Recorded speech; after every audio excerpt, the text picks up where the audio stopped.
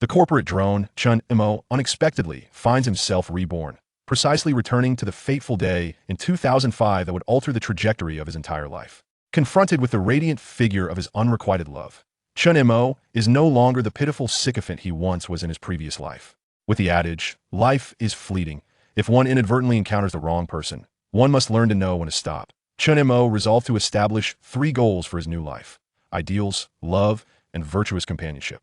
He ultimately returns to the university campus. The frail beauty, the campus belle, unexpectedly entangles him in a comedic mishap, thus designating him as her exclusive servant during military training. Subsequently, she unwittingly becomes his ever-present follower, unable to detach herself from him. Initially, Chen Mo believes his connection with his follower stems solely from chance and fate, only to later discover that they have known each other intimately for 5 long years, all orchestrated by destiny. The radiant figure of his past has suddenly awakened to reclaim Chen Mo, but what can she offer compared to his devoted companion? Is it beauty? She is universally recognized as the campus belle, adored by all. Is it wealth? Certainly not. She has arrived at school in luxury vehicles since day one. Is it lineage? Even the foremost rich heir of Kyoto must respectfully call her elder sister. Is it devotion? Who does not know that she is Chen Mo's obedient little follower? Chapter 001. To my astonishment, the heavens have granted me a second chance at life. You claim you will no longer be a sycophant, yet is she compelling you to grovel? Xiao Mo, what are you dilly-dallying in the restroom for? It was merely a bottle of beer. At the sound of the call, Chen Mo slowly opens his eyes, gazing at the water-splattered visage reflected in the mirror, suddenly feeling an odd blend of familiarity and strangeness. I had warned you before. Lin Jitong has long declared she won't engage in early romantic relationships at school. So many suitors have met their demise in pursuit, yet you insist on boldly confessing your feelings. Upon hearing the voice once more, Chen Mo abruptly turns his head, a name faintly surfacing in his mind. Luo Botao? Wasn't I just dining with clients and came to wash my face after indulging too much? How could I suddenly see my childhood friend? And it is the young Luo Botao. In astonishment, he turns back to the mirror, hastily and vigorously wiping the droplets from his face. The once familiar yet strange countenance becomes increasingly vivid. My word, how have I retained such youthfulness? At this moment, a tissue suddenly appears before Chen Mo, obstructing his view. Hurry and wipe your face. Nearly all the classmates have left. We should return. Chen Mo, still in a daze, disregards the suggestion, turning his head in confusion and extending his damp hands to pinch Luo Botao's somewhat plump cheeks. What the heck? Luo Botao swats Chen Mo's hands away, wiping his face while grumbling. You can't take out your frustration from your failed confession on me. Does it hurt? Chen Mo directly inquires. Is that even a question? Does it hurt? In a daze, an astonishing thought suddenly strikes Chen Mo. Could it be that I've been reborn? What year is it? What date? He asks bewilderedly. It's August 9th, 2005. Are you all right? Luo Botao looks on, puzzled. August 9th? A confession? The hazy memories of his previous life gradually integrate into Chen Mo's consciousness. August 9th, 2005 was the unluckiest day of his past existence, the turning point of his life, all stemming from a girl. Lin Jitong, one of the 3 beauties of Wenxiang No. 1 High School, the goddess in the hearts of many boys, and the radiant figure Chen Mo cherished throughout his high school years. Xiao Mo, are you coming or not? Luo Botao's words jolted Chen Mo from his brief reverie, prompting him to take the tissue and clean his face. Gazing again at the youthful yet slightly naive visage in the mirror, a smile unexpectedly spreads across Chen Mo's face. This is simply marvelous. Has the heavens granted me a chance to start anew? Witnessing Chen Mo's exaggerated grin and his sudden nonsensical exclamation, Luo Botao anxiously inquires, Xiao Mo, are you truly all right? He fears that Chen Mo might have lost his mind following the emotional blow. Chen Mo turns to his childhood friend and brother, feeling an inexplicable tremor in his heart. In his previous life, Chen Mo's expulsion from school and subsequent journey into the city was precipitated by the calamity of confessing his feelings on this very day. It was during his darkest times that Luo Botao extended a helping hand, preventing him from starving on the streets or dying abroad. Regaining his composure, Chen Mo states, I'm fine. Let us go. He strides toward the exit.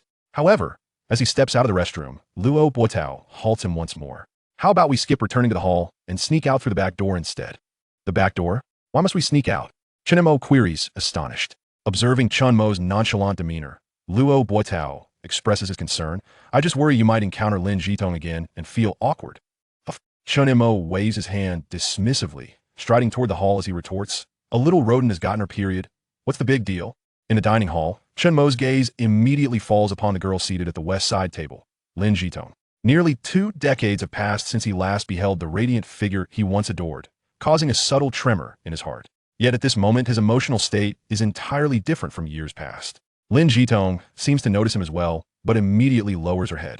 Chen Mo chuckles and strides confidently towards her, reflecting on the absurdities of his past. From the start of his first year to the conclusion of the college entrance examinations, Chen Mo silently harbored feelings for Lin Jitong for 3 years.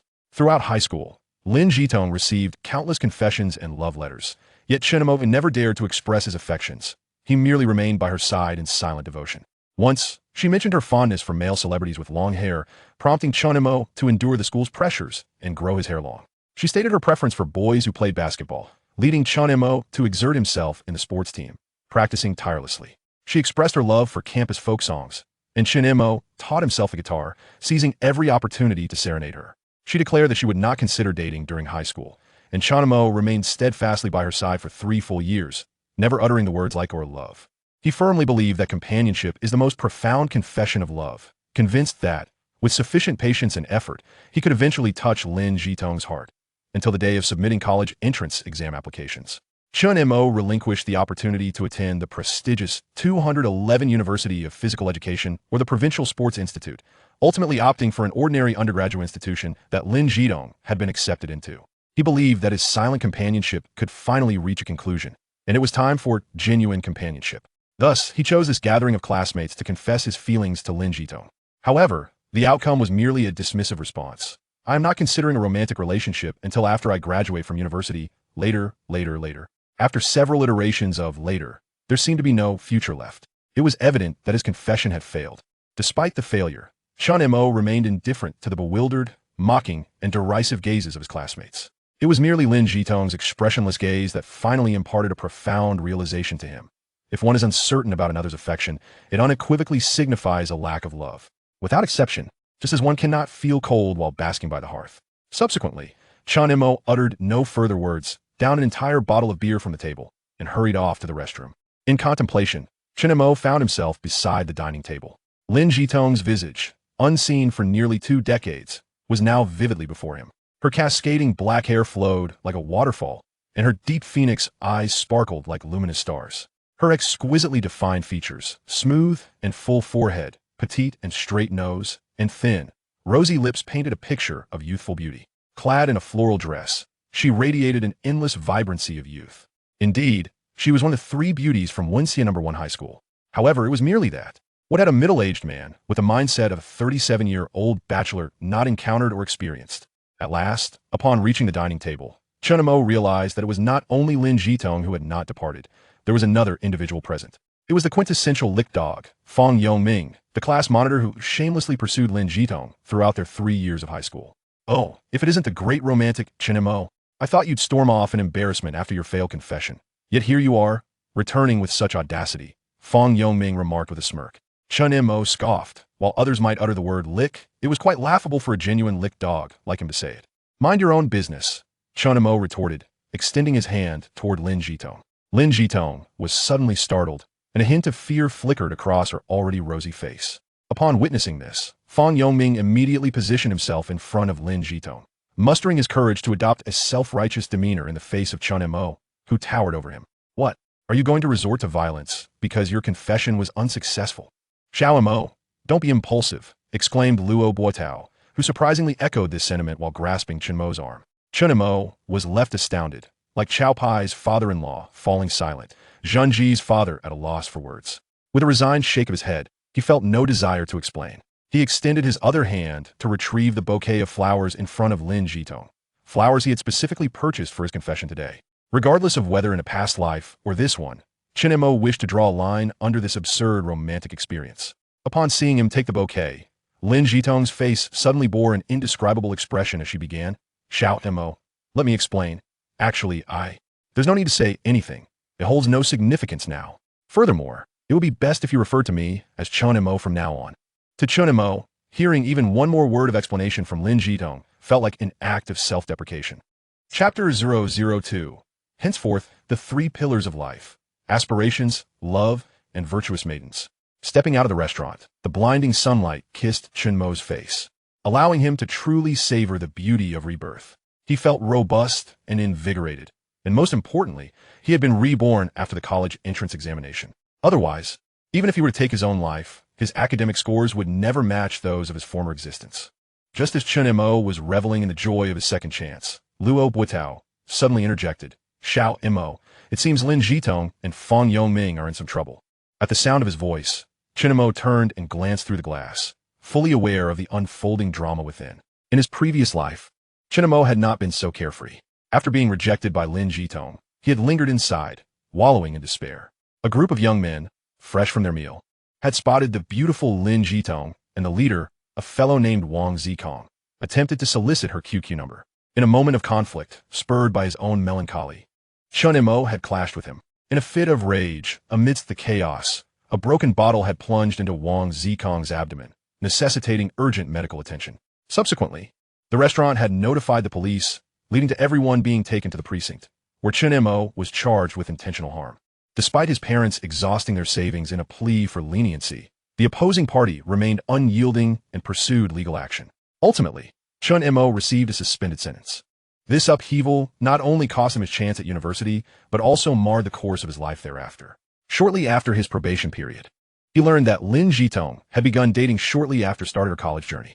Living again in this world upon seeing this group of individuals, the once naive Chen Mo felt not animosity, but rather a poignant reflection on how foolish he had been in his previous incarnation. He finally grasped a vital lesson.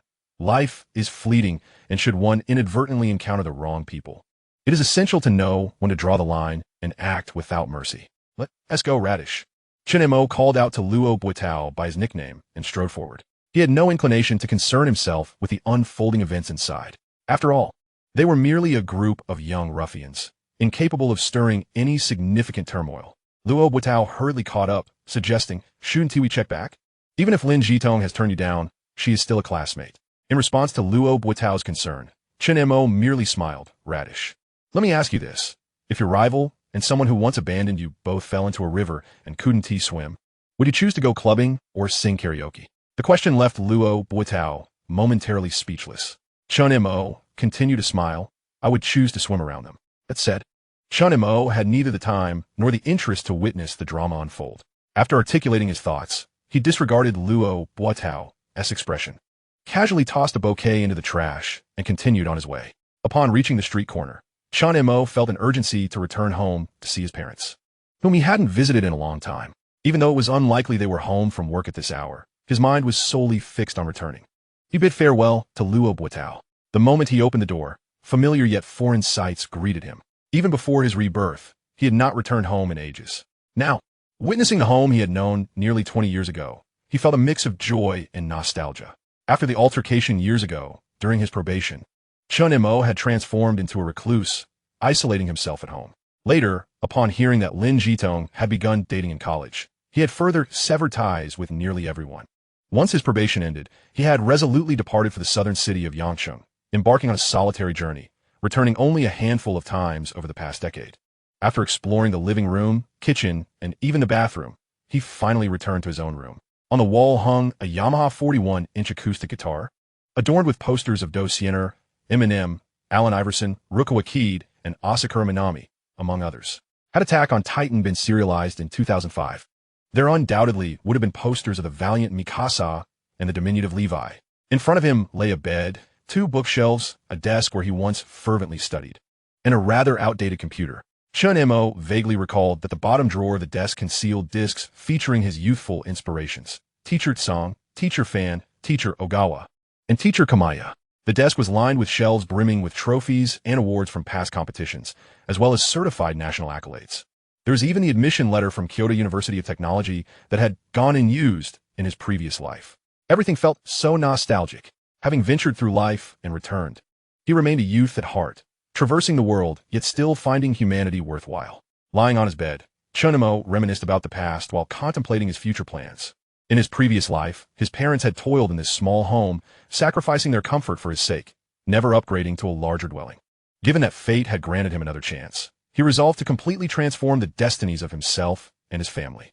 He would earn money, enough to ensure his parents could live their remaining years without worry, and even enjoy a more prosperous life.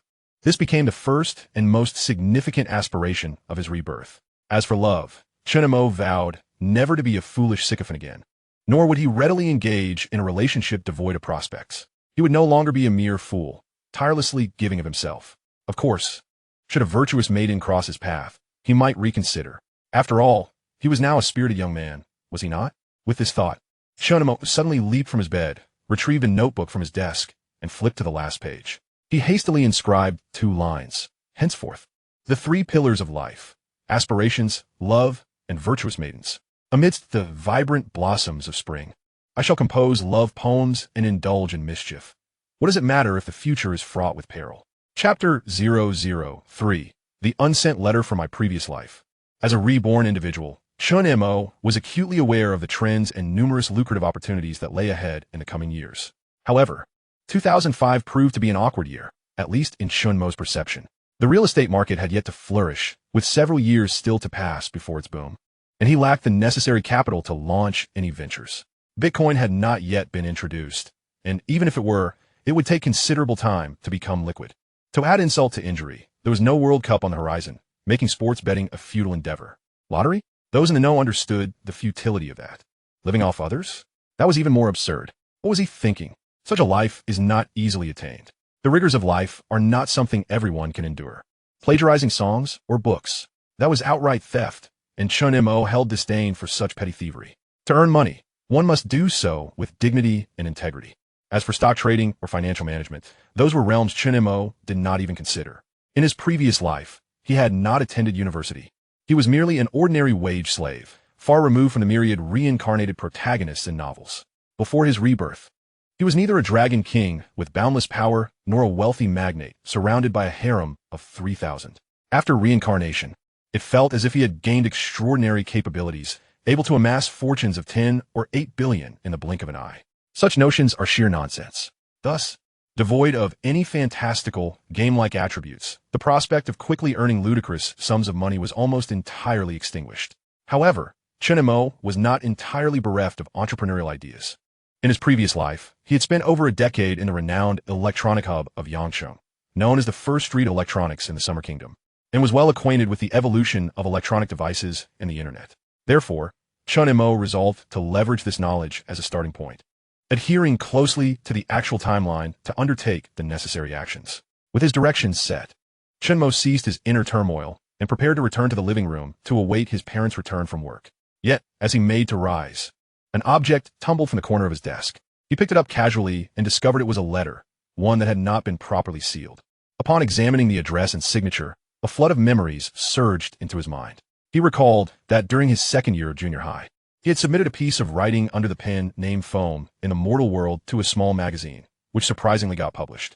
Not long after, a girl identifying herself as Fish in the Smoke wrote to him, and they inexplicably became pen pals, agreeing to communicate solely through letters and eschewing any other form of contact. Thus commenced a correspondence that lasted 5 years, gradually evolving from mere acquaintance to heartfelt friendship. Chen Mo had also confided in Fish in the Smoke about his affections for Lin Jitong and his intentions to confess after the college entrance examination. The last letter he received from her was before the exams. Preoccupied with preparations, Chen Mo had not hurried to respond, only writing back after the exams had concluded. Little did he know that just after finishing his tests, his team received sudden notification about an external training competition. He intended to send the letter after arriving at the training venue, but in his haste, he forgot to pack it. Upon returning from the competition, he was so busy organizing his confession to Lin Jitong that he completely overlooked the letter. Subsequently, following the incident that led to a significant change in his temperament, he severed ties with nearly everyone, including the unsent letter, which was never dispatched. Now, having returned to life anew, he stumbled upon this letter's existence, perhaps a cosmic arrangement. Chen Mo contemplated sending it off the following day. As for its contents, he vaguely remembered it contained his intentions to confess to Lin Jitong after the exams. But beyond that, he was uncertain. Given that his confession had failed, he decided to alter the letter's message before sending it. Thus, he extracted the original stationery, tore it without a second glance, and retrieved a fresh sheet. However, he found himself at a loss for words. His perspective had shifted, leaving him unable to articulate a suitable response. After much contemplation, he ultimately inscribed 4 simple words: confession failed. Sealing the envelope, he returned to the living room. turned on the television, and awaited his parents' arrival. The program was unbearably dull, nearly lulling him to sleep. Glancing at the clock, he noted that his parents would not return for some time. Chen Mo retraced his steps to his bedroom, letter in hand, and stepped out. "Why are you coming back so late?" Upon entering, he heard his father, Chen Guizheng's voice, which nearly brought him to tears. This man, steadfast and principled, would kneel before the parents of Wang Zikong for the sake of his son's errors, truly embodying the immense love a father can possess. Seeing the youthful visage of Chen Guizheng once more, Chen Mo yearned to rush into his embrace, yet he refrained from revealing too much emotion. Instead, he feigned nonchalance, changing shoes while remarking, "Dad, that old bicycle of yours really needs replacing. I rode it to the post office and lost the chain 8 times over a few miles. Otherwise, I would have arrived home much earlier." Once his shoes were changed, like any child returning home, he naturally inquired, "Dad, where's Mom?" Before he could finish, he and Lon emerged from the kitchen, scolding, "You spend all day gallivanting about, leaving early in the morning and returning now. You're going to be just like your father, troublesome even after marrying." Chen Guizheng, caught in the crossfire, expressed his innocence. At that moment, Chen Mo, who had intended to act nonchalant, could no longer contain his emotions, tears welling in his eyes. As Mr. Laoshi once said, a person, even if they live to be 80 or 90, can retain some childishness as long as they have a mother. Losing a loving mother is akin to a flower placed in a vase. Though it retains color and fragrance, it has lost its roots. Those with a mother have a sense of stability in their hearts. Thus, Chen Mo could not help but rush forward, only to be met with He Yunlan's disdainful shove. "Your hands are all greasy. What are you doing here? Go wash up." Chen Mo then recalled that while fixing his bicycle chain, he had gotten grease all over his hands. "What are you standing there for? Hurry up." With his mother's insistence, Chen Mo's initial excitement faded, and he obediently made his way to the bathroom. After washing his hands, he returned to find his mother had returned to the kitchen. He intended to check on her, but noticed Chen Guizheng beckoning him over, so he approached. Although the matter was already settled, he felt compelled to reiterate, "You must take responsibility for your choices." Chen Mo understood that his father was referencing his decision to attend a regular undergraduate institution instead of opting for the prestigious Beijing Sport University or the Provincial Sports Institute. It must be said that to Chen Mo, his parents were truly remarkable and open-minded. When he submitted his college applications, they recognized that Beijing Sport University was the best choice, but ultimately allowed him to follow his desires without any reproach. Reflecting on this warmed his heart once more. Seeing Chen Mo remain silent, Chen Guizheng assumed he felt guilty and reassured him, "It's all right. Learning can happen anywhere. As long as you work hard enough, you will undoubtedly surpass me and become an even better person." Upon hearing this, Chen Mo timidly replied, "Dad, I can't make any promises about other things, but I am quite confident I can find a wife who is even more exceptional than you." Chen Guizheng was taken aback by this remark, glancing toward the kitchen. Chen Mo, sensing impending trouble, prepared to make a discreet exit. However, before he could rise, Chen Guizheng firmly grasped him, pinning him to the sofa. Truly, a father's love can feel like an avalanche. Turning to see He Yunlan approaching, Chen Mo, in a bid for self-preservation, quickly shifted the conversation, grinning as he asked, "Mom, what delicious food did you prepare today?" He Yunlan, rolling up her sleeves, replied, "Of course, I made your favorite, big mouthfuls of noodles." The three of them enjoyed a warm and pleasant evening together. After years apart, Chen Mo engaged his parents in conversation until they were too exhausted to continue and retired to their bedroom. Reluctantly, he returned to his own room. The next day, just before noon, he awoke to the sound of the door opening and groggily made his way to the living room, where he found his mother bustling about in the kitchen, filling him with warmth. Such a scene, truly, had not been experienced for many, many years. "Mom, why are you back so early? Isn't there a cafeteria and dormitory at the hospital?" He and Lan, employed at the Women's and Children's Health Hospital in Wenxian, had served as head nurse in her youth, receiving numerous accolades as an outstanding individual.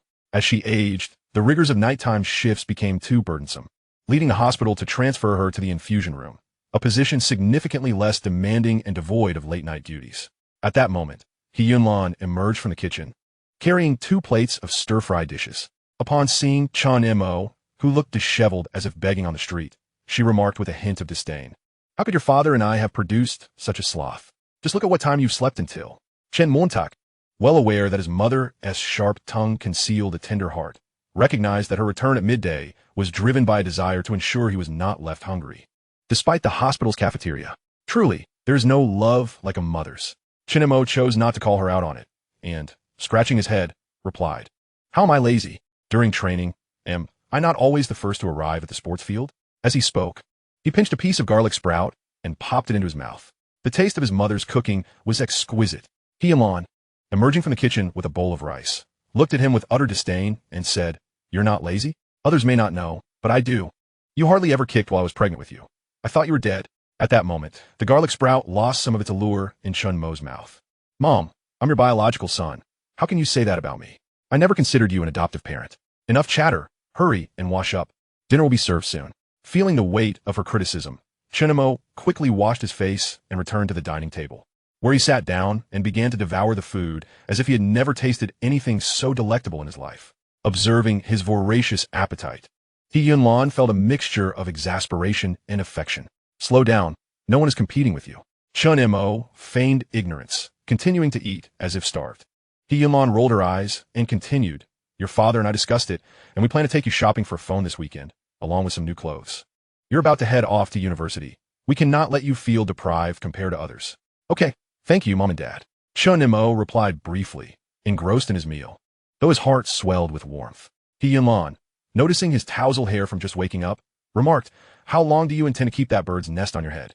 Upon hearing this, Chen Mo immediately lifted his head and caught the mischievous glint in his mother's eyes. He understood that she was implying something deeper.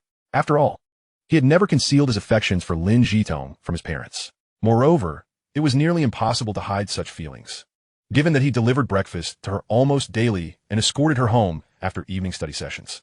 Any astute parent could discern the signs, especially one as clever as Heilon. Thus, Chen Mo had candidly confessed to his parents and assured them that he would not engage in a serious relationship before the college entrance examination, nor would it affect his academic performance. Heilon and her husband were quite open-minded and trusted their son, refraining from overstepping their bounds. However, they often dropped hints to gather information, expressing their concern in subtle ways. Consequently, they were well aware of Chen Mo's actions over the years, including the reason behind his long hair.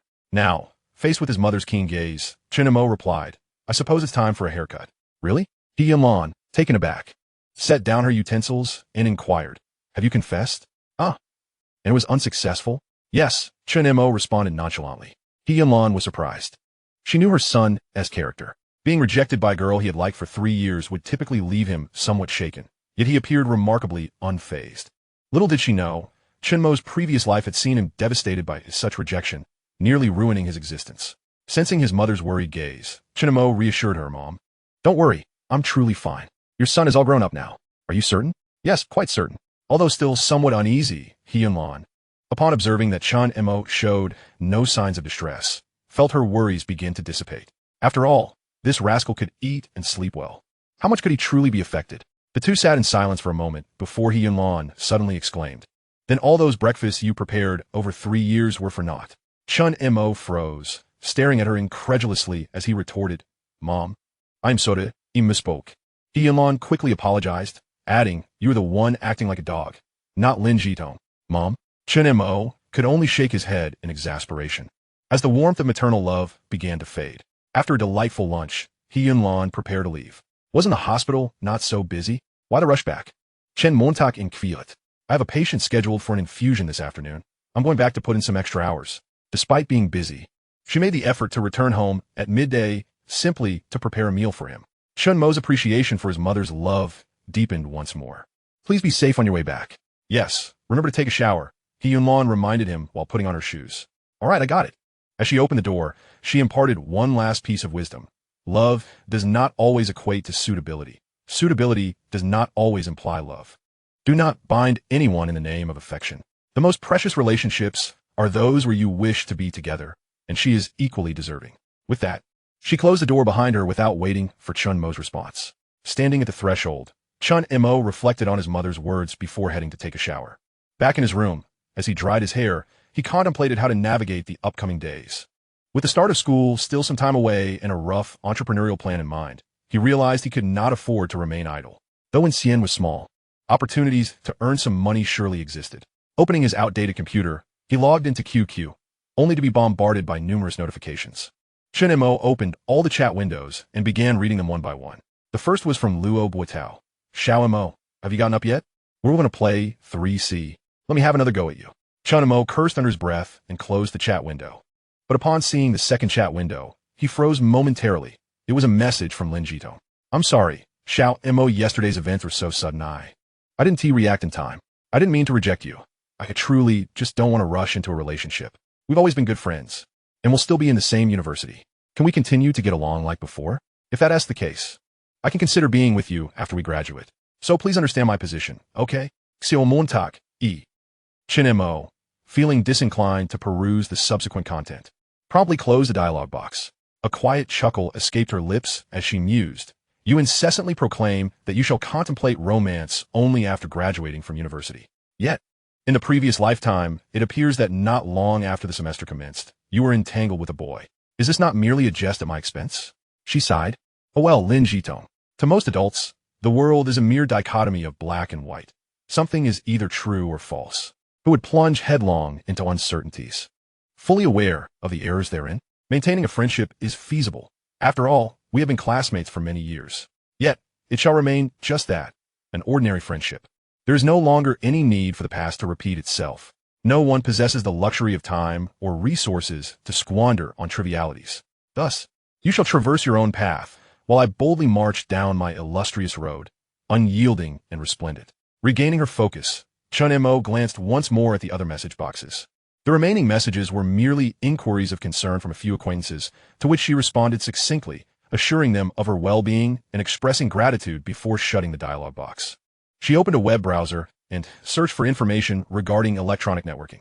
The leading and most striking headline proclaimed, with the proliferation of dual-core CPUs, the hardware market will undergo a significant transformation. The content elaborated. In early 2005, Intel and AMD each launched their flagship dual-core CPUs, prompting a wave of updates across major software and hardware manufacturers. This heralded a substantial upgrade wave for personal PCs, particularly in internet cafes, where the demand for enhanced hardware has become increasingly urgent with the rise of large-scale games. Upon reading this, Chen Mo was suddenly reminded of a memory from her past life, and a flicker of inspiration regarding a potential business opportunity ignited within her. She dashed to the living room and dialed a number using a landline. Hello.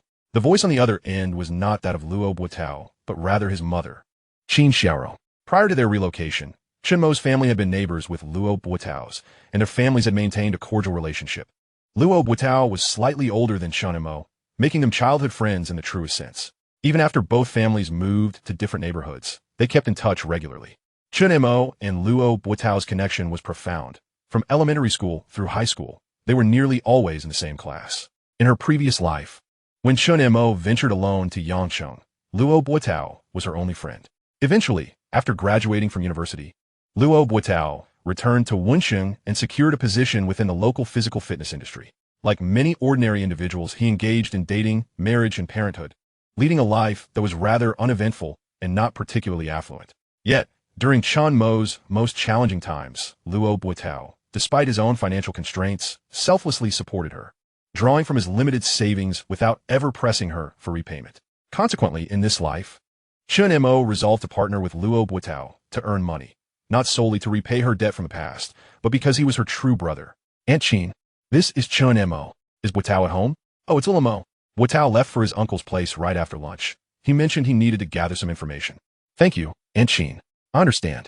After hanging up, Chen Mo felt a surge of joy. It seemed serendipitous that she was concerned about finding someone to guide her. And now an opportunity had presented itself. She had intended to invite Luo Botao to his uncle's internet cafe, only to find that he had already gone there. Thus, she donned her clothes and stepped outside. Luo Botao's uncle's internet cafe was modest in scale and due to slightly outdated equipment, even during the peak summer season. Business was tepid. After a casual glance around, she soon spotted him not far from the entrance. He was engrossed in a game of local area network CS on a rather large 17-inch monitor, visibly frustrated after being eliminated with a headshot. Chen Mo approached and lightly tapped his shoulder. Hey, Botao, what brings you here? Did you see my QQ message? Little Mo, is that you? I didn't see your message. I just thought you came to play a few rounds of 3C, Botao replied, momentarily distracted from his game. I'm not here to play games. Where's your uncle? I didn't see him when I arrived. He must be out. Why do you ask? Just curious. Since the main person was absent, they decided to wait. Chen Mo settled at a machine adjacent to Botao and began playing Warcraft. 15 minutes later, Botao's earlier frustrations melted away as he reveled in his virtual victories.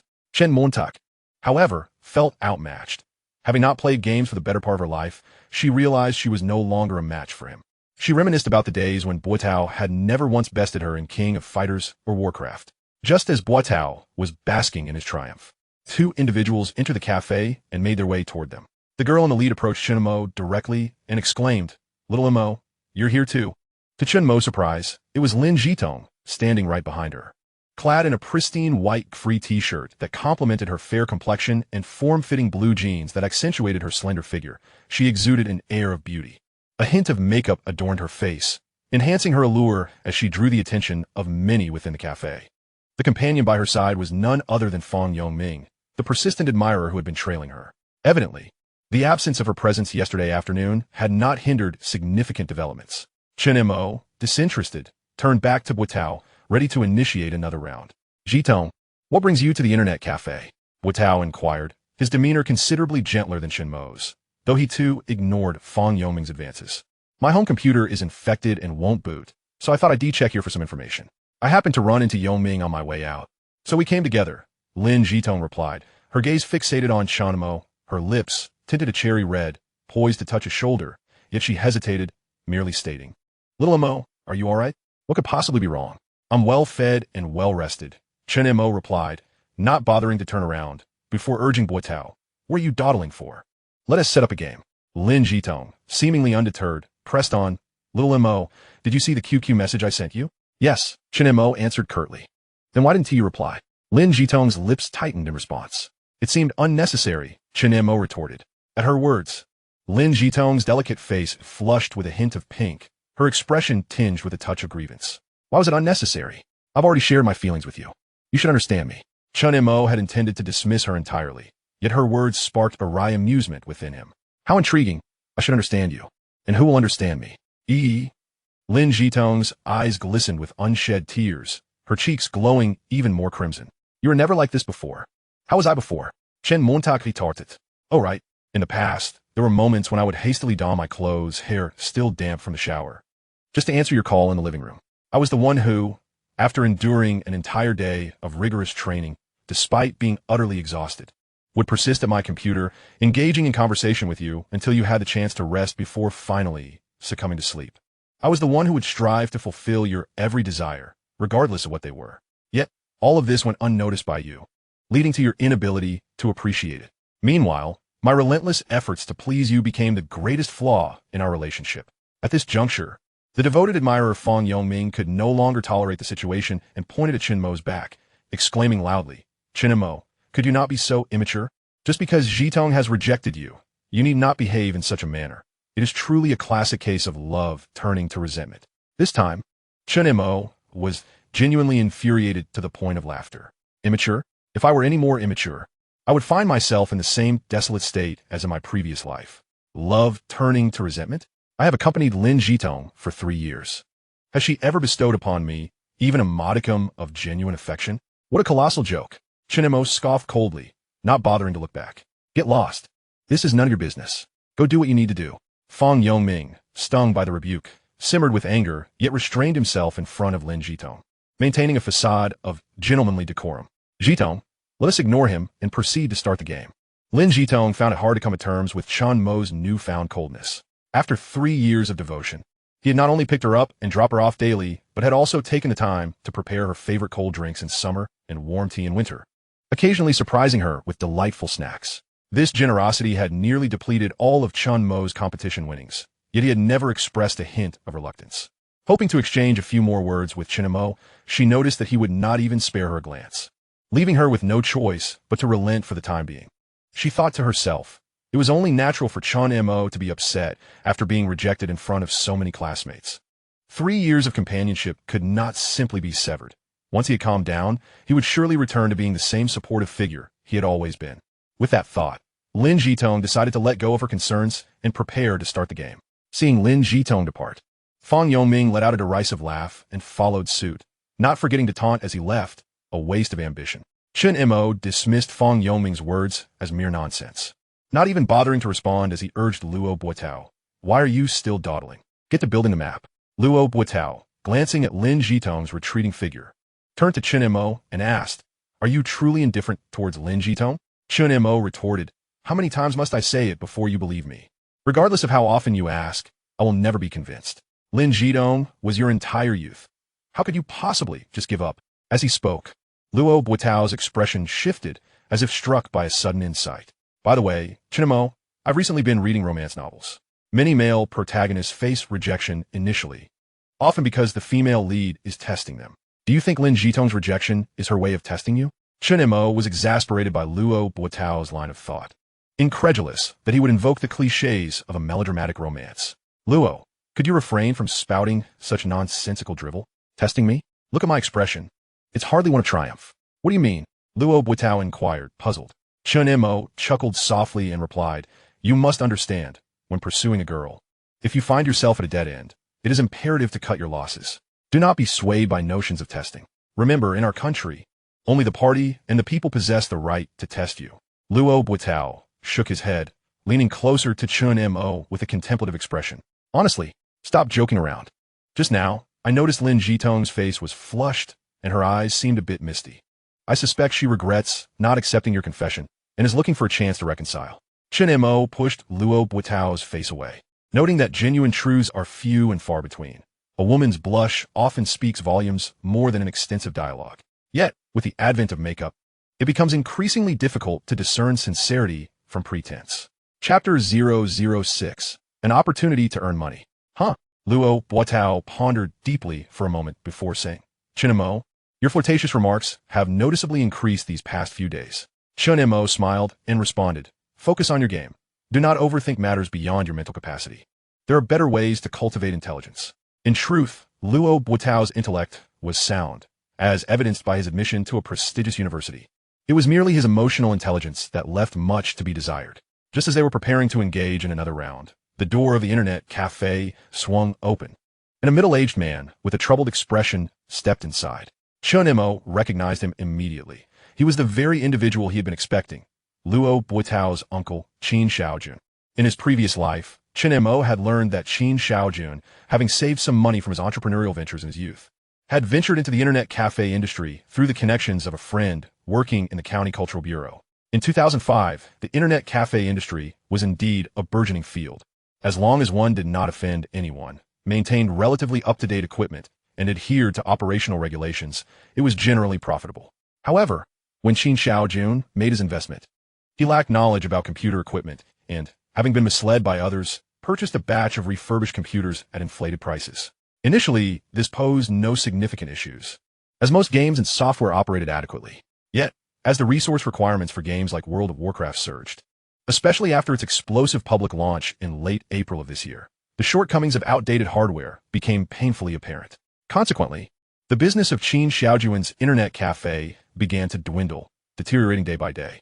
Chen Mo remembered that during his lowest ebb in his previous life, Luo Botao had invited him to play games during the National Day holiday, mentioning that his uncle had upgraded the cafe's computer system. Shortly thereafter, Chen Mo had moved to the southern city and learned from Luo Botao that Qin Shaojun ultimately failed in his venture. Setting aside the eventual fate of the internet cafe, based on his previous memories, it was likely that Qin Shaojun was in the process of updating the computer systems during this time frame. Uncle, Luo Botao called out as he spotted Qin Shaojun, abandoning the game and walking over. Chen Mo followed closely behind. When did you arrive, Botao? Qin Shaojun greeted him, then turned to Chen Mo, saying, Chen Mo, you are here too. Hello, uncle, Chen Montauk replied politely. What have you been up to? Luo Botao inquired. I was out taking care of some matters. You two go ahead and play. We can have lunch together later, Qin Shaojun replied, appearing preoccupied and disinterested in engaging in lengthy conversation with Luo Botao. Luo Botao, undeterred, did not notice the troubled look on Qin Shaojun's face, as he was more focused on how to continue teasing Chen Mo. Thus, after hearing Qin Shaojun's words, he turned to drag Chen Mo back into their gaming session. However, Chen Mo's mind was not on the game. He called out to Qin Shaojun, who was about to head upstairs. Uncle, isn't the internet cafe business facing some challenges lately? Chen Mo was probing for information. Indeed, the computer systems are becoming increasingly inadequate. Many large-scale games are running sluggishly, Qin Shaojun admitted. Qin Shaojun casually uttered a remark and intended to proceed upstairs. Chen Mo, however, was not one to relinquish such an opportunity easily and hurriedly followed him. Uncle, are you contemplating a large-scale replacement of computers? Upon hearing this, Qin Xiaojun abruptly halted his steps, puzzled, and inquired, "How did you know?" "I just guessed." Chen Mo replied nonchalantly. Qin Xiaojun sighed and said, "Alas, there is simply no other option. Recently, business has been adversely affected due to the Trojan horse hacking incidents. And coupled with the outdated machine configurations, the number of patrons has dwindled significantly. If I do not upgrade the computer setup soon, I fear I shall be forced to close my doors for good." Before Chen Mo could respond, Luo Botao suddenly exclaimed with joy, "What? Uncle, you're getting new computers? That is splendid. These outdated machines can barely handle CS, Red Alert, or Warcraft, let alone any slightly more demanding online games that lag terribly. By the way, when exactly will you make the switch? Do let me know in advance so that I can try out the latest World of Warcraft. Hee." This remark not only made Qin Xiaojun feel like he could spit blood, but it also elicited an eye roll from Chen Mo. Truly, what a gluttonous nephew. The internet cafe is on the brink of collapse, and this fellow is only concerned about the computer-esque specifications for playing the latest games. Qin Xiaojun shot Luo Botao a glance, but refrained from further comment. "All right, go play for now. I'll take you both out to eat at noon." "Sure, thanks, Uncle." Luo Botao was overjoyed, relishing the prospect of free games and meals. Yet Chen Mo was unwilling to squander a lucrative opportunity and asked, "Uncle, have you finalized the specifications for the new computers?" In response to Chen Mo's barrage of inquiries, Qin Xiaojun appeared somewhat impatient, but out of respect, he replied, "Yes. I just visited a friend's computer shop, and he recommended a batch of economical yet decently configured computers." As he spoke, a pang of regret washed over him. He had once trusted a friend, convinced of their close relationship, only to be severely disappointed. Now, barely 2 years later, he faced the necessity of updating hardware again. The cost of new computers was not negligible, and the thought of it made his heart ache. "Can I take a look at the specifications list, Uncle?" Chen Montak inquired. Qin Xiaojun, dismissing Chen Mo's interest as that of a mere child, nonetheless retrieved the list from his pocket and handed it to him, albeit with a hint of skepticism. Chen Mo scrutinized the list with great diligence. In his previous life, he had ventured into the realm of computer sales, so he possessed a vivid recollection of the configurations and developments of computer hardware from that era. As he examined the specifications intently, Luo Botao, eager to resume gaming, remarked, "Xiao Mo, I've never heard that you had any knowledge of this stuff. Do you really understand it? If not, don't waste your time and come play with me." Qin Xiaojun echoed this sentiment, saying, "Chen Mo, you might as well join Botao in playing." However, just as Qin Xiaojun's hand grazed the specifications list, Chen Mo snatched it back and declared, "Uncle, there are clearly significant issues with the configurations on this list." Upon hearing this, Qin Xiaojun furrowed his brow. "What did you say? There are problems with the list?" "Indeed, there are substantial issues," Chen Mo affirmed, eliciting a look of confusion from Qin Xiaojun. Having been burned by past experiences, Qin Xiaojun was wary of trusting so-called friends. This time, he had secured the computer shop through a recommendation from his closest friend, and they had spent the entire morning deliberating over the optimal configuration. Although it was a bit pricey, it was at least not likely to become obsolete in the near term. Thus, feeling somewhat experienced, Qin Xiaojun was quite satisfied with this configuration. How could there be issues just because Chen Mo glanced at it? Surely, the boy must be trying to obfuscate the matter. Yet, there seemed to be no reason for him to jest about it. Luo Botao shared a similar sentiment, believing Chen Mo was merely talking nonsense. Did he not know Chen Mo well enough? Engaging in a bit of gaming and casual conversation was one thing, but he had never heard of Chen Mo being knowledgeable about computer configurations. "Xiao Mo, don't cause a ruckus with Uncle here. You surely don't know anything about this, right? Come on, let us hurry and play. If Uncle gets angry, will we still get to eat?" Chen Mo cast a disparaging glance at his food-obsessed cousin and said to Qin Xiaojun, "Uncle, please don't hastily dismiss my assessment. If you're not too busy, let us go upstairs to a quieter place to discuss. I'll explain to you where the configuration list has issues. If I'm wrong, you can disregard my words. But if I'm right sometimes, the more one leaves unsaid, the more it piques curiosity." Qin Xiaojun hesitated for a moment, then ultimately agreed, "All right, come upstairs with me." He then proceeded upstairs, with Chen Mo following closely behind. Luo Botao glanced between Chen Mo and the still unstarted game, then decided to follow suit. The three of them arrived at the office on the second floor. Chen Mo wasted no time, placing the specifications list on the desk and pointing out the contents. "Uncle, while the hardware configurations and prices seem fine at first glance, you have overlooked a crucial issue." Qin Xiaojun pondered what could possibly be wrong with the optimal configuration they had discussed for an entire morning. "Compatibility," Chen Mo declared succinctly.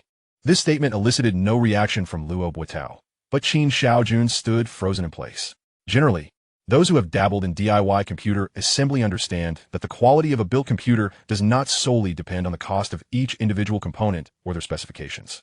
One of the most pivotal factors is the compatibility of each hardware component when assembled together. Previously, Chen Mo had no knowledge of how Qin Shaojun's internet cafe ultimately failed. Now, having seen this configuration list, he could surmise the likely reasons for its closure. At this moment, observing that Qin Shaojun seemed to grasp the gravity of the situation, Chen Mo seized the opportunity to elaborate. Uncle, take a closer look. This Intel Pentium D822 8 GHz CPU appears to pair perfectly with this ECS 775 motherboard, but if you truly understand the Northbridge chip of that motherboard, you would not hold such a belief. This Northbridge chip still employs technology and product from 2004, rendering it unsuitable. Chen Mo continued, eloquently articulating the strengths and weaknesses of each hardware component on the configuration list. To Luo Botao, this discourse sounded like an incomprehensible script, leaving him scratching his increasingly perplexed head. After 2 years of operating an internet cafe, Qin Shaojun had acquired a modicum of understanding regarding computer hardware. Yet, he could discern the expertise in Chen Mo's words, which only heightened his trepidation and unease. He had hoped to salvage his waning business with a new batch of computers, but the specifications Chen Mo suggested seemed utterly unattainable. At that moment, Qin Shaojun's gaze towards Chen Mo took on a shade of envy. He swallowed hard and urgently inquired, Chen Mo, do you know of any better configuration plans? Given that Chen Mo had raised the issue of the configuration list, Qin Shaojun was certain he possessed knowledge of the best current options. Without hesitation, Chen Mo procured paper and a pen from the table, writing as he spoke. Uncle, I do not recommend using Intel CPU. The Pentium D820 is a rushed product. While it may not show flaws now, they will undoubtedly surface within 6 months. I suggest opting for AMD's Athlon 3800. It features dual core with secondary cache, is more affordable, and boasts superior stability. As for memory, I believe Kingston is the most reliable brand. In less than 10 minutes, Chen Mo presented a pristine configuration list before Qin Shaojun, detailing every model and parameter, though the prices were somewhat vague. After all, this was the North, not Yangqing. The differences in procurement channels would inevitably lead to variances in hardware pricing. Chen Mo refrained from making any presumptions about the price Qin Shaojun could secure, thus only providing a rough estimate. Nevertheless, it was considerably cheaper than the previous proposal. Qin Shaojun regarded the configuration list as a treasure, his eyes widening in astonishment. Without delving into the performance specifics, he could discern from the pricing alone that it was significantly more economical than the earlier plan. However, still a novice in this field, he intended to consult a professional for validation concerning performance. Luo Botao, not lacking in discernment, recognized the significance of his uncle's expression and curiously asked, Xiao Mo, where did you learn all this? Chen Mo chuckled, feigning nonchalance. The secrets of the universe are not for disclosure. Luo Botao scoffed. Seizing the moment, Chen Mo turned to Qin Shaojun. Uncle, if your friend is trustworthy, why not give him a call to inquire? Whether it works out or not, you can reach out to me afterward. For now, Botao and I shall head downstairs to play. All right, Qin Shaojun readily agreed. Chen Mo was acutely aware that bait must be cast gradually, and that a measured approach often yields the best results. It was best to let Qin Shaojun verify matters for himself, as it would lend greater credibility to the information. Chapter 008. As long as I have food to eat, you have a bowl to wash. Compared to his uncle's business, Luo Botao was more concerned with how to best defeat Chen Mo in their gaming endeavors. Furthermore, he was not versed in computer hardware matters. Thus, when Chen Mo urged him to continue playing, he was eager to comply. The two bid farewell to Qin Shaojun and descended to the first floor. As they were on the staircase, they overheard Fang Yoming's voice. Zhitong, the Motorola Razr V3 you searched for, though launched last year, remains a popular choice. Its current price is quite reasonable, especially for girls. Yes, I've liked it for quite some time, Lin Zhitong replied. Upon hearing their conversation, Chen Mo surmised that Lin Zhitong had come to the internet cafe to research mobile phones. He thought to himself, what a cumbersome way to go about it. Wouldn't it be more straightforward to visit a physical store? Chen Mo couldn't be bothered to engage further and proceeded downstairs with Luo Botao towards their machines. However, as they passed Lin Zhitong and Fang Yongming, Lin Zhitong suddenly turned and intercepted Chen Mo, pointing at the computer screen. Xiao Mo, my dad said he would buy me a mobile phone before school starts. Do you think this V3 is a good choice? Perhaps due to 3 years of habit, Lin Zhitong had grown quite reliant on Chen Mo for many things. Though no longer fawning, he did not wish to overstep as a classmate. Thus he glanced at the screen and replied, not bad. Yet, internally, he mused, rebirth has its merits, but I can no longer savor the joys of smartphones and the digital age. If you think it's good, then I'll buy it. Lin Jitong said, evidently pleased by Chen Mo's affirmative response. She continued, shall we have lunch together? No, I have something to attend to, Chen Mo replied, wishing to avoid any further entanglement. To his surprise, Fang Yongming also stood up, addressing him, Chen Mo, my mom plans to buy me a Nokia 6680. What about you? With school starting in less than a month, what will your family get you? I have no money. I'm not getting anything, Chen Mo retorted. Fang Yongming's sense of superiority surged at this, but he found that Chen Mo had already walked away. Only Luo Botao lingered nearby, captivated by the image of the 6680. Botao, which phone are you planning to buy for school? Luo Botao snapped back to reality and hesitated before responding, I haven't decided yet.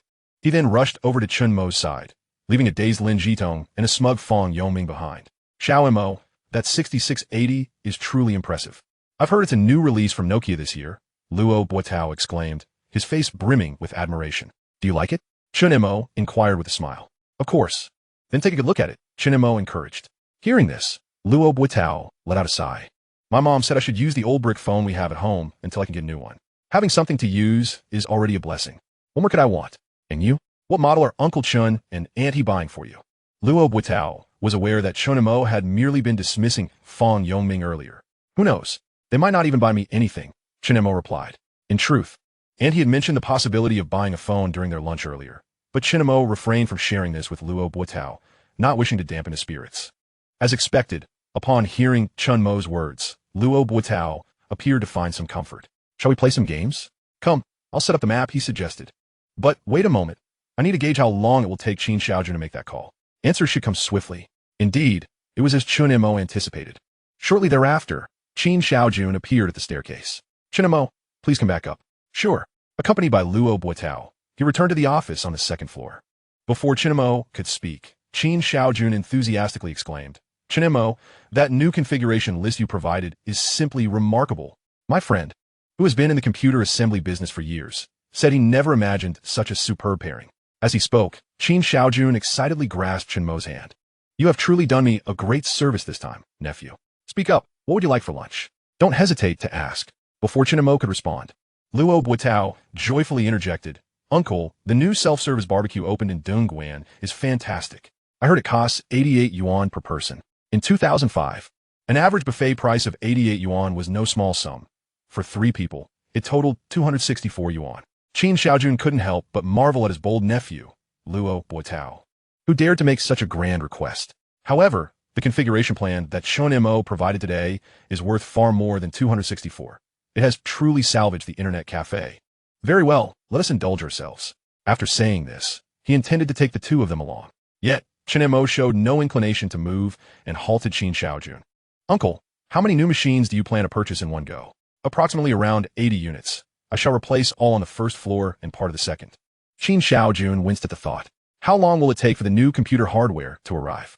Chen Mo continued to inquire. My friend mentioned it could be as quick as a few days or most a week. Why?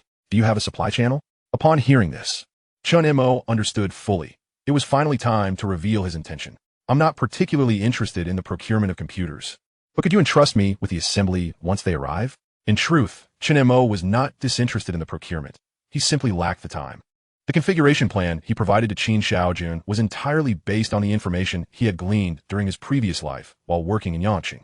However, having been reborn, he was entirely unaware of the local market conditions. Even if the prices were relatively similar, finding a reliable supply channel was no simple task. Moreover, he would not be responsible for after-sales service. You can assemble computers? Luo Botao exclaimed in disbelief. Chen Mo disregarded him and focused on Qin Xiaojun. At this moment, Qin Xiaojun had no doubts regarding Chen Mo's ability to assemble computers, especially considering the significant assistance he had rendered. After all, who wouldn't want to profit from their own?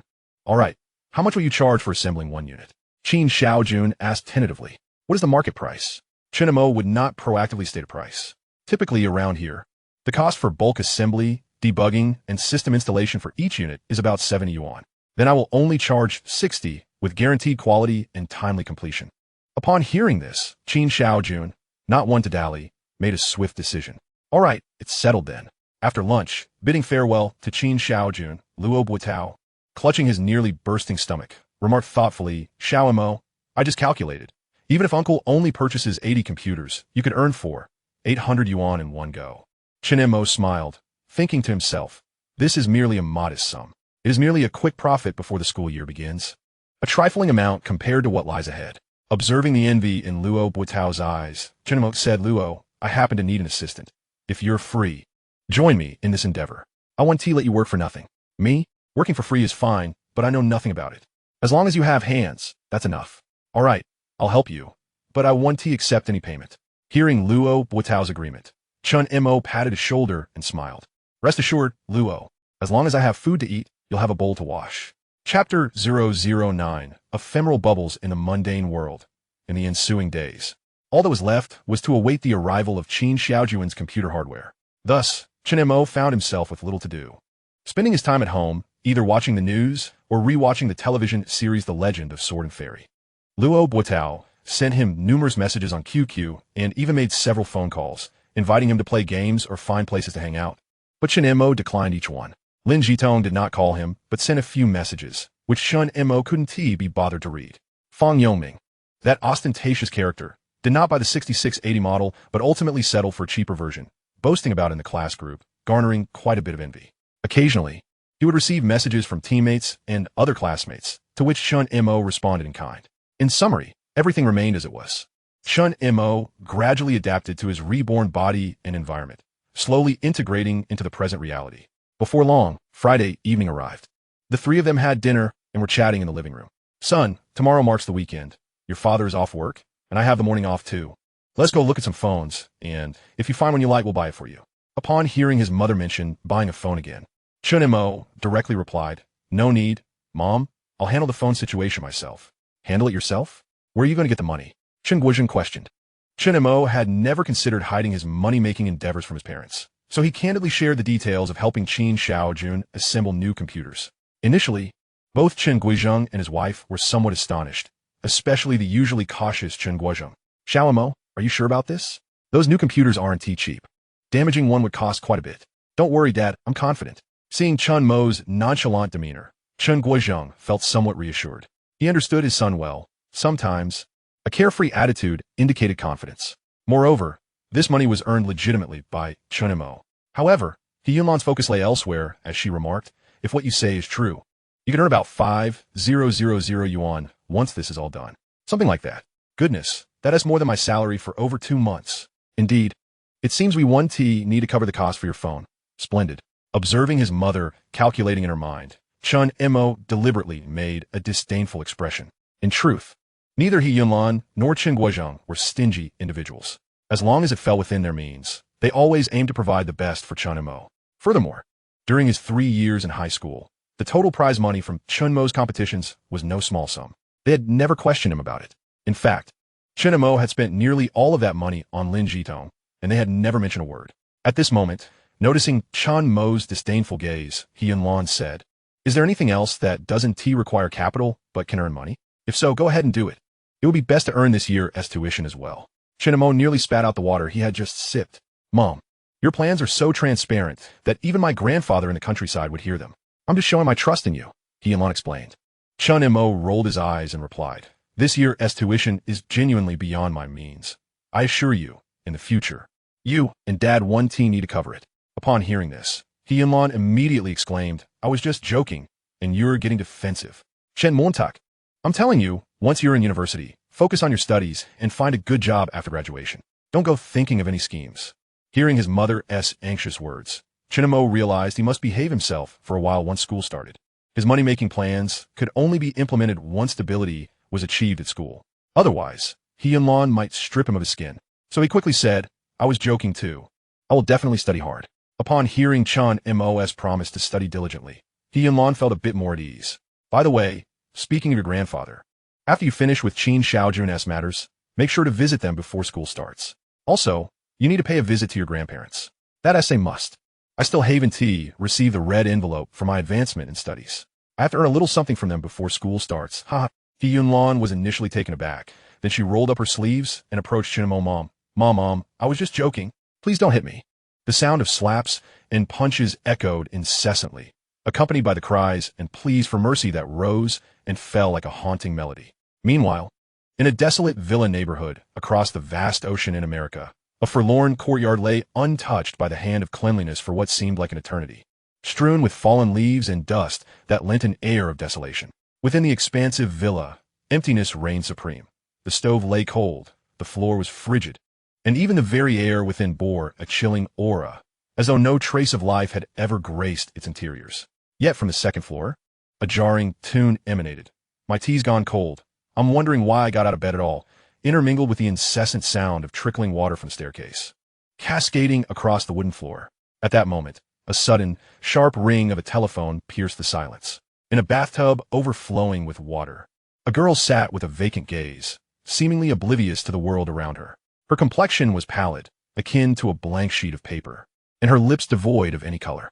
The skin visible above the water was equally ghostly, and her collarbones protruded sharply, while her arms appeared disturbingly thin, adorned only with a black wrist brace. A glance further down revealed her left wrist, resting on the edge of the tub, bleeding profusely, the crimson liquid mingling with the water and spreading outward. This girl was attempting to take her own life. The relentless ringing of the telephone continued, though it felt as if an eternity passed before it finally ceased with a soft beep, only to be replaced by a girl's voice. Xiaoyu, you aren't answering your mobile, nor the landline at home, so I must leave you a message. How have you been? Is school keeping you busy? How is your treatment going? Everyone misses you dearly and hopes you can return home soon. The voice, laced with profound concern, failed to penetrate the girl's consciousness, who remained fixated on the ceiling with a dazed expression. Xiaoyu, my new visa is about to be issued. If you don't return soon, I plan to visit you by the end of this month at the latest. Promise me you'll take care of yourself, all right? The hospital arranged by Aunt Lu has the best treatment team in the world. I believe you will soon emerge from the shadow and face life anew. Still, regardless of the girl's pleas, the girl remained unresponsive. Her already vacant stare grew increasingly devoid of light, her pupils gradually dilating as if they might fade into darkness at any moment. By the way, Xiaoyu, your pen pal, who has been silent for so long, finally wrote back. Aunt Lu has the letter. The girl's words trailed off. Yet in that instant, the girl in the bathtub stirred slightly. Her previously unfocused gaze began to converge, slowly igniting with a glimmer of hope. She murmured, pen pal. Oh, it's him. In the world she inhabited, wasn't she meant to confess her feelings? Hadn't it been over 3 months since she last heard from him? Wasn't it possible she would never receive his letter? Yes. The last and only person capable of reaching into the deepest recesses of her heart was gone. Wait, what was it the girl on the phone just mentioned? The girl murmured again, reply. The moment the word reply escaped her lips, she suddenly sat upright, a look of bewilderment washing over her face. Yet her eyes sparkled with newfound hope. After a brief moment of recovery, she seemed to finally feel the pain, lowering her gaze. She noticed that her left wrist continued to bleed profusely. The letter, his letter, she muttered, abruptly rising to her feet. First, she gripped her bleeding left wrist tightly with her right hand, then, clad in her soaked attire, she turned off the music and unsteadily made her way to the fax machine, pressing the speakerphone button. Cease key. The girl on the other end of the line seemed startled by the sudden answer, taking a moment before responding with a tearful, excited tone. Xiaoyu, you finally answered the phone. Are you all right? Your voice sounds so weak. Sis Chi, you said he wrote back? The girl's voice was urgent, her concern seemingly focused solely on that matter. Yes, he really did write back. The girl reassured her, sensing that the girl might doubt her. And the letter? Aunt Lu has already given it to me. I plan to send it to you as quickly as possible. Yet, the girl could hardly contain herself, declaring, fax it to me right now. All right, I'll do it immediately. Okay. After hanging up, the girl fixed her gaze intently on the fax machine. As sunlight streamed through the window, in that moment, she felt as though her dim existence burst forth with newfound brilliance. Yet, as she awaited the arrival of the letter, the seconds felt like an eternity, stretching on interminably. Finally, the fax machine emitted sound. Moments later, a document with only 4 words printed on it emerged. Even though there were merely 4 characters, the girl recognized the handwriting as his. Confession failed. After reading the letter, the girl inhaled deeply. Then, she pressed redial, and the familiar voice of Sis Chi came through again. Xiaoyu, did you see it? The girl showed little interest in the inquiry and simply stated, I want to go home. I need to go to Wensheng. Chapter 010. Fish in the smoke of war returning home. Qin Xiaojuan's friend indeed proved reliable. Within a week, all 85 sets of new computer hardware he had ordered arrived. However, there was an issue with the scheduled unloading workers, who could not arrive that day. A truckload of packed cases, motherboards, power supplies, and other hardware sat idly in front of the internet cafe, with no one to unload it. Left with no choice, Chen Xiaojun enlisted his nephew, Luo Botao, to lend a hand. Chen Mo also learned of the situation. Although he had not initially intended to go, he could not pretend to be unaware of such a pressing matter. After breakfast, he informed his parents and headed over. Upon arrival, he found Chen Xiaojun, Luo Botao, and the duty manager already sweating profusely, yet only a fraction of the cargo had been unloaded. Accepting the situation, Chen Mo swiftly joined the unloading efforts. Chen Xiaojun took charge of the truck bed, trying to minimize disruption to the internet cafe's operations, while the other three were responsible for transporting items to the second floor.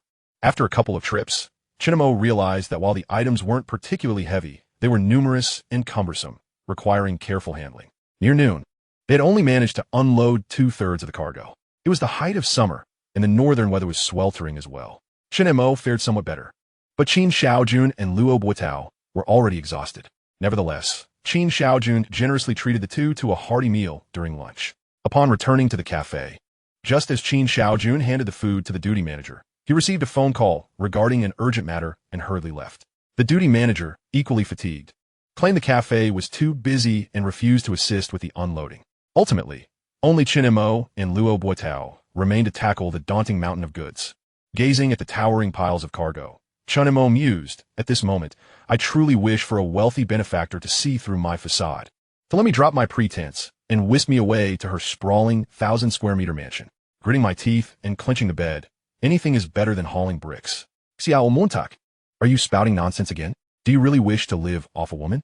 Luo Botao expressed his disdain. Radish, you must not underestimate the men who rely on the support of others. Their abilities are often formidable. Suddenly, Chen Mo seemed to recall a novel she had read in her previous life and inquired, "By the way, Radish, do we have any classmates this year who are not only beautiful and well-behaved, but also excel in their studies and possess an adorable charm? Oh, and most importantly, they must come from incredibly wealthy families, capable of casually borrowing 600,000 yuan from their fathers as startup capital for my entrepreneurial endeavors." Upon hearing this, Luo Botao scratched his head and replied, "Xiao Mo, are you quite all right? I haven't heard of such a person in our entire school." Chen Mo, upon hearing this, blurted out, "Damn it. The fantastical plots in those novels are truly deceptive. Let us get to work." It took them nearly 3 hours to move all the remaining goods. Meanwhile, Qin Xiuyun, the old trickster, returned to the internet cafe precisely on time. Noticing Luo Botao, who was sprawled exhausted on the ground, he offered a token of concern before producing 400 yuan, distributing 200 each. The moment Luo Botao saw the money, he sprang to his feet. Chen Mo did not hesitate either, thinking that their labor deserved recompense. They decided against letting Chen Xiaojun treat them to a meal and agreed to meet the following morning to begin assembling the machines. After leaving the internet cafe, they found a random spot to indulge in a hearty meal, with Luo Botao eagerly calculating the expenses and Chen Mo readily agreeing. On their way back, as the streetlights began to glow, they strolled leisurely while chatting. "Xiao Mo, I suddenly feel like you've changed a bit lately." It was not unusual for a close friend to notice such nuances, but Chen Mo would never reveal that she had been reborn. Moreover, even if she did disclose it, who would readily believe such a thing? Luo Botao might think she had lost her mind. "It is nothing. I just feel that some matters are not as I previously perceived them to be." "Indeed, you have accompanied Lin Jitong for 3 years, and when it came time to choose your university, you didn't even consider Baishio or the Provincial Sports Institute, instead opting for Kyoto business. Yet, despite your dedication, she ultimately rejected you on the spot. If it were me, I too would feel disheartened." It appeared that this fellow attributed his transformation to the emotional turmoil stemming from his rejection. Chen Mo chose not to elaborate and continued walking. Luo Botao caught up with her and asked, "Xiao Mo, now that we are about to enter university, what are your plans?" "Plans? To study diligently, of course.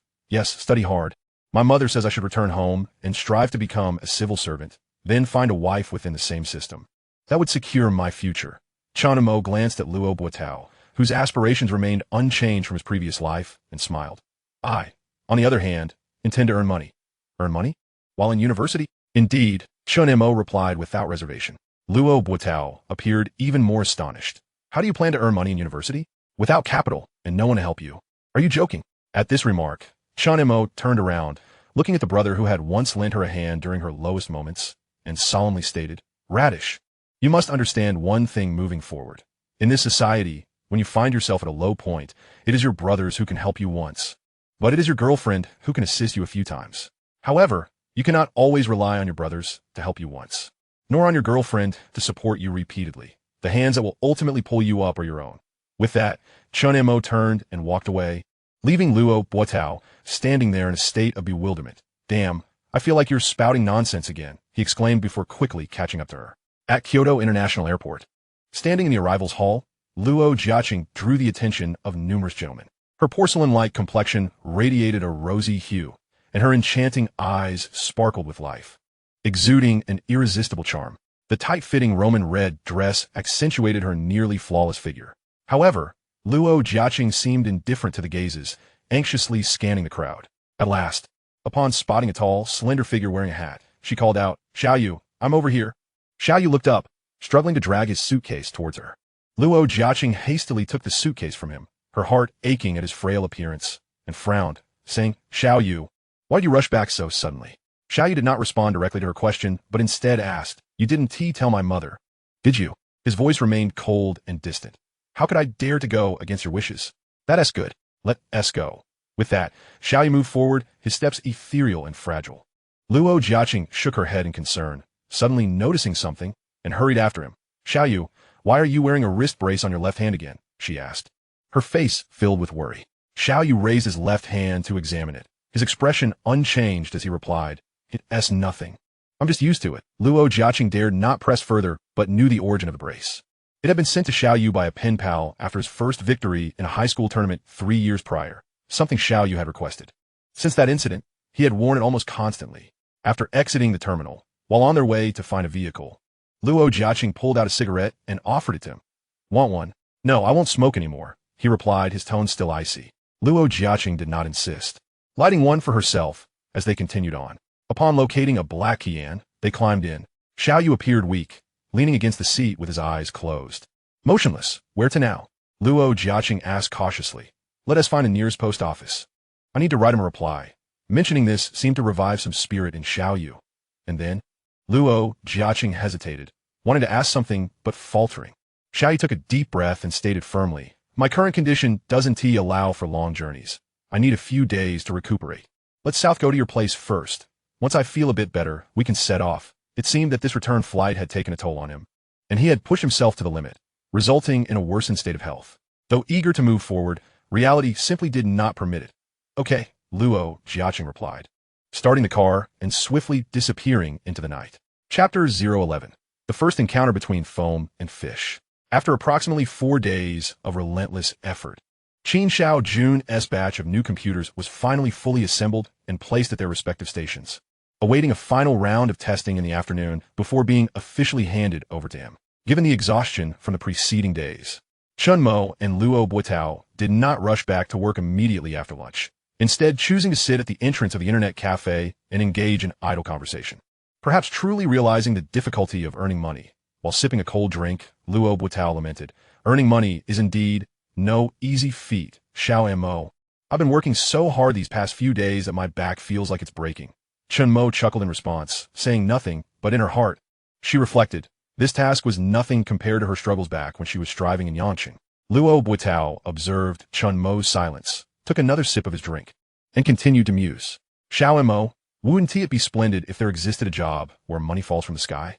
I assure you, I could remain utterly still, just waiting for it to crush me." "If that's your perspective, it actually exists," Chen Mo replied. "Really? Pray tell, what is this job?" "A turtle in the wishing pond." Uft. Luo Botao shot a glance at Chen Mo, choosing to remain silent thereafter. At that moment, a young woman passed by in front of them. She wore a pair of white sandals, her fair legs strikingly conspicuous, complemented by a brown ultra-short skirt resting on her waist.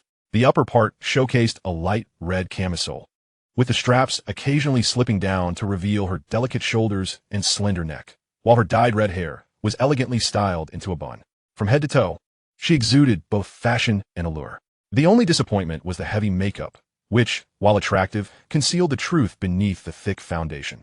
Nevertheless, her occasional adjustment of her shoulder strap was undeniably seductive. Chen Mo couldn't help but exclaim, "What a prime example of slippery shoulders."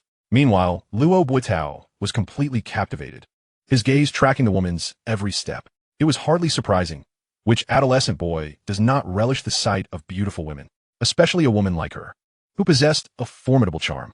Chen Mo suddenly smiled, thinking, this guy should not bear the surname Luo. He ought to be a Chow. Thus, he deliberately remarked, Luo, stop staring. Women of her age? Even the great, you couldn't control the flood she brings. You'd best live a few more years. Luo Botao failed to grasp the implication behind Chen Mo's words. Chen Mo shook his head and provocatively encouraged him. If you like her, go ahead and flirt. Merely staring serves no purpose. Upon hearing this, Luo Botao also shook his head, responding, I wouldn't dare. I might end up receiving a couple of slaps. So this fellow possesses the heart of Meng, that yet lacks the ambition of a man. Chen Mo retorted. Well then, cease your gazing. Your face is plastered with the countenance of a lecher. Be careful, lest she sees you like this and decides to give you a beating. Or am I being lewd? Merely appreciating. He countered. Besides, according to your reasoning, you've been looking too, so you're engaging in lewdness as well. Chen Mo chuckled, intending to impart some wisdom to his adorable childhood friend. When men gaze at beauties on the street, if their eyes are raised slightly, it's appreciation. If they lower their gaze, that's lewdness. Look at me. I've been focused on her face all along, thus it's appreciation. And you? You've fixated on her thighs, which undoubtedly qualifies as lewdness. Cursed be your logic. I can't argue with you. They bantered, watching the woman gradually walk away. Chen Mo stood up, stretching lazily. Let us go. It's time to get to work. If all goes well, we might finish before dusk. Luo Botao replied. Also rising. Just as they prepared to enter the internet cafe, a sudden screech of brakes caught their attention, prompting them to look back. A sleek black Porsche Cayenne had come to a halt across from the cafe, and a woman emerged from the driver's seat. She possessed a face of captivating beauty, ethereal and cold as ice. Even with dark sunglasses obscuring her eyes, her exquisite features shone through, exuding an unparalleled grace. Clad in a snug black sheath dress, her figure was both alluring and enchanting. One could not help but declare her a rare gem of the human realm. Chen Mo glanced sideways at Luo Botao, who was already entranced, nearly drooling. He chuckled inwardly, thinking, this chap must feel that the earlier woman pales in comparison. Thus, he gave him a gentle tug, saying, come on, look at the car she drives. It's far beyond what we can even dream of. We should hurry and get to work. Yet to his surprise, he could not budge him an inch. Chen Mo, puzzled, turned back to see the stunning woman glancing around before fixing her gaze on them, gracefully approaching. In no time, she stood before them.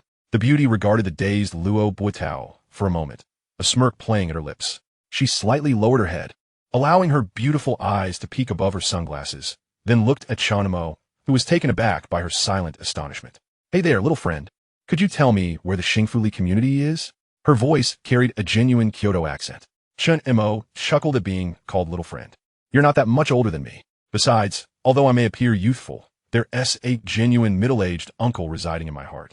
Thus, Chen Mo opted not to answer her seriously, simply stating, Annie, no, I'm sorry, but I don't know where that place is. The woman paused, her face revealing a flicker of displeasure. Auntie? Big sister? What? Are you blind? Or do I not look young and beautiful enough? How dare you call me Annie and big sister? What did you say? The woman's tone grew noticeably colder, her eyes sharp with intensity. Chen Mo couldn't care less about her anger. Don't act so high and mighty with me. I won't indulge your bad habits. He continued to feign ignorance. Big sister, I said I don't know where that place you mentioned is. The woman nearly sputtered with disbelief. Unable to react, she shot a furious glare at Chen Mo. She then turned her attention towards the still-dazed Luo Botao, but this time she played it smart, saying, Hey there, handsome. Do you know how to get to that place? Luo Botao took a moment to process her words before stammering. Which place? It turned out he hadn't heard anything at all. The Xingfuli community. Luo Botao swallowed nervously before responding. Yes, I know. From here, go straight for about 2 kilometers, then turn right at the Shuguang Road. Luo Botao provided an elaborate description, nearly detailing every street and alley along the way. Clear and precise. The woman nodded in satisfaction, addressing Luo Botao. Thank you, handsome. And no, it's nothing. Upon hearing handsome, Luo Botao stuttered again. After expressing her gratitude, the woman shot a venomous glare at Chen Mo before turning back towards her car. Luo Botao continued to follow her with his gaze, lingering until she had entered her vehicle, muttering dreamily, Xiao Mo, wasn't she asking for directions to your community? Chapter 012. The Little Fish That Breached the Agreement. Chen Mo remained oblivious to the fact that the woman had inquired about the location of his own neighborhood. He simply found her pretentious attitude irritating, which was why he hadn't answered her properly. All right, stop staring. She's already in the car. Yet, Luo Botao remained rooted in place. Witnessing his pathetic demeanor, Chen Mo couldn't help but feel exasperated yet amused. Shall I go tell that lady something? Maybe I'll take you along with me. How could that be possible? She doesn't know me. Goodness, this lad actually took me seriously. Chen Mo decided to leave him be and return to the internet cafe to work. Luo Botao remained there, transfixed, watching the car start up and leave, not moving until it vanished from sight. There was no helping it. At the moment when a boy first experiences the stirrings of affection, he often finds himself utterly lost upon encountering a girl who captivates him. The only distinction lies in the fact that some lose themselves momentarily, while others remain lost for a lifetime. Luo Botao, despite his lack of emotional intelligence, is no exception. It remains uncertain whether his infatuation is fleeting or destined to endure. How truly infuriating it is that such wretched circumstances arise from impoverished terrain. Since embarking on the journey, nearly 20 minutes have elapsed, during which Luo Jiaqing has incessantly berated the situation. As they await the red light, she pounds on the steering wheel, exclaiming frantically, "Oh, this long-haired scoundrel is driving me mad." Seated in the passenger seat, Xiaoyu remains silent, her heart a tumult of anxiety and exhilaration. 5 years, almost 5 entire years. She has finally arrived in the city of the boy who once, and still, remains the sole beacon of hope for her troubled soul. Xiaoyu is enveloped in an indescribable sensation, an amalgamation of trepidation, excitement, and a tinge of guilt. After all, the manner in which they had agreed to communicate had solely existed in letters, disconnected from reality. Yet now, she finds herself in violation of that 5-year pact. However, she feels compelled to disregard it, for no one understands better than she that if this continues, she would surely depart this world, forever tormented in her struggles. Indeed, it was only a few days prior in America that, had it not been for a letter that arrived nearly 3 months late, she would have surely been eternally separated from everyone. Thus, despite breaching their agreement, she had to come, not merely for her own survival, but also to avoid a lifelong regret. After all, his letter had explicitly stated, confession failed. Therefore, Xiaoyu believed she had ample reason and motivation to be here. At that moment, upon hearing Luo Jiaqing refer to the long-haired scoundrel, Xiaoyu's heart fluttered. She distinctly recalled a letter from 2 years ago that mentioned he also had long hair. This prompted her to utter her first words. "How did he offend you?" Her tone remained icily detached. Luo Jiaqing was momentarily taken aback by Xiaoyu's inquiry before responding with indignation. That long-haired scoundrel had the audacity to call Mint in mime. What about me resembles an ant? Or a ma'am? After venting her frustration, she recounted the earlier incident of asking for directions in great detail, omitting mention of another boy who had displayed a foolish demeanor. Upon hearing this, Xiaoyu's expression shifted slightly, as she noted that the manner of speech used by Luo Jiaqing mirrored the playful and carefree style found in his letters. The more I think about it, the angrier I become. If I ever see him again, I shall not let this scoundrel off the hook," she declared, a hint of desperation in her voice. "You might not get the chance," Xiaoyu replied coolly. Her words seemed to temper Luo Jiaqing's anger, as she acknowledged the truth in them. Once Xiaoyu's business was concluded, she would never return to this desolate, impoverished region. Approximately 10 minutes later, they arrived at the entrance of the Xingfu Li community. Luo Jiaqing parked the car and said, "You wait here while I go ask." "No," Xiaoyu firmly rejected. "You intend to go yourself?" Luo Jiaqing was astonished. "Yes, since we have arrived at his home, I must personally undertake this task." "All right, just take care of yourself," Luo Jiaqing replied. Though her worry was palpable, she could not bring herself to impede Xiaoyu. After unbuckling her seatbelt and donning her hat, Xiaoyu stepped out of the car. Dressed in long robes and trousers, she gazed at the community where she had sent countless letters. Her heart stirred once more. After all, he truly resided here. Perhaps even at home, just a stone's throw away. Calming her emotions, Xiaoyu surveyed her surroundings. On this sweltering afternoon, the entrance to the community was devoid of activity. As she prepared to venture inside, she suddenly noticed a middle-aged woman riding a bicycle towards her. As the woman passed, Xiaoyu called out, "Hello, Annie." She endeavored to modulate her voice to sound less frigid. The woman halted, a look of curiosity crossing her face. "What is it, dear?" she inquired, scrutinizing the slender girl before her with a hint of maternal affection. This child appeared so frail that a mere gust of wind might sweep her away, exuding an aura of aloofness that seemed to repel others. Xiaoyu took a deep breath, determined to pursue her course despite breaching their agreement. "Annie, May I ask if you know the boy living in Unit 501 of Building 1? Her inquiry was remarkably astute. Are you referring to that scoundrel, Chen Mo? The middle-aged woman blurted out without hesitation, though a glimmer of wariness soon crossed her features. What do you want with him? Recognizing this caution, Xiaoyu quickly responded. We're classmates. Oh, classmates, is it? The woman seemed to relax her vigilance. Well, if you're classmates, perhaps, but before she could finish her thought, Sir interjected. Thank you, Annie. Without granting the woman another opportunity to speak, Sir turned and departed. Watching the girl enter the car, parked nearby, the middle-aged woman shook her head in confusion, muttering, something feels a bit strange. With that, she continued into the community. That was quick. Luo Jiaqing marveled at Xiaoyu's efficiency, which surpassed her own. Did you find out? Yes. Are you sure? Luo Jiaqing seemed somewhat apprehensive. I think it would be prudent to ask a few more people, just in case that Annie was mistaken. There is no mistake, Xiaoyu asserted with unwavering confidence. With the address confirmed, she was certain she had uncovered the answer she sought. Chen Mo, the boy from my world. Given Xiaoyu's conviction, Luo Jiaqing refrained from further questioning. Asking instead, what now? We can return. Oh. As Luo Jiaqing prepared to drive back, Xiaoyu suddenly grasped her left wrist and said, Sister Chi-Chi, once we return, please, by any means necessary, ensure you discover which city and program Chen Mo, the graduate of Wenxia No. 1 High School, has applied to. Chapter 013, The Mysterious Girl and the Letter from Fish. In truth, Xiaoyu could have inquired about Chen Mo's school address in advance through the letter. Alternatively, she could have waited until he officially commenced school to continue their correspondence. However, she wished to avoid arousing suspicion and could not afford to wait for his school year to begin.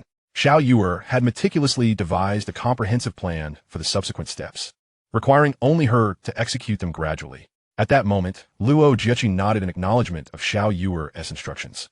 All right, I shall return and take care of it. Ensuring a prompt response within the shortest time possible, Xiaoyu did not respond. Instead, she removed her hat, leaned back against the chair, and closed her eyes to rest.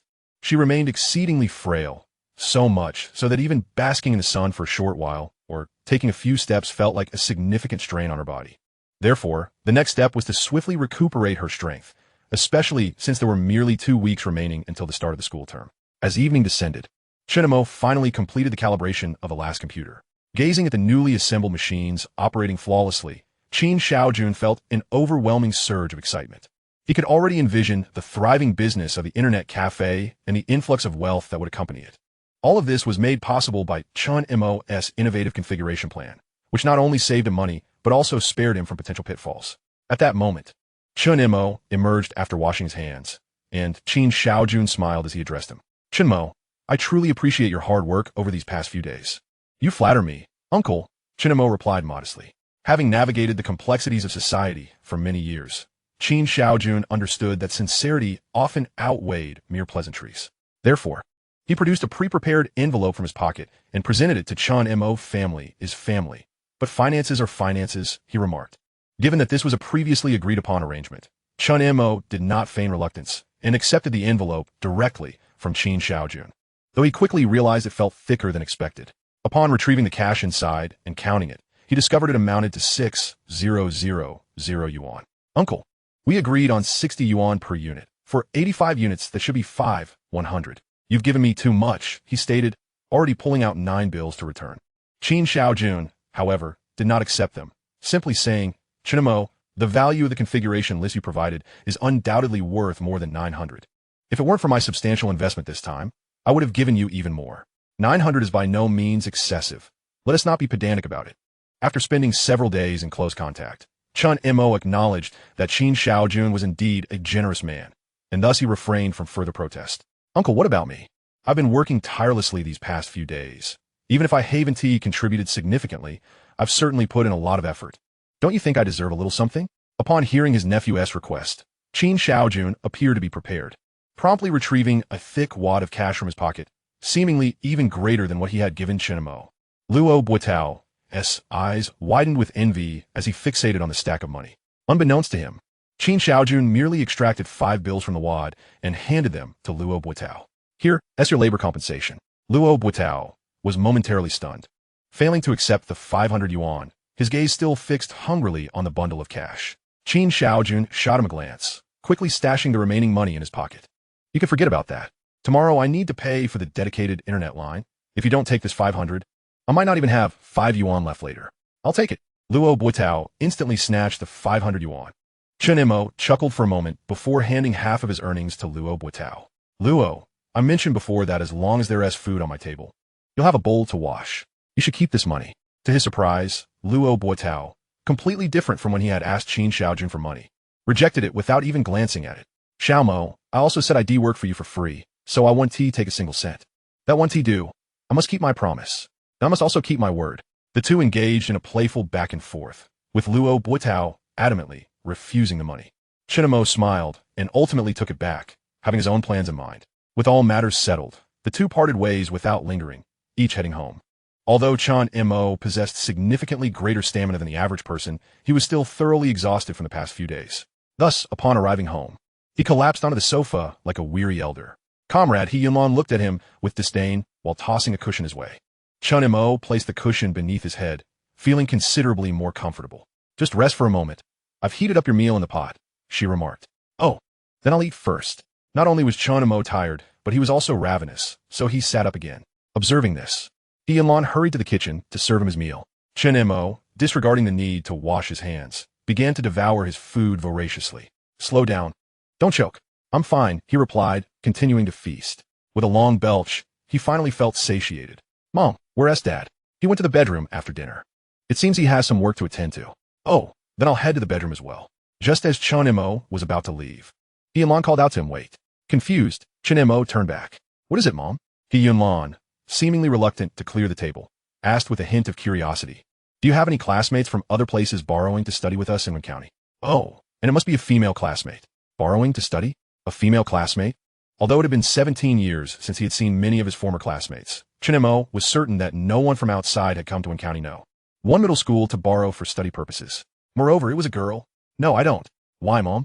Well, that's rather strange, He Yunlong replied, her expression one of puzzlement, which only deepened Chen Mo's curiosity. What's going on? After pondering for a moment, He Yunlong continued, this afternoon, when I returned home from work and entered the neighborhood, a tall, slender girl with a distinct Beijing accent asked me about you. Once He Yunlong completed her account of the encounter, Chen Mo found himself utterly bewildered. He Yunlong elaborated, that girl was exceptionally thin. I didn't dare to breathe too loudly, fearing I might accidentally blow her away. Chen Mo thought his mother's description was somewhat exaggerated. In this day and age, it was rare to find someone so malnourished. What does she look like? Is she pretty? I didn't get a good look. Her hat was pulled down very low, as if she didn't want anyone to see her face. Oh, Chen Mo dismissed it, thinking it might just be a prank from some bored classmate. After all, how coincidental would it be for someone to seek out his mother for information about him, yet remain unwilling to show their face? Indeed, there must be some ulterior motive behind this. He mused, preparing to return to his room. However, He Yunlong, who had been pondering, suddenly exclaimed, I say, Chen Mo, you little rascal, you haven't done anything morally reprehensible, have you? Is that why that girl came looking for you? Chen Mo was left astounded by his mother's line of reasoning, retorting with disdain, I'd have to have the audacity for that. He Yunlong nodded in agreement, adding, that's true. A timid person like you wouldn't be capable of such nefarious deeds.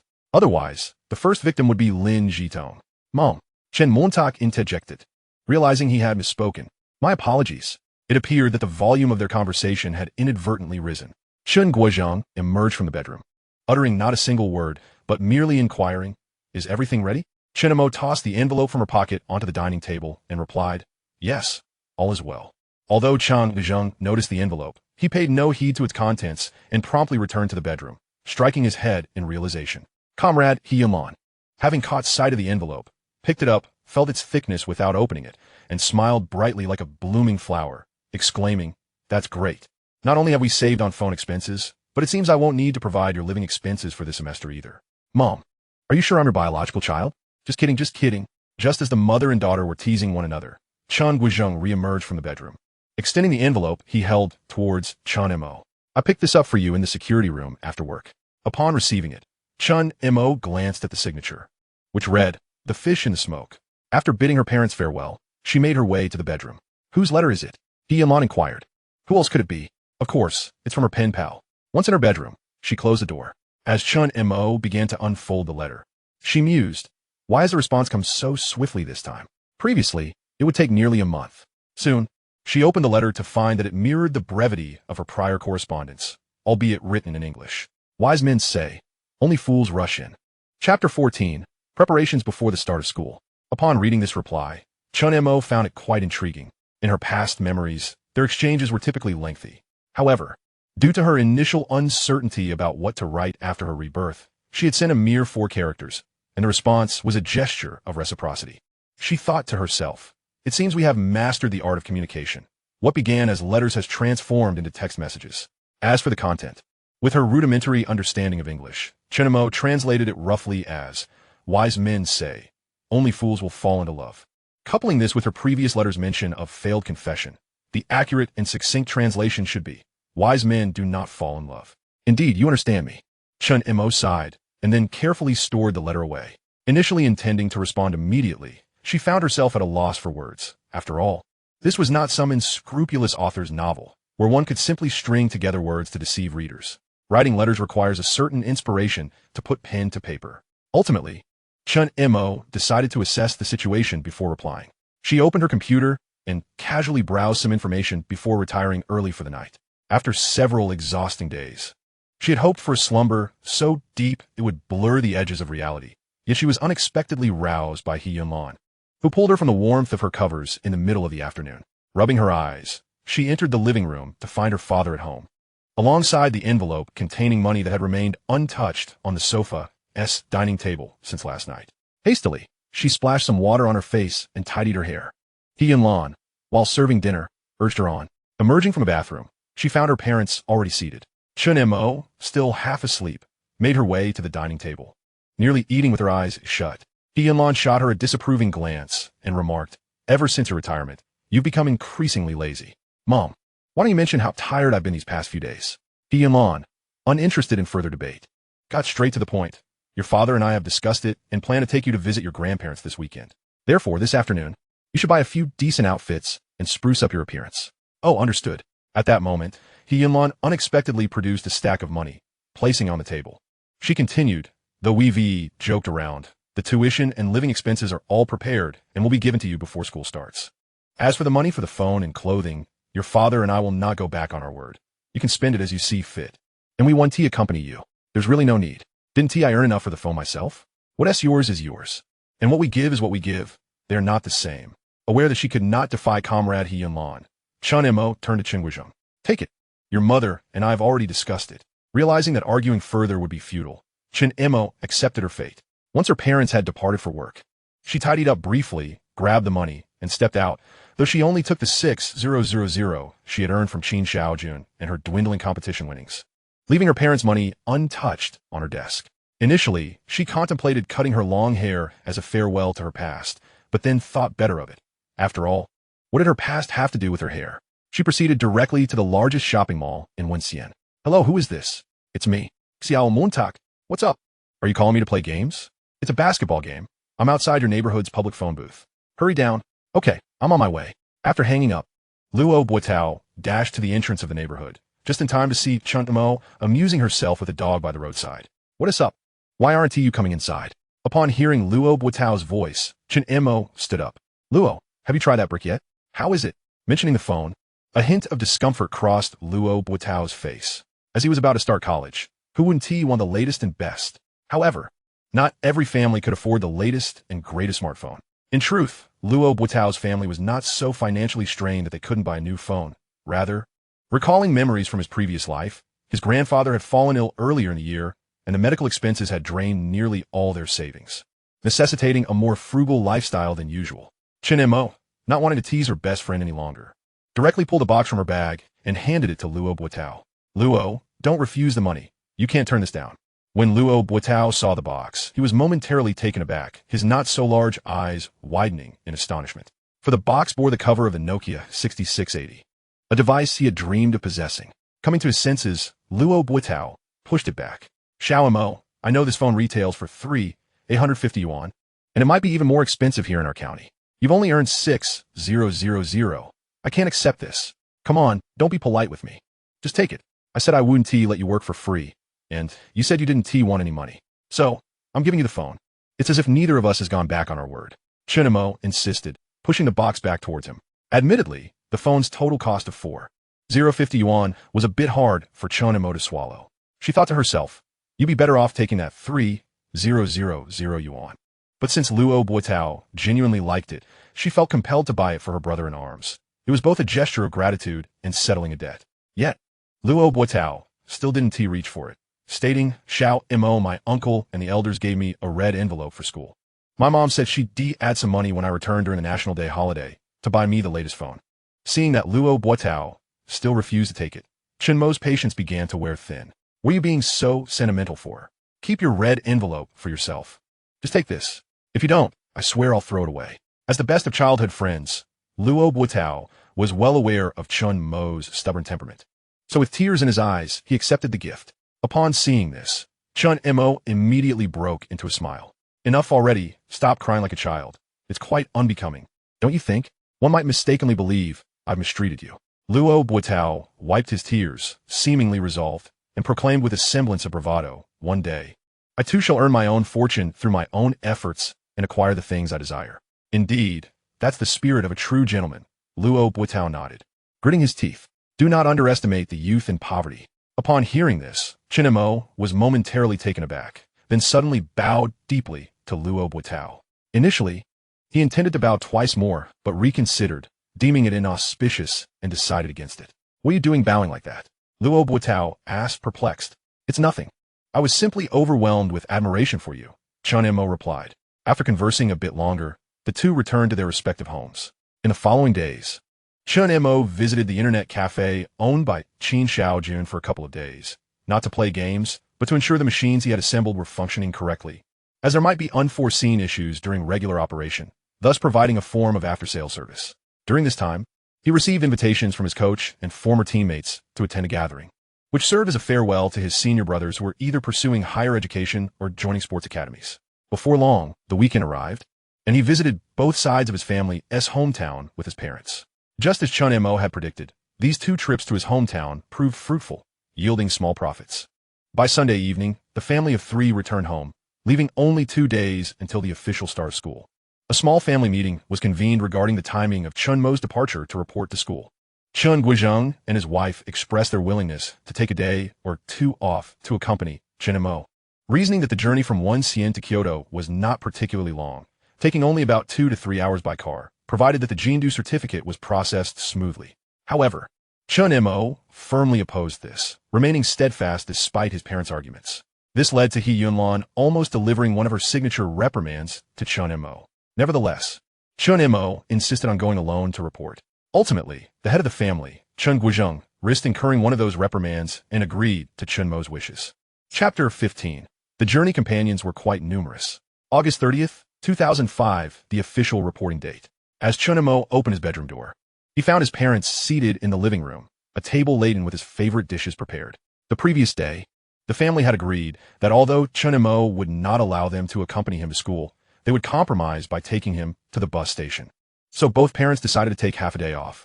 Chen Mo gave it no further thought and headed straight to the bathroom. Upon returning to the dining table, he noticed that his mother, He Yunlan, appeared unwell, as if she had stayed up all night, with dark circles around her eyes. The saying goes, a mother worries when her child travels 1,000 miles. Chen Mo understood this well, his heart warming slightly. Yet he feigned jesting with He Yunlan, Mom, if you truly can't bear to see me go, I suppose I should just skip school and stay home to keep you company. You dare. He Yunlan immediately shifted from sorrow to anger, shouting. But she quickly realized her son was merely teasing her, causing her eyes to redden further. What time is it? Still arguing with your mother? Chen Guizheng timely interjected, performing his husbandly duty to lighten the mood. In truth, Chen Mo felt a twinge of reluctance as well, but he resolutely concealed it from his parents. Mom, if I'm free during the National Day holiday, I will definitely return. Just promise me you'll cook my favorite dishes again. This remark made He Yunlan both angry and amused, easing the atmosphere significantly. All right, I will certainly fulfill that promise. After breakfast, it was time to depart. He Yunlan, still not entirely at ease with her somewhat careless son, insisted on checking his room for any forgotten items, but Chen Mo stopped her before she could open the door. Well, he has grown up. Some matters need not be overly interfered with. However, as they reached the ground floor, He Yunlan suddenly exclaimed, I think I left my phone at home. I must go back for it. Mom, don't bother. It's almost time for the bus to leave. And you and Dad will be returning shortly, Chen Mo urged. Hearing his insistence, Yunlan realized he was right. After all, catching the bus was of utmost importance. Thus, they loaded the luggage into an old Santana borrowed from Chengguizheng and rushed to the Wenxian bus station. Upon their arrival, the station was already bustling with a sea of people, predominantly parents and students, many of whom were alone or not driving their children to school. As soon as Chen Mo alighted from bus, he spotted Luo Botao waving at him beside the coach and quickly ran over.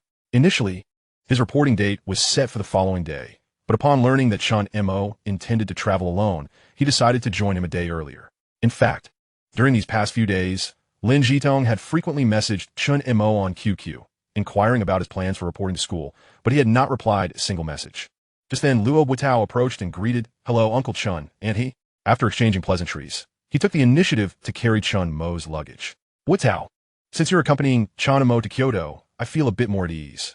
After all, you're a bit older than him, so please take care of him," Yunlan remarked. Chen Mo chuckled at this. "Older than me? In reality, I'm a good half-year older than him."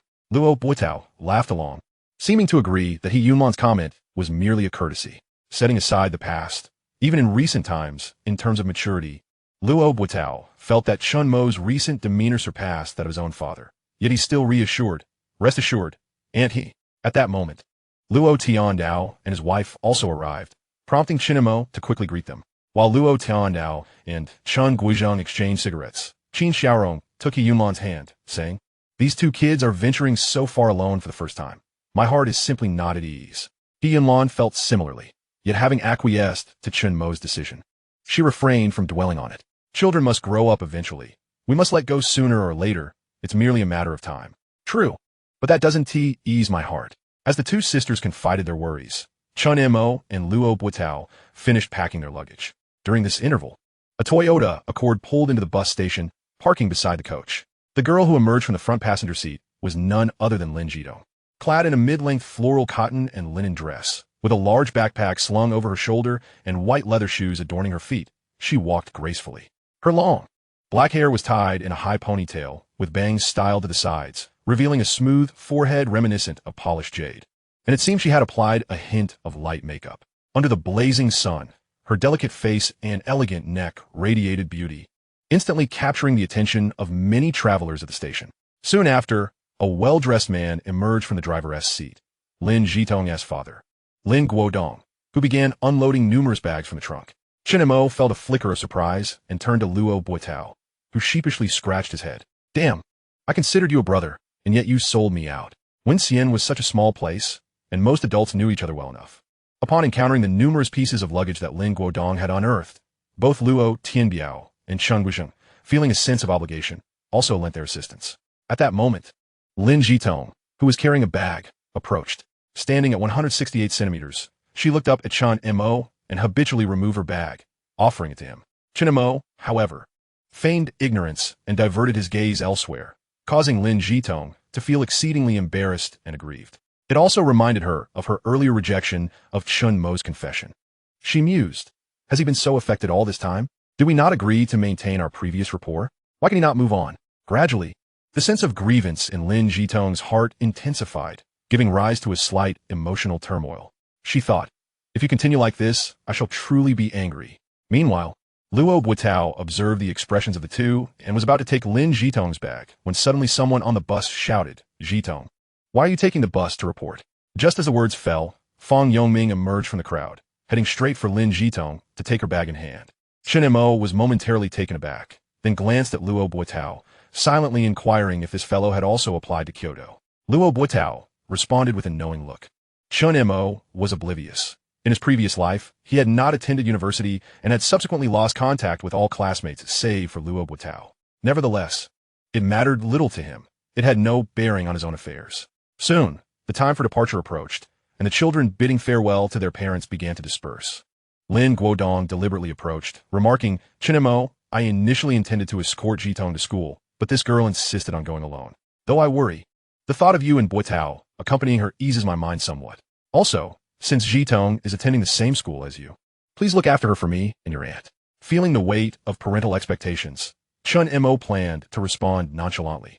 However, before he could speak, Fang Yongming interjected, "Uncle Lin, Jitong, and I are classmates. You can rest assured, I will certainly take good care of her on the way." "Oh, then thank you," Lin Guodong replied, casting a glance at Chen Mo. Although Chen Mo remained silent, Lin Guodong tacitly accepted that he had consented. After all, during their high school years, Chen Mo had been a steadfast companion and protector of his daughter for 3 whole years, a fact Lin Guodong was acutely aware of. 5 minutes later, the bus officially departed.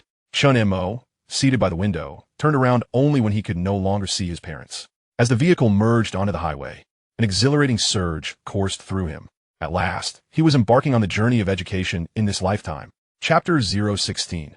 The journey of little fish, let us go. The bus is out of sight. Chen Guizheng gently urged his reluctant wife, who was gazing longingly ahead. Since the bus had started, he and Lan, relieved of the necessity to maintain her composure, had already begun to tear up. She was not the only one engulfed in sorrow. Qin Xiaorong was also choked with emotion, and the two supported each other as they shared their maternal heartache. After much coaxing from Chen Guizheng and Luo Tianbiao, the two women were finally comforted, and each returned home. Upon entering their house, he and Lan felt a fresh wave of sadness wash over her and immediately proceeded to her son's bedroom. Observing the unmade bed, she shook her head. Just as she was about to lift the covers to tidy them, she noticed a brand new Nokia N70 phone, a stack of cash, and a note on the bed. He and Lan seemed to sense something amiss and called out, "Old Chun, come here for a moment." Hearing her call, Chen Guizheng hurried in from the living room, puzzled. "What is the matter? Did our son leave something behind?" Without a word, he and Lan handed him the note. Chen Guizheng took it and read, "Mom, I'll be handling this semester's tuition and living expenses, so you and Dad needn't worry about the money you gave me that day. The phone is a gift for you, bought with my own earnings. So please accept it. Tell Dad not to be jealous. I'll buy him one when I earn more. To keep it brief, please take care of yourselves at home. Forever loving you, your son, Chen Mo." Upon finishing the note, even the steadfast Chen Guizheng felt his eyes redden. "I had asked him if he had bought the phone, and he said yes but never showed it to me, claiming he would let me know his number once he got a card in Kyoto. Before he left, he didn't want you to enter his room and even stopped you from looking for the phone." It turns out he and Lan had already deduced these things. Turning away to choke out, "Our son has truly grown up." In Kyoto, on the West 5th Ring Road, a smoothly gliding Maybach 55 T62S.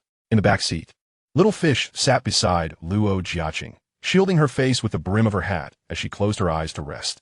However, no matter how composed she appeared outwardly, she could not conceal the surging emotions within. Was it excitement, anxiety, or perhaps nervousness? Little fish herself could not articulate it clearly. After all, she was about to meet someone she had known for 5 years in real life. Surely, no one could remain utterly unperturbed under such circumstances, especially since she had broken promise beforehand. Yet, little fish felt an unwavering determination to meet him. For no one understood better than she did that despite the nervousness and turmoil since making this decision, her heart had begun to settle deep within. Life, too, had gradually taken on a more positive hue. Although her diet remained sparse, she was at least forcing herself to eat. Most importantly, little fish realized that simply thinking of him alleviated the overwhelming anxiety that had previously engulfed her, and the extreme thoughts of her had begun to diminish. It was akin to the feeling she experienced upon receiving his letters. As her childhood friend and confidant, Luo Jiaqing sensed the changes in little fish during this recent period, including the unusual demeanor she exhibited now. She could hardly believe that since that incident, the typically indifferent little fish would display such behavior. Unable to contain her curiosity, Luo Jiaqing cautiously inquired, "Are you all right, little fish?" Little fish slowly opened her eyes. "Fine." Though her response was succinct, Luo Jiaqing felt even more assured in her belief. Compared to the time just after her return to the country, her tone was now far less frigid. No, it seemed that little fish had only begun to change after returning from Wenxian. Not only was her character evolving, but she was also making efforts to improve her health. Even though her body remained frail, she no longer spoke with the same weakness as before. Observing the astonished expression on Luo Jiaqing's face, little fish silently declared, "Sister Chi, I want to reclaim my true self, or rather, I'm striving to alter my current circumstances." Hearing these words, Luo Jiaqing was once again profoundly shocked. Little fish's original self? The gentle, intellectually vibrant girl she once was? It seemed as though they hadn't seen that version of her since the accident. Could all these changes truly be attributed to her desire to meet him? Luo Jiaqing did not express her thoughts openly, yet deep within, she harbored a profound anticipation for Xiao Yuer to return to her former self. Xiao Yuer, choosing not to pursue the topic further, remarked, "Sister Chi, did I not mention to you the importance of discretion? Why then have you sent me off in such a conspicuous vehicle?" Upon hearing this, Luo Jiaqing immediately began to clarify. Oh, spare me. How was I to know that the Qian had a flat tire last night? I was merely concerned about delaying your arrival, so I requested Uncle Li to drive me here to collect you. Indeed, Luo Jiechi spoke the truth. She had originally planned to drive Xiao Yuer herself today, but the unexpected flat tire on the Qian had altered her plans. Fearing that changing the tire would jeopardize their scheduled meeting, she was left with no option but to take the only car remaining in the garage, the S62. However, since this vehicle required an A1 license, she had to bring along her father's chauffeur as well. After listening to Luo Jiechi's explanation, Xiao Yuer chose not to say anything further. Once we arrive, just drop me off in a less crowded area, she instructed. All right, we shall assess the situation. Luo Jiechi responded, wishing to ensure Xiao Yuer's comfort before departing. By the way, she continued, what's the matter? Luo Jiechi asked, puzzled. You haven't mentioned my return to them, have you? Xiao Yuer inquired. No, but the other night when we went racing, Meng Lingtao and his crew did ask about you. I didn't dare to reveal that you were back. Xiao Yuer nodded and replied, under normal circumstances, let us keep my return a secret for now.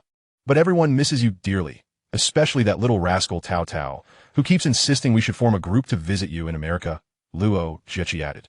Upon hearing Tao Tao's name, Xiao Yuer was instantly reminded of the girl who had once trailed behind her daily, incessantly begging to learn how to ride a motorcycle. It seemed ages since they had last met. Reflecting, she thought, time truly flies. That little girl must be preparing for college by now. Although Xiao Yuer felt a twinge of nostalgia for these friends, she still said if they ask, just tell them I've changed my address. And you're unaware of my specific whereabouts. Understood. I shall heed your wishes. Since Xiao Yuer preferred discretion, Luo Jiechi refrained from further comment. However, she suddenly remembered something and continued, by the way, I believe Meng Lingtao's new campus of the Polytechnic University is also in LX University Town. If he happens to run into you, please do not mention that I let slip your return. The university town is so vast, it's unlikely we would cross paths.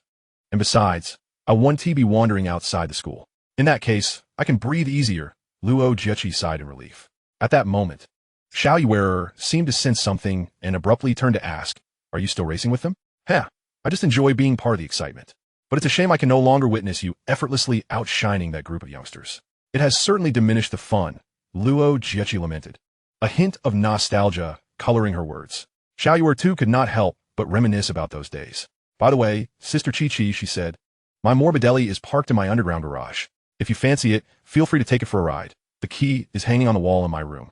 Upon hearing the name Morbidelli, especially that of Xiao Yuer's, Luo Jiechi was rendered momentarily speechless. It wasn't that Luo Jiechi couldn't afford a Morbidelli. Rather, it was impossible to obtain Xiao Yuer's specific model. After all, it was the very bike that had swept through the entire Kyoto racing scene undefeated. Is it just an ordinary Morbidelli? She thought. No, it is a legend within the Kyoto racing community. Stammering, Luo Jiechi finally managed to ask, are you certain I can take it? Indeed, but that was your most glorious battle steed, Luo Jiechi exclaimed. It matters not. If there are other vehicles in the garage that you fancy, you may take those as well. The keys are all on the wall. After a moment of regaining her composure, Luo Jiechi excitedly clapped her hands and declared, I need nothing else. I only desire that Morbidelli. Oh, Xiao Yuer. I can already envision the envious expressions on those little rascals' faces when they see me riding it. Luo Jiechi was genuinely elated for quite some time, only to notice that Xiao Yuer had lapsed into silence. Turning to observe Xiao Yuer's serene expression, she cautiously inquired, Xiao Yuer, how did Aunt Lu agree to your return from America? And why have you chosen to downgrade and start anew in such an ordinary university? My mother said nothing and did not return from abroad. She merely arranged everything for me through others and ensured that all fees were paid in advance. As for the accompanying personnel she arranged, I declined their assistance. I see. Given Xiao Yuer's current circumstances and Aunt Lu's busy schedule, it was likely that her feelings mirrored her own. As long as Xiao Yuer was safe and sound, free from any further mishaps, she could comply with any of her wishes. Chapter 017. The attempt to show off backfires. 2 hours prior, aboard a bus heading towards the capital, Chen Mo could finally cease feigning sleep. As he gazed out at the scenery, he engaged in quiet conversation with Luo Botao from time to time. Moments earlier, Lin Jitong had approached their seats with a clear intention. She wished to swap places with Luo Botao so that she could sit next to Chen Mo. Upon noticing Lin Jitong leaving her seat, Chen Mo had begun to pretend to sleep, gripping Luo Botao's shirt tightly to prevent him from moving. Even Luo Botao, with his limited emotional intelligence, could discern Chen Mo's intentions, Thus he feigned concern about waking Chen Mo from his slumber and refrained from switching seats. At present, the bus journey had become increasingly smooth, and many passengers were gradually succumbing to sleep.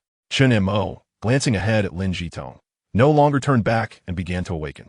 Their journey continued until they reached the borders of Kyoto, when the driver suddenly halted the bus and announced a restroom break. Chen Mo, feeling the need himself, followed the crowd off the bus with Luo Botao. However, upon returning to the bus, Chen Mo discovered Lin Jitong standing beside their seats, and he silently mused. She is relentless in her pursuit. Unlike trains, buses do not have fixed seating arrangements. Chen Mo then spotted a pair of empty seats and led Luo Botao towards them, only to find that Lin Jitong was quicker, having taken the seat before them. Chen Mo intended to continue searching for another seat, but soon realized there were no more available for two. When he turned back to look at Luo Botao, he found him comfortably seated across the aisle, casting a sympathetic glance in his direction. Chen Mo internally cursed, "Damn it, even you with your thick brows and small eyes have betrayed me." With no alternatives, Chen Mo opted to move to the front of the bus and engage the driver in casual conversation. Meanwhile, Lin Jitong felt genuine frustration. Until now, she had refrained from making a fuss purely out of appreciation for the 3 years of companionship and care Chen Mo had provided. She had repeatedly offered him opportunities to apologize and reconcile. Yet, even at this juncture, Chen Mo remained unrepentant and seemed completely indifferent to her feelings. "What is this? You don't cherish the chances given to you? Very well. Let us see who yields first." At this moment, Lin Jitong resolved to engage with Chen Mo solely as if they were ordinary friends, never again offering him an opportunity to retreat.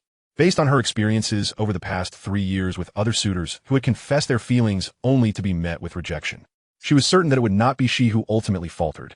Chen Mo, too, would inevitably succumb to this fate. Seeing Chen Mo dash to the front of the bus, Fang Yongming seized the chance to plop himself down beside Lin Jitong. Finally, he could sit close to his goddess, his face a blend of smugness and delight. In his eagerness to converse with Lin Jitong, he initiated a topic. "Jitong, last time you mentioned wanting to buy a Motorola V3. Have you purchased it?" Although Lin Jitong was in no mood to engage with him, she did not wish to appear disinterested. "I bought it. What about you? I seem to recall you saying you liked the Nokia 6680. Did you get it?" In truth, Fang Yongming had already boasted about his new phone in their class group chat a few days prior, but Lin Jitong had subconsciously filtered out any messages from him. Meanwhile, on the bus, other students who were also heading to a university in Kyoto, albeit not in the same class, were present. For these students, Lin Jitong and Chen Mo were well-known figures, one recognized as one of the 3 beauties of the school, and the other a prominent athlete in both the school and county sports teams. They were certainly familiar with their names and reputations. As for Fang Yongming and Luo Botao, being classmates, even if they were not personally acquainted, their names were still known. At the mention of Fang Yongming's Nokia 6680 purchase, a slender male student exclaimed, "What? Fang Yongming, you bought the 6680? No way. I wanted that phone for ages, but my mom won't buy it for me. Hurry, show me the actual device. How is it?" Upon hearing this, Fang Yongming glanced back and recognized the slender student, prompting him to cautiously inquire, "What did you get?"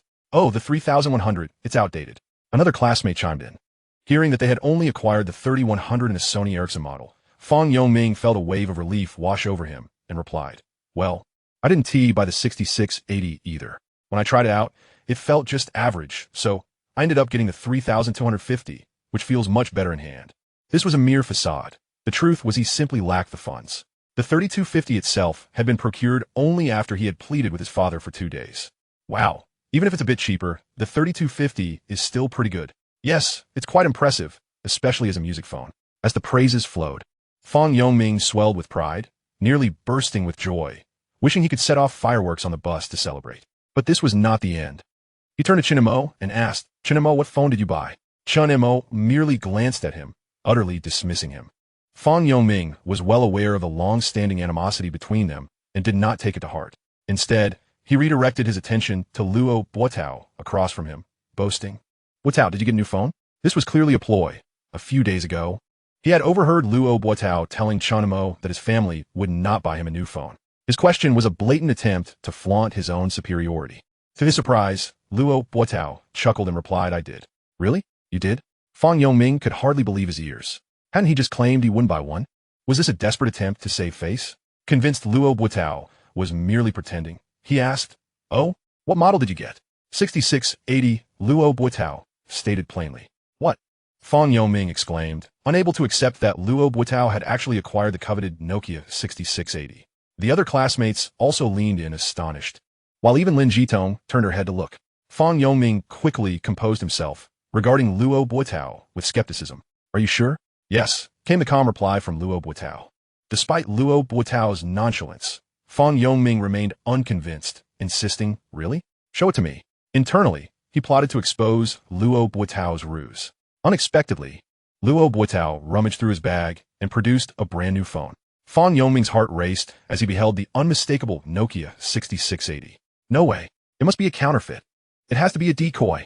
Seizing the phone, he pressed the power button, and when the classic Nokia tune rang out, Fang Yoming was left utterly dumbfounded. The phone was indeed genuine. Even Lin Jitong and the other classmates were left in disbelief. But that was not all. As Luo Botao reclaimed his phone from Fang Yoming, he sheepishly added, it was a gift from Chen Mo.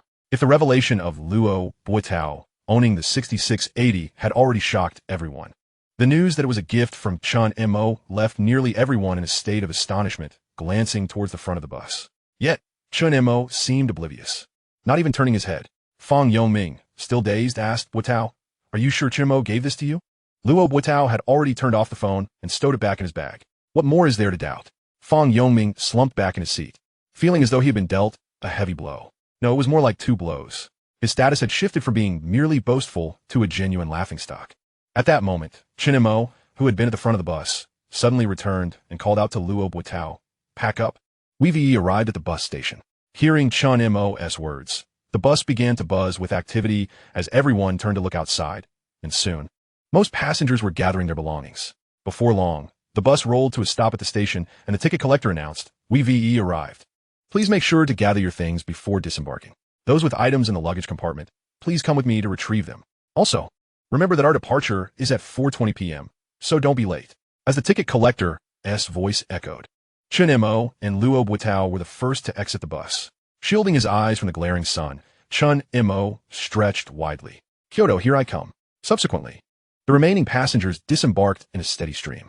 As the ticket collector opened the luggage compartment, Chen Mo shouldered his large and small bags, while Luo Botao carried only a sizable suitcase and a small crossbody bag, which was not particularly heavy. Thus, both individuals were lightly burdened. However, Lin Jitong was not so fortunate, as she brought along two large suitcases and an additional sizable bag, which Fang Yoming had already retrieved for her.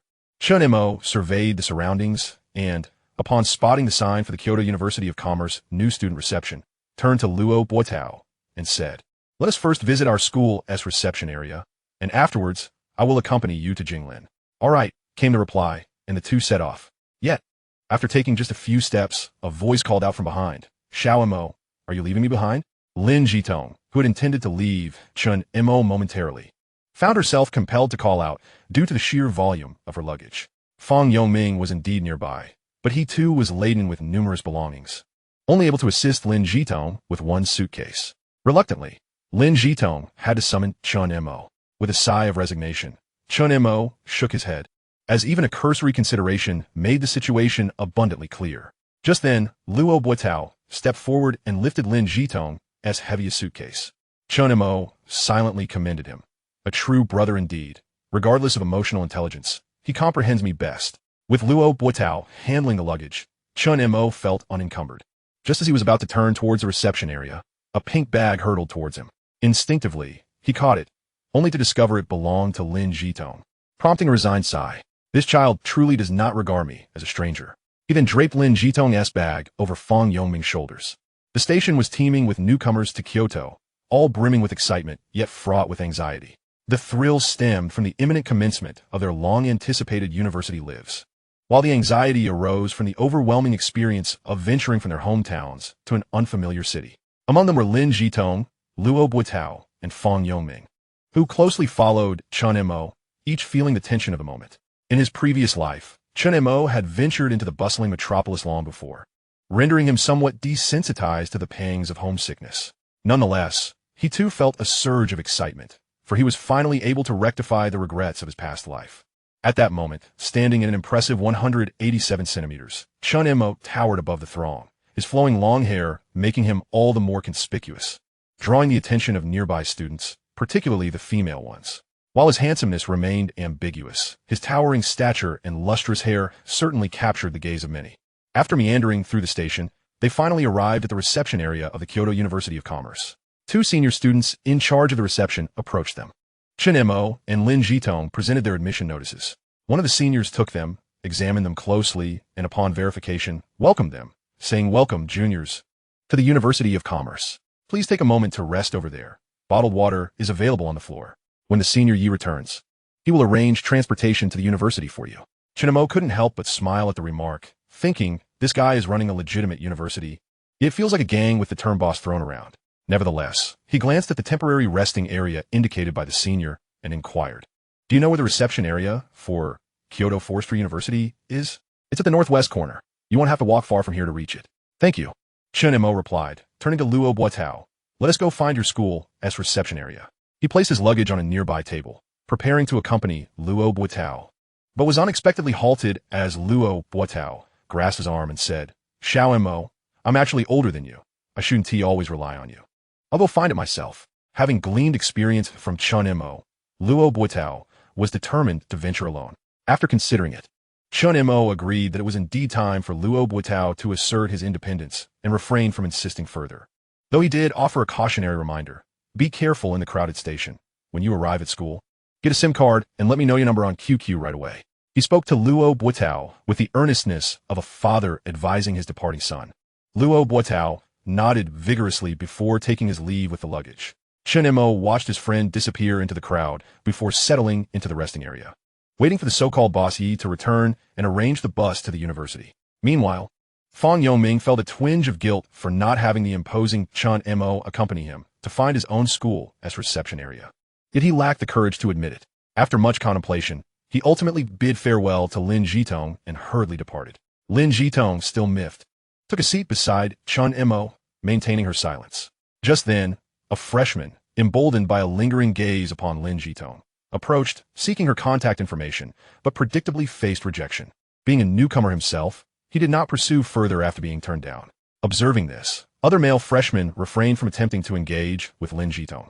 Although she sat beside Chen Mo, unwilling to interact, a pressing matter weighed heavily on her heart, prompting her to ask, "Xiao Mo, did you really buy Botao that phone?" "Ah," Chen Montauk responded candidly.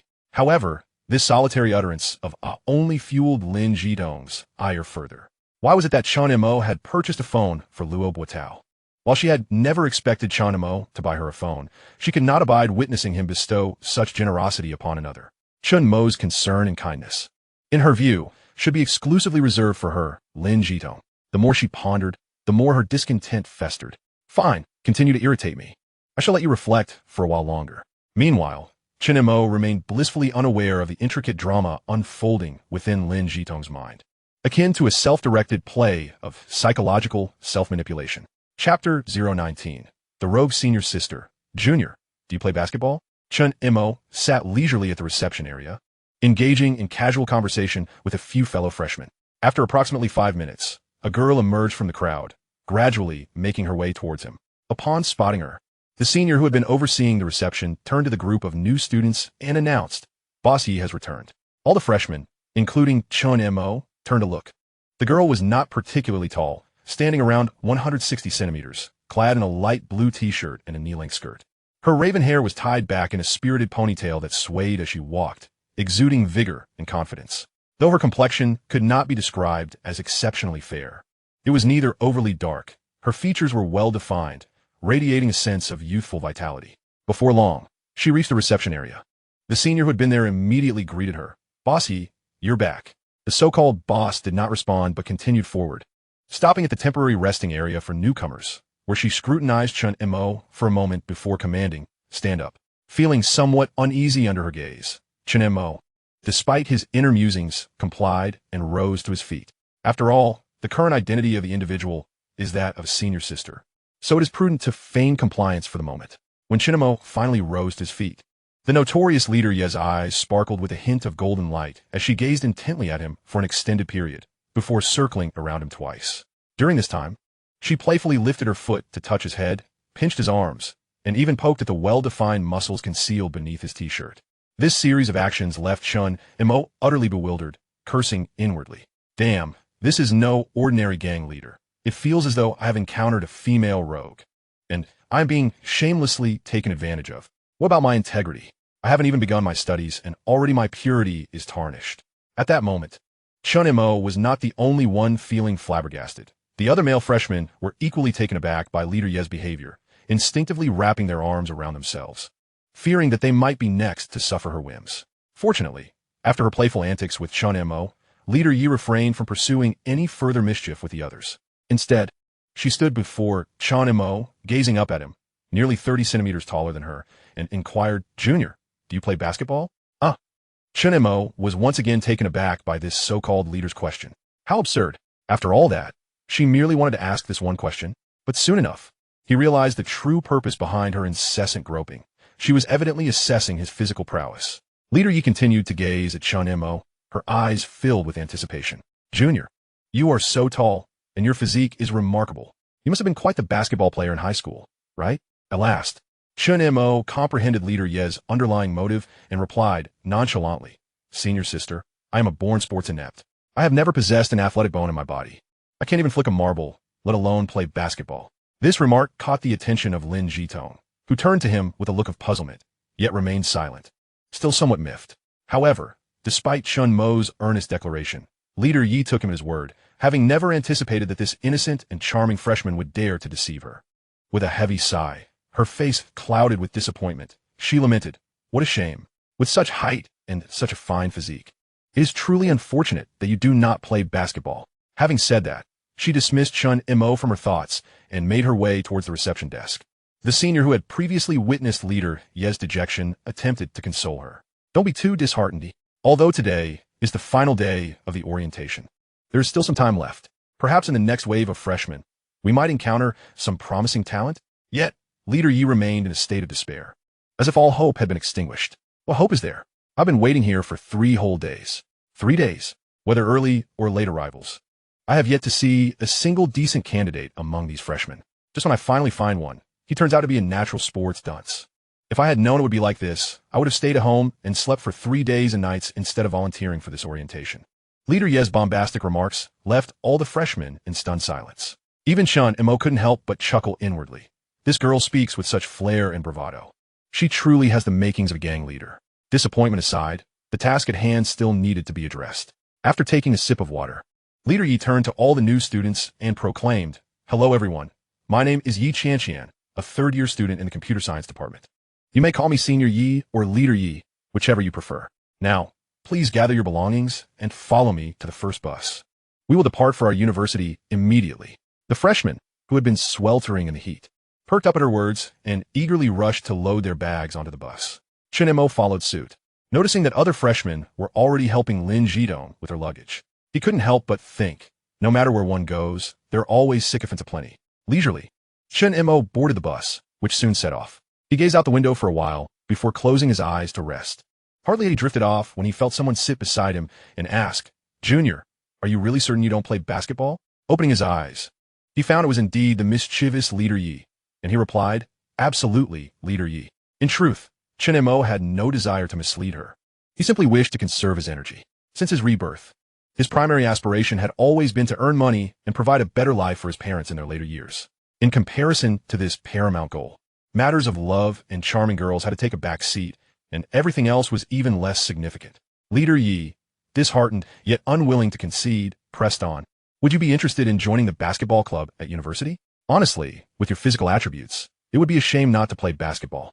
Senior sister, sometimes I trip over my own feet while walking. When I run, my legs can twist into a pretzel. Do you really think I could play basketball?" Chen Mo remained resolute in his first ambition. Shaking her head, Leader Yi let out a deep sigh. "It appears you truly are a bona fide sports inept." Realizing that further discussions would yield no results, she stood up, but not before inquiring, "Junior, what is your name?" "Chen Montak." With a dismissive wave, Leader Yi, still wearing a look of disappointment, walked to the front. After a bumpy ride, they finally arrived at LX University Town. As the golden letters spelling Kyoto University of Industry and Commerce came into view, all the freshmen erupted in cheers. The bus came to a halt in a spacious area within the campus.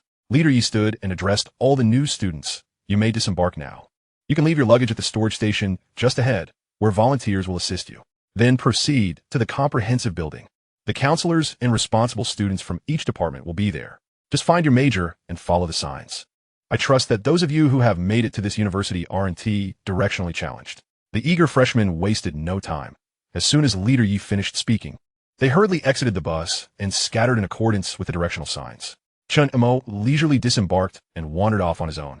Lin Jitong, who had already been assisted by another eager helper, noticed Chen Mo leaving in silence and, filled with resentment, chose to ignore him. Having failed to make it through in his previous life, Chen Mo felt a surge of excitement at stepping foot into a university campus for the first time.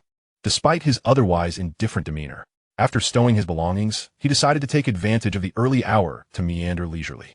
However, before long, as he turned a corner, he heard a roaring sound growing ever closer. Glancing back, he spotted a black Maybach S62 barreling toward him. Chen Mo quickly sidestepped, narrowly avoiding the vehicle as it brushed past his clothing before screeching to a halt at the roadside. Thanks to his agility, he narrowly avoided a trip to the hospital on his first day. Chen Mo was filled with indignation, eager to pursue the reckless driver who had nearly collided with him. Yet, as he observed, the occupants of the vehicle seemed to notice he was unharmed and promptly resumed their departure. To his astonishment, they actually fled the scene. Chapter 020. The second encounter of Bubbles and Fish. Uncle Lee, please drive quickly. The driver, Uncle Lee, responded to his young mistress's command, but still inquired. Shouldn't we check on that student to see if he is all right? Look, he seems to be chasing after us. He is clearly unscathed. Let us leave. Uncle Lee indeed noticed through the rearview mirror that the young man appeared to be perfectly fine, so he restarted the vehicle and sped away. Little Fish adjusted her hat, which had been askew due to the abrupt stop, and calmly stated, I told you just to drop me at the entrance. There was no need to drive in. In truth, Little Fish had not witnessed the condition of the person who had nearly been hit. Her remark was merely an attempt to avoid becoming the center of attention on her first day at school. Upon hearing Little Fish's words, Luo Botao was unperturbed. She genuinely wished to assist the frail little fish with her cumbersome luggage and replied helplessly, I thought I was being discreet by driving in. Besides, that long-haired guy was the one who was careless, unexpectedly darting out from around the corner. Ever since returning from one county, Luo Botao had developed a strong bias against long-haired boys. Little Fish shook her head, saying, Sister Chi, please drop me off in a less crowded area, and then leave. The school isn't that large. It's likely he might actually find me later. Luo Botao exclaimed. How can that be? Although your luggage isn't excessive, you still have 2 large suitcases. How will you manage to carry them to the dormitory by yourself? Moreover, even if you were found, it's not a problem. If he is truly injured, I wouldn't mind compensating him, whatever amount he demands. Realizing her current physical limitations, Little Fish pondered for a moment and replied, All right, let us find a quieter place to stop. I'll check in first, and then you can take me to the dorm. Okay, damn it, driving a damn Maybach makes you so impressive. Chen Mo cursed vehemently, contemplating chasing after the offending black car. However, upon reflection, he realized he hadn't actually been hit. Even if he did pursue them, it would only be to seek an explanation or an apology. Given the scorching heat and the impending check-in, he deemed it unworthy of his efforts and ultimately abandoned the notion. His enthusiasm for further exploration had also waned, prompting him to head towards the administrative building with the necessary check-in materials in hand. As he approached, the number of students checking in increased. However, one must commend the school for its thoughtful organization.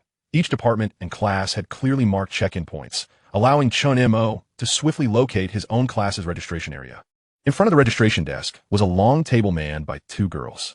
One of them appeared quite youthful, embodying the typical student archetype, dressed in ordinary attire, with no distinguishing features at first glance.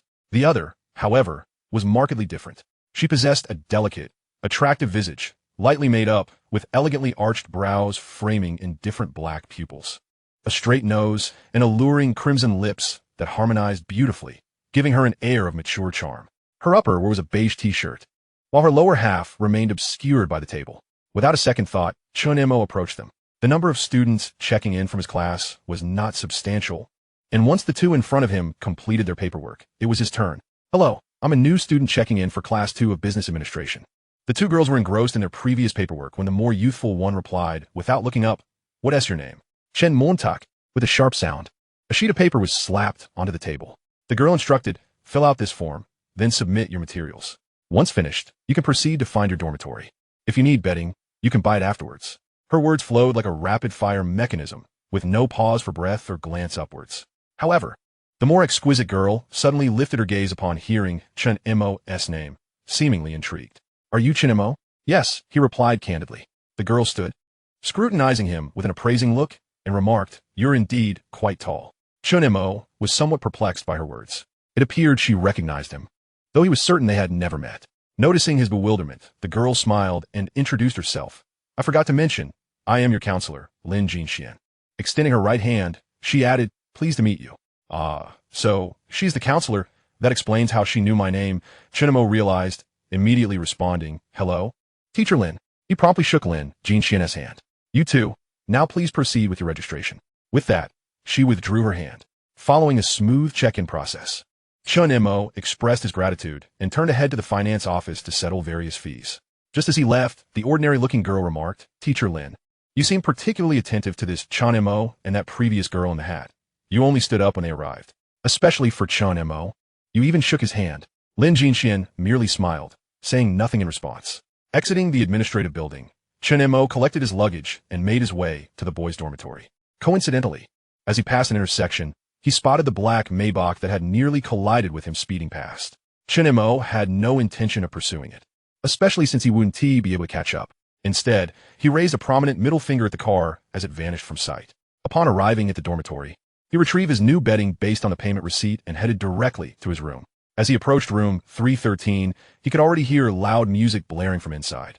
Confirming the room number once more, he pushed open the door. The moment he entered, the overwhelming music assaulted his eardrums like a tidal wave, accompanied by a choking cloud of secondhand smoke. For an instant, he felt as though he had stumbled into a concert. The song playing was familiar, Nirvana's Come As You Are. He recalled that it had been used as the theme song for a film titled The Sewing Machine Band. Navigating through the cacophony and haze, Chen Mo stepped into the room, where he was met with 8 pairs of eyes staring back at him.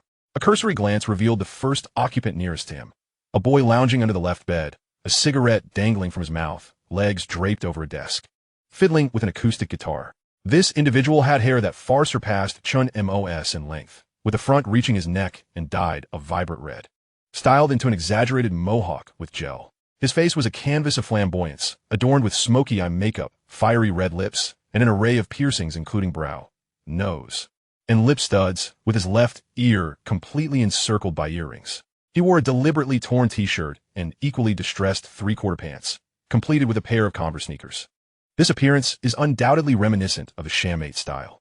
However, in 2005, the term shammate had yet to emerge or gain popularity, leaving Chen Mo perplexed as to what this gentleman was alluding to. As he pondered this, he glanced at the other 2 individuals behind him. Their looks and attire were considerably more conventional. Chapter 021. The 3 great smokers in the dormitory. Standing to the left, a boy folding clothes sported a classic 7-point hairstyle, dressed entirely in black athletic wear and standing approximately 180 meters tall. On the right, in stark contrast to the shammate progenitor, stood another young man in sportswear, with a buzz cut and a height of around 175 meters, rummaging through his suitcase. Upon noticing Chen Mo enter, the 3 did not display any surprise, but they all ceased their activities and turned to face him. Notably, the shammate figure, upon recognizing Chen Mo, immediately silenced the thunderous music, stood up in mild astonishment, and exclaimed, "Damn, I thought Lao Zhu was tall enough, but it turns out the last brother is the true height champion, and here I am, the shortest."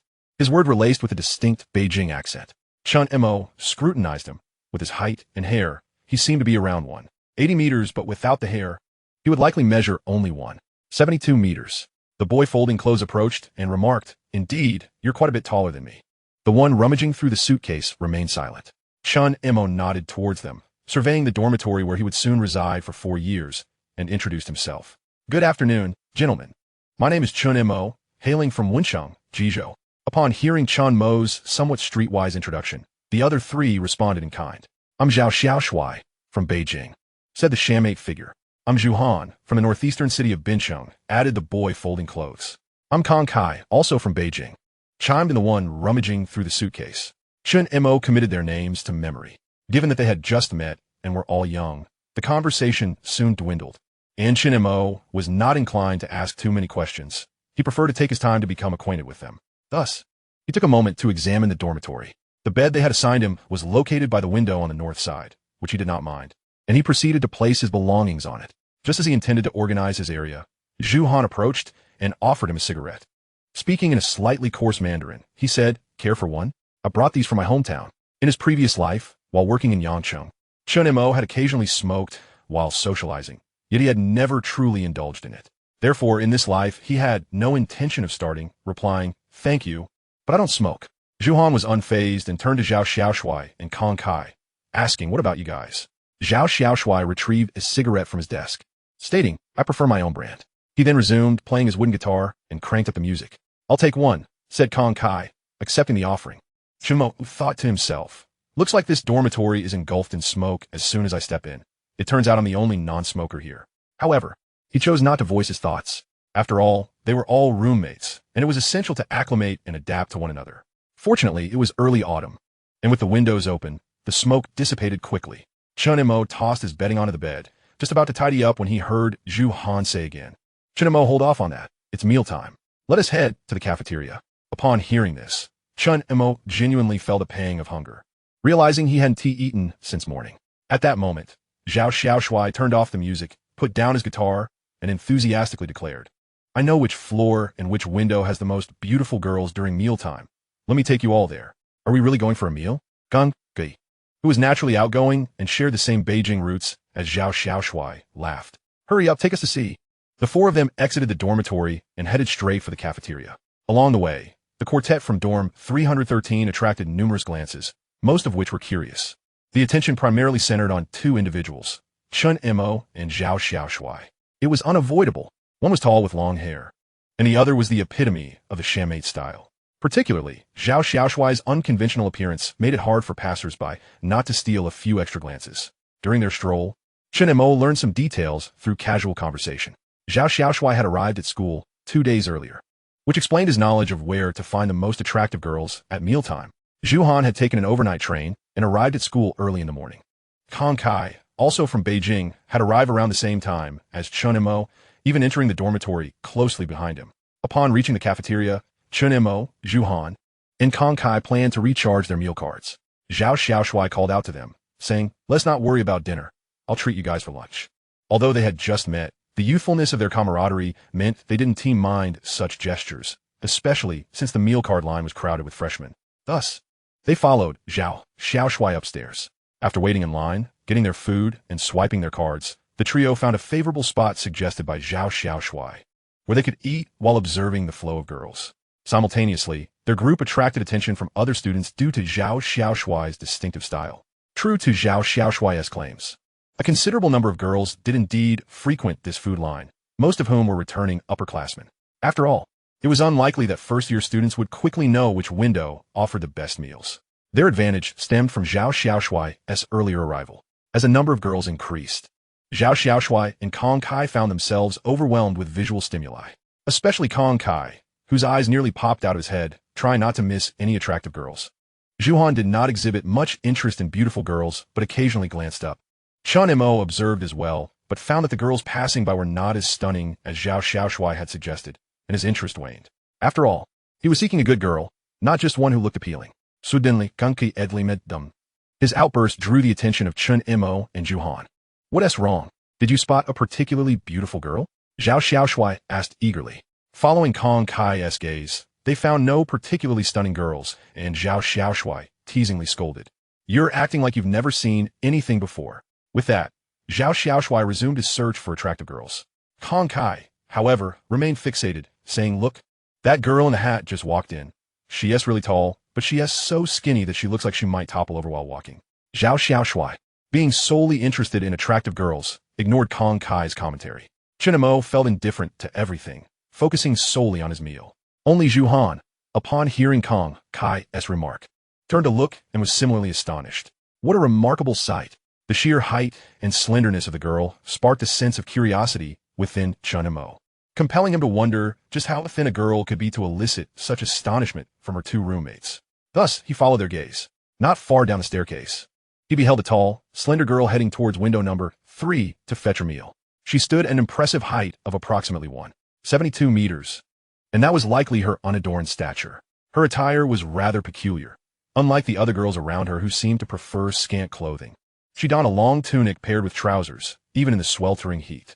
Yet, despite her long garments, they did little to conceal her almost insect-like physique. as she walked with a sway that suggested she might just take flight.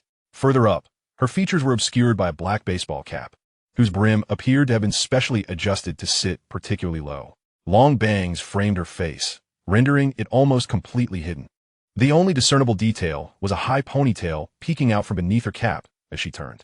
At that moment, Chen Mo recalled a remark made by Yunlan during his recent visit back home. Musing internally, his mother had indeed not exaggerated. It seemed there truly existed girls who could be blown away with a mere breath. Chapter 022. The Girl Who Eats Fish Food Goodness, exclaimed Zhao Xiaoshuai, interrupting Chen Mo and his companions as they gazed at the slender girl. It was evident that he had spotted something noteworthy. Kong Kai was the first to react, hastily inquiring, Where? As he followed Zhao Xiaoshuai's gaze, he too gasped. My goodness, she is indeed a rare beauty. Their exclamations drew the attention of Chen Mo and Zhu Han, who turned to look as well. There, at window number 2 of the cafeteria, stood a girl who had just finished collecting her meal, searching for a place to sit. Compared to the other girls around her, her appearance and stature were indeed exceptional. Otherwise, Zhao Xiaoshuai and Kong Kai would not have expressed such admiration. Moreover, it seemed that she had captured the attention of over half the boys in the vicinity. However, Chen Mo merely glanced at her mid-length cotton linen floral dress before turning back to focus on his meal. At that moment, Zhu Han turned to him and remarked, She is indeed pretty, but why does she always have such a sullen expression, appearing so melancholic? That's just her demeanor, Chen Mo casually replied. Do you know her? Zhu Han queried, looking puzzled. Chen Mo smiled, but offered no response. She is truly stunning. Were it not for that perpetual look of deep sorrow, she would undoubtedly be even more captivating. Kong Kai chimed in, also turning away. I find her beautiful regardless, Zhao Xiaoshuai insisted, his gaze still fixed on the girl, almost to the point of straining his neck. I've finished eating, Zhu Han announced. I'm done too. Chen Mo followed suit. I'm not eating anymore, Kong Kai said, setting down his chopsticks. Shall we 3 it out first? I still need to tidy my bed. All right, I need to organize my things as well, Chen Mo concurred. Zhao Xiaoshuai, still fixated on the beautiful girl, quickly turned to them. Hold on, guys. Wait for me. I'll be right there. This fellow had spent most of his meal scanning for attractive girls, barely eating a few bites. Upon hearing that the others were leaving, he hurriedly shoveled in a few more mouthfuls of food. Moments later, he tossed down his chopsticks and declared, Let us go. Seeing this, Chen Mo and his companions were taken aback. Initially, he had seemed utterly unhurried, but now his speed rivaled that of a rocket. As the 4 of them stood to leave, they happened to pass by the table where the slender girl had been eating, just as she stood to depart. Chen Mo casually glanced at the remnants of her meal and couldn't help but think, Goodness, how could someone so thin only have taken a couple of bites of her noodles, leaving the rest abandoned in the bowl, while others feast on cat food? She seems to be nibbling on fish food. To avoid inadvertently blowing the slender girl away with a gust of breath, the 4 quickly distanced themselves as much as possible. Once outside the cafeteria, Kong Kai, who had first spotted the slender girl, remarked with astonishment, That girl is incredibly thin. I've never seen a girl so slender in my life. Though she does have some height. She is almost as tall as me in shoes. Zhu Han nodded in agreement. Indeed, she has practically skin and bones. I was so startled when I passed by that I had to keep my distance. Bumping into her might break a leg or an arm. All right, while she's quite slender, it's not as exaggerated as you all claim. I thought she looked like she came from famine, Chen Mo interjected reasonably, while the girl was indeed thin.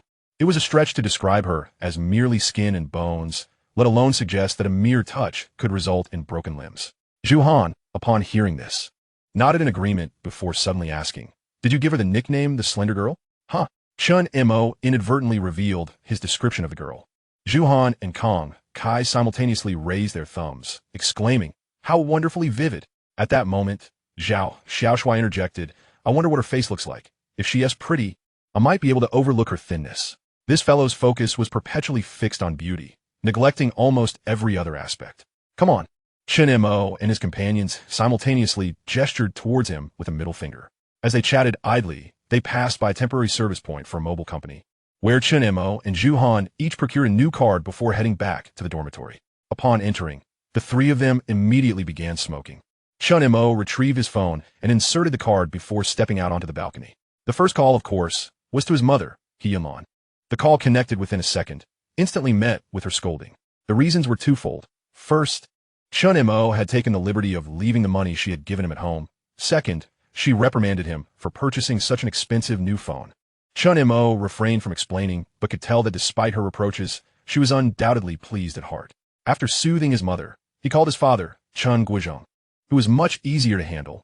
Their conversation was brief before they ended the call. Returning to the room, he found his companions already finishing their smokes and tending to their own affairs. Chen Mo said nothing and began organizing his bed and storage cabinet. It took him over an hour to tidy everything up and listen to the songs Zhao Xiaoshui had been playing. Despite the music being enjoyable, it paled in comparison to the provocative videos featuring girls in revealing outfits that one might find on certain platforms. Nevertheless, this era has its advantages. For instance, many music streaming applications are free and offer abundant resources. Chen Mo recalled some of the songs Zhao Xiaoshui had played, including Bon Jovi's It's My Life, Guns N' Roses' Don't Cry, Queen Bohemian Rhapsody, Linkin Park in the End, and the recently charted Green Day Boulevard of Broken Dreams. At this point, Chen Mo has largely discerned that Zhao Xiaoshui's musical preferences predominantly lean towards European and American heavy metal and hard rock, with occasional forays into hip-hop and rhythm and blues. During this time, the topic of music also engaged Zhu Han and Kong Kai in a lively discussion. Zhu Han focused on legendary Chinese rock bands and folk musicians such as Beyond, 0 Point, Tang Dynasty, Lao Chui, Do Xiener, Lao Lang, and Bushu, even serenading a few verses, demonstrating considerable skill. Kong Kai, on the other hand, expressed his admiration for contemporary pop icons like Jay Chou, Wang Liham, and Tao Zhe, though his vocal prowess resembled that of a broken gong. At this juncture, upon noticing Chen Mo rising from his bed, the trio inquired, "Chen Mo, what kind of music or which singers and bands do you enjoy?" Chen Mo replied, "I tend to listen to a wide array of genres. I'm quite open-minded." Zhu Han nodded in acknowledgement without further comment, directing his attention to Zhao Xiaoshui, saying, "Xiaoshui, I see you often strum that guitar. Why not play a piece for us while we have the time?" Zhao Xiaoshui, lowering the volume slightly and scratching his head, responded, "I haven't quite mastered it yet. Cut it out. If you can't play, why bother to hold it?" Kanki retorted disdainfully. Zhao Xiaoshui, unfazed, replied, "You don't understand. The guitar is often dubbed the love assault rifle. To attract beautiful girls at school, I must learn to wield it one day. Just imagine, under the moonlight with the willows swaying, serenading love songs with a throng of admirers listening in rapturous delight. What a thrilling scene that would be, following Zhao Xiaoshui's self-deluding and euphoric musings." Zhu Han and Kong Kai responded with a simultaneous gesture of contempt. Chen Mo sighed, lamenting, "What a pity for that rather decent Truman guitar." After their collective derision, Zhu Han declared, "I'm going to take a break. Remember to call me for dinner." He then climbed into bed. As the saying goes, spring drowsiness, autumn fatigue, summer naps, and 3 months of unawakened winter. Having exhausted himself throughout the day and with a class meeting to attend later, Chen Mo also lay down to rest. Kong Kai ventured to another dormitory to seek out friends. Observing the two settling in, Zhao Xiaoshui turned off the music and began reading a novel titled How Bad Eggs Are Made. Chapter 023. Unexpectedly in the same class as the praying mantis girl. "Wake up, Chen Mo. It's time to rise. We have to attend our first class meeting after dinner." Chen Mo slowly opened his eyes to find not his usual roommates, but a delicate-looking boy with hair styled into small braids. "Who is this?" Chen Mo pondered, scrutinizing the boy but unable to identify him. At that moment, the already awake Zhu Han chimed in, "Don't bother staring. It's Xiaoshui." "Xiaoshui? Goodness, he looks like a completely different person." Zhao Xiaoshui smiled and explained, "It's my first class meeting. I can't be too extravagant, so I removed my makeup and dyed my hair back to black. The key is here." Zhao Xiaoshui wore a lovesick expression, adding, "The key is I need to see our class's stunning female counselor." "Ah, now makes sense. Truth be told, without makeup, Zhao Xiaoshui is quite handsome. As for the aforementioned beautiful female counselor, she is rather decent, at least." Charging the card, waiting in line, collecting food, swiping cards, and dining. Upon exiting the cafeteria, the four began deliberating. As it was the inaugural class meeting of the semester, they unanimously decided to arrive early. As they chatted, their conversation veered towards cars, a common topic among many boys, given the timeless allure of girls and automobiles. However, while discussing their favorite models, Kong Kai suddenly interjected, "By the way, did any of you see a black Maybach S62 on campus this morning during registration?" "What? S62? Zhu Han, who is quite knowledgeable about cars, exclaimed in astonishment. "Yes, the S62. I believe it was the 2005 model 55T version." Hearing Kong Kai's words, Zhu Han's expression turned to one of utter shock, exclaiming, "No way."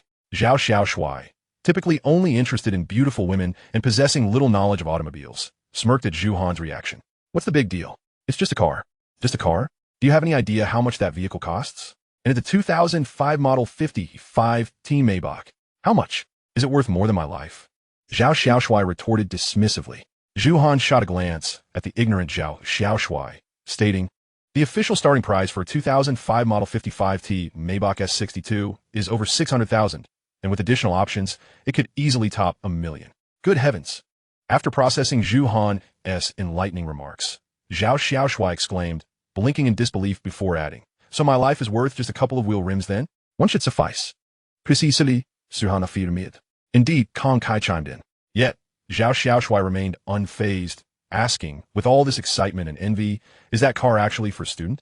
Zhu Han, not having seen the vehicle himself, turned to the conversation starter, Kong Kai, for clarity.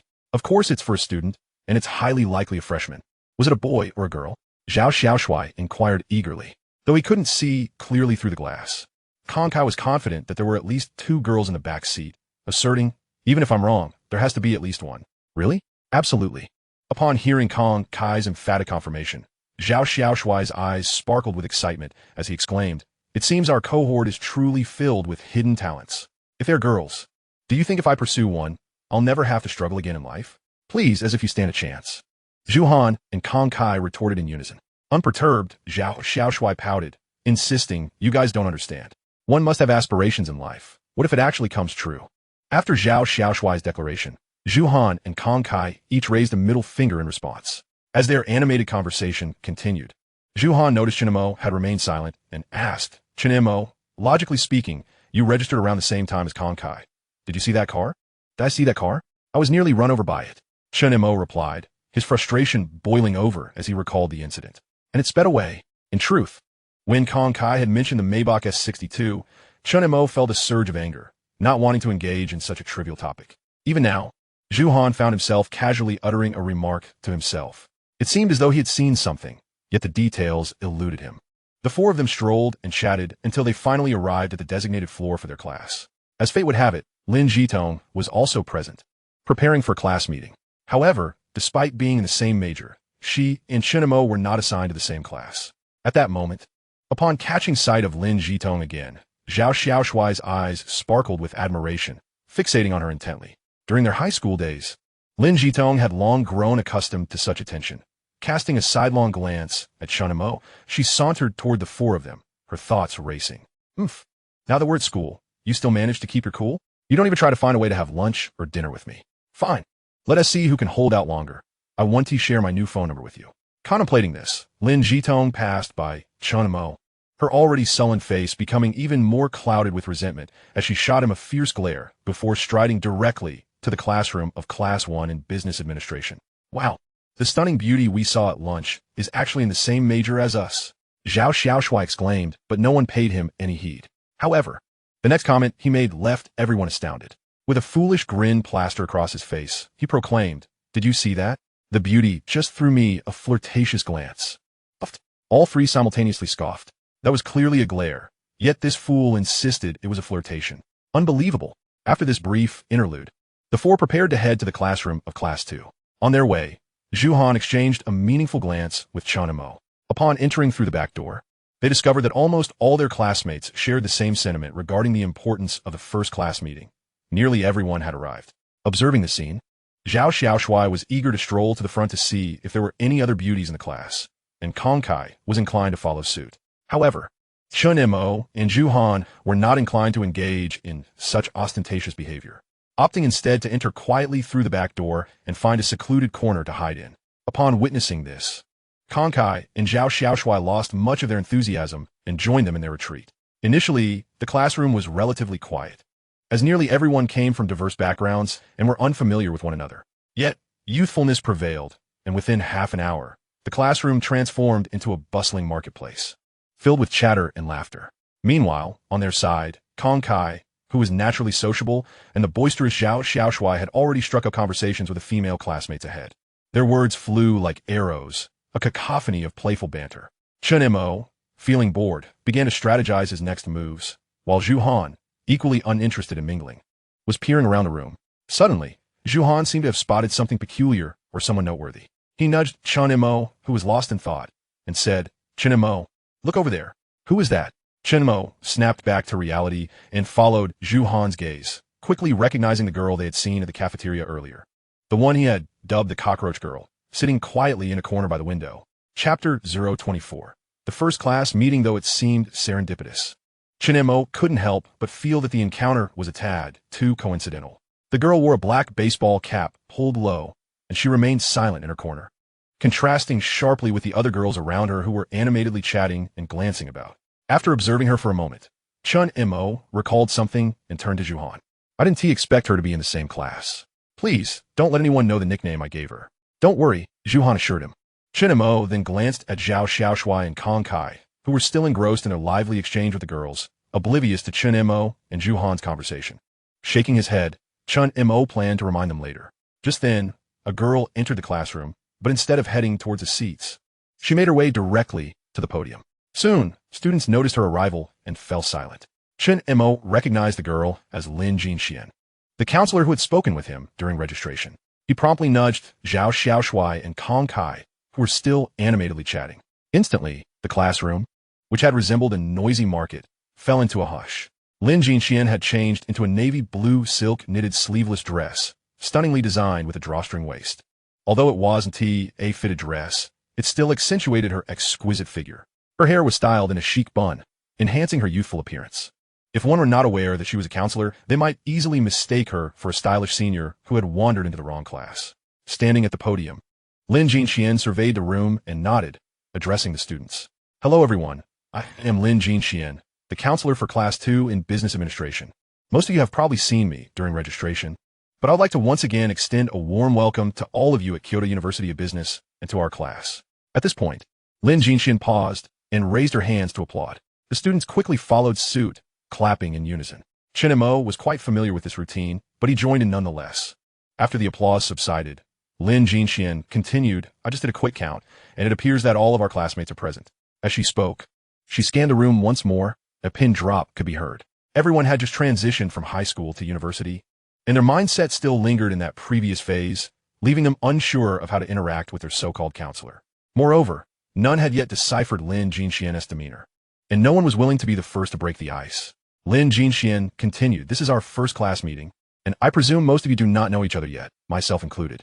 While we may have seen one another during registration, I am several years older than you, and my memory may not be as sharp. Laughter erupted from the audience. It must be said that Lin Jinxuan's opening remarks, though somewhat cliched, carried a touch of innovation, significantly bridging the gap between her and the students. Therefore, I would like each of you to come up to the stage, introduce yourselves, and write your names on the blackboard. Upon hearing this, the classmates exchanged glances, none willing to step forward first. At that moment, a girl of average height stood up and walked directly to the podium, turning to announce, hello everyone, my name is Wang Xiaohan, and I'm from Guangzhou. You should have seen me during registration. After stating this, she turned to write her name on the blackboard. Chen Mo recognized her as the girl who had spoken rapidly during registration, barely lifting her head. However, after writing her name, Wang Xiaohan did not leave the stage. Instead, she continued to speak. It is a pleasure to gather with all of you in Class 2 of Business Administration. I have held the position of class monitor since my junior high school days, and I wish to continue in this role at university. I sincerely hope that each of you will cast a vote in my favor during the election. Should I be elected, I promise to serve you all with enthusiasm and remain open to your supervision. Thank you very much. What a character. Wang Xiaohan's self-introduction is merely a facade, cleverly orchestrated to garner votes for the class monitor position. Once she concluded her speech, a bespectacled young man stepped forward to introduce himself. Hello everyone. My name is, at that moment, Zhuhan nudged Chen Mo and remarked, Wang Xiaohan speaks with a clear agenda and quite a bit of cunning. Otherwise, she wouldn't have arrived at school early to establish a rapport with the counselor and assist with the registration process. The key point is that she hardly acknowledges others, not even glancing up during registration. Indeed, Chen Mo concurred, then added, count how many of us there are in total and how many are boys. No need to count. There are 53 of us with 21 boys. Zhuhan seemed to have already tallied the numbers while observing. All right, let us convene a small meeting among us later in the dormitory if we have time. Sound good? More than half an hour later, the students who had introduced themselves had surpassed the halfway mark. Seated beside Chen Mo, Zhao Xiaoshuai muttered through gritted teeth, Chen Mo, just look at our class's girls. They're all rather unremarkable, nowhere near the stunning beauty in Class 1. Class 2 is just pathetic. Indeed, not a single standout among them, Kong Kai chimed in. Chen Mo chuckled, initially reluctant to engage with the duo, yet he remarked, don't be hasty. History teaches us that one should never give up until the very last moment. I see little hope, Zhao Xiaoshui retorted, his disappointment palpable. However, immediately after uttering that phrase, reality delivered a stark blow. A girl stood up in the right middle section of the classroom. She was approximately 165 centimeters tall, clad in a red off-the-shoulder midi dress that accentuated her slim waist, with a hem just grazing her knees, revealing her long, graceful calves. She wore high platform sandals, her toes pristine and adorned with deep red nail polish. As she turned to face the audience at the podium, more than two-thirds of the male students gasped in astonishment. The girl sported a shoulder-length bob, the ends curled, revealing delicate collarbones and a striking 30-60 figure. Her cherry-red lips were lightly tinted, complementing her fair complexion, while her finely sculpted brows framed a pair of bright, expressive eyes that sparkled with life. Hello everyone, my name is Zhang Jiai, from Suzhou.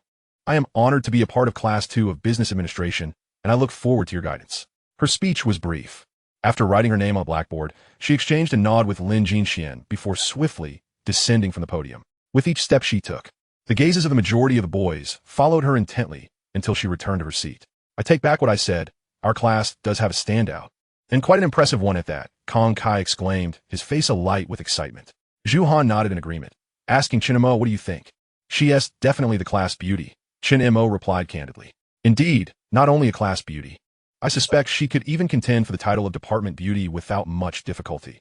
Though as for the campus beauty, that's another matter altogether, Zhu Han mused. I believe she could vie for that title as well, Kong Kai added. As the three conversed, they suddenly sensed something amiss. Shouldn't it be Zhao Xiaoshui's moment to shine? Why had he not contributed a word? With curiosity piqued, they turned to him, only to burst into laughter. It turned out that he had been staring intently at Zhang Jiai's retreating figure, his eyes fixed and unblinking. Chapter 025. Hello, my name is Sun Yusa. I look forward to your guidance. Hey, wake up. The students in front have mostly finished their introductions. It's about to be our turn. Kong Kai called out to Zhao Xiaoshui several times, even giving him a light slap to rouse him. What is happening? Zhao Xiaoshui replied, bewildered. What is happening? It's almost our turn to introduce ourselves, and you're still half asleep. Kong Kai chided with a laugh. Zhao Xiaoshui shook his head, taking a moment to gather his thoughts. Damn, Class 2 is still the best. He realized how quickly his loyalty had shifted. Next, Kong Kai and Zhu Han took turns introducing themselves. They maintained a fairly standard approach during their presentations. However, when it was Zhao Xiaoshui's turn, the atmosphere changed entirely. In an effort to impress the fair maiden, he unleashed every ounce of charm he possessed. He boasted about his myriad interests, his unwavering loyalty in relationships, his prowess in sports, and his academic excellence, all flowing from his lips with ease. He even shamelessly declared himself a virtuoso on the guitar, an unparalleled master among the experts. At that moment, Zhao Xiaoshui transformed into a relentless barrage of flamboyant theatrics, akin to a rapid-fire weapon in a video game, aiming his exuberance at the nearest girl, who hurriedly shielded her head with her hands. Chen Mo found the situation increasingly amusing, unable to contain his laughter. This kid has gone mad. Is it merely madness? He is acting like a fool. Kong Kai expressed his concern. I share Kong Kai's sentiment. Zhu Han added, equally apprehensive. Before long, Zhao Xiaoshui triumphantly returned from the stage, strutting with a self-satisfied grin. Hey guys, how did I do? Chen Mo, along with the others, simultaneously gave him a thumbs up, exclaiming in unison, impressive. Finally, it was Chen Mo's turn to take the stage. Still basking in his own self-importance, Zhao Xiaoshui patted Chen Mo on the shoulder, saying, just follow my example from earlier and give a good introduction. Don't even think about competing with the stunning beauty. She smiled at me no less than 5 times during my dazzling speech. It must mean she has a soft spot for me. But don't lose heart. If you perform well, perhaps some of the other somewhat attractive girls in our class will take notice of you. Chen Mo offered a wry smile, choosing not to engage with him, and made his way to the podium. Introducing oneself was a familiar task for him, especially in front of a group of younger students. So he felt no nervousness. With purposeful strides, he approached the podium and directly wrote his name on the blackboard. Chen Mo, turning to survey the vibrant youth before him. He couldn't help but feel a twinge of nostalgia. If that incident from his previous life hadn't occurred, this moment would have felt like a reunion with everyone.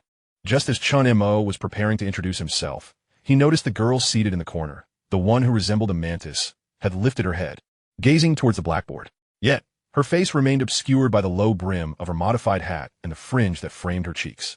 Without further hesitation, Chen Mo spoke. Hello everyone. My name is Chen Mo, from Jizhou. I look forward to your guidance. Having said that, Chen Mo nodded at Lin Jinxian beside him, preparing to turn and step off the stage. Just as he was about to turn back, he caught sight of the mantis girl facing him once more. With her hat brim obscuring her face, he thought little of it and proceeded to return to his seat. Once settled, Zhao Xiaoshui, with a look of disappointment, remarked, I might as well have saved my breath. Chen Mo, your self-introduction was far shorter than both Zhu Han's and Kong Kai's. If you don't showcase your strengths, how can you expect any fine young lady to take notice of you? Just brace yourself for 4 years of solitude in college. Chen Mo chuckled and replied, good ladies are a serendipity, not something one can compel. After 4 more classmates took to the stage for their introductions, no one else stepped forward. Yet Lin Jinxian did not deliver the final summary. Is that everyone? Kang with it seriously. Not quite. There's still one left, Zhu Han responded. At that moment, Chen Mo's gaze was fixed on a certain spot as he murmured, yes, she is the only one remaining. Just as he uttered those words, a tall and slender girl, clad in a hat and dressed in black long robes and trousers, stood up from the corner of the window sill. She then glided gracefully toward the podium. As she walked, whispers began to circulate through the classroom.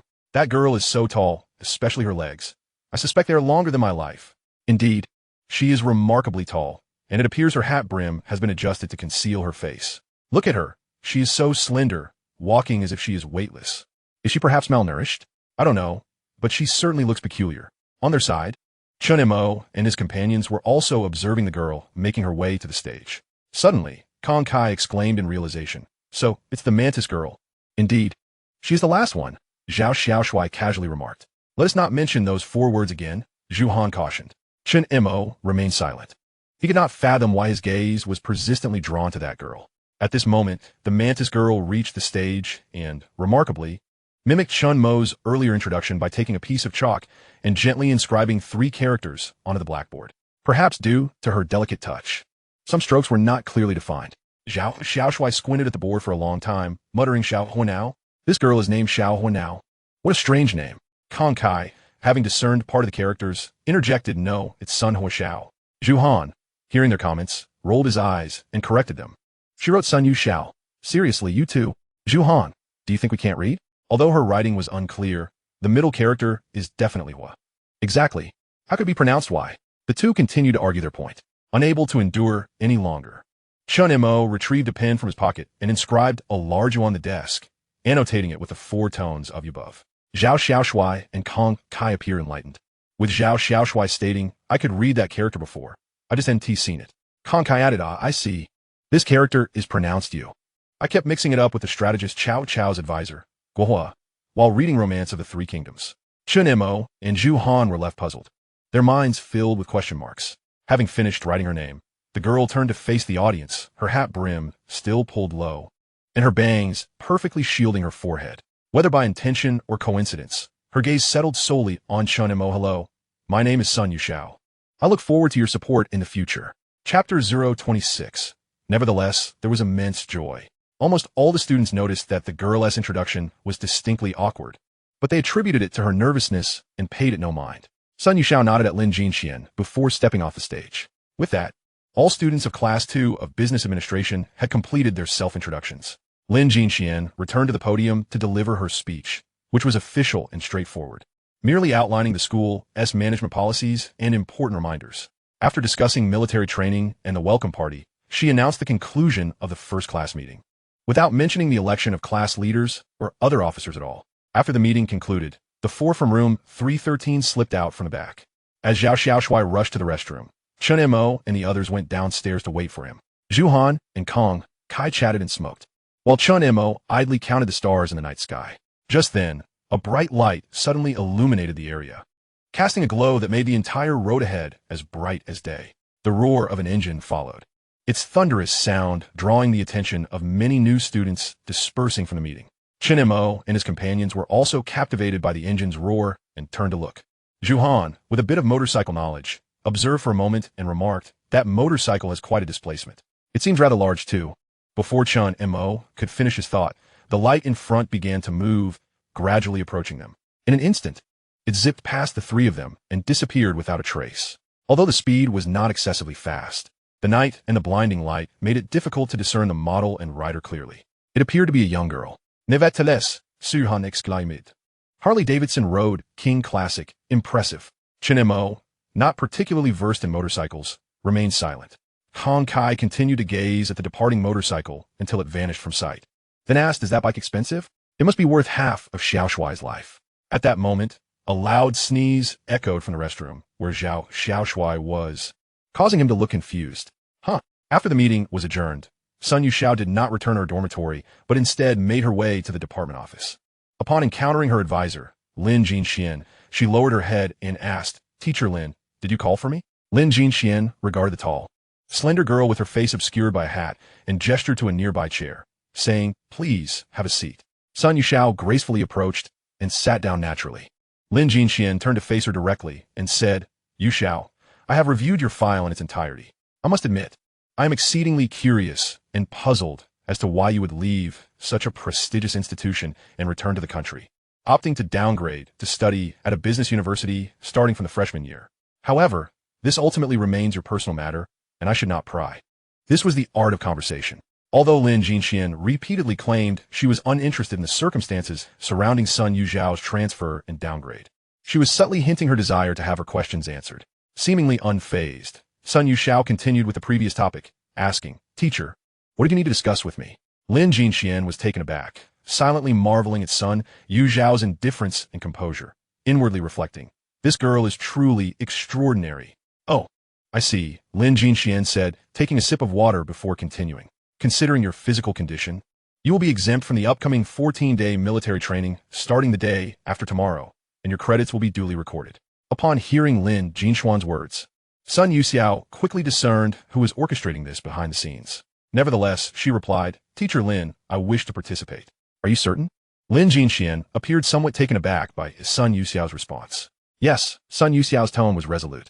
After a moment's contemplation, Lin Jinxian conceded, very well, since you wish to participate. I shall not impede you further. I will also notify the authorities. Agreed. However, should any health issues arise during the training, you're free to withdraw at any time. Lin Jinxian advised earnestly. All right. Is there anything else, teacher? Sun Yusa spoke succinctly, seemingly unwilling to elaborate. Nothing further. You may leave, Lin Jinxian replied. Goodbye, teacher. With that, Sun Yusa rose and exited the office. Upon stepping out, a nearby female teacher whispered to Lin Jinxian, is this the student of considerable renown? Lin Jinxian nodded and quietly replied, indeed, it is her, and the school administration has expressly forbidden any casual mention of her. I understand. As there are no others in the office, the female teacher remarked before returning to organize her desk. A few moments later, she turned back and inquired, isn't there another rather unique student in your class? Upon hearing this, Lin Jinxian recalled a particular individual and nodded silently. Yes, that student indeed possesses a rather legendary background. After leaving the academic building, Sun Yusa made her way straight back to the dormitory. You're back, Yusa, Zhang Jia greeted with a smile. Yes.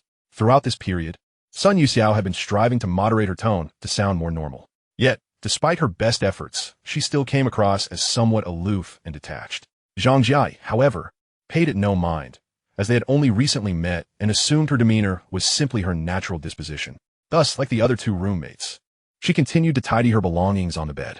Sun Yusa slipped into her slippers under her bed, unlocked the second drawer on the left side of her desk, retrieved a pre-measured medication box from the depths, locked the drawer again, and proceeded to the bathroom.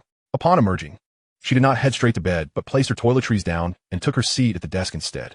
Turning on the desk lamp, she pulled out a notebook from the first drawer. At that moment, Sun Yusa could finally shed all the facade she had maintained before others, including herself. She glanced at the black wristband, now removed and resting securely on her desk, and gently inscribed in her notebook, I have envisioned countless scenarios of our meeting. Was it in the cool, misty morning, where the early sun spills its light and the clouds gently roll? Or perhaps on a summer afternoon, where the sun shines just right and the breeze is gentle? Or under the midnight moonlight, amidst swirling willow catkins? Yet, despite all these imaginations, the moment I first laid eyes upon you, you remained a vibrant bubble dancing under the brilliant sunlight.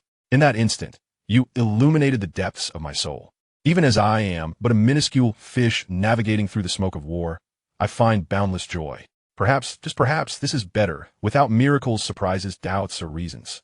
Chapter 027. How to describe a well-formed woman's figure. Indeed, this was the scene Sun Yusa had meticulously prepared for over 10 days, eagerly anticipating her meeting with him. Not amidst the cool, misty morning, nor the perfectly sunny summer afternoon, and certainly not under the moonlight filled with drifting willow catkins. It simply occurred at an utterly mundane class meeting. The moment the bubble took the stage, all of Sun Yusao's attention converged upon him. And as he inscribed and pronounced his name, an overwhelming joy surged within her. The previous anxieties, confusion, and tension seemed to vanish in an instant. Then, when Sun Yusa stepped up to introduce herself, she again directed all her focus towards the bubble, declaring, "Hello, my name is Sun Yusa. I look forward to your guidance henceforth." Indeed, Sun Yusa did not misspeak. She spoke solely to him, her gaze fixed upon him. After placing her notebook away and securing it, Sun Yusa returned to her bed, lay down, drew the curtains, removed her hat, and prepared to force herself to rest early. At that moment, Zhang Jiayi and the other 3 roommates had finished arranging their beds and began to engage in light conversation. Among them, the local student named Yi Xiaoning remarked, "Hey, ladies, did you notice the boys in our class during the meeting today?" Li Dongdong, who was slightly shorter and plump, immediately chimed in, "I did. They seemed rather average, though a few were quite tall, particularly among the last few introduced. One with long hair and another who seemed to be named Juhan, hailing from Binzhou." "Oh, Dongdong, your words are rather contradictory. You refer to one as long-haired while clearly recalling the name of the other. Are you perhaps interested in the one named Juhan?" Feeling exposed, Li Dongdong quickly retorted, "Xiaoning, you're talking nonsense. I'm not interested in him." Yi Xiaoning chose not to pursue the topic further and shifted her gaze towards Sun Yusao's bed, asking Yusiao, "Which boy caught your eye?" "I didn't notice," Sun Yusiao responded with a fabricated reply. "That makes sense. You were looking down the entire time." In truth, the moment Sun Yusiao arrived at the dormitory, everyone noticed her distinctive attire and her aloof demeanor. She appeared indifferent to everything and everyone, often solitary during meals and classes. Her frail physique gave the impression of malnutrition, and she wore the hat at all times, only removing it when sleeping. However, since she chose not to speak, Yi Xiaoning and the others refrained from prying. After all, everyone has their own secrets. At that moment, Yi Xiaoning turned her attention to Zhang Jiayi, inquiring, "Jiayi, you certainly stole the spotlight today.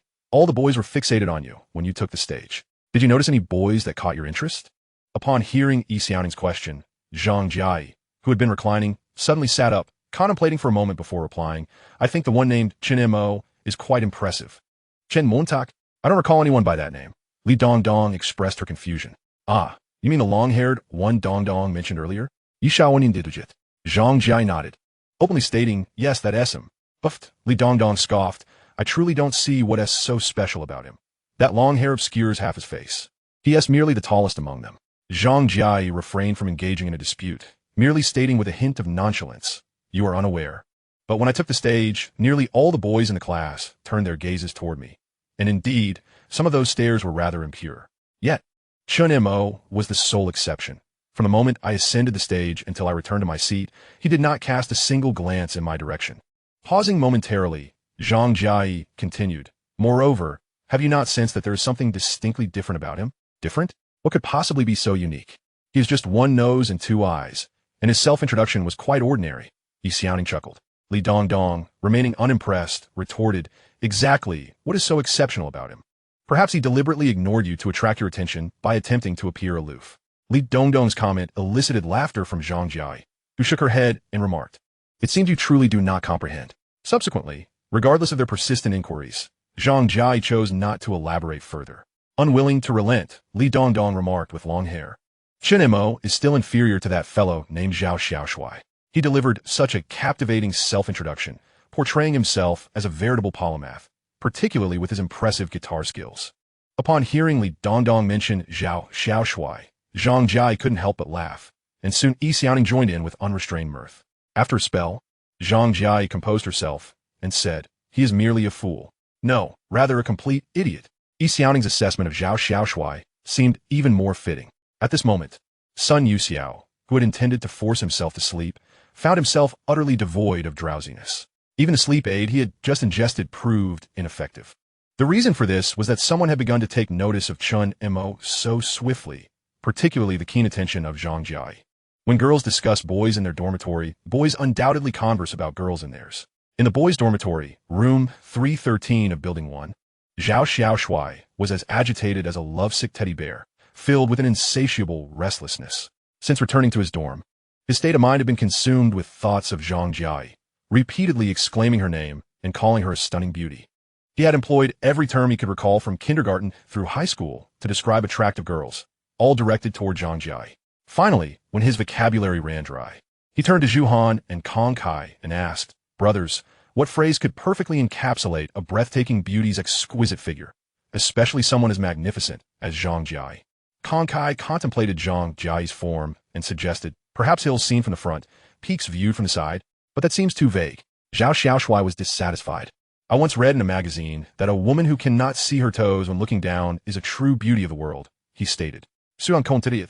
"That won't do either. It's too one-sided, only describing the upper half." Zhao Xiaoshui remained unimpressed.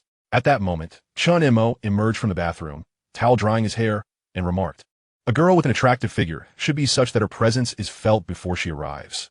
When she departs, her allure lingers behind." As soon as he finished, all three turned to him, and Kong Kai praised, "Insightful, Chen Mo." Kong Kai affirmed, "Indeed, that covers both aspects." Zhao Xiaoshui, with a look of delight, exclaimed, "Damn, that's brilliant. It's so straightforward yet vividly descriptive, conjuring an image of a curvaceous figure in my mind." Afterward, he resumed his restless demeanor. Chen Mo smiled inwardly, thinking, what a bunch of naive youngsters. They have yet to grasp the depths of knowledge and talent. Suddenly, a thought struck him. Had his own mindset become somewhat childish? Was it perhaps due to spending time with the youth? Just then, Zhu Han approached Chen Mo and inquired, "What do you plan to start?" Chen Mo understood he was referring to the small gathering and replied, "I'll wait until certain individuals are in a more stable state of mind." Zhu Han glanced at Zhao Xiaoshui, who resembled a lovesick teddy bear, and shook his head, still untouched by the pangs of love, it seems. "It appears you have your own stories," Chen Mo observed, having long noticed Zhu Han's peculiarities but never mentioning them. "It seems you do as well," Zhu Han responded. They exchanged a knowing smile, filled with unspoken understanding. "Kong Kai, hurry up and open door," a voice called out, prompting Kong Kai to rush to the entrance and swing the door wide. A moderately built boy clad in a tank top and shorts entered. His body hair was quite dense, and his smile revealed a multitude of creases, making him an excellent counterexample to Darwin's theory of evolution. "My buddy, Zhang Song. From the Joko shop, nicknamed Monkey," Kong Kai introduced. Once the introductions were complete, Chen Mo and Zhu Han exchanged amused glances, both thinking, no doubt about it, the origin is spot on, and the nickname is fitting. Zhang Song wasted no time, addressing the group, "Good evening, brothers." Chen Mo and the others reciprocated the greeting. After the pleasantries, Zhang Song turned to Kong Kai and said, "What are you dilly-dallying for? Let's go." "Where to?" Kong Kai asked, perplexed. "Come on, what do you think?" "Earlier this afternoon, we agreed to hit the internet cafe for an all-nighter." Kong Kai smacked his forehead, exclaiming, "Damn, I forgot. Just give me a moment." With that, he hurriedly put on his clothes and turned to Chen Mo and the others, saying, "Brothers, I'm off for the night. Don't think of me." The others scoffed. Once Kong Kai was dressed, ready to leave with Zhang Song, Chen Mo interjected, "Wait for me. I'm going too." "You're pulling an all-nighter as well?" Zhu Han asked, confused. "I'm just heading to the internet cafe to grab something.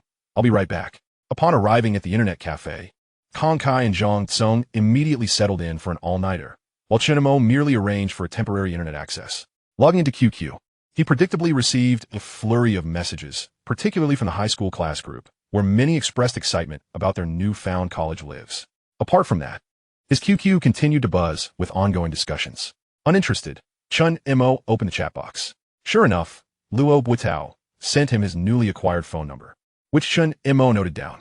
Several classmates with whom he shared a good rapport also sent their numbers. Among them was Lin Jitong, who left nothing but a string of digits without any accompanying message. While he promptly replied to everyone, he decisively closed Lin Jitong's chat box and blocked her contact. After perusing the news for a while, he logged off but did not leave. Instead, he continued to meander around the internet cafe. Gradually, the previously outlined plan for making money solidified further in his mind. However, the time for execution had not yet arrived. Firstly, he had just arrived at school, without formal classes underway and certain interpersonal connections yet to be established, making any rash actions ill-advised. Secondly, Chen Mo required a sum of initial capital, which, though not substantial, needed to be accumulated step by step. Having concluded his reflections, he bid farewell to Kong Kai and Zhang Song before returning to school. On his way back, Chen Mo placed a call to Luo Botao. Although it had been less than a day since their separation, that fellow had nearly driven Chen Mo to despair. Chen Mo understood, of course, It was only natural to feel anxious and lonely when one embarks on their first journey away from home to an entirely unfamiliar place. Especially for someone like Luo Botao, whose temperament made adaptation all the more challenging. Chen Mo took on the role of a sage, akin to a venerable father figure, offering words of solace to Luo Botao. They eventually agreed to meet after their military training, coinciding with the Mid-Autumn Festival, in a location within Kyoto. Before the dormitory closed for the night, Chen Mo returned to his room. Zhao Xiaoshui was still in a frenzy, while Zhu Han had already retired for the night. Thus, Chen Mo decided to rest early. The following morning, Kong Kai returned to the dormitory, wearied and sporting dark circles under his eyes, yet his spirits remained high. As is typical of youth, upon entering, he inadvertently roused Chen Mo and the others from their slumber. He dashed into the bathroom, and, after a flurry of activity, emerged with a beaming smile, seemingly bursting with some amusing tale. "What is going on? You've been up all night and still look so cheerful," Zhu Han inquired. Kong Kai continued to chuckle uncontrollably before finally revealing. "Do you know what the most remarkable thing about an all-night gaming session is? Playing video games all night? Watching adult films? Flirting with girls?" After hearing the responses from his dorm mates, Kong Kai scoffed. "You're all wrong. Then spill it already, why the suspense?" Zhao Xiaoshui urged. As he wiped his face, Kong Kai proclaimed, "Last night, I witnessed a guy sweeping the floor all night while gaming, haha." The trio erupted in laughter at the absurdity of someone spending an entire night cleaning while gaming. But Kong Kai was finished. "Do you think that's the pinnacle of absurdity? You're mistaken again," he teased, drawing out the suspense. Amidst their banter, Kong Kai finally divulged. "The most ludicrous part was that some fool was actually watching him clean all night. I was right there observing those two idiots, haha." His laughter echoed like a bell, filling the room. Yet soon, he sensed that the atmosphere had shifted. Why was he the only one laughing at such a hilarious incident? The others remained entirely silent. Did they not find it amusing? Confused, Kong Kai tossed aside his towel and glanced at his roommates, only to find them staring at him as if he were a fool. Realization dawned upon him, leading him to exclaim a single word that pierced his soul: "Damn." Chapter 029. Should we fetch water for the widow? After finishing their morning routines, Zhu Han turned to Chen Mo, who had already donned his military attire. "What should we do?" Chen Mo glanced back, noting that Kong Kai was snoring like a log. Zhao Xiaoshui was also lost in a deep slumber. "What can we do?" "Let us go collect our uniforms," he replied. "All right." After standing in line to receive their military training outfits, it was nearly noon. They strolled for a while, had lunch in the cafeteria, and then returned to the dormitory. Zhao Xiaoshui was already nestled in bed with a book, while Kong Kai continued to sleep like a dead pig. Upon seeing the lunchbox in Zhu Han's hand, Zhao Xiaoshui eagerly snatched it and started eating. Unable to rouse Kong Kai, they decided to leave him be. In the afternoon, Chen Mo and Zhu Han ventured out again, not returning until evening. Chen Mo noticed that Zhu Han's eyes appeared somewhat red, but chose not to pry. By this time, Kong Kai had awakened and polished off the leftover lunch. Consequently, only Chen Mo and the other two ventured to the cafeteria. The next day marked the commencement of their military training. The four friends planned to retire early, settling into bed at a reasonable hour. Outside, the moonlight shimmered like liquid silver, while the cacophony of cicadas filled the air. However, sleep eluded them. They had intended to retire early, yet the four young men tossed and turned for what felt like an eternity. It was unclear who initiated the conversation, but once it started, it spiraled uncontrollably. They spoke of studies, games, life, and eventually meandered to personal interests. Ultimately, the topic of girls emerged as the final, all-encompassing subject. However, it was primarily Zhao Xiaoshui and Kong Kai who dominated the discussion, with Chen Mo and Zhu Han occasionally chiming in. Zhao Xiaoshui, without fail, mentioned Zhang Jia at every opportunity. In contrast, Kong Kai expressed his own philosophy on romance, stating that while he enjoyed observing girls in college, he wasn't too eager to rush into a relationship, preferring to wait a few years. After hearing Kong Kai's perspective, Chen Mo offered him a piece of advice. "Kong Kai, have you ever considered a harsh reality?" "What reality?" Kong Kai asked, puzzled. "The reality that if you wait a few years to play around, your future wife might also be with someone else during that time." "Damn, that hits hard, brother," Kong Kai exclaimed, sitting up abruptly with an epiphany. "If that's the case, I'd better act fast. Even if we don't end up together, while others are with my future wife, I can't just sit idle." "Yes, I'll make my move tomorrow." The others marveled at the peculiar logic of Kong Kai. The next morning, the four of them donned their military training uniforms and arrived early at the gathering point on the school's playground. Upon arrival, they realized they were among the last to arrive. Thankfully, they weren't there for a meal. Otherwise, they would have been left with nothing warm to eat. Wang Xiaoan, assuming the role of a temporary class leader, was busy organizing everyone into lines. His demeanor was one of utmost care towards the girls. Yet he barked orders at the boys with a commanding tone. Once everyone was assembled, Lin Jinxian and a young officer arrived simultaneously. Wang Xiaohan quickly approached them, greeting them with a beaming smile and utmost respect. The school leaders took their seats on the podium. As expected, the important figures delivered their speeches filled with official rhetoric. Subsequently, the military training officially commenced. The initial exercises were straightforward, standing at attention, resting, turning left and right, and so forth. The sun blazed overhead, mercilessly scorching everything beneath it. The early September sun was still relentless, and the weather was surprisingly fine. It wasn't long before some began to falter, though no one dared to voice their discomfort. At that moment, Chen Mo was also feeling the heat. Sweat poured down his face and soaked into his collar. To make matters worse, he had an inexplicable sensation that someone was watching him intently from behind. It sent a chill down his spine, reminiscent of a scene from a horror film. When he turned to look, he found that all the girls behind him had also turned away, leaving him uncertain about who had been observing him. It must be an illusion, he reassured himself. Finally, they reached the midway break. As soon as the instructor called for a break, everyone dashed towards a shade like penned ducks released into a pond. Chen Mo, feeling parched and overheated, wiped his sweat and stumbled to the resting area, cracking open a bottle of mineral water and gulping it down. Refreshing, he exclaimed, removing his cap, causing his hair to fall into disarray. Just as he was about to toss something aside, a bottle of pristine mineral water suddenly appeared before him. Chen Montauk, perplexed, turned his face to the side and beheld Zhao Xiaoshuai's goddess, Zhang Jiai, extending the water towards him. What's the matter? Chen Montauk feigned ignorance. Chen Montauk, could you please help me open this? I can't seem to do it. Indeed, such a cliché scenario had truly unfolded. Did Chen Mo truly remain oblivious? One should never believe a girl when she claims she can't open a bottle cap. When she's angry, she could easily lift your spirits and send you flying. I wouldn't believe you if I were a ghost. You surely can open it. Nevertheless, with the bottle thrust into his face, how could he refuse? Yet, Chen Mo still refrained from accepting it, instead calling out to his friend behind him.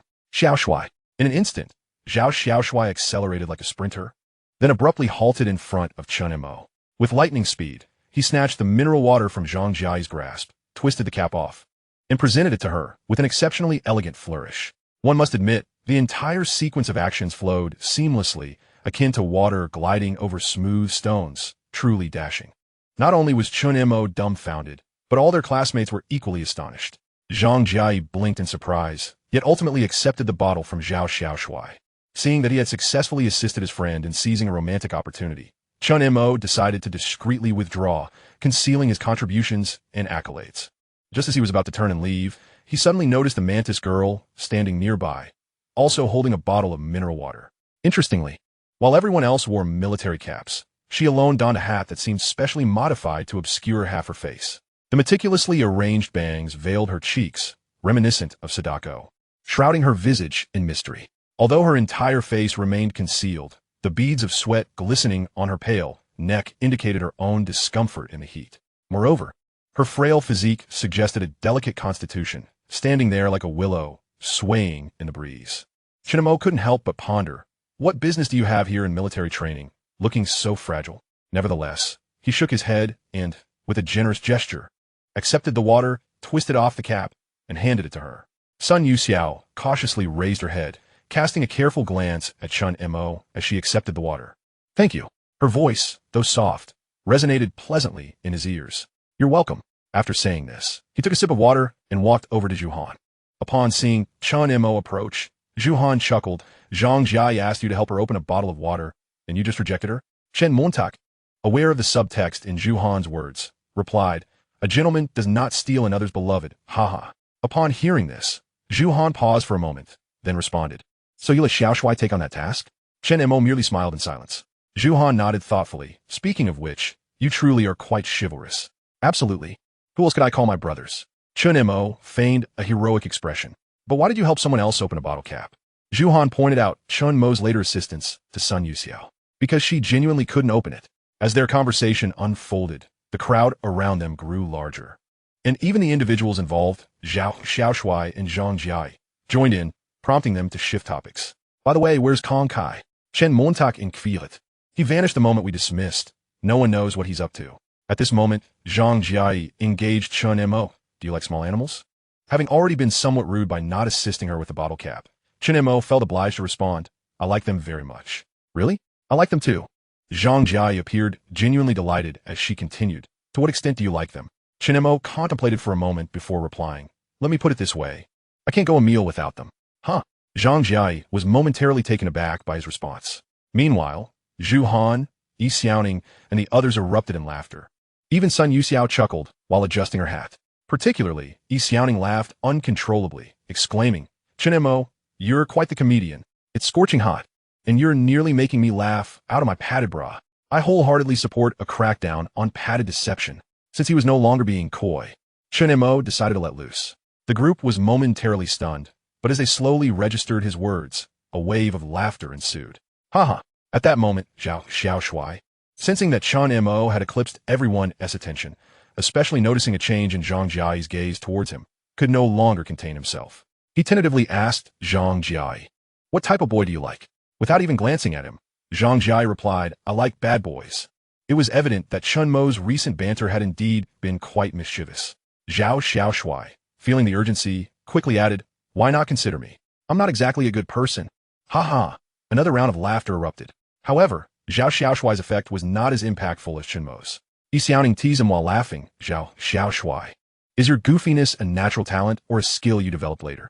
The crowd roared with laughter. Meanwhile, not far away, a pair of beautiful eyes gazed longingly at the commotion. Seeing Chen Mo making everyone laugh heartily only deepened her unease. Once upon a time, Chen Mo had been her exclusive source of warmth. How had he suddenly transformed into everyone's source of joy? Didn't he notice the phone number I left for him on QQ? Since I've already given him an opportunity to redeem himself, why can't he see the wisdom in it? She contemplated whether to grant Chen Mo another chance for complete repentance, allowing him to truly recognize his missteps.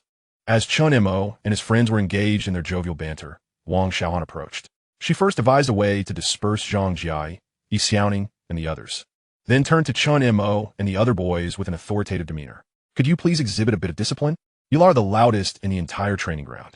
With that, she turned and stormed off in a huff. Damn it, is she out of her mind? Zhao Xiaoshui cursed. Zhu Han also felt that Wang Xiaohan was becoming increasingly oblivious to her surroundings, glancing at Chen Mo and saying, just as we suspected. Chen Mo nodded in agreement, but remained silent, his mind already made up, unaware of his thoughts. Zhu Han inquired, so what do we do? Let us discuss it later. All right. After the break, everyone resumed the grueling military training. At that moment, a young man and woman approached from the west side of the playground. The young man stood an impressive one, 90 meters tall, his physique robust and powerful, akin to a towering mountain. In contrast, the young woman was petite, around 160 meters, yet she walked with an air of elegance and grace. Together, they formed a striking visual contrast. Captain, there's no need to look any further. I have been stationed at the new student reception point at the bus station for a full 3 days, and the other members have similarly kept vigil at different locations for the same duration. We have already registered all the freshmen with even a modicum of talent. You need not search the military training site, remarked the young woman, who was none other than the rogue senior, Yi Qianqian, who had previously welcomed Chen Mo. She currently held 2 additional positions at the school, the newly appointed president of the basketball club and the manager of the basketball team. The young man was Wu Xiqing, the captain of a university's basketball team. He seemed oblivious to Yi Qianqian's words, continuing to scrutinize the first-year students with keen interest, as though fearful of missing someone significant. Yi Qianqian shook her head and followed him, sighing, Captain, you truly are quite stubborn. Noticing the pained expression on Yi Qianqian's face, Wu Xiqing finally spoke. Yi Qianqian, although you all have been stationed at various reception points for 3 whole days, you might have overlooked someone important. The individuals we are seeking did not arrive by bus. They came by car. Impossible, Yi Qianqian replied with unwavering certainty.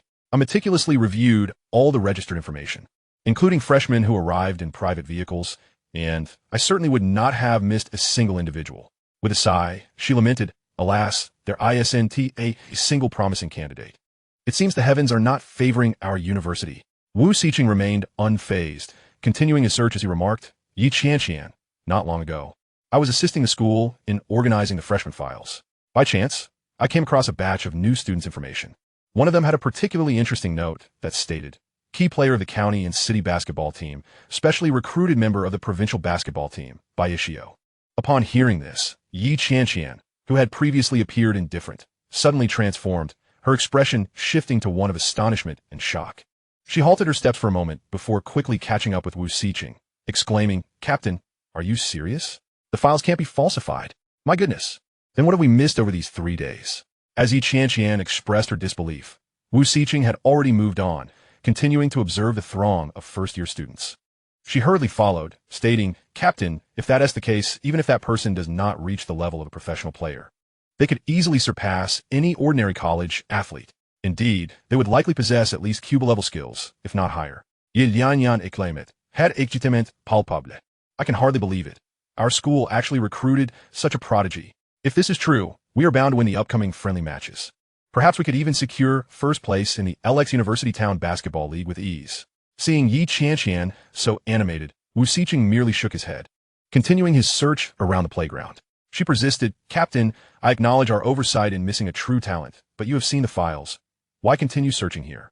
Wu Xiqing, wearing a look of regret, replied, "You know that the freshman files are not meant for casual viewing.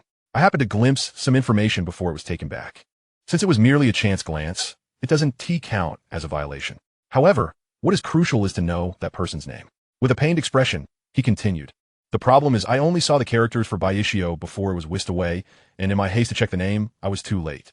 I only caught a fragment of the name, just the left side radical." "Huh? Only a radical?"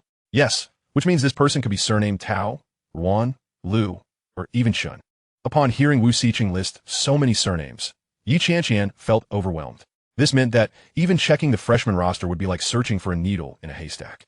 There was no way to look through them one by one, as the time cost would be exorbitant. Therefore, the most efficient method would indeed be to observe the military training site directly. If all else fails, we may have to approach the school authorities to see if they can divulge any information about this individual. Wu Xiqing sighed deeply. Just then, it seemed he spotted something, staring intently at a particular spot for a long moment before saying to Yi Qianqian, "Look, the second to last group, the young man at the back." Yi Qianqian excitedly followed Wu Xiqing's gaze, only to quickly transition from enthusiasm to disappointment. She shook her head and said, "It cannot be him." I personally welcomed him and inquired. "He is utterly hopeless at sports, stumbling over his own feet while walking, and when he runs, his legs are like twisted pretzels. With such athletic ineptitude, how could he possibly play basketball?" Despite Yi Qianqian's assertions, Wu Xiqing appeared unfazed and merely asked, "Do you know his name?" After a moment of contemplation, Yi Qianqian replied, "I believe it was something like Chen Mo." As soon as she uttered the name, Yi Qianqian's expression shifted dramatically. Her reaction exaggerated as she exclaimed, "No way, he is surnamed Chun?" Seeing her reaction, Wu Xiqing couldn't help but chuckle, saying, "It seems you might have genuinely misjudged him." Yet after a brief pause, Yi Qianqian became exceedingly irate, shouting, "Damn it, if he dares to deceive me, I'll break his back." With that, she rolled up her sleeves, ready to confront him. Wu Xiqing sighed, recognizing that Yi Qianqian's reputation was not unfounded. He grasped her arm, smiling, "Calm down. It's merely a coincidence with the surname. Perhaps it's not him at all. We still need to keep an eye on the other first-year students in the other groups." Still seething, Yi Qianqian insisted, "Does this mean I must seek him out?" "Of course. You should first check the new student reception records to find." As soon as he turned to face the instructor, Chen Mo felt an unsettling sensation, as if a pair of eyes were fixed intently upon his back. The current predicament was thus. Sweat streamed down his brow in the sweltering heat, while a chill crept up his spine, raising goosebumps and causing beads of cold sweat to form. It was a stark contrast of ice and fire. Amidst his discontent, the instructor commanded him to turn around, and Chen Mo immediately complied. Suddenly, he collided with something solid, followed by the muffled sound of a body hitting the ground. A girl's voice rang out nearby, exclaiming that someone had fainted. Chen Mo quickly looked down and saw a girl lying motionless on the ground, and he felt a twinge of surprise. After all, it was he who had inadvertently knocked her over. Instantly, chaos erupted within the formation as people began to gather around. Even Lin Jinxian, the instructor seated at a distance, rushed over, her face etched with concern. "What happened?" she inquired. "Someone has fainted," Wang Xiaohan promptly replied. "Who is it?" "It's Sun Yusa," Zhang Jiai in the crowd answered.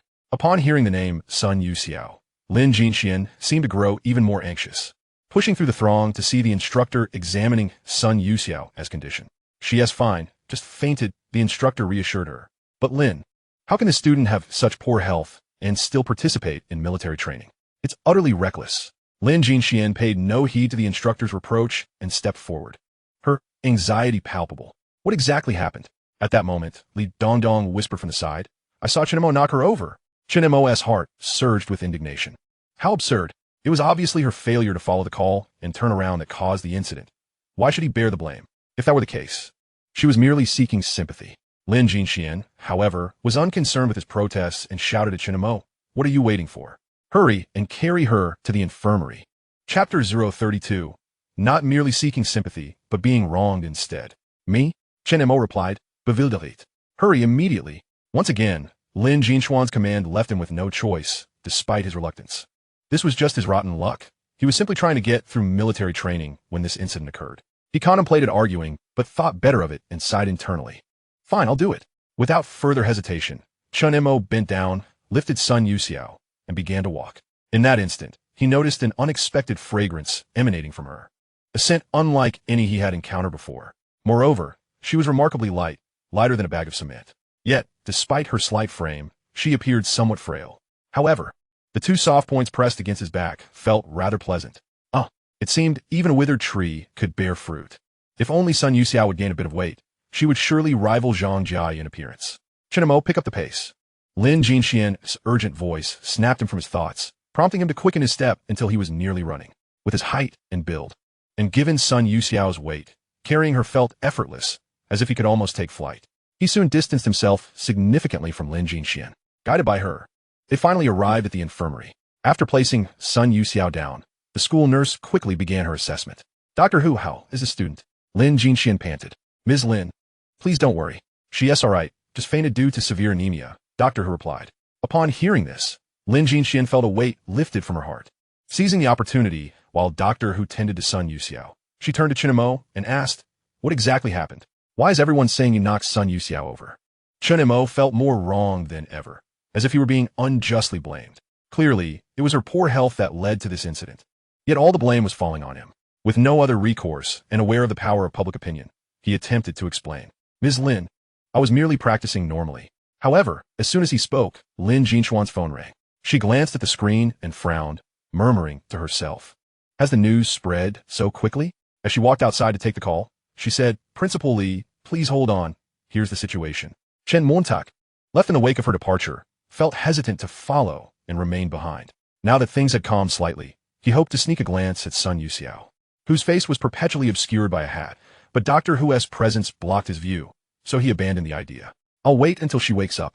However, he did notice something intriguing. The slender wrist of Sun Yusa, exposed as she lay on the bed, bore a black wristband identical to one he kept at home as a memento. Soon after, under Dr. Hu's diligent care, Sun Yusa finally regained consciousness, her first words being, Where's my hat? Dr. Hu, taken aback for a moment, responded, It's right beside you. Sun Yusa quickly retrieved her specially modified hat and adjusted it low over her face. Just then, Lin Jinxian returned from her call, and upon seeing that Sun Yusa had awakened, she let out a sigh of relief and approached her with concern. How are you feeling, Sun Yusa? I'm fine now, Sun Yusa replied, sitting up. She glanced at Chen Mo, but said nothing further. Lin Jinxian, still anxious, inquired with Dr. Hu about Sun Yusa's condition. She's all right, just severely anemic, which caused her to faint from low blood sugar. This child has a frail constitution. She's simply not suited for military training. Lin Jinxian nodded in resignation. She was well aware of Sun Yusa's unsuitability for military training and had previously advised her against it. Who would have thought that Sun Yusa would have outright rejected her good intentions? Moreover, the higher-ups had instructed that she could not be forced into anything, leaving Lin Jinxian with no options. With a sigh, she turned to Chen Mo and said, What are you still doing? Hurry and carry Sun Yusa back. Chen Mo cursed under his breath again, lamenting his ill fortune. Though he thought it, he knew he couldn't voice it. After leaving the infirmary and stepping into a cooler area, Lin Jinxian turned to Sun Yusa and asked, You won't participate in military training anymore, right? Her intentions were good, but to her surprise, Sun Yusa cast a glance at Chen Mo and resolutely replied, No, I still want to go, even if it's just to watch. Chen Mo admired her tenacity inwardly. How stubborn could she be? If it were him, he would gladly bow in gratitude to the Buddha in India to avoid military training. Lin Jinxian, equally at a loss, wore a troubled expression and contemplated her response. How about this? I'll arrange for a classmate to look after you, and I'll give the instructor a heads up in advance. If you feel even the slightest discomfort, you may leave at any time. How does that sound? Lin Jinxuan's words genuinely astonished Chen Mo. He thought to himself, Is this something a counselor would say? Goodness. The tone resembles a negotiation with Sun Yusa, almost as if she were seeking her consent. She even goes so far as to assign a student to attend to her. And she can come and go as she pleases? Why not just let her ascend to the heavens and share company with the sun? Sun Yusa, however, did not hesitate and replied directly, "That's unnecessary, Teacher Lin. I can manage on my own." "No way. We must arrange for someone to take care of you. Just tell me who you think is suitable, and I will make the arrangements." Chen Mo found himself thoroughly convinced, and internally he gave Lin Jinxian a resounding commendation. Observing Lin Jinxuan's unwavering stance, Sun Yusa contemplated for a moment before suddenly pointing at Chen Mo, who had not noticed at first. Upon catching Lin Jinxuan's peculiar gaze, he instinctively turned his head to look, only to be left dumbfounded. In his mind, he cursed, "Are you kidding me, Sun Yusa? This is not merely a case of taking advantage. You intend to completely extort me." Lin Jinxian was equally taken aback. She had never anticipated that Sun Yusa would choose Chen Mo. Glancing back at Sun Yusa, she noted her lack of intention to suggest anyone else inside. With no alternative, Lin Jinxian turned to Chen Mo and said, "Indeed, you are the one who knocked her down, so it is only natural that you take responsibility." Conveniently, I need not repeat what I just said. Since you've been chosen, you are responsible for all of Sun Yusa's daily arrangements during this military training period. Aside from her basic needs, this includes, but is not limited to, accompanying her during training, meals, and study sessions. You will pick her up in the morning, drop her off in the evening, and follow her instructions at noon. Essentially, you will do whatever Sun Yusa requests. As a reward, regardless of the outcome of the military training, you will receive full credits. At this moment, Chen Mo, who had already been dazed multiple times, found himself bewildered once more. Am I here for school, or to act as a servant? Teacher, this isn't scientific, is it? Chen Mo made one final attempt to resist. Scientific or not, it's settled. Chapter 033. Why does being a servant seem quite appealing? Just as Chen Mo was still in a state of confusion, Lin Jinxian received a phone call and hurried away, leaving only Chen Mo and Sun Yusa alone. At this point, Chen Mo, reluctant yet resigned, let out a deep sigh and asked, "Sun Yusa, what shall I do now? Where would you like me to carry you?" Upon hearing Chen Mo's words, Sun Yusa seemed to stifle a laugh and replied, "I'll follow your lead." Huh? Wasn't it supposed to be the other way around? How did the dynamic change so suddenly? Are you sure? Yes, I'm sure. You decide where to go and what to do. Chen Mo scratched his head and suddenly had a brilliant idea. Can I claim I'm leaving now? Sun Yusa, upon hearing this, also scratched her head, feigning illness with an expression reminiscent of a delicate flower. "Oh dear, I feel dizzy. If you're dizzy, I should escort you back to your dorm to rest." Chen Mo chimed in, "If I were to call Teacher Lin right now, would my dizziness lessen?" "All right then." Chen Mo realized he was being firmly tethered. "On this scorching day, how about we grab a cold drink or some ice cream first?" "I'm following your suggestion." "Following my suggestion? I trust you as far as I can throw you." With a heart full of grievances, Chen Mo and Sun Yusa made their way to the school convenience store. "Can I set you down now?" Chen Montak in Kviat. "You may." Setting Sun Yusa down, Chen Mo dashed into the store. Upon entering, the rush of cold air enveloped him like a heavenly embrace. Yet, Sun Yusa instinctively tightened her clothing. Chen Montak, having observed her fragile constitution, decided to shed his military training uniform and tossed it to Sun Yusa. "If you're cold, wear this. I'll go buy something. You probably can't have ice cream in your condition. How about a room temperature drink instead?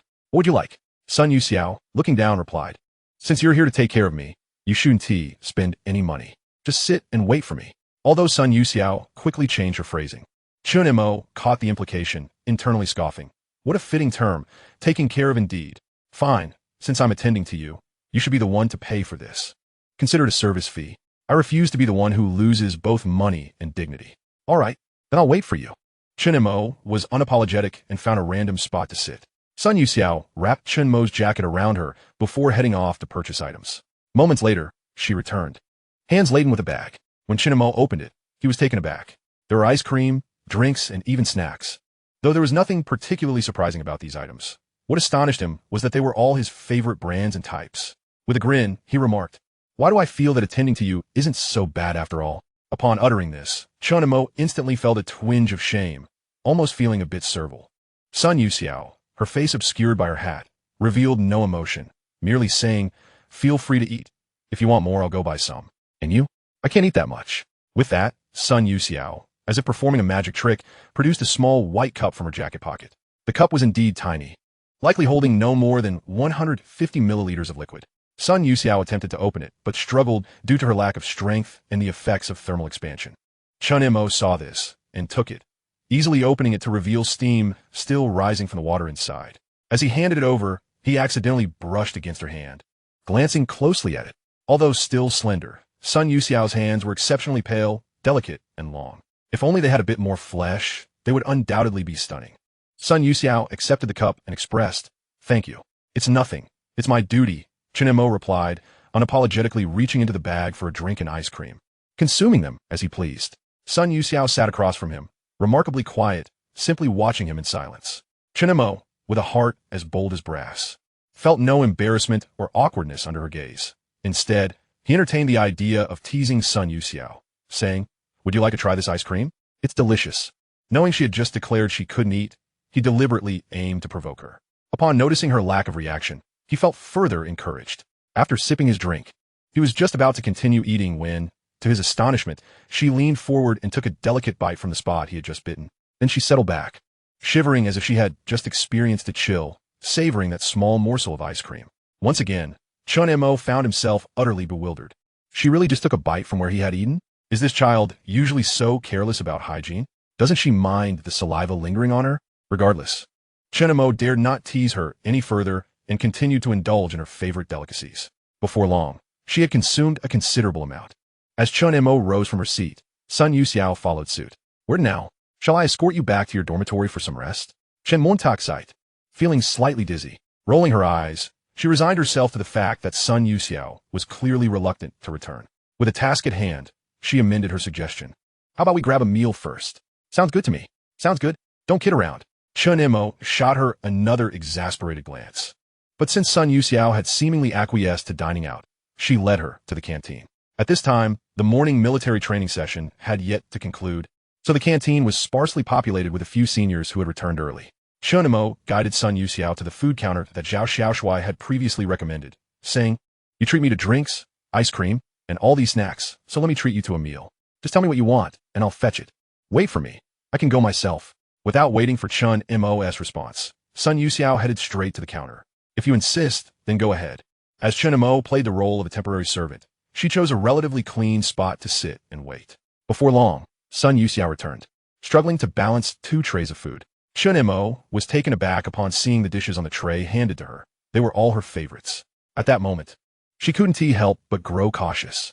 This was the second time. Despite their previous lack of acquaintance, it appeared that Sun Yusa was fully aware of her dietary preferences. What a remarkable coincidence. Narrowing her eyes, Chen Mo cautiously inquired, "We have no enmity, do we?" Sun Yusa seemed taken aback, responding, "No, why do you ask?"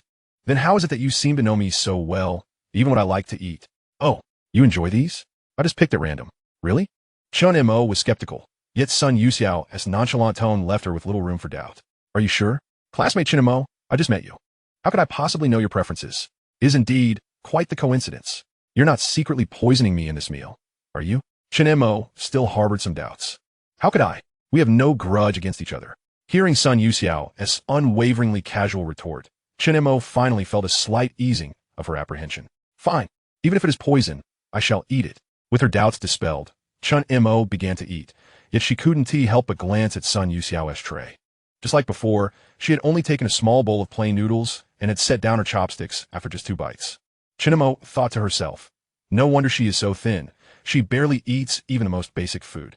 Unable to bear it any longer, she remarked, "Sun Yusa, you can't keep doing this. You're eating far too little." Upon hearing this, Sun Yusa attempted to pick up her chopsticks to take a few more bites, but ultimately, she still couldn't manage to eat more. Chen Mo shook her head and continued, "Eating just plain noodles is tasteless and lacks nutrition."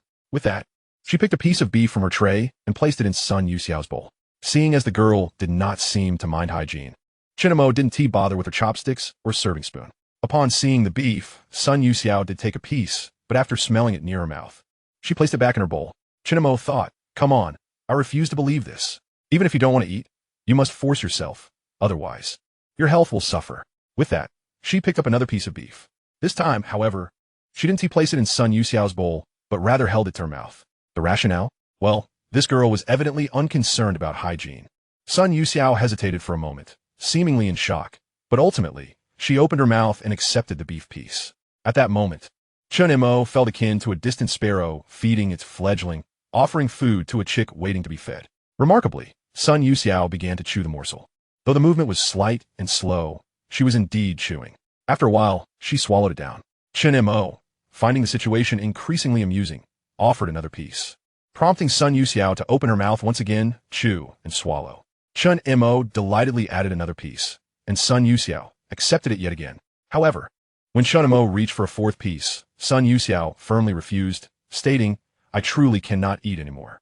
Though Chen Mo couldn't discern her expression at that moment.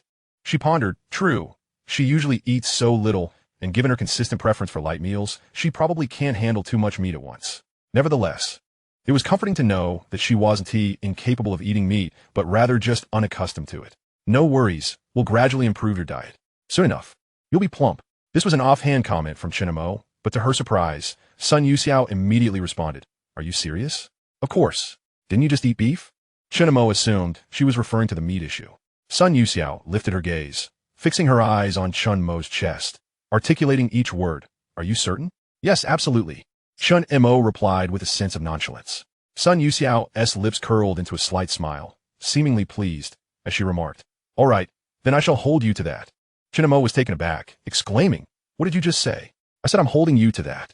By now, Chen Mo had grown accustomed to being bewildered, yet she still felt the need to clarify, "It's not what you think." "I don't care. You clearly said the word certain. So, I'm taking it seriously." With the conversation having escalated to this point, and with Sun Yusa being stubborn as ever, Chen Mo chose to forego further explanations. However, she still naively believed that her servitude would only last for the duration of military training. As Chen Mo finished her meal, the canteen began to fill with more people, indicating that the morning training session had concluded. Watching the hungry crowd rush to the canteen like wolves, Chen Mo chuckled. "You all take your time. I'm already full." "Huh, we're next." Chen Mo inquired of her newfound master. "You decide," was Sun Yusa's classic first response. Chen Mo pondered for a moment before tentatively asking, "Can we go back for a nap?" Sun Yusa glanced at the time and replied, "I'll follow your lead." "Huh?" Chen Mo was taken aback, thinking to herself that Sun Yusa was surprisingly compliant this time.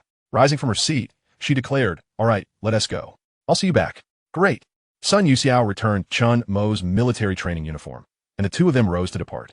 As they reached the entrance of the cafeteria, they chanced upon Zhu Han, Zhao Xiaoshui, and Kong Kai, who were also ravenous and hurrying over. The trio noticed Chen Mo, and Zhu Han called out, "Chen Mo, where are you headed?" Chen Mo glanced at the already advancing Sun Yusa and replied, "Executing a task." "Aren't you going to eat?" "Kong Kai Mudet. I've already had my meal," Chen Mo stated, leaving the three brothers of room 313 in a state of bewilderment as he drifted away. Upon arriving at the entrance of the girls' dormitory, Building 1, Chen Mo remarked, "If you're free this afternoon, just lie in the dormitory and rest." "What about you?" Sun Yusa asked. "As for me, I think I will go back to military training to experience it a bit more." Despite the arduousness of military training, Chen Mo still believed in giving himself a complete university experience. Of course, if it became too exhausting or unbearably hot, he could forego completeness. "Then I shall go as well," Sun Yusa declared. "With that attitude, are you sure you want to go? Wouldn't it be better to just lie in the dormitory?" Chen Montak urged. "No, I want to experience it too," Sun Yusa said resolutely. All right, you're so principled, so remarkable. Is that acceptable?" Chen Mo replied helplessly. "Fine. Let us meet at the playground in the afternoon. If you feel unwell, do let me know. You can come and pick me up to go together." Sun Yusa said with a bright tone. "Huh? What did you say?" "I said you should come and pick me up." "Goodness, have you truly become addicted to this?" Sun Yusa disregarded Chen Mo's thoughts and simply said, "Hand me your phone," with no alternative, as orders from above were absolute. Chen Mo reluctantly produced his old-fashioned keypad phone. Sun Yusa examined it, struggled to unlock it, and typed a series of numbers. Once the phone rang from her pocket, she returned it to Chen Mo, stating, "This is my phone number. Come pick me up when you set off this afternoon." "All right, my lord." Chen Mo acquiesced for the moment. Sun Yusa seemed to smile slightly and added, "You can now return to rest. Make sure to sleep a bit." "I will obey," Chen Mo responded, finally free to dash away without a trace. Sun Yusa continued to gaze until his figure vanished before turning to leave. Chapter 035. Life is illuminated, and I wish to light up yours. Sun Yusa pressed down her cap brim and turned to enter the dormitory building. After a brief hot shower, she gazed at her pale, gaunt reflection in the mirror and murmured, "Can I truly recover?" Drying her hands, she sat at her desk, took her medication, and retrieved a notebook from the left drawer. She gently inscribed, "Foam. In truth, I have felt a bit anxious since last night. For even in such a short time, someone has already noticed you. Yet, I have not contemplated how to utter my first words to you, nor how to greet you. I merely wish to stand quietly behind you, watching you from afar, waiting for the opportune moment. Unexpectedly, you helped me twist off a bottle cap, which was quite a delightful surprise. However, in a most unfortunate turn of events, I fainted. Coincidentally, at the moment of my collapse, I encountered you, resulting in you bearing the blame. Don't ask how I know. Despite fainting, I retained consciousness. Regardless, I must convey my apologies to you. Hee. Foam. Isn't it truly a coincidence that you were the one to carry me to the infirmary? I'm glad it was you. Yet, I sensed some reluctance on your part at that moment, didn't I? Regardless of your willingness, you bore the burden. Moreover, I quite enjoyed the feeling of resting against your back. It was so reassuring and secure. It seems you were reluctant to accompany me. Yet external pressures made it impossible for you to decline. Thus, I could only go along with it, begrudgingly accepting. Thankfully, I possessed the ability to feel faint at any moment. You had no choice but to comply. It feels like it has been a long time. Indeed, it has been ages. Today, I indulged in ice cream for the first time in a long while, and I also savored beef for the first time in ages. Honestly, I'm not sure why I chose to eat then. Perhaps it was because you offered it to me. Furthermore, I know you are greatly puzzled as to how I know your dietary preferences. Naturally, this information was gathered from our communications over the past 5 years. However, I cannot disclose it to you now. If in the future I'm certain that I will no longer face issues or inclinations, I hope there will be an opportunity to share that with you. At this very moment, I only wish to secretly remain by your side. For I have come to realize that only when you are present do I feel at peace. Only then do I sense the existence of beauty in this world. Foam. You once told me in past letters, life is illuminated. This phrase has supported me through my darkest days. With you here, I truly feel no fear, nor do I panic any longer. Hence, I also wish, before I extinguish, I hope to illuminate you a little. This is all I can do. Thus, from this moment forward, regardless of what the future holds or what our relationship may be, I simply hope for this to be sufficient. I fervently wish for this time to last as long as possible. Foam. Although today is exceedingly hot, the scorching sun penetrates my very heart. Yet, it feels incredibly warm. Indeed, having completed my reflections, Sun Yusa glanced at the time, surmising that her roommates would soon return, prompting her to hastily tidy up and climb onto her bed. She compelled herself to rest for a while, hoping to regain some energy in anticipation of his arrival. Just as she settled in, the dormitory door swung open, and Zhang Jiai, Yi Xiaoning, and Li Dongdong entered one after the other, their faces flushed from the heat. Upon entering, they spotted Sun Yusa lying on her bed. Despite the bed curtains shielding her, Zhang Jiai still inquired with concern. "Yusa, are you feeling all right?" "It's nothing serious," she replied. "What about Chen Mo? Is he all right?" Zhang Jiai seemed to ask on purpose. "He's fine too." "That's good," Zhang Jiai responded, and Yi Xiaoning quickly asked, "Have you eaten?" "I have," Sun Yusa answered calmly. Meanwhile, Li Dongdong remained silent and dashed into the bathroom to shower. Since Sun Yusa was not gravely unwell, Yi Xiaoning and Zhang Jiai, who were waiting in line to shower, began to chat. "Jiai, Chen Mo had me in stitches this morning, especially when he resolutely supported the crackdown on padding fraud. It still strikes me as amusing now." Yi Xiaoning laughed, and in the midst of her mirth, she actually pulled out a breast pad. Zhang Jiai also chuckled, though her expression bore a hint of resentment. "You know, Xiaoning, I initially thought he genuinely liked small animals. Who would have thought he merely relished eating them? Indeed, that statement had me in fits of laughter as well, haha." Yi Xiaoning observed Zhang Jiai's demeanor and gradually leaned in, adopting the guise of a meddler, and inquired, "Jiai, I distinctly saw you making an effort to have him help you with that bottle cap, didn't I? You were talking nonsense. I didn't intentionally approach him." I never claimed you did so on purpose. You were the one who revealed your own intentions." Zhang Jiai realized she had fallen into Yi Xiaoning's trap, her cheeks flushing slightly. She had indeed hoped for Chen Mo to assist her in opening the bottle of mineral water, but hadn't anticipated that he would be so indifferent, even going so far as to ask someone else to step in.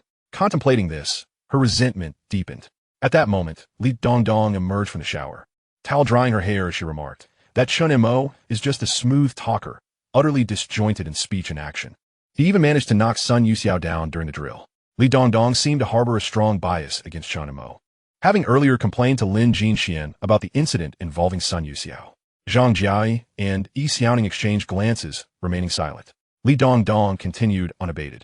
"I actually think Zhao Xiaoshui is more humorous than Chen Mo. He is proactive too, especially when he fetched water for Zhang Jiai. That was quite impressive. That fool is indeed rather amusing.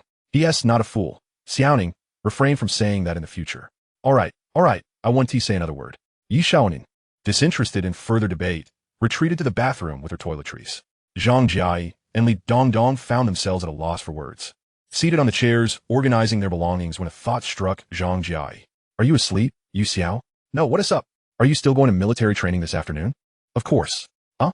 Zhang Jiai responded with surprise. Is her body up for it? Why haven't you mentioned it to the teacher or the school? Sun Yusa turned her head slightly and replied quietly. There's no need. I'm perfectly fine. Zhang Jiai shook her head and sighed. In that case, this afternoon, Xiaoning and I will accompany you. If you feel any discomfort, we'll help you request leave. Hearing Zhang Jiai's words, Sun Yusa felt a flicker of gratitude. It had genuinely been ages since she had experienced such a sentiment. Yet, while she had not lacked care in the past, with countless individuals offering her endless concern and affection, during that period, she seemed to have lost the ability to feel loved, remaining in a self-imposed isolation. But now, everything was different. She gradually began to experience the essence of communication with others. Moreover, she discovered that she could slowly converse with others in a normal tone and manner. Perhaps all these changes stemmed from her genuine interactions with Chen Mo in reality. After some contemplation, Sun Yusa decided to be candid with her roommates. There's no need. Teacher Lin has already made arrangements. Huh? Teacher Lin has made arrangements? What kind of arrangements?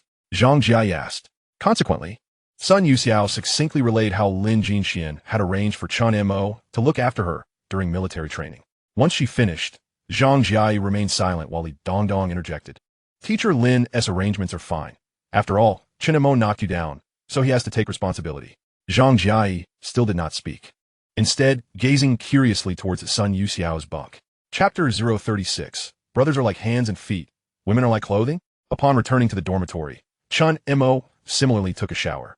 As he observed Juhan, Zhao Xiaoshui, and Kong Kai returning, drenched in sweat, he felt an overwhelming sense of relief. Damn, it was scorching out there this morning.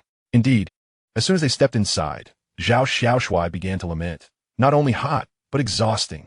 The heavens truly have a peculiar fondness for us, granting such splendid weather. Kong Kai chimed in agreement.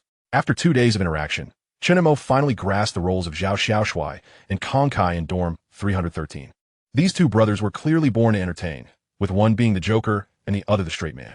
Juhan wiped his brow and inquired, what happened this morning?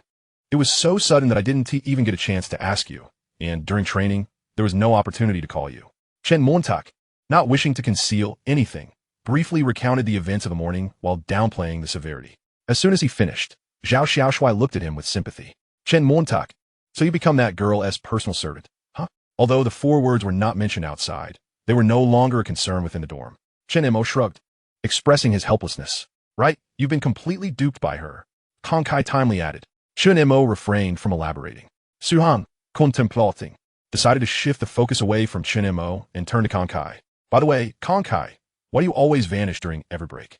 Where do you go? As soon as Juhan mentioned the topic, Kong Kai's previously sympathetic expression morphed into one of profound sorrow. Don't even mention it. Seeing his woeful demeanor, Chen Mo chuckled. What's wrong? Is there something troubling you? Share it with the brothers for a laugh. Yes, I'm utterly vexed.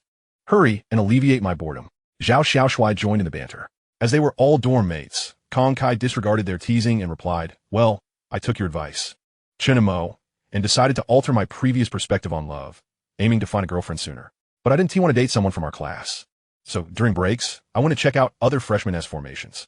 At this point, Kong Kai suddenly paused, seemingly reluctant to delve into that unflattering episode. Suan Lukit, what do you mean by not dating someone from our class? You just can't bear to see the beautiful Zhang Jiai being pursued by Xiao Shui. And the others don't catch your eye, so you went searching in other formations, right? That's true, Kong Kai admitted without reservation. After all, even if he had a sneaky inclination toward a girl his buddy liked, he couldn't act on it. At that moment, Zhao Xiaoshui gave Kong Kai a hearty pat on the back. You're truly a loyal brother. Please continue. Compared to praising Kong Kai, he was more concerned about his own misadventures. Kong Kai shook his head and continued, I actually encountered a few attractive girls, but I was scared off after just asking to. Get to the point. Stop rambling. Zhao Xiaoshui urged, impatient for the crux of the story. Damn it. The first girl was way too forward. Before we even connected, she wanted to meet my parents. Huh? That forward? Zhao Xiaoshui found it hard to believe. Kong Kai snitted. At that moment, I merely asked if she wanted to go out for a stroll in the evening and catch a movie, and she instantly replied, "Let us meet your mom." Damn, wanted to visit my house and meet my mother before we even knew each other? What a fantasy. Haha. As Chen Mo had anticipated, Kong Kai's attempts at courting were indeed a comical saga. And what about the second one? Zhu Han chuckled eagerly as he posed his question. The second one was utterly outrageous. It involved smuggling human organs. I merely requested her QQ number or something akin to a phone contact. And she retorted, "Do you even have the face to ask? I dare not pursue it. It was simply too terrifying." Haha. Instantly, the entire 313 dormitory erupted in laughter. Gung, Gui.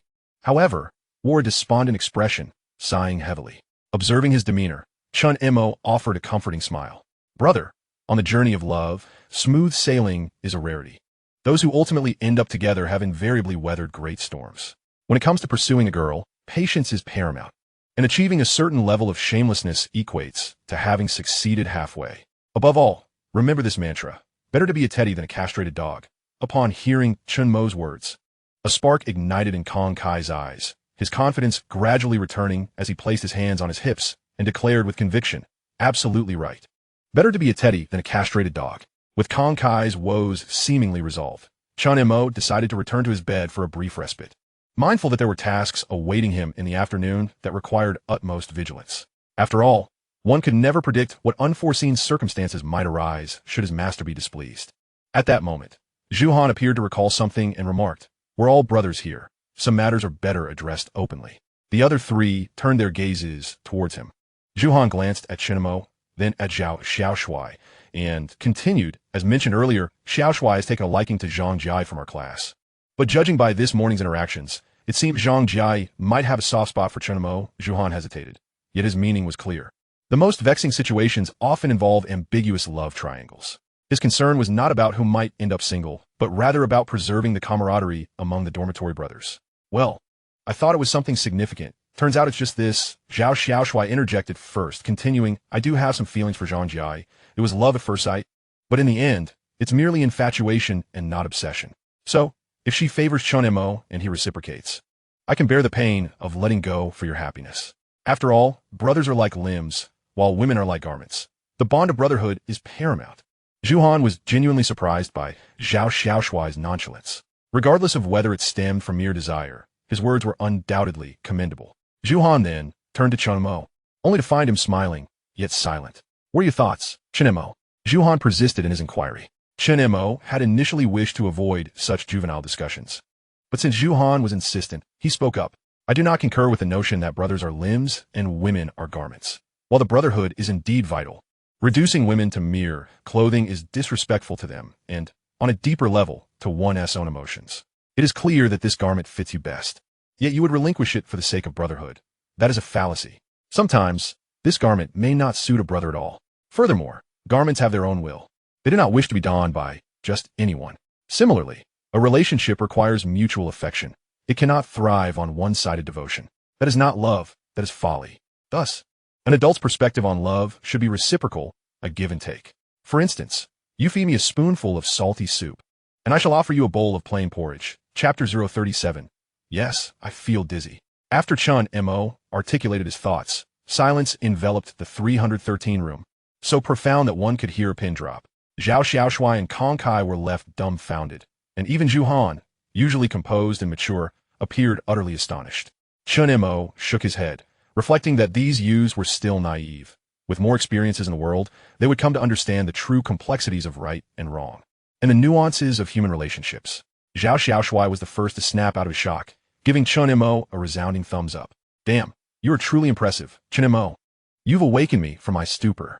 His words prompted Kong Kai to exclaim, "Why do I feel like my brain isn't functioning properly? Why have I been so restless?" He scratched his head in confusion. Indeed, after hearing Chen Mo, my earlier concerns now seem rather juvenile, Zhu Han admitted, unable to suppress his thoughts. Chen Montak, wishing to move past this topic, suggested, "All right, let's take a nap. We have military training this afternoon." "Yes, I'll go freshen up first," Zhu Han replied, preparing to head to the restroom. Just before entering, he turned back and playfully asked, "Chen Mo, what did your last statement mean?" "Nothing much. Don't overthink it, haha." As Zhu Han's phone alarm blared incessantly, it roused the four slumbering brothers in the 313 dormitory. Chen Mo struggled to open his eyes, grumbling as he dressed. Everywhere outside this bed feels like a distant land. I really don't want to get up. Zhu Han silenced the alarm and remarked, "You better hurry up. Your master is waiting for you." Upon hearing the term master, Chen Mo jolted awake, realizing, right, I have an important task to attend to. With that, he swiftly donned his clothes, bade farewell to his 3 companions, and exited the dormitory. Chen Mo initially intended to call Sun Yusa from below the girls' dormitory building. However, just as he pulled out his phone without dialing, he spotted a tall, slender figure with a low-brimmed hat in the distance. Without a doubt, it was Sun Yusa. Chen Mo ambled forward, and she seemed to notice him too, beginning to walk in his direction. Soon they crossed paths. Spotting Sun Yusa's slightly sunburned neck, Chen Mo commented, "Didn't you say to wait for my call before coming down? Why are you here waiting already? I was worried you'd arrive first and not see me." Sun Yusa replied softly. Chen Mo shrugged it off and continued, "Then why not find a shady spot instead of standing in the blazing sun? It's so hot." "I was concerned you might not find me if you arrived," she said. Ah, this master is quite considerate, even more so than her servant had anticipated. However, she was still the master, and it was wise to heed her preferences. "Shall we head to the playground now? I'll follow your lead." Chen Mo had begun to adapt to Sun Yusa's seemingly practical, yet ultimately mood-dependent responses. "Shall we go? Let us go." With that, the pair set off toward the military training assembly point. Due to Sun Yusa's physical condition, their pace was leisurely, prompting Chen Mo to adjust his stride to match hers. Before long, a stream of first-year students emerging from their dorms to join the military training passed by them. Hearing someone call her name, Chen Mo turned to see Zhu Han and the others. As they gathered together, preparing to set off, Zhang Jiai, who shared a dormitory with Sun Yusa, arrived with her 3 roommates. Thus, the group of 8 set off towards the playground in high spirits. Zhang Jiai glanced at Sun Yusa, then at Chen Mo, appearing as if she had something to say but hesitated. Zhao Xiaoshui, who initially intended to approach Zhang Jiai, found his efforts thwarted by Yi Xiaoning, who continually stood in his way. At that moment, the sun blazed mercilessly in the sky. Just walking along the road, sweat began to pour down. It seemed they were in for a torturous afternoon. "It's so hot. This is unbearable," Zhu Han lamented. "Indeed, on such a sweltering day. We might as well be roasted," Yi Xiaoning echoed his complaint. The others desired to voice their thoughts as well, yet the oppressive heat rendered them too lethargic to speak. Observing her friend, who appeared to be on the verge of fainting from the heat, Chen Mo couldn't help but inquire, "Are you all right?" "And you?" Sun Yusa retorted. "Me? Chen Montak smeeded. Am I all right?" "Yes. I acknowledge that before my rebirth, my body had been pushed to its limits by reality. But now, this youthful body is in prime condition. After all, during summer training, the intensity far exceeded that of military training. The only distinction was that military training lacked freedom, mostly consisting of stationary activities. In contrast, training allowed for much more freedom, with the option to take breaks whenever needed. Me perfectly fine. So am I." Chen Mo shot Sun Yusa a sidelong glance, silently thinking that she was just being stubborn and failing to recognize reality. It was unclear what she hoped to gain from this military training. Before long, they finally arrived at the playground and joined their class as formation. Wang Xiaoan, who had arrived early, was still busy organizing the lines. Soon, the afternoon's military training session commenced. It must be said that the school had indeed considered the extreme heat. The arranged activities were few, and the breaks were shortened. However, even with these adjustments, Chen Mo felt the heat was unbearable, regretting her naive wish for a complete college experience. Given how uncomfortably hot she felt, it was needless to say how Sun Yusa, who was right next to her, was faring. She seemed to be showing signs of dizziness. Chen Mo couldn't help but wonder, why hasn't she fainted yet? If she did, I'd have a valid reason to accompany her. Suddenly, Chen Mo realized she had overlooked a crucial point. Whether Sun Yusa fainted or not depended not on her actual condition, but on her own words. As long as Sun Yusa admitted to feeling dizzy or unwell, according to their counselor Lin Jinxian, she could leave at any moment. This meant that Chen Mo could also slip away in her wake. Cursing herself internally for being so clever yet foolish at the same time, Chen Mo decided to act. Turning to face Sun Yusa's back, she whispered, "Sun Yusa, are you feeling dizzy?" Seemingly on the verge of fainting, Sun Yusa, upon hearing Chen Mo's words, suddenly seemed invigorated, forcing a smile and replying, "I'm not dizzy at all. I'm fine." "No, you are dizzy," Chen Mo replied without hesitation, conveying her intent clearly and waiting to see if Sun Yusa would grasp her meaning. At that moment, Sun Yusa, with her back to Chen Mo, suddenly raised her hand and, with the last vestige of her strength, shouted toward the instructor nearby. Report, instructor. I feel dizzy. Chapter 038, Official Assignment, Duty Bound. Chen Mo realized with surprise that Sun Yusa had immediately picked up on her intent and swiftly acted upon it. The young instructor, hearing the call, quickly approached. Recognizing Sun Yusa, who had fainted previously. All right, you can go rest, he said. The other students nearby were astonished. Was it really that simple to take a break or slack off? Did one not even need to faint? Only Chen Mo understood the reason behind it. Their counselor Lin Jinxian must have informed the instructor in advance. However, despite receiving the instructor's permission, Sun Yusa remained rooted in place. The instructor smacked his forehead in realization. All right, which student is assigned to take care of you? Upon hearing this, Sun Yusa finally reacted, pointing at Chen Mo. All right, you two can go. Chen Mo felt a surge of joy, but did not immediately drag Sun Yusa away. Instead, he pretended to turn and crouch in front of her. If they were to perform, it should be a full and seamless act. Without hesitation, Sun Yusa leaned down and comfortably rested on Chen Mo's back. Whether her dizziness was genuine or feigned, her small face nestled against Chen Mo's sturdy shoulder as she softly murmured, "Let us go." Understood, Chen Montag replied, effortlessly standing up and, amidst the gazes of onlookers filled with envy and chatter, swiftly carried Sun Yusa away. At that speed, had he not been concerned about jostling her, everyone would have believed he could fly. Just as they exited the training formation, a voice called out from behind, another girl. "Instructor, I feel dizzy too." "If you're dizzy, go rest over there, and you can continue training later." "Huh? Can I leave?" "No." The young instructor's resolute refusal left Chen Mo turning back to cast a smug glance, his face brimming with pride. "Are you stunned? Want to slack off? You need to earn that privilege." At that moment, Chen Mo caught sight of many eyes filled with envy, jealousy, resentment, and various other emotions directed at him. He chuckled inwardly. "What are you looking at? This is an official assignment. I'm duty-bound. You don't have that privilege. Ha ha." In his moment of smugness, Chen Mo quickened his pace. Before long, he had distanced himself from the playground, reaching a shaded path beneath the trees. He nudged Sun Yusa gently with his shoulder and grinned. "I didn't expect that out of your 100 pounds, 99 are made up of cleverness. You grasp my meaning so quickly." Sun Yusa remained undisturbed, quietly resting on Chen Mo's back, and softly replied, "That is called a meeting of minds. Besides, I only weigh 89 pounds. Then that's 88 pounds of cleverness, with the remaining 2 ounces being your actual weight. As long as you're happy." Chen Mo chuckled, and Sun Yusa did not refute him. After walking a little further, once they were out of sight of the crowd at the playground, Chen Mo asked, "All right, no one can see us now. Sun Yusa, do you want to consider getting down?" Expecting that Sun Yusa would gradually slide off his back, he was taken aback when she simply replied, "Oh dear, I feel dizzy." Chen Mo was left in a state of confusion. "Are you sure?" "Pretty much." "Goodness, you're feeling dizzy, yet you insist that it's nothing significant. Clearly, you are reluctant to come down." Chen Mo mused to herself that her life had truly reached its end. She had just escaped from a black market only to find herself on another pirate ship. However, upon further reflection, she realized that Sun Yusa was not particularly heavy, and carrying her felt almost weightless. Even if there was some weight to it, it was far preferable to standing idly on the playground, foolishly basking in the sun. Besides, she had already saved her from peril, so exerting a little effort seemed reasonable. After a moment of self-encouragement, Chen Mo continued on her way with Sun Yusa on her back. As they progressed, they encountered numerous upperclassmen who had returned to school but had no classes. Upon seeing Chen Mo carrying Sun Yusa, a variety of expressions graced their faces: curiosity, light laughter, disdain, and envy. In essence, every emotion was represented, and most perceived them as a couple of fresh-faced first-year students, deeply in love and showing off their affection after military training. Chen Mo was unfazed. After all, she had not committed any wrongdoing and had no reason to feel guilty.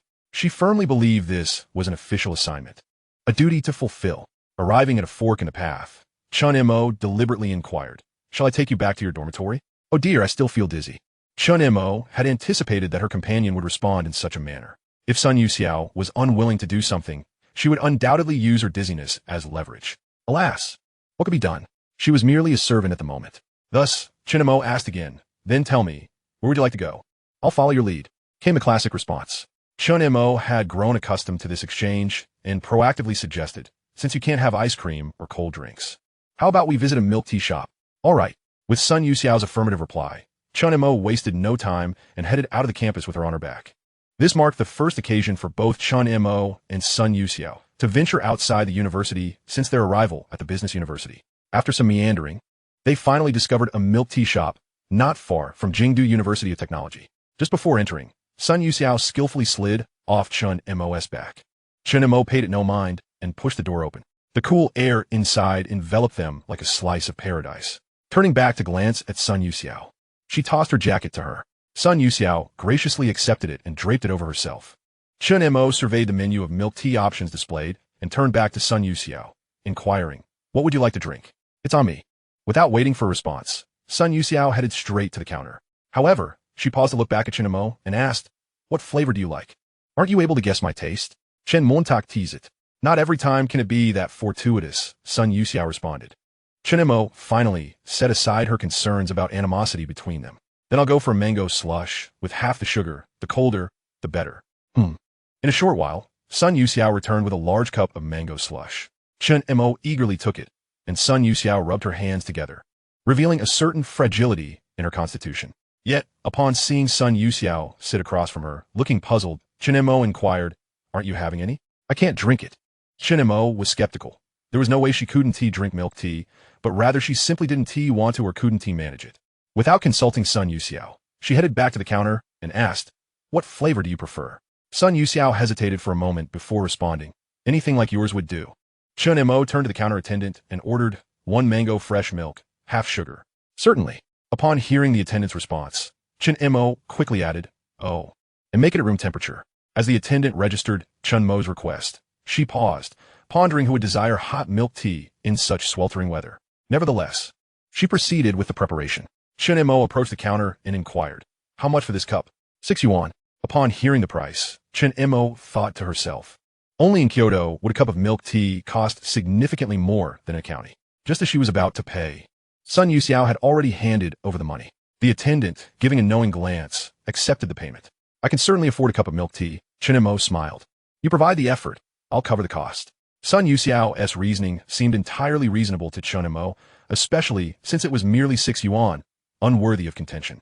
Before long, the hot milk tea was ready, and Chen Mo, committed to being a good servant, promptly placed it on the small table where they were seated.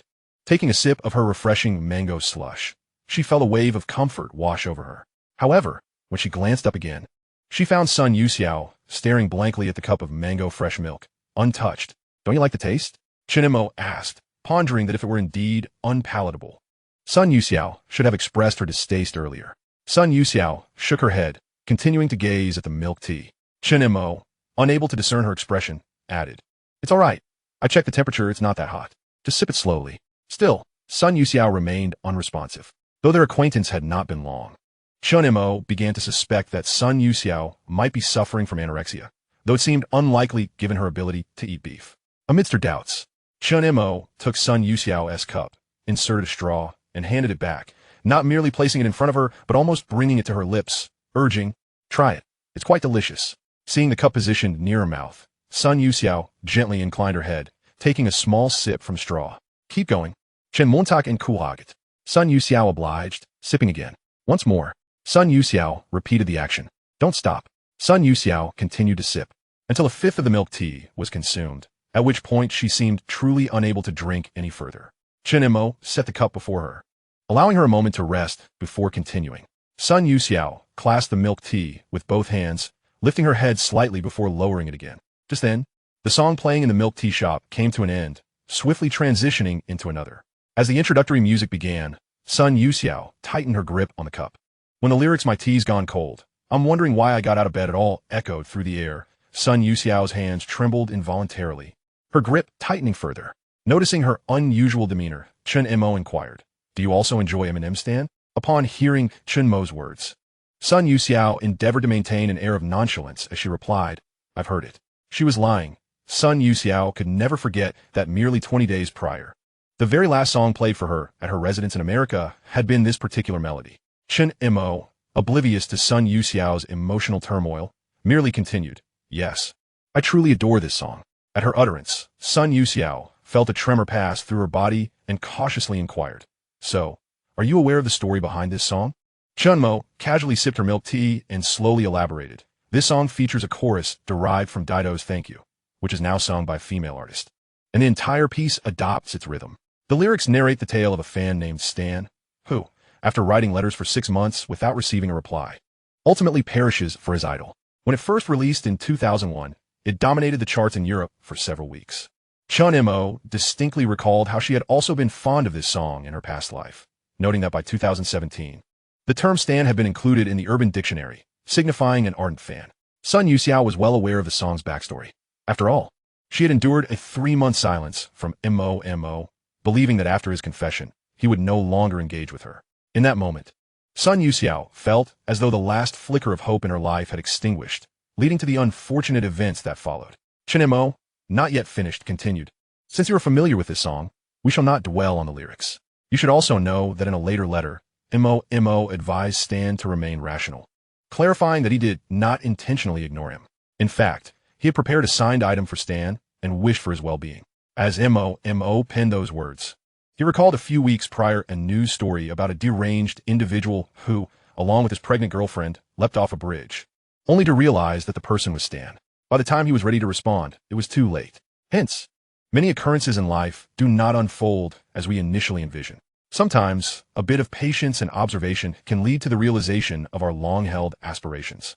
Sun Yusa was deeply moved by Chen Mo's reflections. Indeed, she had waited over 3 months, ultimately losing her patience. Yet unexpectedly, she received a reply she thought she would never see, and fortunately, the farewell letter she had written never reached its destination. Now, not only had she finally received that long-awaited response, but the author of the letter was also seated directly across from her. Moreover, as Dido's first line stated that her tea was cold, Sun Yusa found her own cup to be pleasantly warm. At that moment, she was no longer the obsessive, fervent stan. Her spirits were lifted. Nevertheless, she felt compelled to express her gratitude. Thank you. What's wrong? Chen Mo noticed Sun Yusa lost in thought. Oh, it's nothing. Sun Yusa quickly gathered her emotions. Chen Mo, still largely unconcerned, continued, as she was merely analyzing a song. Observing that Sun Yusa had yet to touch her milk tea, she took the cup and brought it to her lips, saying, drink a bit more. You need to replenish your sugar and energy so you can gain some weight. Without hesitation, Sun Yusa accepted the straw and slowly sipped. At that moment, not only was the tea in her mouth warm, but her heart felt sweet as well. Just as Chen Mo was feeding Sun Yusa her milk tea, an individual hurriedly entered through the door. Upon entering, this person shouted towards the barmaid, quickly prepare several different styles of milk tea, all cold. Young Master Meng will be bringing people over soon. The barmaid, rising as she inquired, asked, young Master Meng? Which young Master Meng? Who else could it be? It's naturally Meng Lingtao from the Institute of Technology. Upon hearing the name Meng Lingtao, the barmaid quickly asked, how many people are coming? How many cups should I make? What flavors? Just make plenty. It doesn't matter what flavor. You know, young Master Meng, ISN, tea short on money. If there are leftovers, just sell or throw them away. It's always like this, right? All right, understood.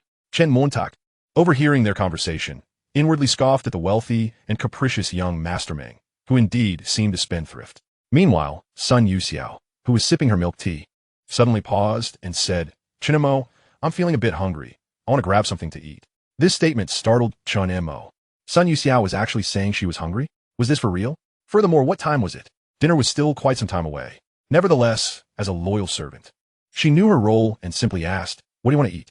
I'll leave it up to you. Sure, Sun Yusa replied, indicating that she wanted Chen Mo to choose while she observed her mood. Without hesitation, Chen Mo gulped down her milk tea, stood up, and prepared to leave. Sun Yusa, however, took her cup of hot milk tea and began to walk out. As soon as they stepped outside, a wave of heat enveloped them, the bright sunlight shining down on their faces, providing a refreshing sensation. I still feel a bit dizzy, Chen Mo mused, unsure what she meant by that. All right, you're dizzy. I know what to do, she responded, promptly bending down. Sun Yusa did not hesitate, draping Chen Mo's jacket over her shoulders and quietly climbing onto his back. Leaning close to his ear, she whispered, let us go.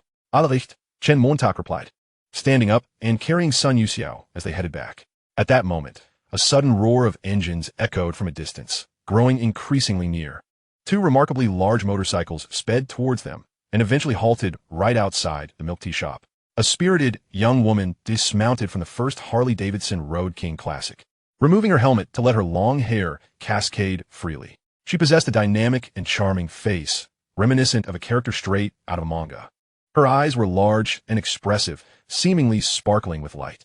With a strong yet feminine nose and slightly full, soft pink lips, her appearance exuded a blend of fashion, sensuality, and wildness. Strangely, she was clad in military training attire, completing her look with a pair of athletic shoes, which starkly contrasted with the traditional image of a motorcycle girl. Following her, a young man dismounted from the second motorcycle, also removing his helmet. Standing at approximately 178 centimeters, he had short, jet black hair, clear eyes, and a straight nose. With a tall and well-proportioned physique. Perhaps due to the heat, he was dressed in a light, cool outfit instead of motorcycle gear. As soon as he alighted from the vehicle, he addressed the young lady. Tao Tao, what captivates your attention so intensely?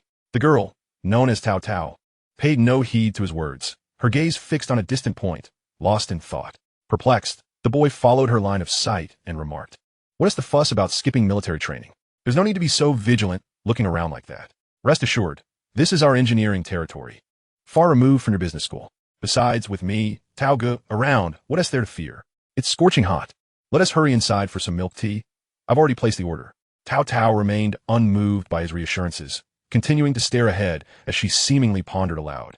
"Meng Ling, Tao Ge, do you see those two in military training uniforms ahead?" Meng Ling, bewildered, wondered what had stirred her so, prompting her to exclaim his name. He turned his gaze in the direction she pointed. Not far ahead, a tall boy was effortlessly carrying a slender girl on his back. The boy wore military training trousers and a simple t-shirt, seemingly unburdened by the girl's weight, who was comfortably nestled against him.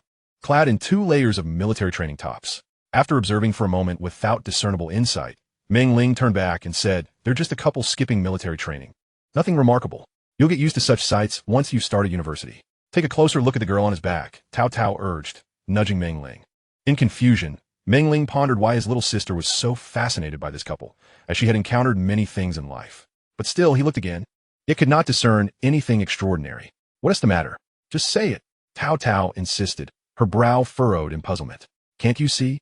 The girl on his back resembles Sister Xiao Yu a bit." Upon hearing the name Xiao Yu, Meng Ling was taken aback and scrutinized the scene again, ultimately exclaiming, "Goodness, if you put it that way, her silhouette does bear a resemblance to Sister Xiao Yu. But she is still in America, having relocated recently. As she mentioned to Sister Chi Chi a few days ago. I must go check," Tao Tao declared, ready to leap off his back and pursue the couple.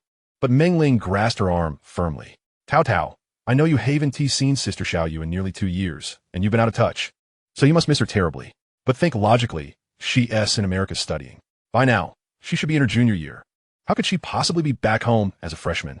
Despite his reasoning, Tao Tao insisted, "But she looks so much like her." Her eyes glistened with unshed tears. Meng Ling shook his head, offering comfort. "Moreover, you know Sister Xiao Yu's character. Not only would she never allow a stranger to carry her.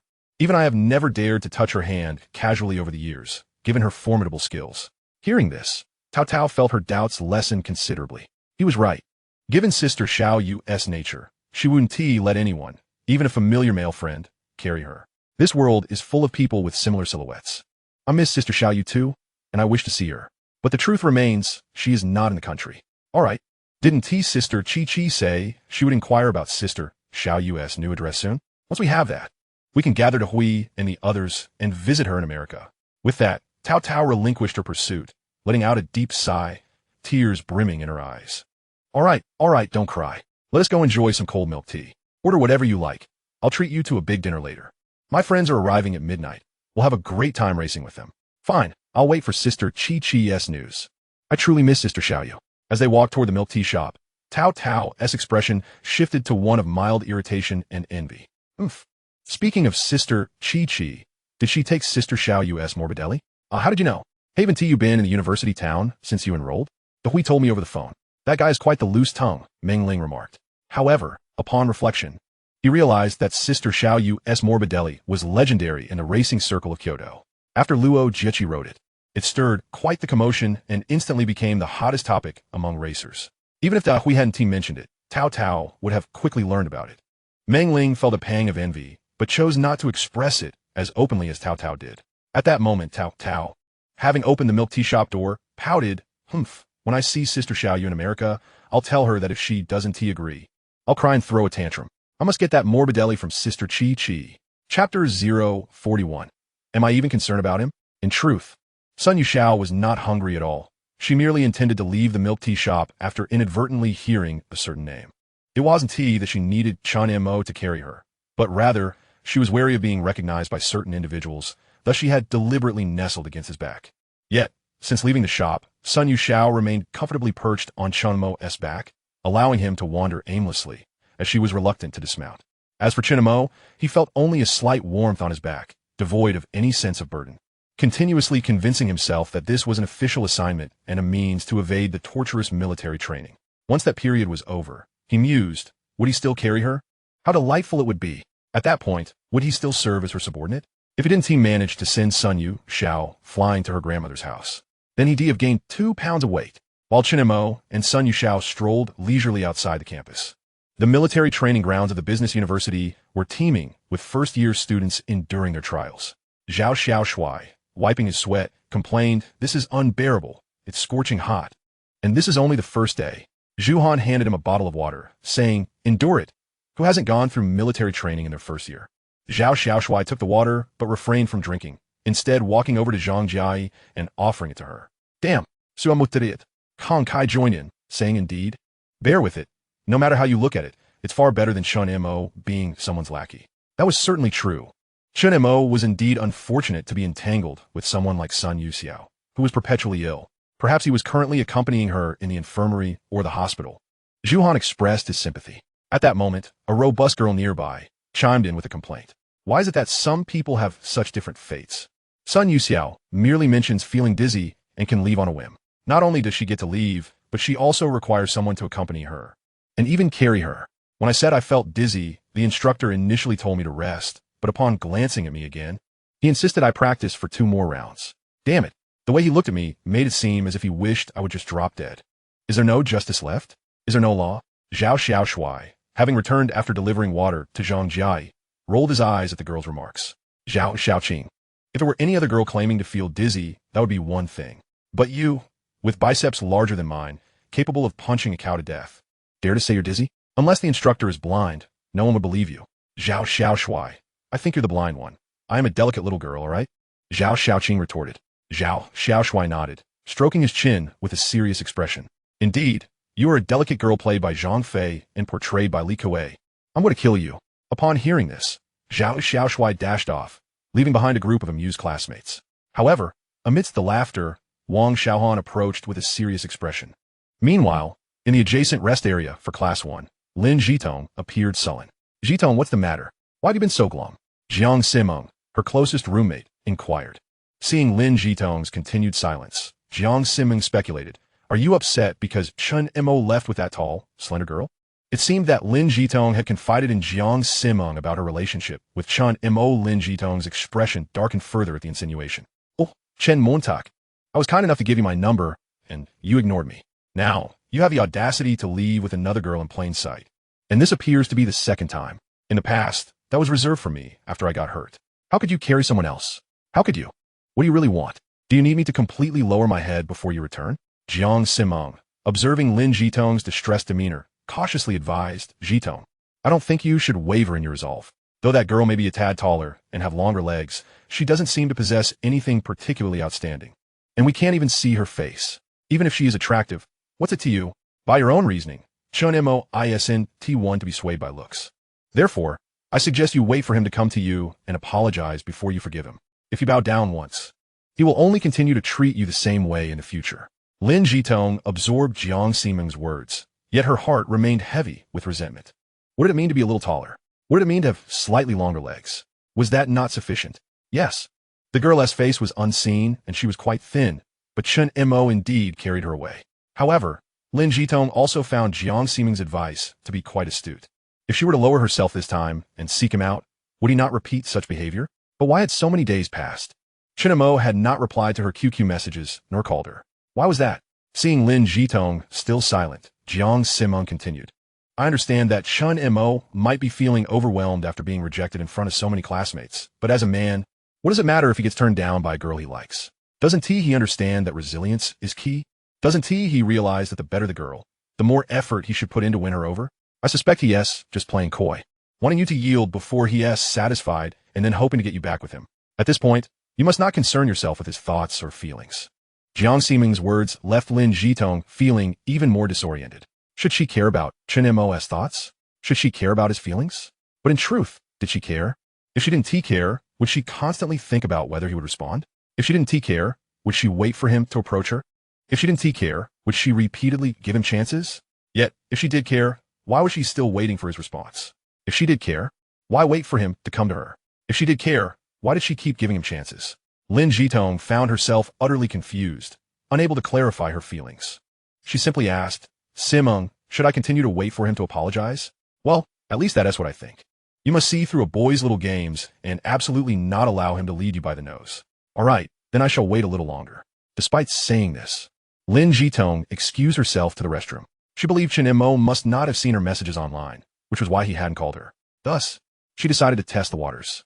She took out her phone, found the number for Chen Mo that she had obtained from Luo Botao, hesitated briefly, but ultimately dialed it. The call connected. Beep, beep, beep. With each beep, Lin Zhitong's heart raced. She was uncertain how to greet Chen Mo when he picked up, or if she would simply hang up. However, to her surprise, on the fourth beep, a voice came through. Sorry, the number you dialed is currently busy. Please. Chen Mo not only didn't answer, but had also hung up. Chapter 042. Matters of adults, little children should not inquire. Your phone is ringing? I'm not deaf. Chen Mo replied, halting his steps. Sun Yusa could easily discern his intent, but feigned ignorance, saying, Is it in your left pocket? Let me get it for you. Without waiting for Chen Mo's response, he reached into Chen Mo's pocket. At that moment, Chen Mo rolled his eyes to the heavens, for he had halted only to create an excuse for his phone ringing, hoping Sun Yusa would dismount from his back. Who knows why this fellow simply disregards the matter, leaving one to wonder if she is genuinely oblivious or merely feigning ignorance. Sun Yusa retrieved Chen Mo's brick-like phone, glanced at the number, and then placed it before him, stating, It's an unfamiliar number. Whom shall we answer it? Sun Yusa inquired, her finger poised over the answer button, awaiting the other party's utterance. In truth, Chen Mo was aware of the caller's identity, having caught a glimpse of the last digits when he blocked Lin Zhitong's QQ that night. However, he had ultimately let it go, deeming it unnecessary to pursue further entanglements. Therefore, he replied, Hang up. We'll just ignore it. Sun Yusa paid it no mind, assuming it to be just another routine nuisance call, and pressed the reject button. After terminating the call and preparing to return the phone to Chen Mo's pocket, it rang again. To his surprise, it was still that same unfamiliar number. Shall we answer it? Perhaps it's someone you know, she suggested. Hang up, he reiterated. If they call again, I'll switch it off. As you wish. Luckily, after this call was dismissed, that bothersome number did not ring again. Once Sun Yusa placed the phone back in Chen Mo's pocket, he resumed walking forward with her on his back. For some inexplicable reason, Sun Yusa, who had been resting quietly on his back, inadvertently tightened her embrace around his neck. With her head nestled against his shoulder, she softly remarked, I suppose it must be your ex-girlfriend, right? Chen Mo momentarily paused, then replied, Such childish curiosity. Matters of adults are not for the likes of you to pry into. Oh, Sun Yusa obediently acknowledged, truly refraining from further inquiry. Chen Mo was genuinely concerned that she might press on, as he had no desire to mention a certain individual excessively. Firstly, it held no significance. Secondly, she was certainly not an ex-girlfriend. Thus, they continued on for a stretch. When suddenly Chen Mo broke the silence, Sun Yusa, I've always been quite curious as to why you consistently conceal your face beneath that hat. Sun Yusa appeared unfazed by the question, gently replying, Such childish curiosity. Matters of adults are not for the likes of you to pry into. Very well then. Aston calma. Indeed, it seemed this fellow had been waiting for him all along. Chen Mo hesitated slightly, choosing not to utter another word, and proceeded onward. Yet, inexplicably, the previously calm and compliant Sun Yusa seemed to shiver slightly against him. This girl must be laughing, due to Sun Yusa's earlier action of handing Chen Mo the phone. Her left sleeve had risen a bit, revealing the familiar black wristband. Since inquiries into personal privacy were deemed childish, such trivial matters could be freely explored. Sun Yusa, oh, where did you get that wristband, and why do you wear it all the time? Chen Mo distinctly sensed that upon hearing his question, Sun Yusa shivered again. Yet she still replied, It's a gift from an old friend. I cherish it, so I wear it constantly. Is this friend a basketball player? Indeed, he excels at basketball. Upon hearing this, Chen Mo nodded thoughtfully. Unexpectedly, Sun Yusa followed up with another question. Chen Mo, can you play basketball? How well do you play? Me? Yes, you. I'm used passable, I suppose. After stating this, Chen Mo continued to stroll forward, his doubts considerably alleviated. He vaguely recalled something the captain had mentioned before a match long ago. The set of protective gear they received was specifically sourced by the City Sports Bureau from a certain manufacturer. Although it bore no team emblem or number, the logo was unique, meaning there would be no other batch on the market. This was precisely why. Upon first noticing the wristband on Sun Yusa's wrist, he had paid particular attention. However, Sun Yusa's response and subsequent inquiry left him with no grounds for suspicion. Firstly, she claimed it was a gift from a friend, explicitly stating that her friend was also a basketball player. Secondly, her question about his basketball skills indicated she was evidently unaware of his background. Therefore, perhaps this was merely a coincidence. After all, it seemed that their city team was not the only one to have ordered this batch of protective gear. With his doubts dispelled, the two had now exited the precincts of Kyoto Institute of Technology. Chen Mo glanced at the bustling street ahead and inquired, "What do you feel like eating?" "I don't feel that hungry anymore," she replied. Having grown somewhat accustomed to the whims of this capricious companion, Chen Mo asked, "Shall we return to school?" Sun Yusa pondered for a moment before cautiously asking, "Chen Mo, would you accompany me to the west gate of LX for a bit?" "What for?" Chen Monta questioned. "I want to buy something. Will you come with me?" Chen Mo rolled his eyes at this, retorting, "Have you forgotten what Teacher Lin said?" Initially taken aback, Sun Yusa's face lit up with joy as she exclaimed, "That's right. During military training, you belong to me." Chen Mo cast her another exaggerated eye roll, but still asked, "Shall we go?" Then let us set off." "All right." In truth, neither Chen Mo nor Sun Yusa had ever been to the West Gate and were unsure of its exact location. But surely, a living person couldn't be stifled by their own indecision, could they? At first, Chen Mo intended to hail a nearby black taxi for its affordability. But considering Sun Yusa's condition, which was not suited for cramped spaces, he opted for a regular taxi instead. He had planned to pay for it himself, only to find Sun Yusa producing a crisp 100 yuan bill for the driver upon entering the cab. Chen Mo, thus, refrained from contesting, citing, "I'm here to serve you. You're the one paying for the service." Upon reaching the West Gate, Chen Mo finally understood Sun Yusa's purpose for coming. She wished to purchase a small washing machine. It made sense. Given her constitution, she certainly was not suited for hand-washing clothes, especially not in cold water. Originally, Sun Yusa intended to acquire the best-performing Siemens compact washing machine, but Chen Mo suggested supporting domestic products, leading them to ultimately select a more cost-effective Little Swan model. After settling the payment for the goods and delivery, just as Sun Yusa was about to leave, Chen Mo suddenly instructed the seller, "Please do not deliver directly to the girls' dormitory. Simply hand it to me at the bottom of Dormitory Building 1. Chapter 043. The first entry into the girls' dormitory. Upon hearing this, Sun Yusa cast a disdainful glance at him. Though Chen Mo could not discern her expression, he surmised her intent, yet offered no further explanation, simply stating, "Every man has his own unique purpose." "All right, I'll reluctantly accommodate you." "It's really not what you think," Chen Mo clarified. "What do you think I'm thinking?" Sun Yusa feigned ignorance. "Huh?" Chen Mo felt ensnared by her words once again. The two of them took a taxi back to the school, with the seller's delivery truck trailing behind. Eventually, as per Chen Mo's instructions, they placed the washing machine beneath the girls' dormitory and departed. Sun Yusa gazed at the packaged mini washing machine with concern and remarked, "I live on the 3rd floor. Do you think you can manage?" "What?" Chen Mo feigned an exaggerated expression and continued, "What do you mean, can I manage? I could carry you while walking as if traversing a flat plane. What is this little thing to me?" "That's true." Sun Yusa nodded in agreement, but then impulsively asked, "But what if you were to carry me along with it?" "That would be somewhat challenging." Chen Mo rolled her eyes in response. "I believe you can do it," Sun Yusa said, eager for the challenge. "I think we should just call the delivery worker back," Chen Mo suggested. Sun Yusa chuckled and stopped teasing her, starting to walk toward the dormitory, but not before adding, "In any case, I shall support you." Chen Mo chose not to explain further, hoisting the mini washing machine with one hand and following Sun Yusa inside. The moment they entered the dormitory, she placed it on her shoulder, barely concealing her face. Sun Yusa explained the situation to the dormitory manager and continued deeper with the temporary delivery worker, Chen Mo. Taking advantage of the momentary distraction while Sun Yusa conversed with the dormitory manager, Chen Mo meticulously observed her surroundings, committing various details to memory. At that moment, having reached the 2nd floor, Chen Mo inquired, "Can we really use a washing machine in the university dormitory?" "I already discussed it with Teacher Lin. She helped coordinate it," Sun Yusa replied. Upon hearing this, Chen Mo thought to herself, it seems she had this planned all along, merely waiting for the right moment to purchase it. "By the way, what is with Teacher Lin being so nice to you?" After observing for several days, Chen Mo noticed that Lin Jinxian treated Sun Yusa with extraordinary kindness. While it might not be said to be unconditionally obedient, it certainly reflected profound care. Is she really that good to me? Sun Yusa replied, puzzled. Isn't she? I almost suspect you two might be related. Sun Yusa chuckled, slightly out of breath. Impossible. Perhaps Teacher Lin is just concerned about my health. That does make sense, Chen Mo acknowledged, but she still felt something was amiss.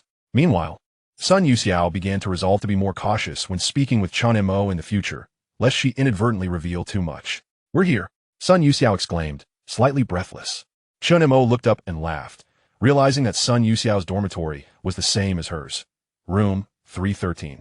As the door swung open, a fragrant blend characteristic of young women wafted towards them, even causing Chen Mo, whose heart was as hardened as an old dog, to momentarily lose her composure.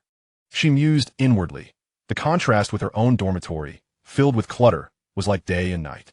Come in, Sun Yusa beckoned as she stepped inside, and Chen Mo followed closely. Before them lay a meticulously organized room, not only fragrant but also impeccably arranged with a bed, desk, and wardrobe. The only slightly disheveled area was the balcony, where several of Sun Yusa's delicate garments hung on a clothesline, emitting a delightful fragrance, varying in size and shape, fluttering like little flags in the breeze. This sight stirred Chen Mo's emotions profoundly. Sun Yusa glanced at her and said, I'll allow you to fulfill your objective of entering the girls' dormitory, but you're only permitted to look, not touch. Chen Mo quickly snapped back to reality, grinning sheepishly. What do you take me for? Am I that kind of person? I think it seems a bit like it, Sun Yusa teased. Fine, Chen Mo conceded, changing the subject. Where should we place the washing machine? In the bathroom. All right, given that the layouts of male and female dormitories were identical. Chen Mo effortlessly set the mini washing machine in the bathroom, plugged it in, and adjusted the settings. All set, she announced. Yes, Sun Yusa nodded, continuing. So, will you stay and look around a bit longer, or? With a serious expression, Chen Mo declared, What are you talking about? I came in here solely out of concern that you might struggle. It's not as you imagined. Oh, I see. It seems you're even more skilled than the professional installers, Sun Yusa remarked with a smile. Though their interaction had been brief, Chen Mo realized Sun Yusa possessed remarkable emotional intelligence. Even at her own age, some of her words felt utterly irrelevant. Since we've just acquired a washing machine, Sun Yusa said, I'll wash your military training shirt tonight, and you can return it to me when you pick me up tomorrow morning. Feeling a bit competitive, Chen Mo suddenly added, the pants could use a wash too. Initially, she thought that as a young lady, Sun Yusa would feel embarrassed by her comment, but instead, she boldly replied, that's fine. If you don't mind going out commando afterward, you can take them off now. Are you certain? Chen Montak retorted, still unwilling to back down. Yes, I'll watch you, Sun Yusa teased. Chen Mo was taken aback, unable to believe that such a seemingly delicate girl could speak so boldly. All right then, today I acknowledge your supremacy. From now on, you will obediently serve me. You will certainly reap the rewards, Sun Yusa bantered. Why should I follow you, you big-headed person? Once military training is over, I'll blow you away to your grandmother's house, and I'll keep my distance. And is your service becoming second nature to you? Chen Mo pondered, glancing at Sun Yusa. Though she still couldn't see her expression above the nose, she was certain she was smiling. Shall we continue to look? Sun Yusa asked playfully. No more looking. Let us retreat, Chen Mo replied with a chuckle. Don't regret it. Let us go. With that, Chen Mo hurriedly exited the girls' dormitory room 313, with Sun Yusa following closely behind. As they stepped out of the girls' dormitory, Chen Mo asked, Where to? Wherever you wish, Sun Yusa replied. Though Chen Mo had grown somewhat accustomed to Sun Yusa's words, she still felt a twinge of apprehension and cautiously suggested, since military training hasn't ended yet. Shall we grab a bite to eat? That works. Plans settled, the two of them made their way to the school cafeteria, one after the other. Chapter 044. The first time washing his clothes by hand. Sun Yusa's demeanor during dinner was markedly improved compared to lunchtime. Although she only ate one more bite of plain noodles, Chen Mo had managed to pass her a generous portion of beef, which she devoured eagerly. Just as they finished their meal, the military training program for the freshmen concluded, allowing them to escape from the throngs of ravenous first-year students at the cafeteria. At the entrance of the girls' dormitory, despite Sun Yusa's reluctance to return so early, she felt compelled to inquire, for Chen Mo's sake. What time will you come to pick me up tomorrow morning? After a moment's thought, Chen Mo replied, with you backing me. I don't plan to head straight to military training, so could I possibly take a day off tomorrow? We could both rest in the dormitory. Oh, that is perfectly fine. Sun Yusa responded immediately. Chen Mo was overjoyed, yet still somewhat incredulous that happiness had arrived so swiftly, asking, Really? Yes, that's wonderful. Chen Mo was genuinely elated this time. I shall speak with Teacher Lin tomorrow. If I feel dizzy, I suppose I shall have to crawl to the infirmary myself. However, Sun Yuxiao's sudden remark immediately dispelled her joy. Internally cursing Sun Yuxiao for being such a sly character, she responded, "Well, I no longer feel the need to request a leave of absence from you tomorrow. I believe accompanying you, my esteemed master, will be far more delightful and fulfilling than resting in the dormitory." "Are you certain?" Sun Yuxiao inquired, a look of disbelief on his face. "Absolutely certain," Chen Mo declared with unwavering confidence. "Are you willingly acquiescing to this?" "Indeed I am." Sun Yuxiao feigned innocence, his voice light and playful as he replied. "That's good to hear. I was beginning to think I was coercing you." At that moment, Chen Mo felt an overwhelming urge to kick Sun Yuxiao, but ultimately restrained herself. "So, esteemed master, when shall I come to escort you tomorrow?" "Wait for my call. May I leave now?" "Dismissed." "Understood." As she made her way back, Chen Mo couldn't shake a sense of unease. Although their interaction had been brief, it felt as if Sun Yuxiao had an uncanny grip on her. Logically, it should not have been so. After all, he was merely a child. How could he possibly have any hold over her? It was absurd. Furthermore, Chen Mo had initially sought to excuse herself from military training in order to embark on a lucrative venture and accumulate some initial capital for her entrepreneurial endeavors. Yet now, it seemed as if Sun Yuxiao was an unshakable presence, particularly during the training period. She found herself entirely ensnared, with no means of escape. Her only option was to adhere to the original plan and postpone her intentions. With each passing moment, her frustration deepened, and she returned to the dormitory with a countenance clouded by despair. It was only after Chen Mo's figure had vanished from sight that Sun Yuxiao turned back to the dormitory. He gazed at the military training uniform Chen Mo had left behind on the table and picked it up to take it to the bathroom. However, upon lifting the washing machine lid, he promptly closed it again. Instead, he fetched his own plastic basin, placing the uniform inside and adding a small amount of detergent. He hesitated for a moment before the faucet, but ultimately turned on the water. Fortunately, the cool water of late summer and early autumn was not excessively chilly. Removing his wrist guards, Sun Yuxiao began to gently scrub the garment, meticulously ensuring that every seam was thoroughly cleaned. With his hat pulled low, his expression remained obscured. Before long, he hung the clothing on the drying line, nodding in satisfaction as he rubbed his now cool hands together. He then changed his own clothes and placed the military uniform in the washing machine for a wash. At that moment, the door to the dormitory swung open, and Li Dongdong, the first to enter, exclaimed, "What is all this noise?" The second to enter, Yi Xiaoning, wore a puzzled expression, sensing the disturbance in the dormitory. Sun Yuxiao emerged from the bathroom, having donned his wrist guards, and stated, "I purchased a small washing machine." "Huh?" Li Dongdong appeared somewhat astonished and immediately rushed to the bathroom. Yi Xiaoning, however, refrained from entering and simply remarked, "You can have a washing machine in the dormitory? It's a small one, and I've discussed it with Teacher Lin," Sun Yuxiao clarified. "Oh, I see." At that moment, Zhang Jiai, who had closed the door behind her, chimed in. The teacher must have considered Yuxiao's health condition to grant special permission. It's nothing extraordinary. That makes sense. Yi Xiaoning nodded in agreement. Li Dongdong, having returned from the bathroom, looked at Sun Yuxiao, his face alight with excitement. "Yuxiao, can I use your washing machine?" "Of course. But please remember not to wash undergarments." "I've already washed my outer garments," Sun Yuxiao replied without refusal. However, he thought to himself that if his roommate wished to use it, he could always have Chen Mo accompany him to buy another one. And this one could serve as a communal washing machine for the dormitory. "That works. This will save so much time and effort when doing laundry," Li Dongdong exclaimed, clapping his hands in delight.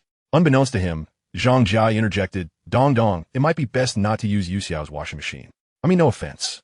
It's just that everyone has different habits, and sharing a washing machine might not be advisable. Indeed, clothing is different from other items. Yuxiao should use this machine alone." Given her unique constitution, Yi Xiaoning added. Though Li Dongdong was not entirely pleased, he conceded, "Fine, it's not a big deal. Summer and autumn clothes are easy to wash anyway." With that, he returned to the bathroom. Since Zhang Jiai and Yi Xiaoning had expressed their opinions, Sun Yuxiao opted not to voice any further objections. He simply nodded at both of them. "Are you feeling all right this afternoon?" Zhang Jiai inquired of Sun Yuxiao once more. "I'm perfectly fine, thank you." "That's good to hear." Zhang Jiai, having received her answer, did not ask further questions and sat down at her desk by the window. "Hey!" Yi Xiaoning, who had gone to the balcony to collect the laundry, suddenly exclaimed in surprise. Zhang Jiai immediately inquired, "What is wrong, Xiaoning?" Returning to the room, Yi Xiaoning pointed toward the balcony and said, "What is that oversized military uniform on the drying rack? Clearly, it belongs to a boy." Upon hearing this, Zhang Jiai quickly stood up and approached the balcony for a closer look, ultimately directing her gaze towards Sun Yuxiao. "It belongs to Chen Mo," Sun Yusa replied candidly. But why is it here in this dormitory, and why is it washed so clean and hung up without a word? Yishaonin question it.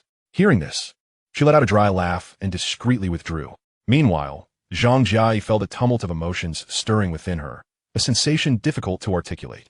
Chapter 045. The letter and the small dormitory meeting overwhelmed with discontent. Chen Mo returned to her dormitory and washed her face, only to find herself feeling rather listless. Zhu Han, Zhao Xiaoshui, and Kong Kai had yet to return, and a matter that weighed heavily on her mind needed addressing. Thus, she retrieved some stationery from her cabinet and sat down at her desk to compose a letter. Dear you, I delicately unfurl this fine paper and pen my words as if speaking to you face to face. I take this opportunity to reply. How have you been of late? Speaking of which, I received your letter approximately 2 weeks ago, but delayed my response due to the approaching school term, which left me feeling rather unsettled. I hope you can forgive my tardiness. By the way, I have successfully arrived at school, and this shall be my correspondence address from now on. You may send letters here henceforth. Having shared so much about that girl named Sun, do you not find me both unfortunate and fortunate? In any case, I believe fortune outweighs misfortune, for I am exempt from military training, am I not? Moreover, I can still earn full credits. As for the upcoming university life, I suppose I shall proceed methodically. How have you been? Is everything going smoothly? Regardless, I must thank you for your parting words in your last letter. Wise men say, only fools rush in. In this lifetime, I shall never casually harbor affection for a girl. Yet, I cannot assert this with absolute certainty. What if I were to encounter a remarkable girl? Wouldn't you agree? Well, I shall cease writing here. I wish you well. May all your endeavors be met with success. Having said this, I bid you to reflect. The ephemeral bubbles of the worldly realm. September 1st, 2005. Carefully folding the letter, I placed it into the envelope. As I began to write the address, a question arose within me, one that had lingered since my previous existence. How is it that I had been corresponding with the girl in the midst of turmoil for 5 entire years, yet her address remained unchanged? Did she not attend school or engage in any other activities, merely remaining at home? With this thought, an unusual idea struck me. Since the correspondence was consistently directed to Kyoto, perhaps I, now present in Kyoto, could seize the opportunity to catch a distant glimpse of her. Nevertheless, recalling the commitment that existed solely within the letters and not in reality, I ultimately resolved to dismiss the notion. Even if we both resided in Kyoto, I could not act in a manner that betrayed my word, nor could I become someone who violated their vows. Just as I sealed the letter, the dormitory door swung open. Su Han, Su Xiu, and Kong Kai entered with dark expressions. Observing that their countenances bore even greater gloom than my own, I inquired with a smile, "What troubles you?" "Damn it," Zhao Xiaoshui cursed, yet offered no further explanation. "Damn it," echoed Kong Kai in agreement. Only Zhu Han, with a discontented expression, remarked, "Chen Mo, don't you think that Wang Xiaohan is quite unwell? During military training, she issued commands haphazardly. Even at mealtime, she would approach our table to prattle nonsensically. It's utterly exasperating. Indeed, her incessant chatter is as if she believes herself to be exceptional." Zhao Xiaoshui chimed in, expressing his frustration. "Isn't that the truth? She hasn't even assumed the role of class monitor yet, but if she succeeds, how will we boys endure? Hearing their grievances, I began to discern the cause of their discontent. Thus, I replied with a smile, "Then let us devise a plan to prevent her from becoming class monitor." Upon hearing my suggestion, Zhu Han turned to me immediately. I reciprocated with a knowing glance, signaling that it was time to convene a small meeting in the dormitory. In fact, since the first class meeting, Zhu Han and I had intended to discuss matters upon our return to the dormitory.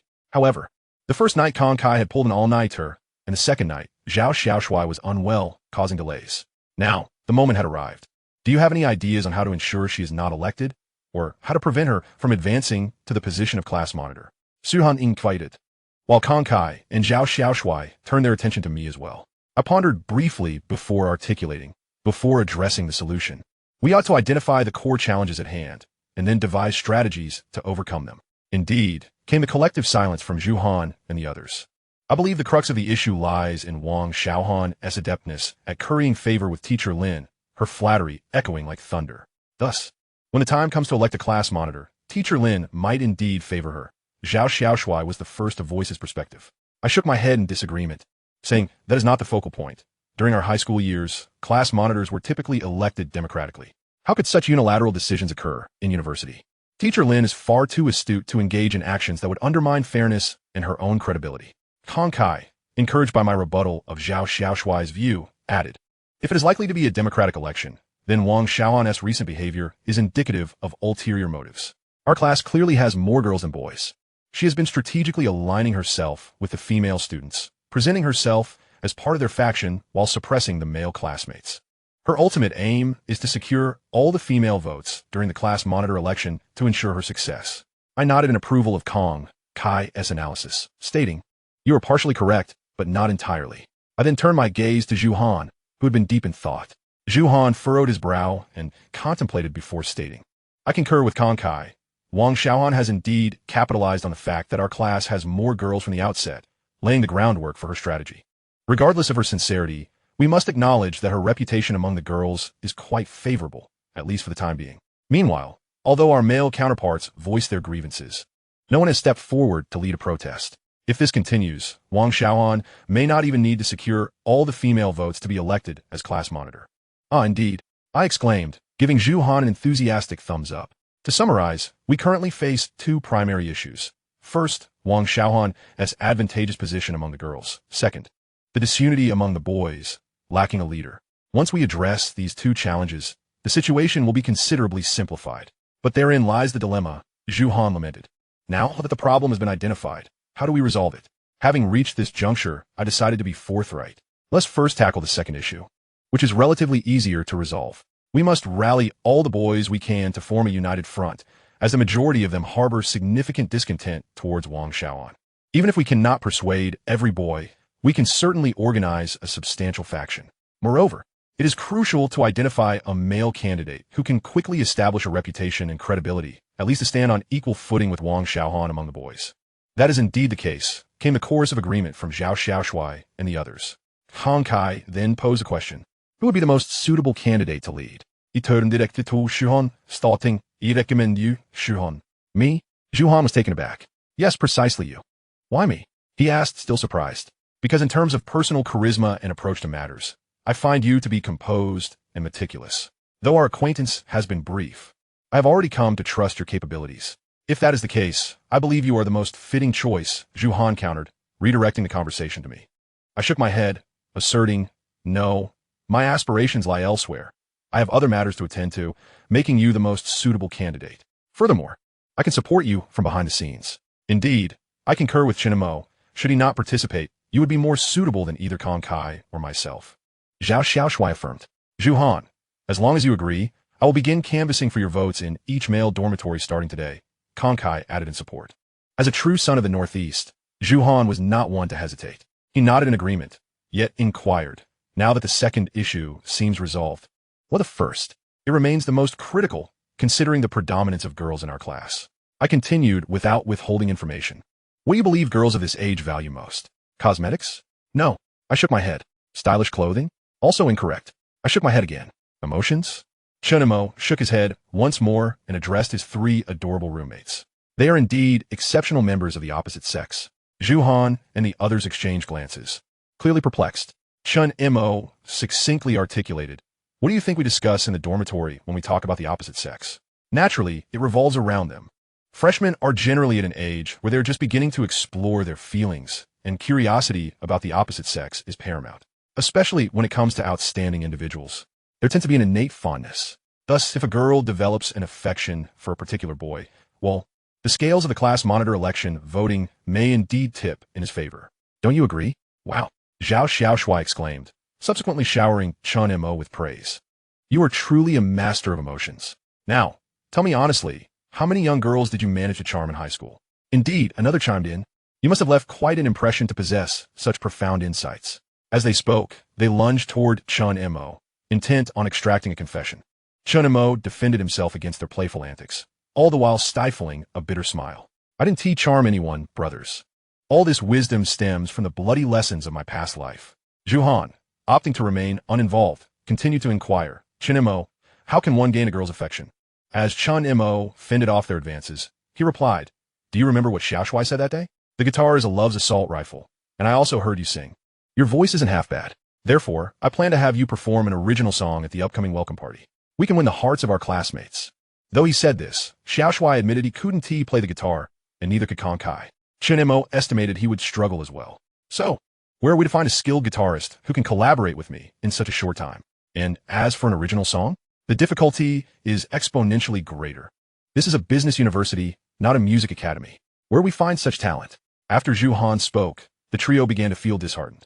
Indeed, Chen Mo agreed. Setting aside the complex coordination required for a band, even a simple combination of vocalist and a guitarist necessitates extensive practice to master the song's melody and rhythm. The key lies in the musician's foundational skills and proficiency. Only a good musician can complement a good singer, especially someone like Zhu Han, who can only sing and possesses minimal theoretical knowledge of music. And an original song? That's simply a pipe dream. Damn, if I had known this, I would have learned it long ago. Perhaps I should wander around the dorms to see if there's anyone with impressive guitar skills, Konkai suggested. It appears we have no other option. I'll also scout other dorms, Zhu Han sighed. Chen Mo smiled, realizing he could no longer remain passive. After all, setting aside Wang Xiaohan's detestable character, having Zhu Han as the class monitor would undoubtedly benefit his future plans. It wasn't that Chen Mo sought to exploit Zhu Han for his own ends. He simply believed he was the most suitable candidate. Thus, observing his three despondent roommates, he approached Zhao Xiaoshuai's desk, retrieving the Trumon guitar, which had merely served as a decorative piece in their dorm. He tuned the strings amidst their bewildered gazes, and then effortlessly played a challenging piece, Spanish Bullfight. As he finished, the trio remained dumbfounded, staring at him in astonishment. In truth, Chen Mo was aware that he had fumbled several chords during his performance. His body belonged to this life, yet his soul retained the memories of a previous existence, which made certain aspects difficult to recall clearly. Nevertheless, with a bit of practice, he would soon adapt. The three stared at Chen Mo for a while longer before simultaneously giving him a thumbs up and exclaiming, "Amazing!" Subsequently, Zhao Xiaoshuai seemed to enter a frenzy, rushing to Chen Mo's side with fervent eyes. "Why didn't you mention this sooner? From today onward, you shall be my master. You must teach me, or else beware of your backside when you sleep tonight." Hong Kai joined in, tugging at Chen Mo's pants as he said, "Hurry, let me see what you've got hidden in there. You always catch us off guard. If this brother isn't suitable for long-term company, I'll take care of it for you. Both of you clear off." After finally calming the ruckus, Chen Mo turned to Zhu Han and asked, "Do you have any lingering doubts?" "None whatsoever." "Cela noted vigorously." Chen Mo continued, "Then, over the next few days, I'll devise a song that suits your vocal tone. One perfect for serenading girls. We should be ready to practice a few evenings, and it should be fine. As for the registration for the welcome party, I'll leave that to you." "Absolutely no problem." Zhu Han agreed wholeheartedly. Then it settled. The night passed without further incident. The following morning, Chen Mo was awakened by the sounds of his three roommates getting up. When Zhu Han noticed that he was still lying in bed without moving, he inquired, "Aren't you going to meet your master?" "My master told me to wait for a call." Zhu Han initially felt sympathy for Chen Mo's plight, but upon hearing this, he felt less pity for him, realizing Chen Mo would need to rise early. The three hurriedly finished their preparations and left the dormitory, while Chen Mo continued to enjoy a few moments of restful sleep. After an indeterminate amount of time, his phone finally rang. Upon answering, he found it was indeed his master, Sun Yusa, and he hurriedly got out of bed to wash up before heading out. Upon arriving at the girls' dormitory building number 1, he saw Sun Yusa standing under the blazing sun, waiting for him. Quickening his pace, he approached her and said, "Master, please don't wait for me in the sun again. If you faint out here, 1T teacher Lin questioned me. What about my military training credits?" Sun Yusa did not respond to this, but instead asked, "Did you sleep well?" "Sort of." She then handed him a bag she had been holding. As he took it and opened it, he discovered it was his military training uniform. The moment he pulled it out, a fresh fragrance enveloped him, one that was uniquely associated with Sun Yusa. He inspected the garment, then brought it to his nose, finding it cleaner and more fragrant than anything his mother, Hyunlon, could manage. "Does it smell good?" Sun Yusa inquired. "Yes, it smells wonderful." "Is it clean?" she asked again. "Yes, it's clean. Do you like it?" She pressed on. "Yes, I like it." This time, Sun Yusa did not hastily utter any words. Instead, he slightly lifted his head and fixed his gaze upon Chen Mo's chest, stating, "If you like, I shall wash them for you in the future." Chapter 047. Tell me, do you wish to court me? Upon hearing Sun Yusa's words, Chen Mo was momentarily stunned, remaining in a daze for quite some time before uttering a whimsical response. "Sun Yusa, what is the matter?" Finally regaining her composure, Chen Mo queried with a hint of confusion, "You're not actually thinking of courting me, are you?" Sun Yusa seemed momentarily taken aback by her question, yet, unable to discern her expression due to the angle, he quickly regained his bearings and retorted, "How could that be possible?" With that, he strode ahead, leaving Chen Mo in his wake. Eager to catch up, Chen Mo followed closely, playfully remarking, "Sun Yusa, truth be told, you could certainly court me. However, before you do, I at least ought to see what your face looks like, don't you think? I mean, what if I unwittingly agreed to your advances? And on the night of our wedding, you lift the veil. No, rather, you lift your hat and frighten me? Wouldn't that be a terrible loss for me? Chen Mo deliberately said this, challenging the notion that a middle-aged man, seasoned by the trials of life, could be outmaneuvered by a mere girl. Impossible. Absolutely impossible. As Sun Yusa continued to stroll lightly, he replied, what if I happen to be quite handsome? Then I would have struck a tremendous bargain. Chen Mo continued her teasing banter. Wouldn't that leave me at a disadvantage? Huh? Chen Mo was again left speechless by Sun Yusa's clever retort. She realized he had subtly insulted her appearance. Unwilling to back down, Chen Mo persisted. Just admit it. Do you wish to court me or not? Suddenly halting in his tracks, Sun Yusa exhaled softly. Well, there's a slight inclination. Chen Mo maintained her playful demeanor. Then show me what you look like. Alas, I fear I am too unattractive. I wouldn't want you to suffer a great loss. With that, Sun Yusa resumed his light pace, leaving a bewildered Chen Mo in his wake. This, indeed, was a gentle rejection. Upon reaching a crossroads in the corridor, Sun Yusa paused and inquired, where shall we go? Now fully composed, Chen Mo answered, have you eaten? No. Then let us first go for a meal. Very well. I shall follow your lead. Sun Yusa nodded. However, before they proceeded, he added, you must accompany me to the school's dispatch room first. What for? Chen Mo asked, sensing a deliberate tone in his question. I have a letter that needs to be mailed. Will you wait for me at the cafeteria? Or shall we go together? I shall accompany you. After depositing the letter at the dispatch room, the two directly proceeded to the school cafeteria. On this occasion, Sun Yusa was not as compliant as he had been during their previous dinner, having only a few bites of noodles and some beef. Chen Mo had even ordered kung pao chicken for him, but he adamantly refused to touch it, with no choice but to minimize waste. Chen Mo continued eating until she was full. Afterwards, they exited the cafeteria, and the question of where to go next truly became a dilemma. According to Sun Yusa's principle, as long as Chen Mo did not cast him back to the dormitory, he would comply with her wishes. However, with this little burden in tow, Chen Mo found it difficult to pursue her own activities. After much deliberation, they aimlessly strolled to the entrance of the small school supermarket. Habitually, Chen Mo took off her outer clothing and suggested, shall we step inside to cool off? Lead the way. All right then. With her master's approval, she took the lead. Sun Yusa accepted Chen Mo's clothing and, in a habitual manner, draped it over himself as they entered. Before long, they had gathered their items.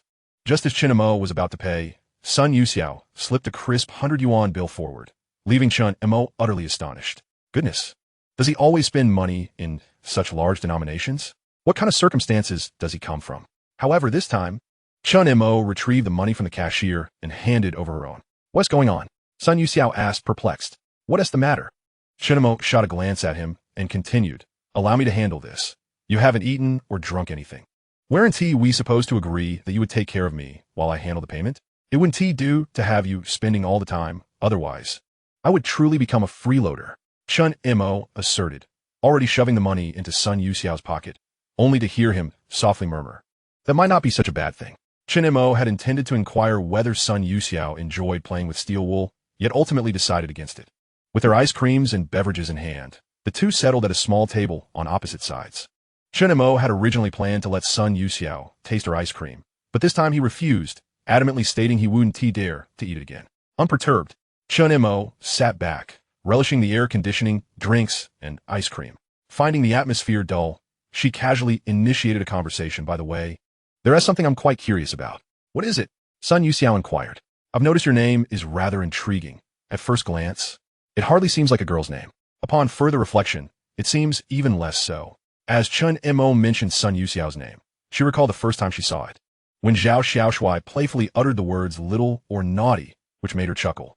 Oh, Sun Yusa leaned in with interest, gazing at Chen Mo's chest. What do you mean?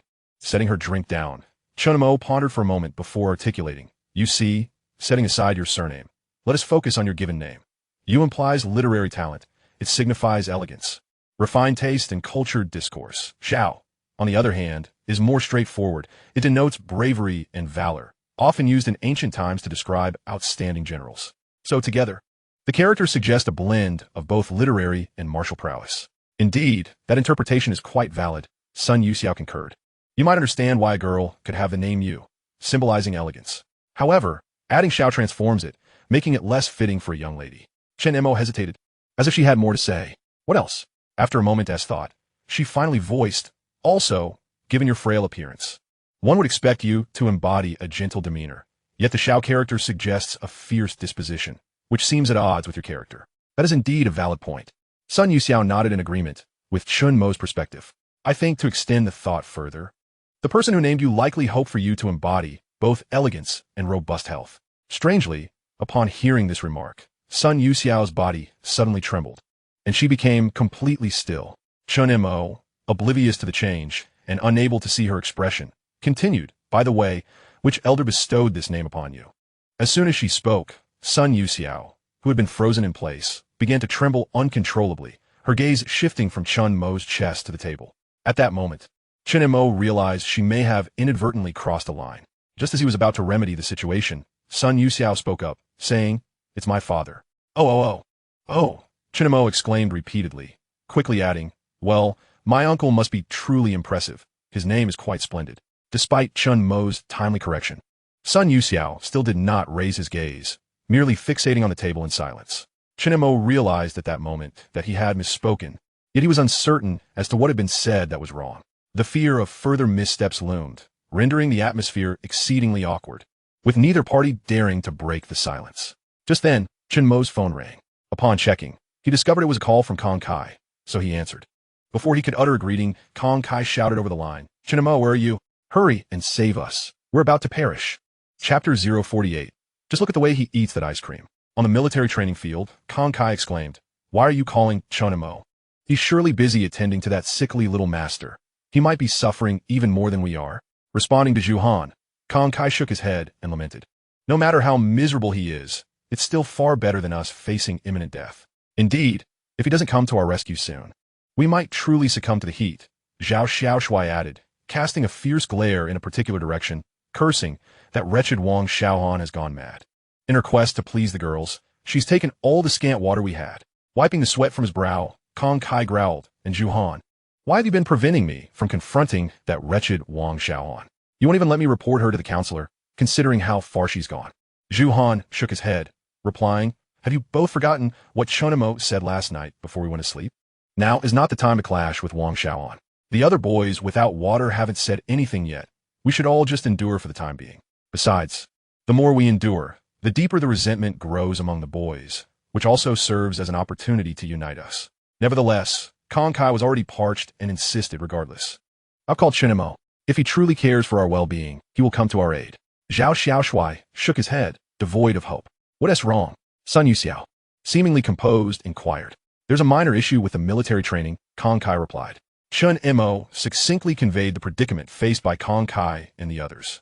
After a moment of contemplation, Sun Yusa responded, "I'm fine. You may go and deliver water to them." Seeing his master display such wisdom, Chen Mo was profoundly moved.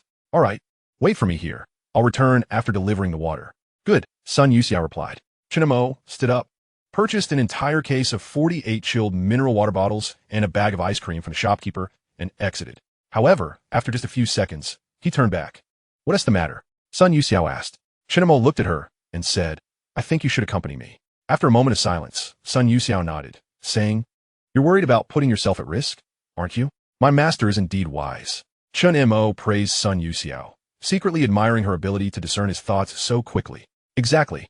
The only reason I'm exempt from military training is because of you, Sun Yusa. Moreover, my official duty is clear, to attend to all of your daily affairs during this training period. In other words, without Sun Yusa, I would have no reason to avoid military training. If I go to the training field alone, I might indeed find myself in trouble." Upon realizing this, an inexplicable wave of fear washed over Chen Mo. He wondered if this girl could truly read his mind. At that moment, Sun Yusa stood up and declared, "All right then, I shall reluctantly serve as your shield." Despite his lingering fear, Chen Mo prioritized his brother's safety above all else. With her plans settled, Sun Yusa returned her coat to Chen Mo. Chen Mo grabbed a bottle of room-temperature water from the shopkeeper and tucked it into his pocket, and together they stepped outside. Upon reaching the training ground, Chen Mo paused, stating, "I think it would be better if I carried you on my back." Sun Yusa understood his intent to make their ruse seamless, but replied, "These bottles of water are far heavier than that small washing machine. It's fine. I can only use one hand to support you while the other holds the water and bag. Compared to the weight training we did earlier, Carrying you along with these bottles is hardly a challenge. Then you should squat down, Sun Yusa chuckled. Chen Mo immediately squatted into position, saying, "Please Mao, my master." Without hesitation, Sun Yusa climbed onto his back, playfully commanding, "Go." Internally cursing, Chen Mo steadied her legs with one hand while holding the water and bag with the other. Commencing their journey toward the training field. To alleviate Sun Yusao's burden, he leaned forward considerably. Sun Yusa said nothing, resting her head against Chen Mo's shoulder, remaining still and quiet. Their appearance immediately drew the attention of several first-year students. Ultimately, they were strangers to one another, and with the sweltering heat, who had the energy to pay attention to this? Arriving at the formation of Class 2 in Business Administration, they found it was not yet time for a break, and the counselor, Lin Jinxian, was absent. Thus, despite the longing and urgency in the gazes of Kong Kai and Zhao Xiaoshui, there was nothing to be done. Chen Montak, too, felt helpless. He had no authority to halt the training. Consequently, he walked to the shaded resting area and set down the water. "You can also let me down now." Chen Mo thought that since they had arrived, there was no need to carry Sun Yusa any longer. He could carry her again when they left. After placing Sun Yusa down, he glanced around but found nothing suitable to sit on. So he spread his shirt on the ground. "Truth be told, this isn't necessary," Sun Yusa remarked, aware that Chen Mo aimed to play his part perfectly. "Still, it's better to be a bit deliberate," Sun Yusa smiled, sitting on the shirt. Chen Mo produced the room temperature mineral water from his pocket, twisted off the cap, and handed it to Sun Yusa. To further enhance the pretense, Chen Mo inexplicably procured a piece of paper, fanning Sun Yusa like a servant from ancient times. "That's truly unnecessary," she said. "Very well," Chen Mo conceded, realizing he had indeed been overly theatrical. With nothing better to do, he sat on the ground and began to eat an ice cream from a bag, leisurely observing his brothers and classmates suffering on the field. As Chen Mo appeared, carrying Sun Yusa on his back and holding water in his hands, Kong Kai, Zhao Xiaoshui, and the others looked on with anticipation. A few individuals were so deeply moved that they nearly shed tears, especially when Chen Mo fanned Sun Yusa, as if she were a humble maid. Zhao Xiaoshui, overwhelmed with emotion, couldn't help but remark, "Chen Mo is truly an exemplary comrade. Even while enduring her own suffering, she still thinks of her brothers." Who could argue otherwise? This is what true brotherhood looks like. As soon as Kong Kai finished speaking, both he and Zhao Xiaoshui noticed Chen Mo sitting on the ground, leisurely enjoying an ice cream. This sight left Kong Kai momentarily dumbfounded, as if he had suddenly gained clarity, and he exclaimed, "Wait, why do I suddenly feel like she isn't so pitiable after all? In fact, she seems to be relishing it. I have the same feeling. It appears that the ones who truly pity her are just us few brothers," chimed in Zhuhan, who had remained silent until now. At that moment, Zhao Xiaoshui, equally stunned, remarked, "Look at the smug way Chen Mo is enjoying her ice cream. I suddenly have the urge to strangle her." Chapter 049. I want to wait and see if I can get a seat. Chen Mo had long noticed the murderous glares from Zhao Xiaoshui and Kong Kai directed at her. Since her ruse had already been exposed, there was no reason to conceal her actions any longer.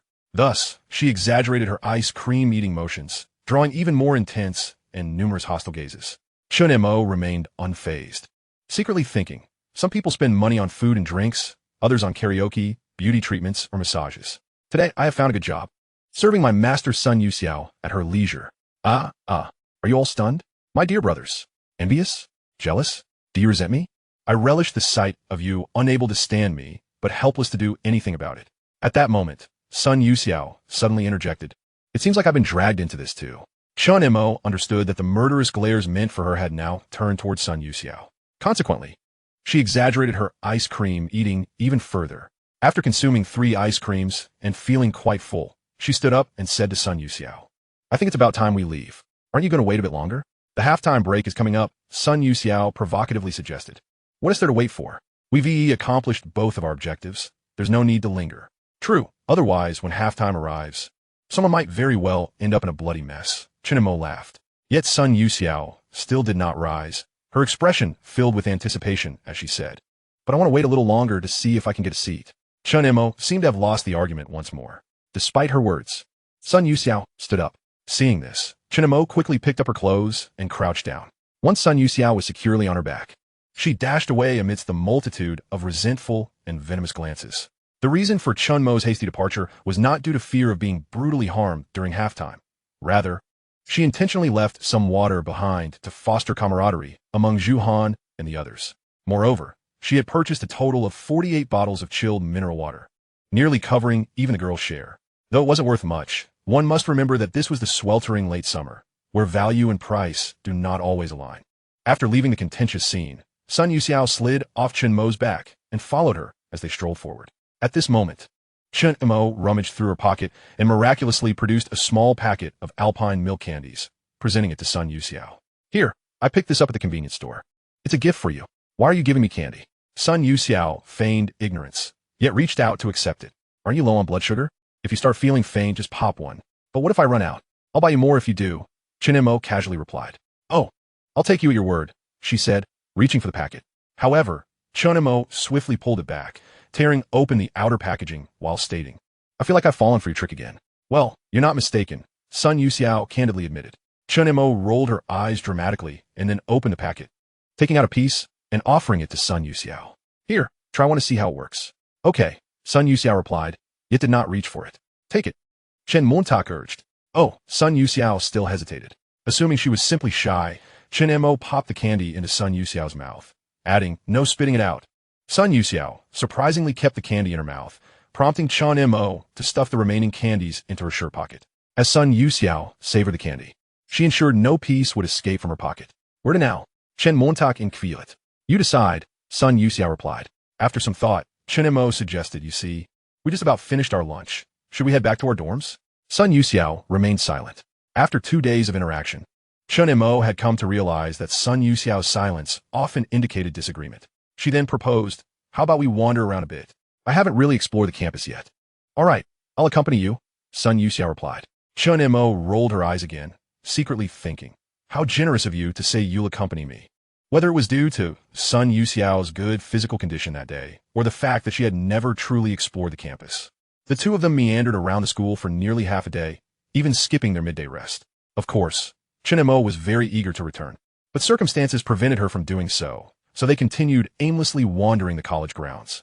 During this time, an unfamiliar number had called twice. Chen Mo presumed it was someone using another's phone, so she ignored the calls and even muted that number. After dinner, Sun Yusa still showed no intention of returning to the dorm. To help digest their meal, the pair unknowingly wandered to a small grove in the western district of the school. Chen Mo had heard stories from Zhao Xiaoshui about this grove. With nothing else to do, she pulled Sun Yusa inside. Sure enough, it wasn't long before they began to notice couples engaged in intimate activities. And Chen Mo watched with keen interest from concealed spot. Initially, Sun Yusa displayed little reaction, but as they delved deeper into the grove, the acts became increasingly daring. Eventually, she called out to Chen Mo to go away. Is it interesting? Sun Yusa asked. Very interesting, Chen Mo deliberately replied. Do you want to? I do. Chen Mo continued to tease. Then keep on wanting, Sun Yusa responded with a smirk. Chen Mo chuckled, intending to tease her further, but realized Sun Yusa had already begun to walk away. After a difficult time escorting her back to the dorm, upon entering room 313, Chen Mo was immediately seized by her 3 beleaguered roommates and subjected to a thorough beating. After some commotion, Kong Kai disdainfully remarked, Chen Montak, oh Chen Montak. How unfortunate for us brothers. We once thought your servitude to that Sun Yusa was a task both humiliating and lamentable. Yet, it appears you are far more comfortable than we are. We are the true unfortunate brothers. Zhao Xiaoshui continues to rally against this injustice. Indeed, do you recall that contemptible expression you wore while delivering water this morning? Enjoying ice cream and sipping cold water. Why on earth did a band of horse bandits not come to abduct you? Yes, take you to the training ground to share in our sufferings. Gung, Gui, filled with righteous indignation, spoke. Observing the pained expressions of the two, Chen Mo apathetically remarked. Reflecting upon the words of Sun Gu in Diary of a Madman, they ring curiously true in apartment. The Chinese have never feared disaster, no matter how great. As long as we all share the misfortune, the truth is never sought, nor is there any disdain for others' ignorance of it.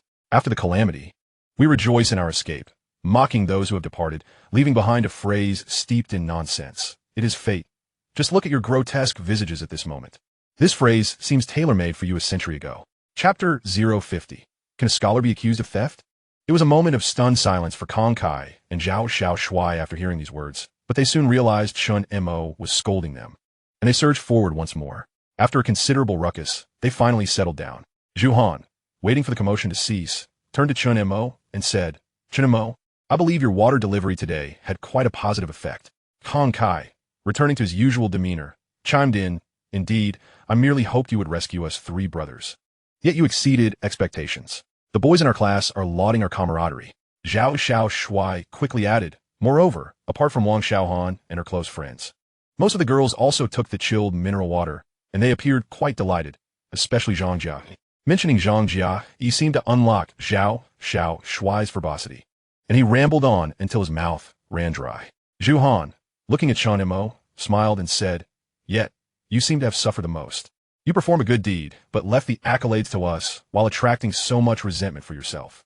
Chen Mo smiled, unperturbed, and replied, this effect is actually more beneficial than if I were to take credit, for contrast is born from comparison. Besides, my initial intention was to establish a reputation.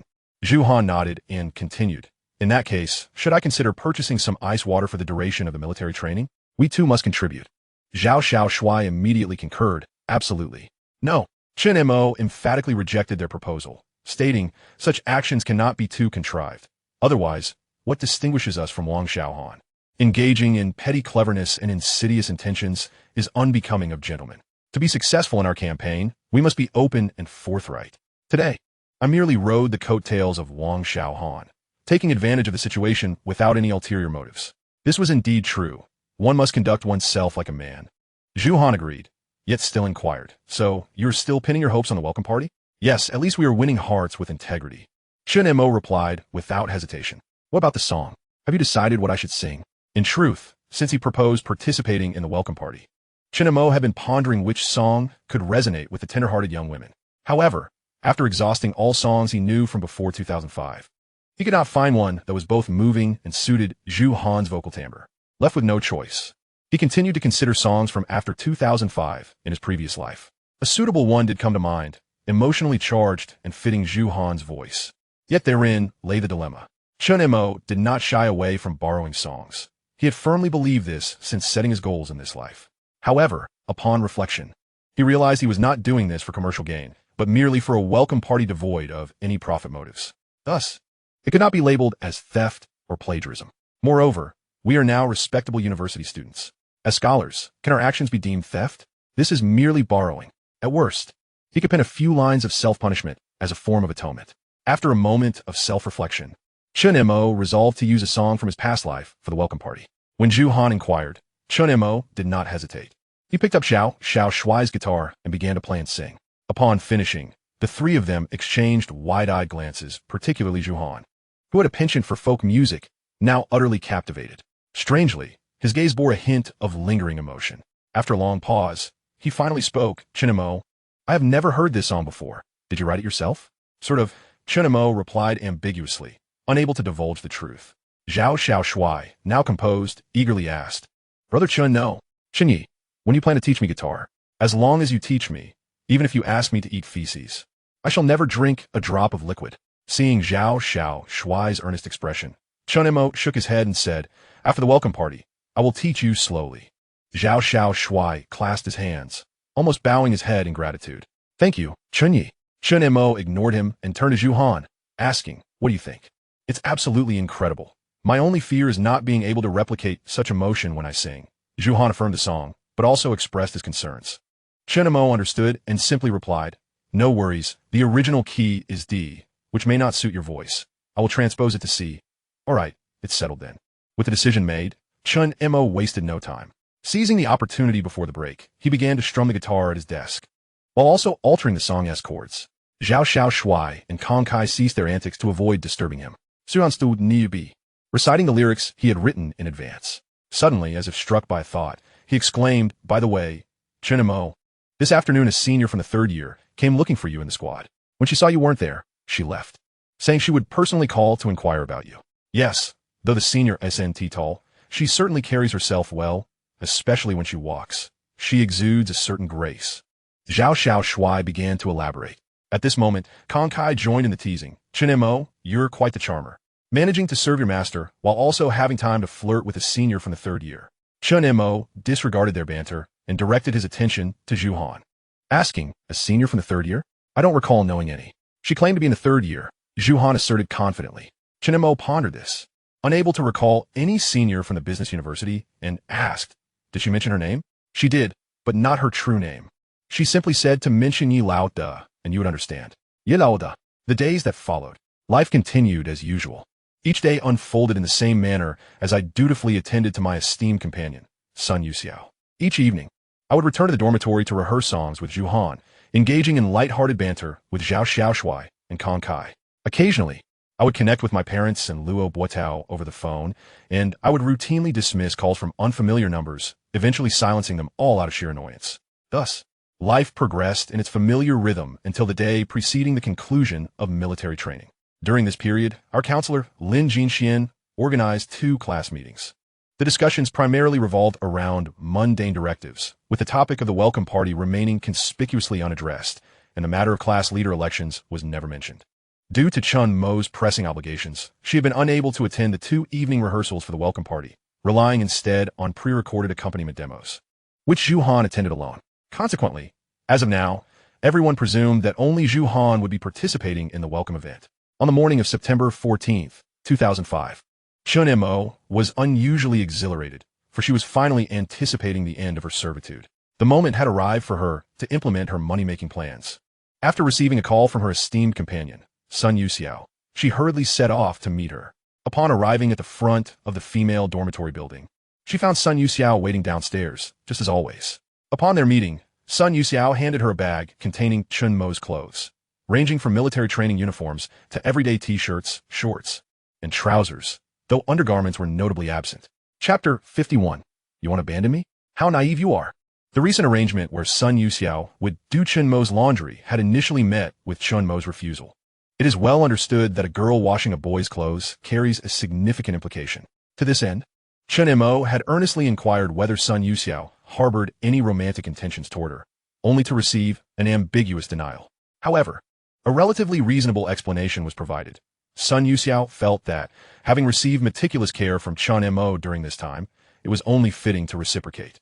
Moreover, she had access to a washing machine, did she not?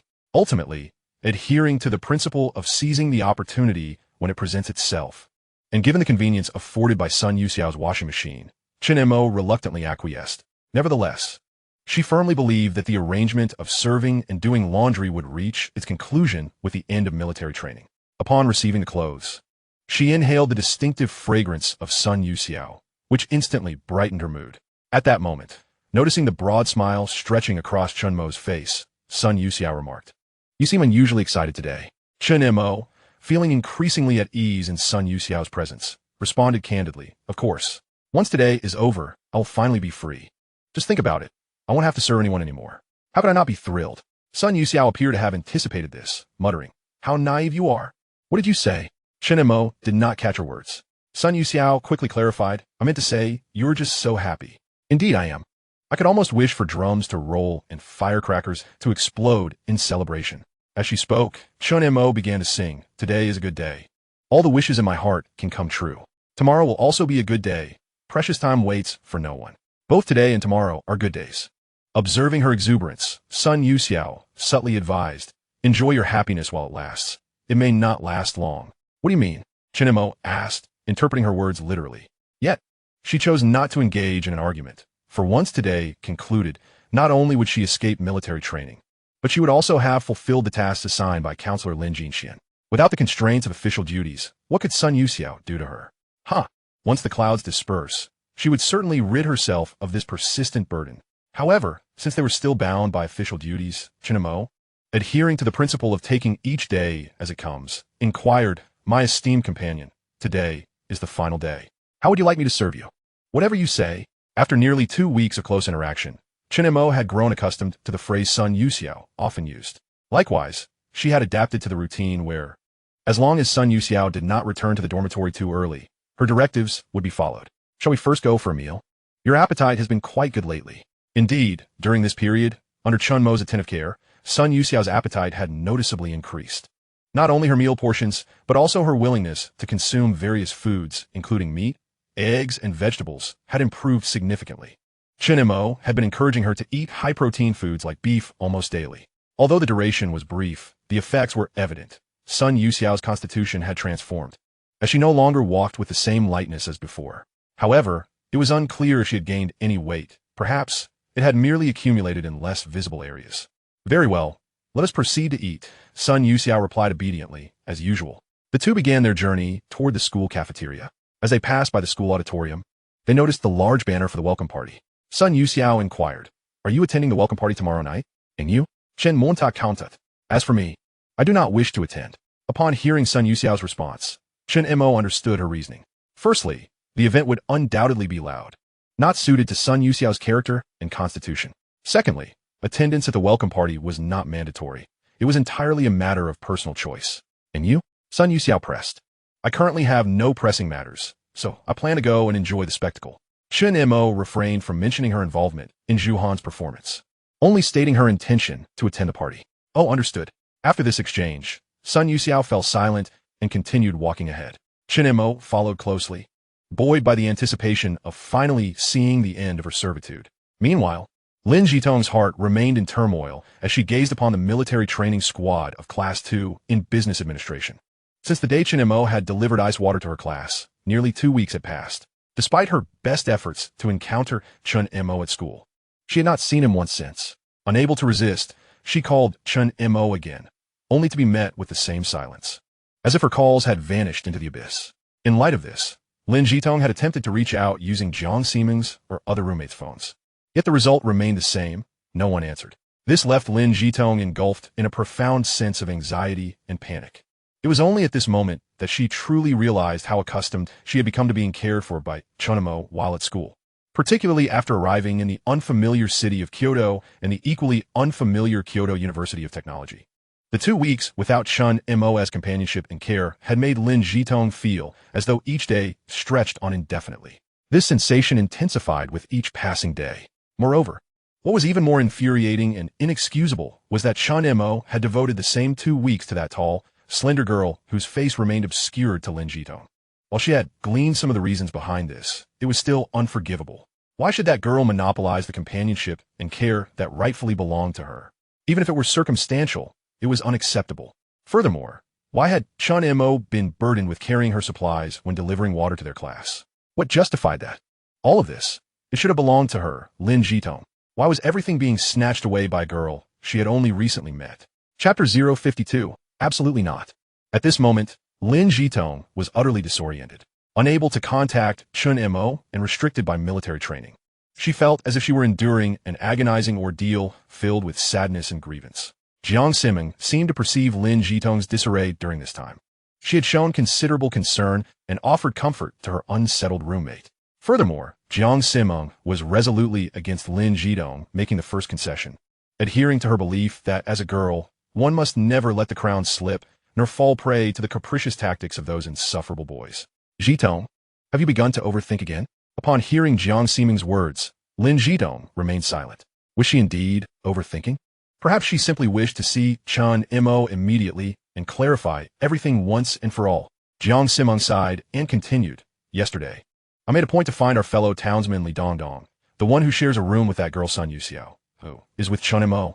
Li Dongdong explicitly told me that the reason Chen Mo is caring for Sun Yusa is that during military training, Chen Mo accidentally knocked her down, and their instructor mandated that she assist her. Thus, it can be said that Chen Mo is simply fulfilling a forced obligation." Lin Jitong's heart raced with growing unease. She had already heard some details from others in her temporary class, yet the discomfort lingered. Jiang Ximing, observing her indecisiveness, added, "There's no room for doubt." Li Dongdong confirmed that Chen Mo's obligation to care for Sun Yusa concludes with the end of military training. Today is the final day, and once Chen Mo is free from that burden, he will undoubtedly seek you out. At these words, Lin Jitong felt a slight alleviation in her heart and queried, "Are you certain?" "Of course I am. Just think about it. If you have grown accustomed to his presence over the past 3 years, surely he has also become accustomed to your companionship. I suspect that the reason he has not contacted you during this time is twofold. Firstly, he is entangled with Sun Yusa, and secondly, he may wish to see if you will conceive first. So now that we have reached this pivotal moment, you mustn't act foolishly, Jitong." Upon hearing Jiang Ximing's words, Lin Jitong felt a measure of comfort and gradually regained her composure. However, she remained apprehensive, asking, "Then why have I called him so many times and sent countless messages without a single response?" Even when I called using your phone and those of other roommates. He did not answer. Oh dear, I've already explained, Zhitong. Aside from wanting to see you yield first, there is also Sun Yusa's influence. Even if we disregard any meddling from her, Chen Mo won't want to answer your call in her presence. Just imagine if Sun Yusa were to say something in that moment. The misunderstanding would only deepen. Therefore, once Chen Mo sheds that burden, the very first thing he will do is answer your call. Lin Zhitong found Jiang Siming's reasoning increasingly persuasive and decided to feign casualness in reaching out to Chen Mo after military training concluded. However, Jiang Siming interjected, nevertheless, I do not recommend that you call him again. Why not? Isn't he done caring for Sun Yusa now? Lin Zhitong was utterly confused about right and wrong. Didn't you mention that you had planned a mid-autumn gathering with your high school classmates? Chen Mo will surely attend. Thus, I suggest you observe his behavior at the gathering before contemplating whether to forgive him. The mention of the mid-autumn gathering brought back memories for Lin Zhitong. She had discussed this with Jiang Siming a few days prior. Bored at the internet cafe, she had seen her high school class group buzzing with discussions about whether to return home for the festival or gather locally. She had participated in the conversation. Upon noticing Lin Zhitong's comments, Fang Yongming had promptly organized a small gathering for those studying in Kyoto who would not be going home for the holiday. He had even taken the liberty of setting the venue at Kyoto University of Technology, where Lin Zhitong was enrolled. In fact, aside from Chen Mo, Luo Botao, Fang Yongming, and Lin Zhitong, there was only one other girl among their classmates studying in Kyoto, merely 5 in total. Fang Yongming, however, was indifferent to whether Luo Botao and the other girl would attend. His primary motive for choosing the university was to be close to Lin Zhitong. In the end, both Luo Botao and the other girl agreed to join. Setting aside the other girl's thoughts, it was clear that Luo Botao's agreement stemmed from Chen Mo's presence at Kyoto University of Technology. With this in mind, Lin Zhitong recognized that the mid-autumn gathering presented an opportunity. She could gauge Chen Mo's demeanor at that time. If there were even a hint of remorse, she would consider forgiving him and releasing her lingering resentment. After all, she had endured considerable torment and sadness during this period. All right then, we shall observe his behavior at the gathering, Lin Zhitong declared resolutely. Seeing Lin Zhitong finally free from her inner turmoil, Jiang Siming smiled and said, all right then, let us simply await the gathering. Lin Zhitong nodded. Suddenly, Jiang Siming added, Zhitong, to be honest, I really don't see what is so great about Chen Mo. He pales in comparison to that sophomore, Song Xiefeng, who has been pursuing you. Although he may not be as tall, he is certainly more handsome. And I've heard he is about to become a formal member of the school basketball team. Most importantly, he treats you far better than Chen Mo does, showing you care and patience. If it were me, I would certainly consider Song Xiefeng first, rather than that childish Chen Mo who keeps trying to make you yield. The mention of Song Xiefeng, the sophomore, brought vivid memories to Lin Zhitong. It was during the first week of military training when she and Jiang Siming had a chance encounter with him in the cafeteria. Immediately, Song Xiefeng began to pursue Lin Zhitong, requesting her QQ and phone number. To be honest, he was indeed quite tall and remarkably handsome. Most importantly, he exuded a demeanor of grace and elegance. Despite this, Lin Zhitong was initially reluctant to easily share her contact information. However, she ultimately succumbed to the playful encouragement of Jiang Siming, who had already begun to swoon over him. Consequently, she divulged her phone number to Song Xiefeng. During this period, Song Xiefeng would send Lin Zhitong a good morning text each morning and a good night message in the evenings, frequently inviting her to dine together. Adhering to the principles of politeness, Lin Zhitong reciprocated with a few replies, but consistently declined his invitations to meals. For no one understood better than her that Chen Mo was the one who had kept his long hair due to his affection for her, thereby obscuring his true appearance. As for the patience and care he had shown her, there was no one in this world who could compare to the 3 years Chen Mo had devoted to her. Absolutely no one. Chapter 053. The final day. From here, our paths diverge. On September 14th, 2005, the 14th day of the 8th lunar month, a Wednesday, at 10:35 a.m., having already had brunch, Chen Mo and Sun Yusa did not intend to return to the cafeteria. Curiously, Sun Yusa was behaving unusually today, not responding with his usual, I'll follow your lead, to Chen Mo's suggestions. It seemed as if he had suddenly developed a sense of self-awareness, insisting on dragging Chen Mo here and there without any intention of returning at midday. Throughout the day, Sun Yusa's enthusiasm remained moderate, neither particularly high nor notably low. Determined to fulfill his duties as a competent monk on their final day, Chen Mo gradually realized that the places Sun Yusa wanted to visit were all locations they had frequented together in recent days. It was akin to revisiting old haunts. So what? It was their last day after all. Chen Mo decided to simply go along with him. At that moment, the two found themselves at a milk tea shop near the University of Science and Technology. Chen Mo opted for a different flavor, while Sun Yusa stuck to his usual warm mango milk. After taking a small sip, she turned to Chen Mo and asked, "Are you planning to attend the military training performance this afternoon?" Chen Mo was aware that there would indeed be a military training exhibition that afternoon, and he had initially intended to say yes. However, in his quest to perfectly complete the final day's officially assigned task, he countered Sun Yusa's inquiry with, "What about you? What are your plans? I'd like to go take a look." "All right, I'll follow your lead." This marked the first time Chen Mo uttered those three words. At precisely 2:30 p.m., the two stood at the perimeter of the playground, observing the military training performance of the freshman class of 2005, watching the neatly arranged squads march past the podium while chanting slogans. Chen Mo felt a surge of excitement within him. He contemplated that had it not been for the ailing Sun Yusa, he would have undoubtedly persevered through the entire training, no matter how unwilling he might have felt.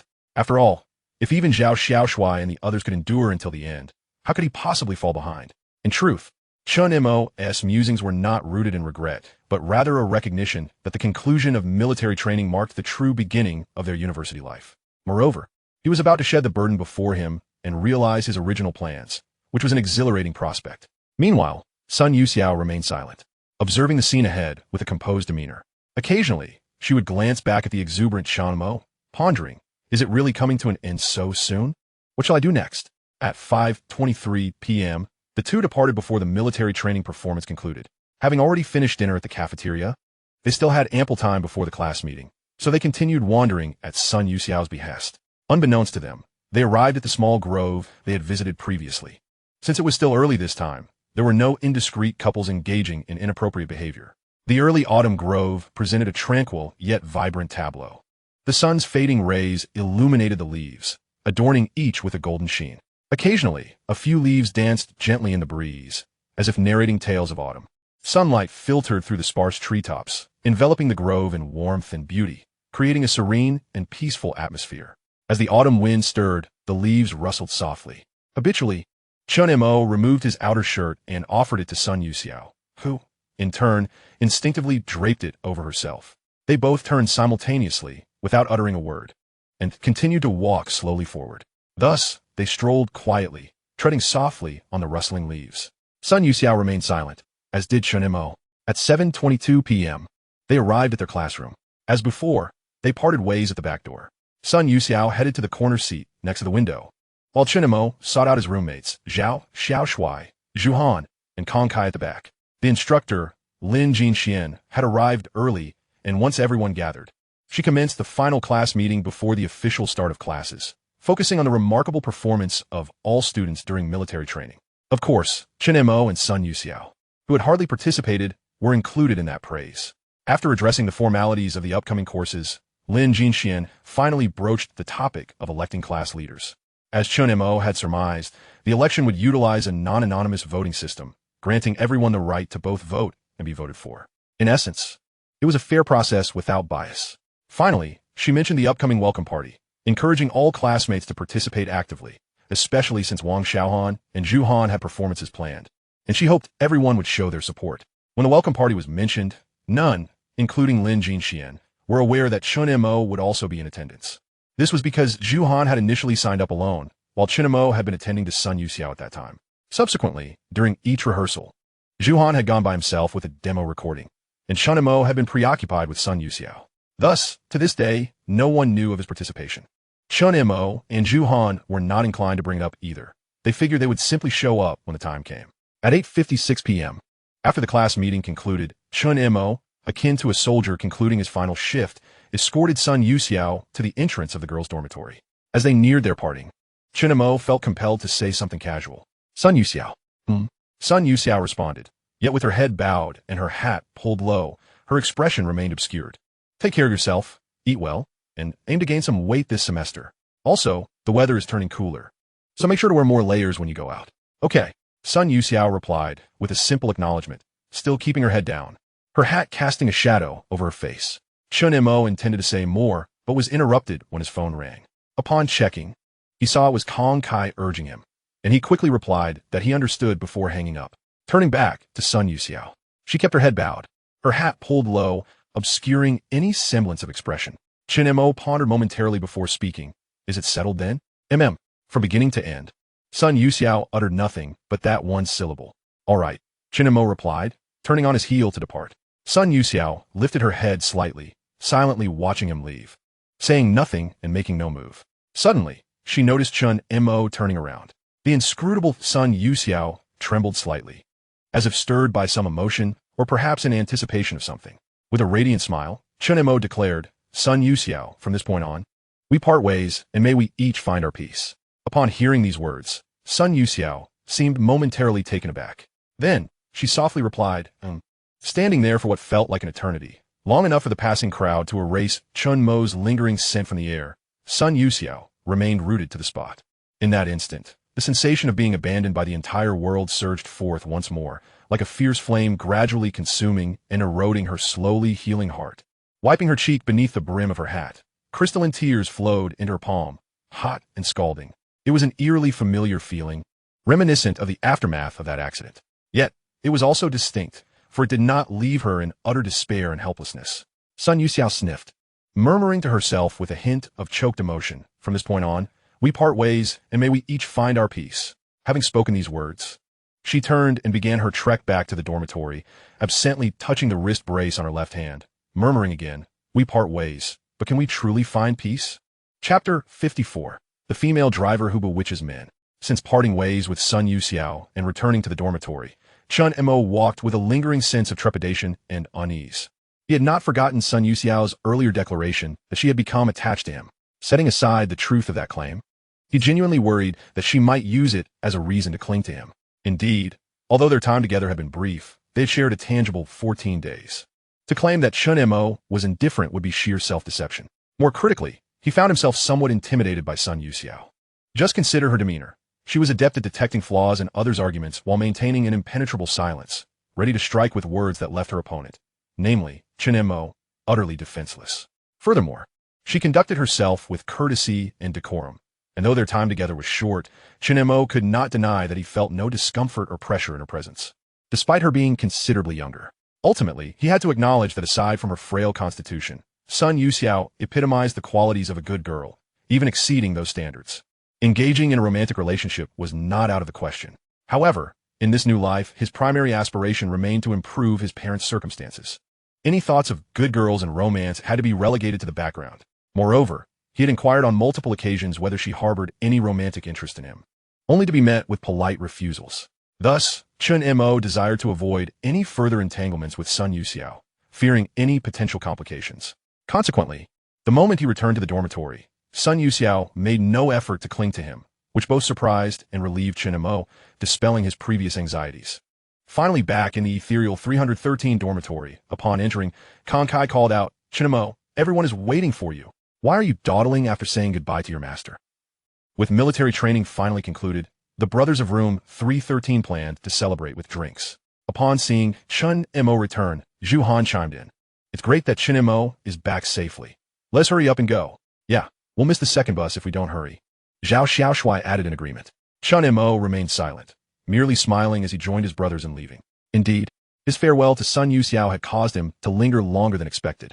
After wandering outside for a good half hour, they finally located a barbecue stall, where they promptly claimed a table just vacated by departing diners. The four of them settled in, and, as the food and drinks arrived, they began to enjoy their meal. Before long, laughter and lively conversation filled the air, the atmosphere becoming increasingly spirited as they indulged in food and drink.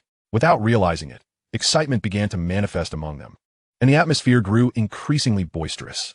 Fueled by the effects of alcohol, Zhu Han nearly finished an entire pack of cigarettes.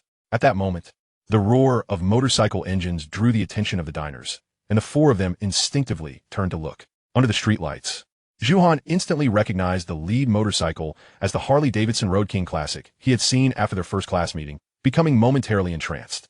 Kai admired the row of imposing bikes, while Zhao Xiaoshui, under the influence of alcohol, fixated intently on a female rider, unable to tear his gaze away.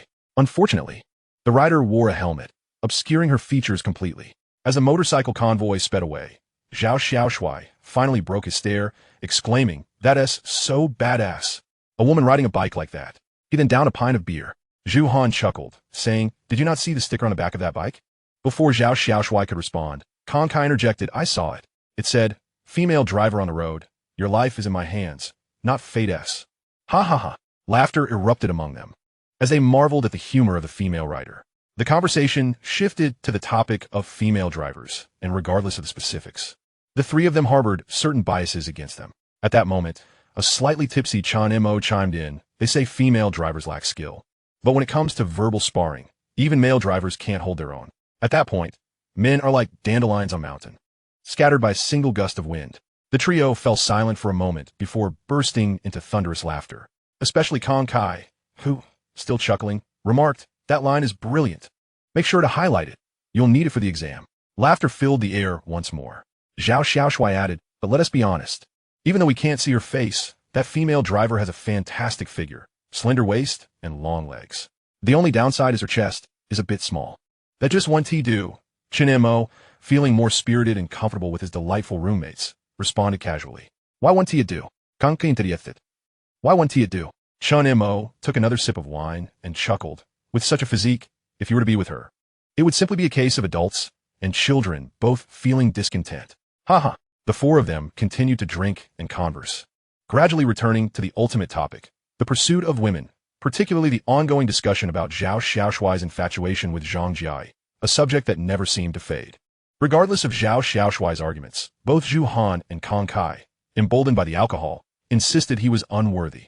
Zhao Xiaoshui pulled out a new pack of cigarettes from his pocket, shared it with Zhu Han and Kong Kai, and lit one for himself. Taking a deep drag, he proclaimed, as the saying goes, "A rough broom can sweep a fine floor. Who among men is deemed unattractive? Besides, am I really ugly? While I can't claim to be a perfect match for Zhang Jiai, I certainly won't bring shame to my brothers. Indeed, without makeup, Zhao Xiaoshui may not be a super handsome guy, but his looks were certainly commendable. However, his personality and approach to flirting were sometimes far from praiseworthy." Kong Kai, upon hearing this, took a deep drag of his cigarette and addressed Chen Mo and Zhu Han. "If anyone urinates excessively, wake him up for me, excluding those with diabetes. Of course, we can't let him taste any sweetness. Those with yellow urine should be shown a lesson, and if anyone has stones, step forward for a good thrashing to dispel such beautiful dreams." Although Kong Kai's words were a tired trope, they fit the moment well. Zhao Xiaoshui retorted, "Every pot has its lid. Everyone has their own love. Though I may be dreaming, what if one day Zhang Jiai were to lose her sight? I would wait. I would wait for that day." It seemed Zhao Xiaoshui had indeed developed some sincere feelings for Zhang Jiai. Chen Mo laughed and said, "Success is akin to pregnancy. Everyone congratulates you, yet no one knows the countless trials you endured to achieve it. Therefore, as long as you are unafraid to pursue, persistence will surely lead to success." "I spiritually support you, Xiaoshui." "Indeed, I do too," Zhu Han echoed. After saying this, Zhu Han suddenly turned his gaze to Chen Mo, as if deliberately asking, "And you? Chen Mo, has your master let you off so easily?" At Zhu Han's remark, Chen Mo's previously nonchalant heart inexplicably trembled. However, he quickly regained his composure. As a middle-aged man who had weathered numerous trials and tribulations, how could he be easily swayed by matters of romance? Thus, he replied, "I have fully fulfilled my duties, and we have agreed. Part ways and wish each other well." Upon hearing this, Zhu Han did not take it seriously. He chuckled and turned to Zhao Xiaoshui, saying, "What do you think? Did you guess wrong? How could someone as typically profound and composed as Chen Mo easily develop feelings for a young girl?" Chen Montak, unsure of what Zhu Han was referring to, asked a few questions before he understood. It turned out that in the days leading up to the conclusion of his servitude to Sun Yusa, the three charming roommates in the dormitory had been discussing whether he might develop feelings for his master over time. Dividing into three factions, the pro-feelings group led by Zhao Xiaoshui, the opposition led by Kong Kai, and the neutral party represented by Zhu Han. After Zhu Han expressed his viewpoint, the other two resumed their endless debate. Fortunately, there were only 4 of them in dorm 313. Had there been a few more, who could say how many factions would have emerged? Observing their continued argument, Chen Mo smiled and interjected, "Enough already. There is simply no long-standing relationship. How could there be any feelings to arise?" His statement halted the dispute. Zhao Xiaoshui, still not willing to concede, remarked, "Regardless of what you say, I firmly believe that after spending half a month together, Chen Mo and Sun Yusa could not possibly have developed no feelings at all." The opposition, Kong Kai, chimed in, "I don't oppose feelings but they need not necessarily be of a romantic nature. Moreover, what other merits does Sun Yusa possess besides being tall? With long legs and fair skin? She looks as thin as a stick. Has anyone truly seen her face since the start of school? Setting aside the emotional elements of Kong Kai's statements and focusing solely on Sun Yusa's appearance. Indeed, from the moment of registration until the end of military training, it seemed that apart from her roommates, very few had seen what Sun Yusa looked like above her nose. In fact, her roommates, Zhang Jiai, and the others had not truly seen her face either. Sun Yusa always wore a black hat with the brim pulled low, and her long bangs concealed most of her face.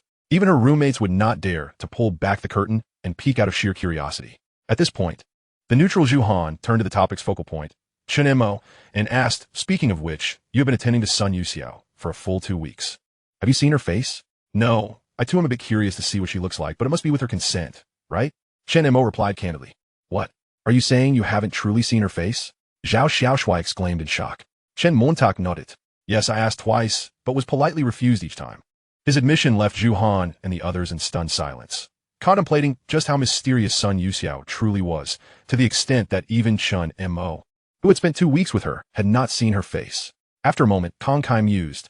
I guess Sun Yusa must either be unattractive or have scars or birthmarks on her face. Otherwise, why would she cover herself so completely? And also, a slightly inebriated Kong Kai continued. Do you all remember the time when Chen Mo and Sun Yusa had lunch with us in the cafeteria a few days ago? It was around last Sunday. Since Chen Mo accompanied Sun Yusa to the West Gate to buy something, they returned a little late. Initially, Chen Mo suggested eating off campus, but due to Zhu Han's prior engagement with the welcome party, they ended up at the cafeteria, where Sun Yusa had her first and only meal with all of us from dorm 313. At this, Zhu Han inquired, what of it? I remember. Kong Kai reflected for a moment and said, not only is Sun Yusa's appearance shrouded in mystery, but she also exudes an aura of chilling aloofness. Regardless of what others think, I wholeheartedly disagree with that notion. Sun Yusa is cold? To the point of being chilling? That's a joke, my friend. When with her, doesn't she constantly bombard you with her chatter? Especially with her frequent claims of feeling dizzy, leaving one utterly exasperated. Is that what you call cold? It seems utterly unfitting. Thus, Chen Mo articulated his perspective. The chill is utterly unfounded. Had it not been for my unwavering determination, I might have succumbed to her whims. However, Zhu Han interjected. I concur with Kong Kai's perspective. It appears that Sun Yusa has not engaged in conversation with anyone except you, particularly with the boys. Aside from that instance when we dined together, I have yet to witness her venture within a meter of any other male. Did you not notice how she kept her distance from us during that meal? Zhao Xiaoshui nodded in agreement, adding, I too align with Kong Kai's viewpoint. And I echo Zhu Han's sentiments. That Sun Yusa is perpetually frigid, emanating an aura that repels others from afar. Moreover, this aura is formidable, instilling a sense of trepidation. To the amusing remarks of these lovable roommates, Chen Mo felt their assertions were becoming increasingly absurd. Zhu Han's claim of her disinterest in the male sex might be dismissed, but Zhao Xiaoshui had the audacity to mention her aura? What nonsense! If she truly were indifferent to the male gender, what then did her daily interactions with me signify? And that so-called aura? Might as well say she produces chakra herself. Utterly ridiculous. Observing Chen Mo's incredulous expression, Kong Kai continued. Furthermore, Sun Yusa's demeanor shifts dramatically. When I serve her food, her expression transformed instantly below the nose. Indeed, just as Xiaoshui mentioned, her aura shifted, and I was nearly petrified. Good heavens! I suspect her ancestry hails from Sichuan, possessing an ancestral gift. As this character's claims grew increasingly ludicrous, Chen Mo could no longer contain himself and chuckled, saying, Enough of this nonsense. Is it not yet concluded? I am unaware of her ancestral roots, but I am certain yours originate from Dunhuang. Why is that? Kong Kai muted, puzzled. Because of the abundance of murals, Chen Mo replied with a laugh. You see, you still do not believe it, Kong Kai persisted. Regardless of whether it was Kong Kai or Zhao Xiaoshui, Chen Mo considered their remarks mere drunken ramblings, based on his nearly half-month acquaintance with Sun Yusa. Their assertions were far from accurate. Noting Chen Mo's obstinate disbelief, the two ceased to dwell on the matter. At that moment, Zhu Han fixed his gaze on Chen Mo and remarked, setting aside how Sun Yusa may be, are you truly so indifferent, Chen Mo? Upon uttering this, Zhu Han, along with Zhao Xiaoshui and Kong Kai, fixed their eyes upon him.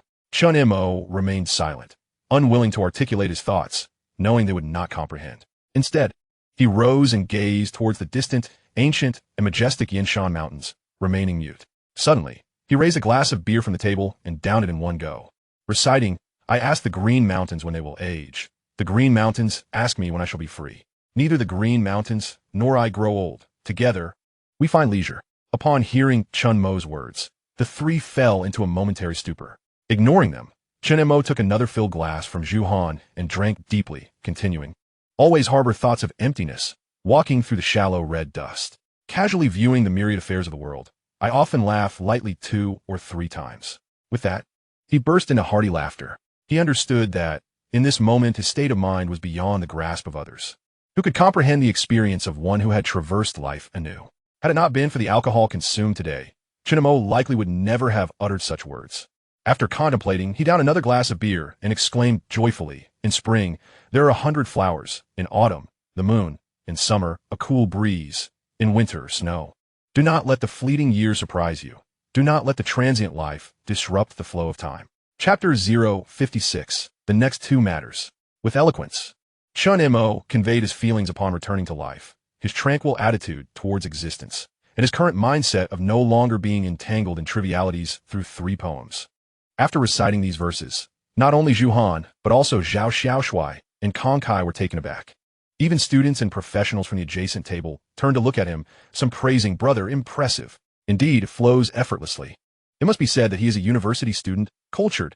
Hearing the praise, Chen Mo realized he had indulged a bit too freely, the effects of the alcohol beginning to fade. Yet, as the saying goes, the heavens give birth to talents through creation. It is a waste of youth not to be spirited. Since he, Chen Mo, now possessed the body of a youth, what harm was there in occasionally indulging? Thus, he deliberately clasped his hands together in a bow to the diners around him. Zhao Xiaoshui could not help but mutter, "What a show-off." However, regardless of whether it was Zhao Xiaoshui, Zhu Han, or Kong Kai, upon noting Chen Mo's refusal to revisit the previous topic, they refrained from continuing the discussion. As the clock approached 11:30 p.m., Kong Kai was already inebriated beyond recognition, while Zhao Xiaoshui began to drift into a stupor, mumbling about Zhang Jiai. Only Chen Mo and Zhu Han remained unaffected, not entirely immune to the effects of alcohol, but maintaining their composure. Given their stature as the tallest in room 313, they each took on the responsibility of half-carrying Zhao Xiaoshui and Kong Kai back to their dormitory. Once laid upon their beds, both men promptly fell into a deep slumber. Chen Mo and Zhu Han exchanged smiles before attending to their personal grooming. As Zhu Han emerged from the bathroom, towel drying his head, he addressed the already settled Chen Mo. "There are 2 matters I need to discuss with you." Turning his head on the bed, Chen Mo inquired, "What is it?" "The first matter is that the senior known as Yi Laoda called our dormitory's landline again today. Not only her, but another senior also called, explicitly stating they wished to speak with you." "And how did you respond?" Chen Mo asked. "What else could I say?" "Naturally, I informed them as per your earlier instruction that you were unavailable. In truth, you indeed were not present at that time. Ever since Zhu Han mentioned that Yi Qianqian had sought him out during military training, he had been intermittently receiving calls from a number ending in 111. Today, indeed, another unfamiliar call had come through. Although he did not know the caller's identity, Chen Mo nonetheless classified it as a nuisance call and added it to the silent group. It was rather vexing. In 2005, when most mobile phones lacked a blocking feature, Chen Mo was uncertain if others had it, but his 3100 brick did not. Ultimately, he could only set the phone to silent mode. Thus, when unknown numbers called, there was no sound. As for Yi Qianqian and that so-called senior calling him, Chen Mo was already aware of their intentions. However, his resolve remained steadfast. Having chosen this path in life, he would not waver easily. "All right, if they call again." Continue with the same response. "Yes, both Xiao Shui and the others are aware," Zhu Han replied, continuing, "However, today I heard from our classmates that after failing to find you during military training, Yi Laoda spent several nights waiting in our classroom. She inquired about your whereabouts from nearly every classmate who visited the classroom each night. Furthermore, that senior who called today mentioned that if he could not locate you, he would come to the dormitory to confront you. Chen Mo, may I inquire about the persistent nature of these 2 individuals seeking you out? What could possibly compel them to be so tenacious?" It is a long story, one difficult to articulate, since he prefers to remain uninvolved. Chen Mo is reluctant to elaborate further. Zhu Han, understanding his hesitation, expresses her concern. "Chen Mo, while I am uncertain of the underlying reasons, I sense that you cannot evade this matter indefinitely. It must be confronted sooner or later. Particularly that senior named Yi. Her recent phone calls have been fraught with exasperation. She even threatened that should you continue to evade her, she might resort to severe measures upon locating you. I understand. Let's postpone for now. I have indeed been preoccupied lately, but I shall address it when I find the time. Chen Mo's reasoning holds merit. He has been preoccupied with accompanying Sun Yusa and has had little time to attend to trivial matters. Furthermore, even if he were to find the time, he has no intention of engaging with that so-called Yi. Moreover, this is a society governed by law, a civilized campus.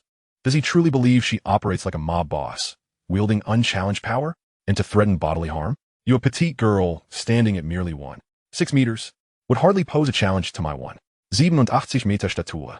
At this moment, Zhuhan has already settled into bed, casually continuing the conversation while pulling up her covers. Additionally, there's a matter concerning the welcome party tomorrow night. Since you have been unable to attend rehearsals, I have been going with a recorded accompaniment. However, during the final rehearsal yesterday, the senior hosting the event mentioned that if you participate, you must perform live tomorrow. Fortunately, the other selected performers need not attend. It suffices for the two of us to go. If we pass, we will be directly included in the program lineup. As for Xiao Shuai and Kong Kai, they are not required to attend, as they have already prepared the props and equipment. No problem. I am currently unencumbered. What time shall we meet tomorrow? I will coordinate with the senior to check her availability. Yes, I am flexible as well. Excellent. With that, the conversation drew to a close, and they both retired for the night. Time shifts back to the moment Sun Yusa returns to her dormitory, in room 313 of Building 1 for girls. Sun Yusa is aware that she is alone. Having just completed military training, Zhang Jiai, Yi Xiaoning, and Li Dongdong had gone out to celebrate, inviting Sun Yusa, who declined to cherish the last day alone. At this moment, Sun Yusa retrieves the letter sent to her by Luo Botao the previous week. Gazing at the familiar characters on the paper, Sun Yusa tightens her grip on her black wristband. She then extracts a piece of stationery from her desk and begins to write gently.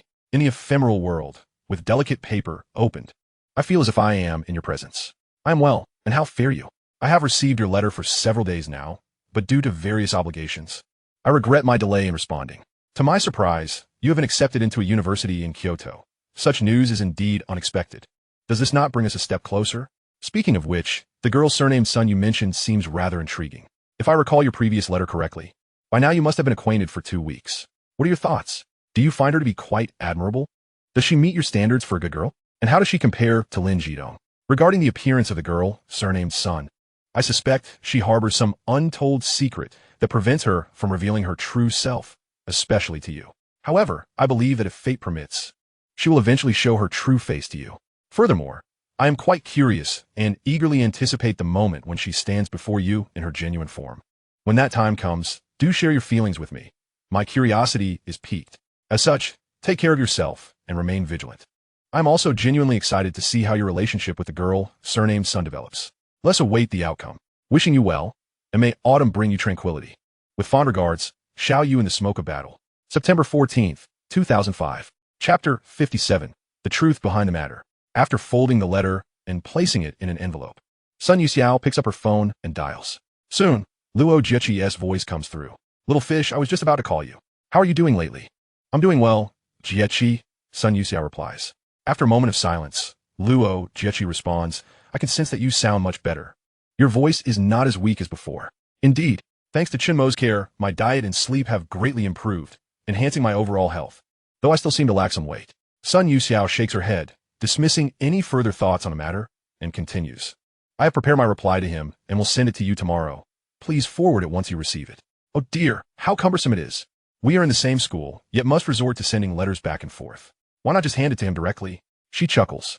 Jiechi, Sun Yusa calls, prompting Luo Botao to respond. I understand, you do not wish for him to know the truth just yet. However, this Sunday is the Mid-Autumn Festival. Will you be returning home to celebrate with Aunt Lu? If so, I could pick you up, and you need not trouble Aunt Lu to send a car. We could simply send the letter together after leaving the FS area. Yes, this Sunday is indeed the Mid-Autumn Festival. Ordinarily, Sun Yusa would be celebrating with her mother in the capital, yet the reality is different. My mother is abroad and cannot return, so I will remain at school for the holiday. What? Aunt Lu isn't coming back? Then you can celebrate with me. How about it? If you agree, I will come to pick you up on Friday, and I promise there won't be any issues this time. I will check the car beforehand. No, I'm fine at school. Luo Botao understands Sun Yusa's temperament. Once she has made a decision, it is nearly impossible to sway her, unless it involves that pen pal. Perhaps. Reluctantly, Luo Botao concedes. Fine, please send me the letter, and I will promptly forward it once it arrives. Okay. Sun Yusa intended to conclude the call, but unexpectedly, Luo Jiechi speaks again. Little fish. What is it, Jiechi? Sun Yusa asks, puzzled. After a moment of silence, Luo Jiechi cautiously inquires. You have been in contact for nearly half a month, Haven Tiu? Indeed. Sun Yusa softly replied. Her mind flooded with memories of the time spent with Chen Mo during this period. How do you feel? Luo Jiaqing inquired cautiously once more. It is different from what I anticipated, yet also aligns with my expectations. Indeed, according to Sun Yusa's initial expectations, she did not truly foresee that Chen Mo would accompany her so closely for an entire fortnight. Moreover, throughout these weeks of interaction, Chen Mo's preferences and habits mirrored nearly precisely what Sun Yusa had anticipated. After all, they had corresponded for a full 5 years. With 5 years of acquaintance and understanding, how could one not grasp the essence of the other? So, have you truly developed feelings in reality? Luo Jiaqing asked with increased caution. Sun Yusa merely fell silent, saying nothing. After a considerable pause, Luo Jiaqing hurriedly added, All right, I shall not inquire further. It was my indiscretion. I apologize. In truth, as Sun Yusa's closest confidant, Luo Jiaqing was well aware of the reasons for her reluctance to confront Chen Mo directly, let alone express her genuine feelings. Everything stemmed from that catastrophic incident.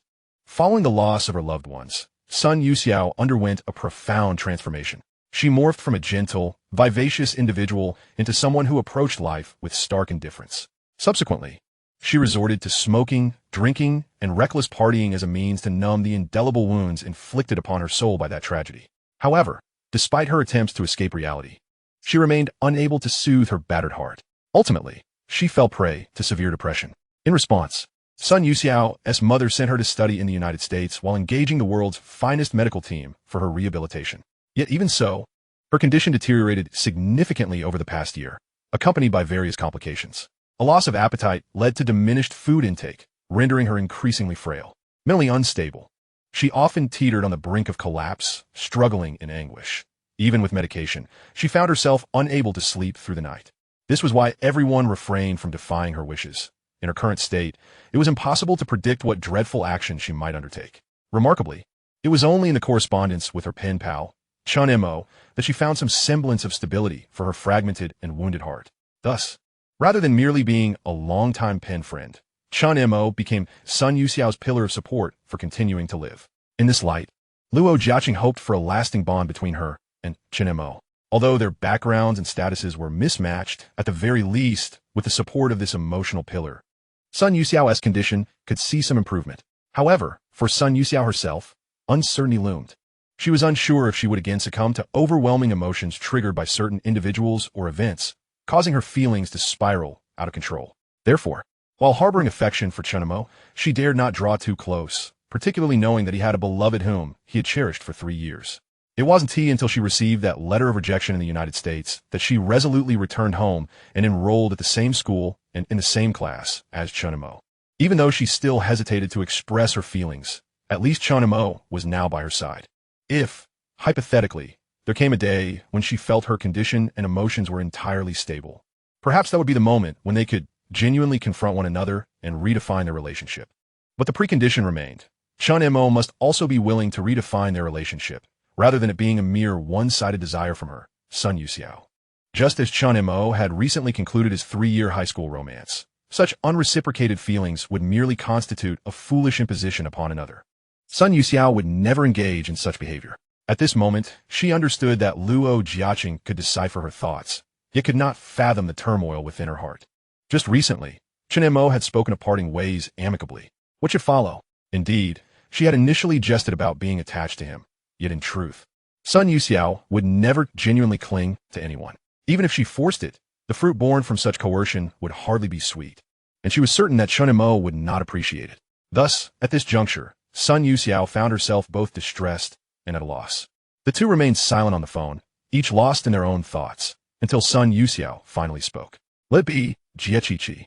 MHM, Luo Jiaqing dared not say more, but still urged, regardless of what happens, please take care of yourself. If you need me, do not hesitate to call. I promise to be by your side. All right. After ending the call, Sun Yusa steadied her emotions and proceeded to freshen up. After taking her medication and lying back down, Zhang Jiai, Yi Xiaoning, and Li Dongdong returned. As they entered, a faint scent of alcohol filled the room. Li Dongdong headed straight for the bathroom, while Yi Xiaoning stepped out to chat with others in the dorm. At that moment, only Zhang Jiayi and Sun Yusa remained in room 313. Yuxiao, are you asleep? Zhang Jiayi gently asked. After half a month of interaction, she knew that Sun Yusa often experienced mild insomnia, typically being the last to retire for the night.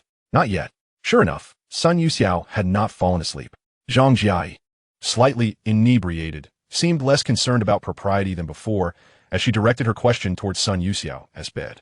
Now that the military training has officially concluded, does that mean Chen Mo will no longer need to look after you? Upon hearing this, Sun Yusa fell into silence for a moment. She was acutely aware of the implications behind Zhang Jiayi's words. Ultimately, she responded, yes, there's no longer need. Chapter 058. Is it really so easy to find a wealthy woman? The following morning, while Chen Mo was lost in dreamland, playing cards, he was roused by Zhu Han.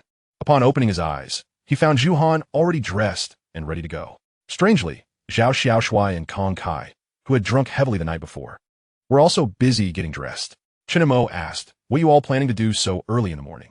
Zhu Han wiped his freshly washed face and replied, I've arranged with a senior to host the welcome party. She wants us to come to the auditorium for a rehearsal. Oh, Chen Montauk responded, reflecting on Zufan, esa impresiva aficiani. He then looked at Zhao Xiaoshui and Kong Kai, inquired, what about those two? They drank so much last night and finally had a day to rest. Why are they up so early? Zhu Han chuckled as he observed the two, still bleary-eyed and reeking of alcohol, and said they found out a few days ago that after the military training for freshmen, it's time for the school's club recruitment. They're probably just going to see which club has more girls. Upon hearing Zhu Han's words, the aimless Kong Kai responded with a foolish grin. Hee, I've also gathered some intel. The literature club and the dance society have the most girls, and they're the most beautiful, especially the girls in the dance society. I've heard that they can all perform the splits. Ah, the splits. Hee. In contrast, the goal-oriented Zhao Xiaoshui spoke with a righteous demeanor. I'm merely accompanying Kong Kai to observe and to keep an eye out for him. If you're going to see beautiful girls, just admit it. Who would believe that you're only here for oversight? At that moment, Kong Kai noticed Chen Mo was about to rise and leaned closer, inquiring, Chen Mo, I actually concur with Xiaoshui's earlier sentiment. If given the chance, finding a wealthy woman would indeed be splendid. Chen Mo rubbed her eyes and replied, finding a wealthy woman is not as simple as it sounds. Upon hearing this, Kong Kai moved even closer, prompting Zhao Xiaoshui to join him, asking, is it really that difficult? With my handsome looks, wouldn't he finding a wealthy woman be a piece of cake? Indeed, as long as one possesses the right skills, being supported by a wealthy woman isn't too challenging. Kong Kai chimed in. Chen Mo shook her head, lamenting how youthful her two adorable roommates were, and remarked, you both must understand that while finding a wealthy woman may not be difficult, serving one is quite another matter. And the crux of the issue lies in how to serve a wealthy woman. For instance, Kong Kai asked impatiently. Yes, do enlighten us, Zhao Xiaoshui echoed, equally eager. Chen Mo sat up and suddenly laughed. Generally speaking, being pampered by a wealthy woman requires substantial skills. Furthermore, wealthy women are seldom tender-hearted. They do not consider long-term development. As the saying goes, I treat wealthy women as my first love, while wealthy women treat me as mere refuse. Upon hearing this, Zhu Han burst into laughter, and even Chen Mo found it amusing. Meanwhile, Zhao Xiaoshui and Kong Kai were left dumbfounded, staring blankly at her. Did they think that was the end? How could it be? After her laughter subsided, Chen Mo continued, what I just mentioned was merely a prerequisite. The real challenge lies in how to serve the wealthy woman. How to serve? Do tell. Kong Kai would get the agility. Zhao Xiaoshui, too, awaited the continuation with anticipation. Chen Mo wasted no time and declared, lower your standards, shatter your worldview. Have thick skin, all for the sake of money. Cast aside self-respect and morality, and endure sleepless nights. At that moment, Chen Mo was laughing uncontrollably, while Kong Kai and Zhao Xiaoshui bore expressions of shock. Even Zhu Han remarked, are you planning to completely obliterate Xiaoshui and Kong Kai's dreams of wealthy women?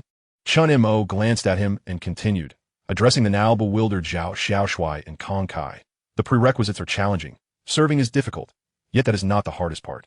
The most daunting task is ensuring sustainable development. For instance, if you wish to continually win the favor of a wealthy woman, you must, in spring, don garments that bring renewal.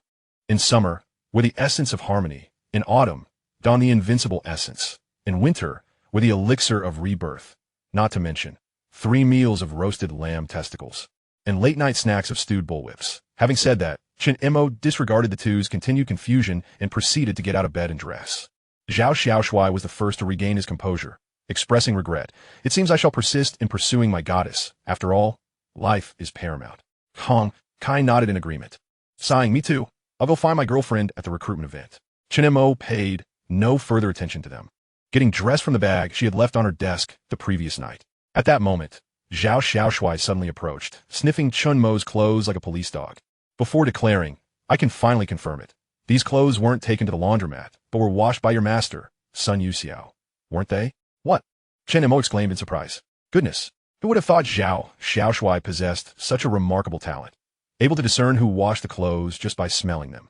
At this juncture, Kong Kai also leaned in, sniffing Chen Mo's clothes, and scoffed. Nonsense, it merely has a pleasant fragrance. How can you be so sure it was Chen Mo's former master who washed them? Zhao Xiaoshui retorted with disdain. You don't know anything. This fragrance is unique. I've only ever detected it on Sun Yusa. No one else has it. Huh? Upon hearing this, Kong Kai began to sniff around again, but still could not decipher anything. However, Chen Mo acknowledged Zhao Xiaoshui's claim, admitting that the scent on Sun Yusa was indeed unparalleled, unlike anyone else's. Thus, she casually asked, how do you know? Yeah, you've only met them a few times. How do you know what they smell like? Zhuhan was also curious. You bunch of ignorant fools. I possess a special ability. How can I reveal it to mere mortals? Zhao Xiaoshui replied, dismissing the topic and continuing to dress. Zhuhan then approached Chen Mo, smiling. It seems your master truly cares for you. Indeed, my former master is quite fond of me. Not only does he wash my clothes, but he also spends money on me. He, Chen Mo said playfully. Damn, that strikes deep, brother. Kang Ke Edflimet. Filled with envy and jealousy, Chen Mo waved his hand with a grin. There won't be any opportunities in the future. Showing off one T and well. The group scoffed. At that moment, Zhao Xiaoshui, while giving a middle finger, said, don't worry. In the future, Zhang Jiai will definitely wash my clothes too. As soon as he finished, Zhu Han and Kong Kai, who had been directed at Chen Mo, immediately turned their attention to Zhao Xiaoshui, raising their middle fingers at him. Chapter 059, regarding the club affairs. Once dressed, the four of them stepped outside together. Although their purposes differed, their paths were the same. Exiting the dormitory area, they arrived at the school corridor. Indeed, both sides of the broad path were nearly filled with various clubs' recruitment booths and personnel, while the center was crowded with an array of men and women inquiring and signing up. Since the time agreed upon with the senior was still early, there was no rush to audition. Thus, Chen Mo and Zhu Han followed Zhao Xiaoshui and Kong Kai as they meandered about. Under the warm autumn sun, the school S-Club recruitment event was in full swing. Among the numerous clubs, one tent stood out remarkably. At the entrance of the tent stood a beautiful senior, with long hair cascading down her shoulders, a radiant smile, and clad in a pale blue dress. Although her features were average, her ability to dress well was undeniable. Adorned with heavy makeup, every smile and frown captivated the onlookers. Particularly, her sweet and infectious voice passionately introduced the characteristics and activities of the Literature Society. Upon seeing her, Kong Kai was instantly enchanted, his eyes sparkling as he exclaimed, Guys, I think I've fallen in love. With that, he appeared to float over like a lovesick fool. The senior, seemingly very enthusiastic, warmly approached him as he inquired. At this moment, Kong Kai truly resembled a teddy bear, teetering on the brink of fervently licking everything in sight. The sight was so repugnant that Zhao Xiaoshui could not help but exclaim in disgust. Damn it! Is Kong Kai starving because he skipped breakfast? Has he sunk to such depths of desperation? Anyone who crosses his path is fair game. He truly lacks any semblance of dignity. After uttering this, Zhao Xiaoshui cast a disdainful glance at the senior sister who was introducing Kong Kai. This senior sister was hardly a paragon of virtue herself. The foundation on her face could likely cover an entire room. And she was cut from the same cloth as Kong Kai, both starved for attention and affection. Chen Mo had no intention of engaging with Zhao Xiaoshui's banter, but finding herself with nothing better to do, she interjected, there is a distinction between hunger and craving. What distinction? Zhao Xiaoshui queried, only to be met with Chen Mo's silence as she glanced at the popsicle held by the girl ahead. Realizing the implication, Zhao Xiaoshui quickly grasped the nuance and retorted, Chen Mo, given that we both have undergone 9 years of compulsory education, followed by 3 years of high school, why are you so extravagant? Chen Mo shook her head, observing Zhao Xiaoshui's idolizing expression, and replied with a smile, perhaps you should read more, my friend. Zhao Xiaoshui, however, appeared skeptical and scoffed, Nonsense. Do books really contain such wisdom? Indeed they do, Chen Mo continued, playfully ruffling Zhao Xiaoshuai's hair. Knowledge is power, after all. Allow me to illustrate. When you find yourself in the throes of marital bliss on your wedding night, one should utter, a moment in spring is worth a fortune. Flowers have fragrance, and the moon casts shadows, rather than resorting to the same tiresome banalities time and again. Zhao Xiaoshuai, upon hearing this, was momentarily dumbfounded, while Zhu Han raised a thumb in approval. At that moment, three girls approached from the front. Before Chen Mo could discern their identities, Zhao Xiaoshuai dashed forward, positioning himself right in front of the central girl and chatting incessantly. Upon closer inspection, he realized it was Zhang Jiai, Yi Xiaoning, and Li Dongdong. Zhao Xiaoshuai remained fixated on Zhang Jiai, who was clad in a form-fitting white dress and donned delicate beige marten sandals. Her graceful figure and cascading black hair framed a face that radiated youthfulness and vitality, her neck flawless and unblemished from military training. Zhang Jiai approached Chen Mo and inquired, Chen Mo, are you interested in joining a club? Not at all. I'm merely accompanying Zhu Han on some errands and happen to pass by. Chen Mo replied courteously. Oh, Zhang Jiai responded, and before she could continue, Zhao Xiaoshuai eagerly interjected, Zhang Jiai, which club are you considering? Initially reluctant to answer, Zhang Jiai eventually replied, perhaps dance or music. I haven't decided yet. Do let me know when you do. I'd love to join you, Zhao Xiaoshuai said, eyes gleaming with anticipation. Yi Xiaoning chimed in, Zhao Xiaoshuai, I plan to sign up for Taekwondo, and Jiai might join as well. Are you in? Zhao Xiaoshuai, upon hearing this, immediately turned to Zhang Jiai and asked, is that true? Zhang Jiai merely shook her head and remained silent. Zhao Xiaoshuai quickly declared, then I want to sign up. Observing Zhao Xiaoshuai's lack of ambition, Chen Mo couldn't help but shake her head. Zhang Jiai then turned to Chen Mo and said, Chen Mo, remember to tell me what club you decide on. I don't have any plans yet, Chen Mo replied. No rush, Zhang Jiai assured her. Chen Mo nodded and casually asked, what about Sun Yusa? Upon hearing Sun Yusa's name, a fleeting change appeared on Zhang Jiai's face, but before she could respond, Li Dongdong interjected, she left with us. But she walks so slowly, who knows where she is now? Chen Mo sighed inwardly, lamenting her former companion's frail constitution, despite having left with her roommates. It was baffling that such a short distance could leave her entirely out of sight. Chen Mo then remarked, Zhang Jiai, Zhu Han and I have some matters to attend to. Perhaps you could let Xiao Shuai accompany you for a while? She shot a knowing glance at Zhao Xiaoshuai, who responded with gratitude. However, Zhang Jiai countered, no need, we three can explore on our own. In truth, Zhang Jiai wished to accompany Chen Mo to discover what she was up to, yet Zhao Xiaoshuai's incessant chatter deterred her. Consequently, without any chance to follow, she led Yi Xiaoning and Li Dongdong away, gradually distancing themselves. Zhao Xiaoshuai initially considered pursuing them, but ultimately remained rooted in place, watching Zhang Jiai vanish into the crowd in a daze. Chen Mo sighed again. The devoted admirer, indeed, ends up with nothing in the end. She then turned to Zhu Han and asked, shall we go? The rehearsal is about to begin. Sure, Zhu Han replied, while the dejected Zhao Xiaoshuai parted ways with them. Just as he turned, he spotted a beautiful senior and felt his spirits lift, running eagerly toward her. Meanwhile, Chen Mo and Zhu Han made their way to the school auditorium for the rehearsal, engaging in casual conversation along the way. Which club are you planning to join? Chen Mo asked. I have no plans to join any club at the moment, Zhu Han replied, returning the question, what about you? I don't have any intentions either. I'll decide later. Indeed, Zhu Han agreed. Chapter 060. The misunderstanding with Yi Qianqian while they conversed, a tall boy clad in basketball attire approached them abruptly, especially taken aback by Chen Mo's height. He inquired, excuse me, are you a freshman? Chen Mo hesitated for a moment, scrutinizing his attire before responding, yes. Oh, I'm a sophomore. Would you be interested in joining the basketball club?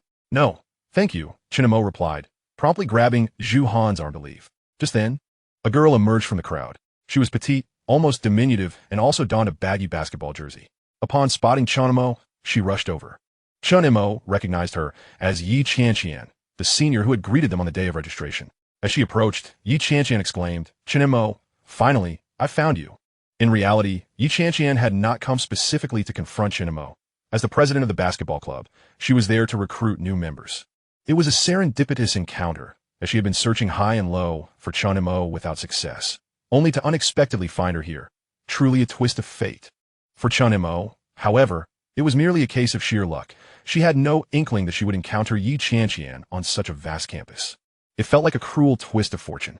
After all, just the previous night, Zhu had mentioned that one could evade the initial challenges, but not the subsequent ones. What a remarkable coincidence that today is indeed September 15th. It feels like instant karma. Had I known, I would have certainly consulted the almanac before stepping out. At this moment, after finally encountering Chen Mo, Yi Qianqian exclaimed with great excitement, "Chen Mo, on the day of the welcome event, you claimed you couldn't play basketball. Were you merely deceiving me?" If we were to speak of deception, Yi Qianqian's words held some truth. Chen Mo had indeed stated that she couldn't play basketball, responding somewhat sheepishly, "I don't think so." Yi Qianqian, momentarily taken aback, quickly asserted, "Is that so? Are you attempting to trick me again? I have already inquired about your enrollment records." Blinking in surprise, Chen Mo could only reply, "Yi Qianqian, is there a possibility that I initially expressed a disinterest in playing basketball?" At this juncture, Yi Qianqian was convinced she possessed irrefutable evidence that Chen Mo could indeed play basketball exceptionally well, and pressed further, "I don't care. You've misled me. So you owe me compensation for emotional distress." Huh? Chen Mo was momentarily stunned and retorted, "That seems excessive." Excessive? Quite the contrary. It is entirely justified. Yi Qianqian declared, pulling Chen Mo towards the basketball club recruitment area. "If you join the school basketball team, I might reconsider your debt to me." Chen Mo was momentarily perplexed, thinking to herself, "What on earth is this? Emotional compensation and joining the basketball club?" Furthermore, Yi Qianqian was rather persistent. To ensure Chen Mo's membership in the basketball club, she had not only persistently called, but now had confronted her in person. Thus, Chen Mo hastily replied, "Yi Qianqian, my roommate and I have matters to attend to. I could truly have no time to accompany you to the basketball club." Yi Qianqian was not unreasonable. Upon hearing Chen Mo's statement, she immediately halted and inquired, "When will you be available?" "I will find you then." Realizing she could not evade, and recalling Yi Qianqian's earlier insistence about having investigated her records, Chen Mo decided to be forthright. "Yi Qianqian, to be candid, I have no intention of joining the basketball team." This revelation left Yi Qianqian momentarily speechless, and she asked in confusion, "Why?" "Because I simply do not wish to." With that, she attempted to free herself from Yi Qianqian's grasp. As the saying goes, a reluctant fruit is not sweet. No matter how fervently Yi Qianqian desired Chen Mo's participation in the basketball team, she had to respect her autonomy. Indeed, during the initial military training, when she and Wu Xiqing sought out new team members, she had proclaimed that if Chen Mo were to deceive her, she would surely retaliate. However, those were merely words spoken in anger. Such actions were inconceivable. Furthermore, Chen Mo was a promising candidate whom she had long hoped to recruit for the school basketball team. Thus, she stubbornly maintained her grip on Chen Mo. This scene resembled a dispute between the two. Just as Yi Qianqian hesitated to release Chen Mo, a group of tall, imposing members from the basketball club burst onto the scene. Upon witnessing Yi Qianqian and Chen Mo in a tug-of-war, they mistakenly assumed a conflict was unfolding. One of the members at the forefront immediately inquired, "What is going on, Yi Qianqian? Is someone causing trouble?" He then turned his gaze toward Chen Mo, asking, "What is the matter? Looking for a fight?" "I'm not looking for trouble with you," Chen Mo thought to herself, feeling exasperated. But before she could speak, Yi Qianqian smiled and responded, "I would actually welcome someone looking for trouble with me, but alas, there are none here. It's merely a misunderstanding." Despite Yi Qianqian insisting it was a misunderstanding, she remained reluctant to release Chen Mo, pondering whether to allow her to leave later. Meanwhile, Su Han, recognizing Yi Qianqian as the one who had previously approached Chen Mo during military training, turned to Chen Mo with a puzzled expression and asked, "What is going on?" Since Yi Qianqian had declared it a misunderstanding, Chen Mo felt compelled to echo that sentiment. "The misunderstanding has been clarified." Zhu Han, not grasping the full context, approached Yi Qianqian with a conciliatory tone. "Senior, since it's a misunderstanding, why not let her go? We genuinely have matters to attend to." Yi Dianyan, unable to contain her reluctance, felt a pang of anxiety. She had made countless calls to see Chen Mo, who had not answered a single one.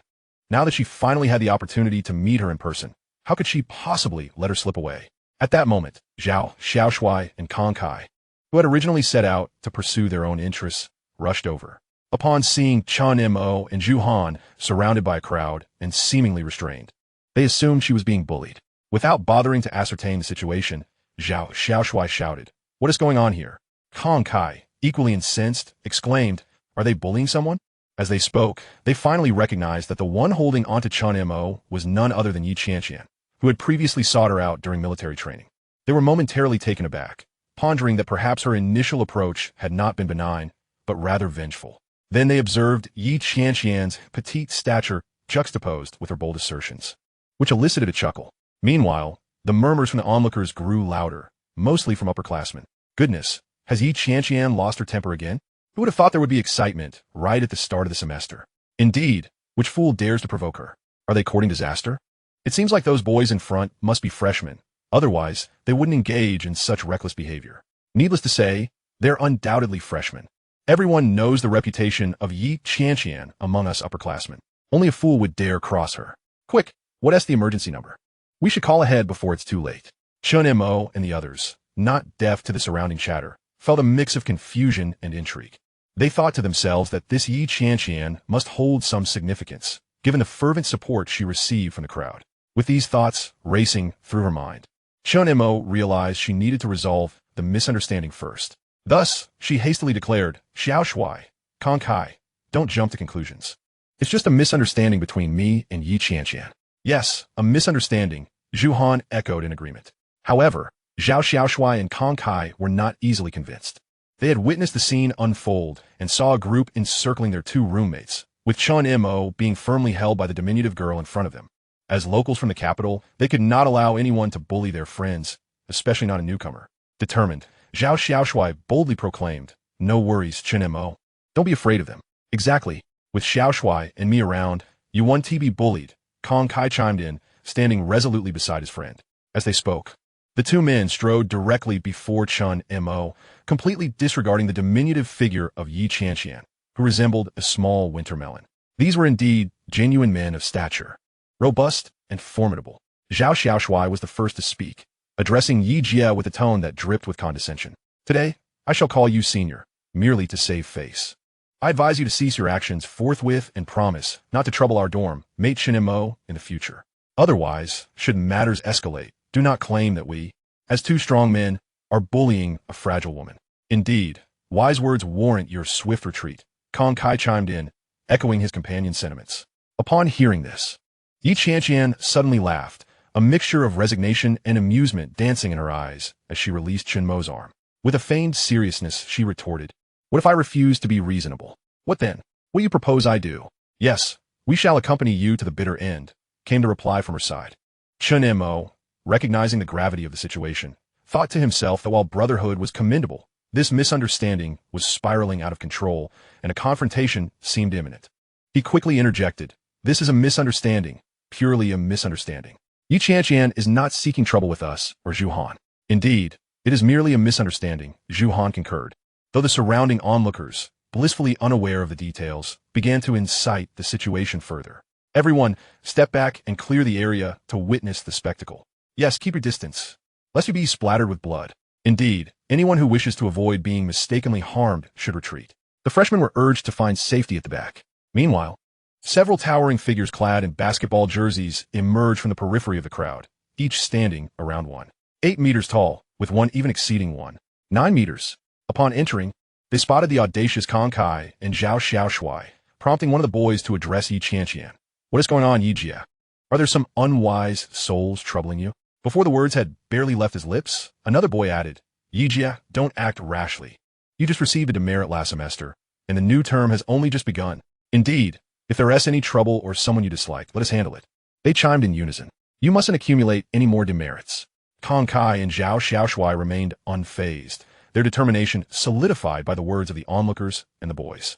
They were convinced that Chen Mo and Zhu Han's claims were mere attempts to placate them, stemming from their status as outsiders. Unperturbed, Zhao Xiaoshuai advanced, giving Yi Qianqian's shoulder a light pat as he declared, Yi Jia, I'll let it slide since you're a girl, but don't push me too far. If you persist in your aggression, don't blame me for being impolite. At this proclamation, the crowd erupted in astonishment. The basketball boys and the multitude of spectators were left dumbfounded, questioning whether Zhao Xiaoshuai truly understood the gravity of his audacity. As he brazenly made his claim, he had the audacity to pat Yi Qianqian's shoulder.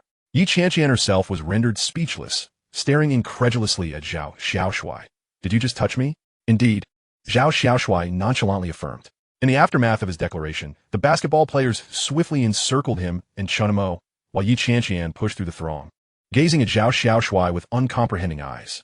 Chen Mo, witnessing the unfolding chaos, smiled ruefully at Zhao Xiaoshuai's misguided intentions, realizing the misunderstanding was escalating beyond reconciliation. He quickly positioned himself between the two, addressing Yi Qianqian. Yi Jia, my roommate, is unaware of the situation, so, before Chen Mo could finish, Yi Qianqian cut him off, directing her attention solely at Zhao Xiaoshuai. If you have the courage, try touching me again. Chen Mo sensed impending trouble at her words, but before he could interject, Kong Kai, convinced of their victimhood, pulled him aside and boldly approached Yi Qianqian, stating, I touched you too. So what now? The crowd gasped once more, admiring Kong Kai's bravery, while simultaneously mourning his imminent folly. Yi Qianqian's expression darkened, her eyes narrowing. You asked for this. If I end up making you both cry, don't go to school and complain. Whoever complains is a coward. Zhao Xiaoshuai shouted defiantly, preparing to escalate. At this juncture, Yi Qianqian resolved to teach this reckless junior a lesson. She assumed a stance, ready to deliver a kick aimed squarely at Zhao Xiaoshuai. Chen Mo, realizing the situation was spiraling out of control, leaped into action. Being an athlete, his reflexes far surpassed those of Zhao Xiaoshuai. He quickly discerned Yi Qianqian's intent and recognized the precision of her movements. They were undeniably those of someone well-practiced in combat. Thus, he recklessly positioned himself between them, determined to shield Zhao Xiaoshuai from harm. Yi Qianqian, taken aback by Chen Mo's sudden intervention, was utterly surprised. She had not anticipated his emergence. Just then, a dark figure surged forth. Intervening just in time to shield Chen Mo, Yi Qianqian gasped in shock, hastily retracting her kick. However, it was too late. She realized with dread that her meticulously calculated kick, intended to be non-injurious, was now aimed too close. The moment she unleashed her foot, it met nothing but empty air, failing to graze the intruder's clothing. She stood frozen, a mixture of relief and confusion flooding her mind. Had her technique faltered? Had she miscalculated her distance, angle, or force? It seemed impossible. That kick should never have been evaded so easily. Meanwhile, Chen Mo was equally bewildered by the unexpected arrival of the figure who had shielded him. The silhouette appeared familiar, yet before he could ponder further, it lunged forward, placing itself squarely between him and Yi Qianqian. In an instant, he felt two soft, yielding objects pressed against his chest. A sudden sense of foreboding surged within him as he recalled that he had just witnessed Yi Qianqian preparing to kick. The figure blocking his view. Was it not she who would face the brunt of the impact? As these thoughts raced through his mind, he was poised to push aside this obstruction, only to find his outstretched hand grasping at nothingness, his body still firmly shielded by the silhouette before him. In that moment, the two figures pressed closely together, swiftly veering to the left. At this juncture, regardless of which side one favored, the immediate crisis had been averted. Oblivious to the unfolding events, Zhao Xiaoshuai blurted out in confusion. What just happened? Kong Kai blinked, equally perplexed by the situation. Meanwhile, Chen Mo, regaining his composure, cast a glance ahead, only to freeze in astonishment. For the one who had just dashed forward was none other than Sun Yusa. How could it possibly be her? Upon confirming that everyone around was unharmed, Sun Yusa stepped away from Chen Mo, her gaze lowered to her chest. She seemed to exhale deeply, as if finally at ease. In a daze, Chen Mo stammered, What are you doing here? I was just passing by, Sun Yusa replied softly. Chen Mo turned his head to glance at Yi Qianqian, who was still in shock, and then spoke with a tone of reproach. I meant, what were you thinking running over here? Do you realize how dangerous it was? You nearly got kicked. Even now, Chen Mo was haunted by the thought that if that kick had struck the frail Sun Yusa, it could have taken her life in an instant. The very notion sent another wave of dread coursing through him. Leave quickly, don't get involved in this, he urged. Yet his words fell on deaf ears. Sun Yusa stood unmoving, seemingly oblivious to his plea. Believing she truly hadn't heard him, he persisted, Please, just wait on the side for me to clarify this misunderstanding. I want tea. Sun Yusa finally responded. The firmness in those two words, though soft, was unmistakable. Chen Mo was taken aback, pondering why Sun Yusa, who typically complied with his wishes, was now defying him. Oh, so you're rebelling now that you don't see me as your superior? He mused, realizing that she had never been one to follow orders unless it suited her. Shifting his approach, he inquired, Are you feeling dizzy? I'm not dizzy, she replied, leaving Chen Mo utterly speechless. What had gotten into her today? Why was she responding so unusually? In exasperation, he glanced toward Yi Qianqian, who had just regained her senses. However, she did not spare a glance at Chen Mo. Instead, her gaze was fixed intently on Sun Yusa. After a moment's observation, she began to question her own reality. This girl, shrouded in a hat that obscured her face. Stood a head taller than her, yet appeared so frail that a mere gust of wind could whisk her away. How had she managed to evade the calculated strike just moments ago? Was it mere coincidence? If so, she was extraordinarily fortunate. Otherwise, given her slender frame, that kick could have easily ended her life. With Sun Yusa still unyielding, Chen Mo sighed and called out to Yi Qianqian, "Leader Yi, you should take everyone and leave. Otherwise, this misunderstanding will only deepen." The shaken Yi Qianqian sighed, "All right, I can leave, but please ensure you give me a chance to talk later." Chen Mo was somewhat bemused by Yi Qianqian's insistence on discussing matters even at this juncture. When he hesitated to respond immediately, she added, "Chen Mo, if you don't talk to me, I'll keep pestering you." At this, Zhao Xiaoshui and Kong Kai expressed their discontent, but Chen Mo quickly intervened. "Guys, this is a misunderstanding. You two go with Zhu Han over there and wait for me." Zhu Han approached silently, taking the two away without uttering a word. Turning back to Yi Qianqian, Chen Mo felt a sense of resignation. It seemed she was even more tenacious than Sun Yusa. He glanced at Sun Yusa and then at Zhao Xiaoshui, saying, "I'm at your service." "Fine, let us talk." Yi Qianqian's face brightened instantly as she addressed the onlookers.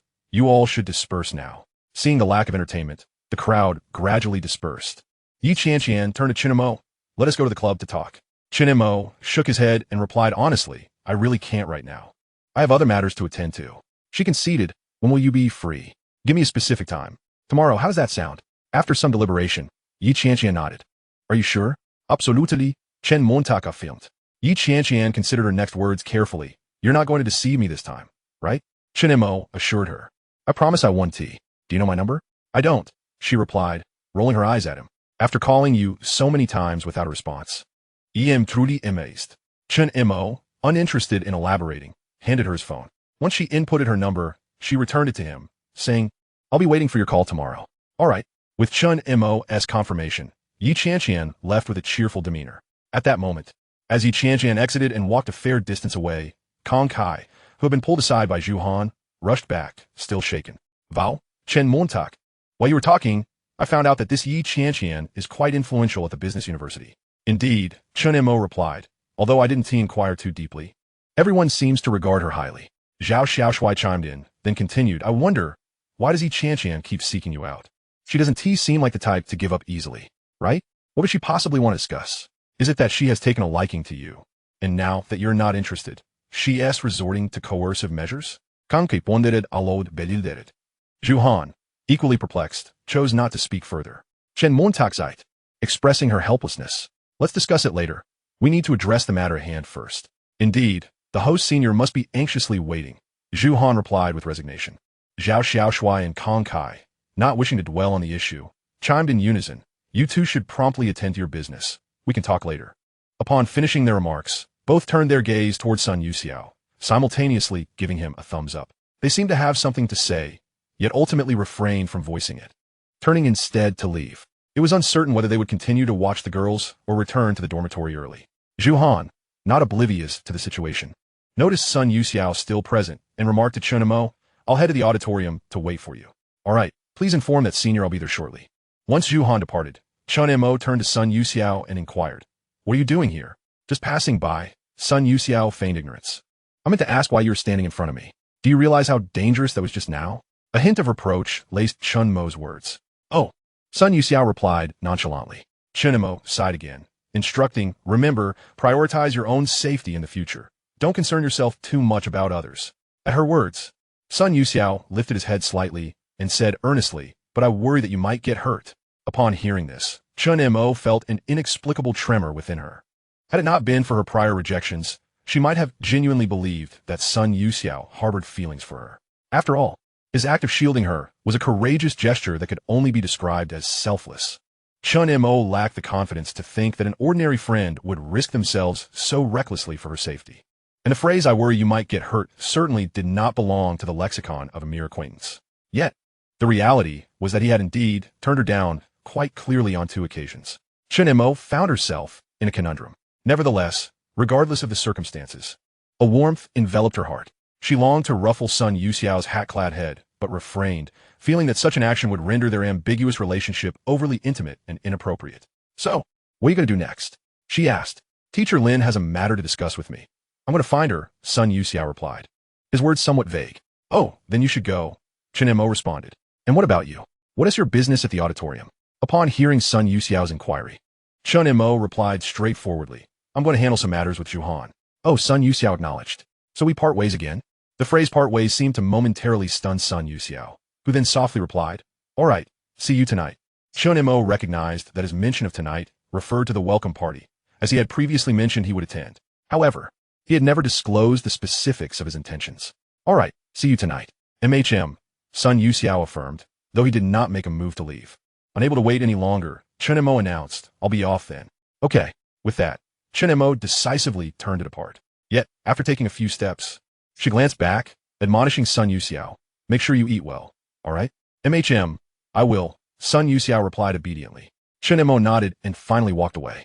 Sun Yusa lingered until she had completely vanished into the crowd before he too departed. Upon arriving at the second-floor hall of the school auditorium, Chen Mo immediately spotted Zhu engaged in conversation with a tall girl. She brushed off the dust from her attire and approached them. As she drew nearer, their discussion became more audible. Senior, we indeed encountered an unforeseen circumstance on the way, which delayed our rehearsal.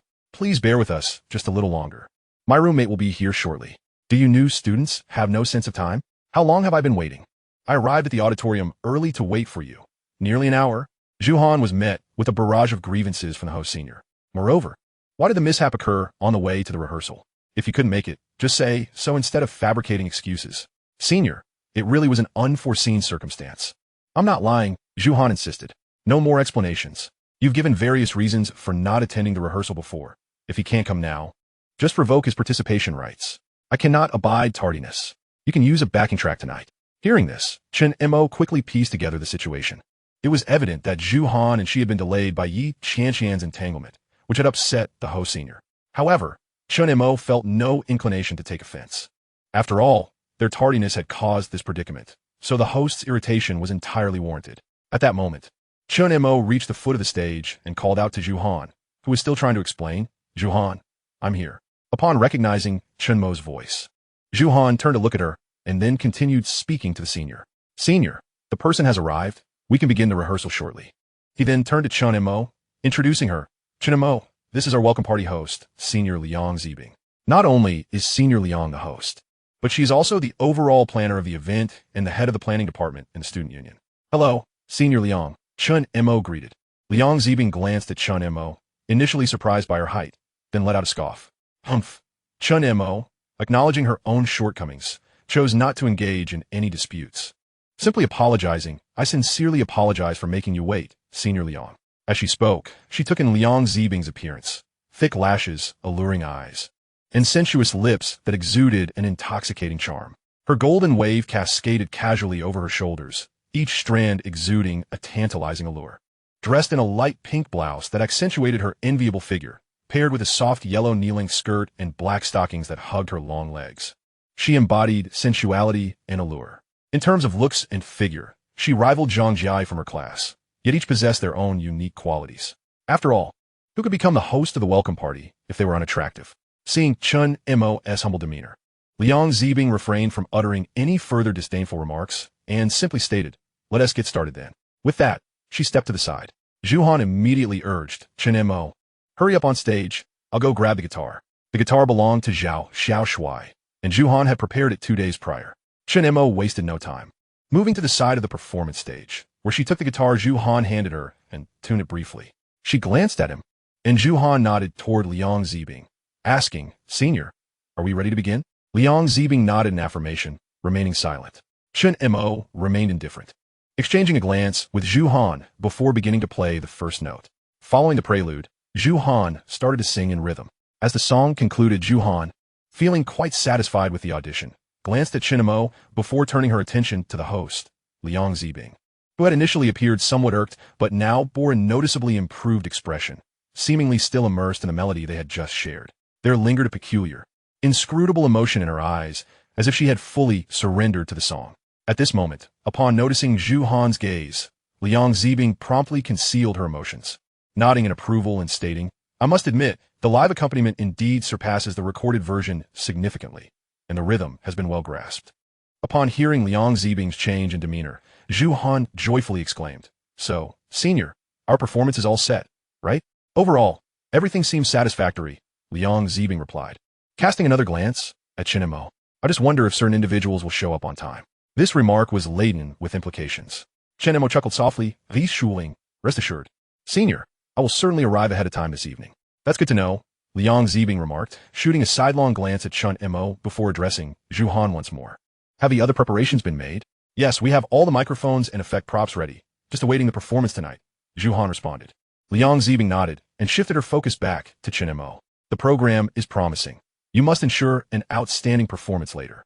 Chapter 065. The legendary Yi Laoda in others' eyes.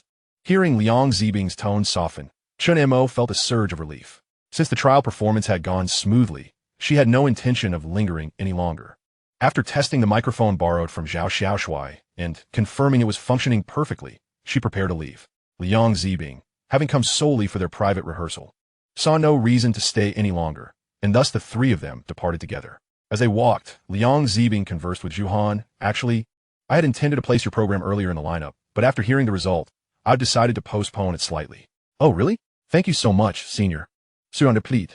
Everyone knows that the order of performances at a gala carries substantial weight. It's crucial to weave various types of acts together, and the arrangement is equally significant. Generally speaking, the later a performance is scheduled, the more spectacular it tends to be, heightening the audience's anticipation. Just like Uncle Zhao's acts during the Spring Festival Gala, which always seemed to be placed just before midnight. Therefore, Zhu Han felt an immense sense of joy upon learning their program would be moved to a later slot. Liang Zibing continued, I will arrange the performance list this afternoon. Thank you, Senior. No need for thanks. Just focus on delivering a great performance. Liang Zibing encouraged Zhu Han, casting a fleeting glance at Chen Mo without uttering a word. Zhu Han internally sighed, attempting to lighten the mood with a casual inquiry. Senior Liang, you're also a junior, right? Yes, why do you ask? Liang Zibing replied, puzzled. After a moment's contemplation, Zhu Han ventured, are you familiar with the girl from our class who is also a junior and is referred to as Yi Laoda? Upon hearing the term Yi Laoda, Liang Zibing abruptly halted, a strange expression crossing her face. You mean Yi Qianqian? Zhu Han was taken aback, as it was the first time he had heard her true name. When she had approached Chen Mo during military training, she had only been referred to by her moniker, and even during phone conversations, she had introduced herself as Yi Laoda. Even in today's encounter, the onlookers had solely called her Yi Laoda, without uttering her real name. At this moment, Chen Mo chimed in, yes, that's exactly Yi Qianqian. Chen Mo couldn't help but feel curious about Yi Qianqian's true nature. Since a senior from the same year was present, it was likely that she could provide some insights. Liang Zibing seemed entirely unfazed that Yi Laoda was indeed Yi Qianqian and proceeded, regarding Yi Qianqian. Her reputation as Yi Laoda is certainly not without merit and is steeped in numerous legendary tales. In the past, she single-handedly defeated 3 troublemakers who had come to cause a ruckus at school. Liang Zibing's revelation left both Chen Mo and Zhu Han momentarily stunned. Neither had anticipated that her exploits were so legendary. Standing at merely 1.6 meters tall, such a petite figure could single-handedly take down a group of delinquents? What formidable strength must she possess? As these thoughts swirled in their minds, Chen Mo and Zhu Han exchanged glances, their intentions clear. If Liang Zibing's words were true, then Yi Qianqian indeed had the credentials to be called Laoda. Unaware of their musings, Liang Zibing continued, back when the university town was newly established, there were significant disputes over land acquisition with the nearby villagers. Some unscrupulous villagers and delinquents, wary of authority, began to harass students and faculty from various schools. Our university had just completed part of its construction and was situated amidst residential areas, making it no exception to this turmoil. Many freshmen experienced harassment and bullying shortly after arriving at the new campus. Once, a few of our female students were dining outside the school when they were harassed by 3 drunken delinquents. Being freshmen, they were timid and had heard about such incidents before, so they intended to return to campus before finishing their meal. Little did they know, those delinquents persisted, following them all the way to the school, and even assaulting a security guard who tried to intervene. How audacious! What era is this that delinquents dare to stir trouble on campus? Zhu Han found it hard to believe. Liang Zibing sighed, stating there was little that could be done. The situation was chaotic. She continued, after the delinquents assaulted someone, fearing the police would be called, they attempted to flee the scene before the school authorities arrived. All the students present witnessed the scene, yet not a single one dared to intervene. At that moment, Yi Qianqian, also a freshman, stepped forward. With her own strength, she took down all the delinquents. Upon hearing this, even Chen Mo, who had previously been impressed by Yi Qianqian's toughness, was astounded. Wow. I was already impressed by how fierce Yi Qianqian was, but I never imagined she could be this formidable. It's not just about scaring away those delinquents. She practically incapacitated them all. How incredibly powerful. But that's not the end of it, Liang Zibing continued. The delinquents who were taken down quickly regrouped to seek revenge, bringing more people and weapons to the vicinity of the school. After keeping watch for several days, they finally caught up with Yi Qianqian. However, with the assistance of the security personnel, she once again took down the entire group. This time, she showed no mercy. Several of those captured delinquents were sent to the hospital before they even made it to the police station. It is said that the most severe cases involved multiple broken ribs. Goodness, this marks the third occurrence. Zhu Han and Chen Mo were astonished for the third time, each incident more shocking than the last. If this legend holds any truth, then Yi Qianqian is quite formidable. No, this senior sister is exceptionally ruthless. At this moment, Zhu Han began to silently recite Maybach, relieved that he had not impulsively allowed Zhao, Xiaoshui, and Kong Kai to take action, or else their ribs might have met with a similar fate. With lingering trepidation, he nonetheless inquired, "What about Yi Laoda? Did she suffer any repercussions?" Before Liang Zibing could respond, Chen Mo interjected, "Repercussions? She was merely acting in self-defense. Those ruffians deserved the beating." Liang Zibing nodded in agreement and added, "Indeed, Yi Qianqian's actions were in self-defense, yet there remains a suspicion of excessive force. Hence she was taken to the police station." Upon learning the full circumstances, the school administration decided to staunchly support Yi Qianqian, with even the principal stepping in. Furthermore, all faculty and students voiced their opinions, declaring that if Yi Qianqian faced any consequences, they would not hesitate to take the matter to the highest court in Kyoto. It is indeed fitting. A student who stands up for the school's reputation and the welfare of fellow students must not have their spirit crushed, nor should they endure any unjust treatment. As the situation escalated, even the district government officials were alerted. Ultimately, for whatever reasons, Yi Qianqian returned to campus safely, not only unscathed, but also receiving dual commendations from the school and the police. Thus, she became renowned, her name echoing throughout the region. Chapter 066, Chen Mo. I feel dizzy. At this moment, Zhu Han was utterly stunned by the legendary tale of Yi Qianqian's gallant deeds. 4. Chen Mo. Her perception of Yi Qianqian had also shifted. She was not the feared underworld leader she had previously imagined. Rather, she embodied both wisdom and beauty, a paragon of heroism and righteousness. No, it should be Justice Sister. After a considerable pause, Zhu Han finally regained his composure, exhaling deeply as he remarked, "Senior Liang. Is that how Yi Laoda earned her title?" Chen Mo, equally intrigued, eagerly awaited Liang Zibing's response. Not solely. Yi Qianqian's reputation as Laoda extends beyond this incident. Liang Zibing had barely begun her explanation when Chen Mo's phone rang unexpectedly. Eager to answer, she hastily retrieved it, anticipating Liang Zibing's continuation. To her surprise, the caller ID revealed it was Sun Yusa. Hadn't she gone to find Counselor Lin Jinxian? Why was she calling her now? Confused, Chen Mo answered, "Hello, Chen Mo."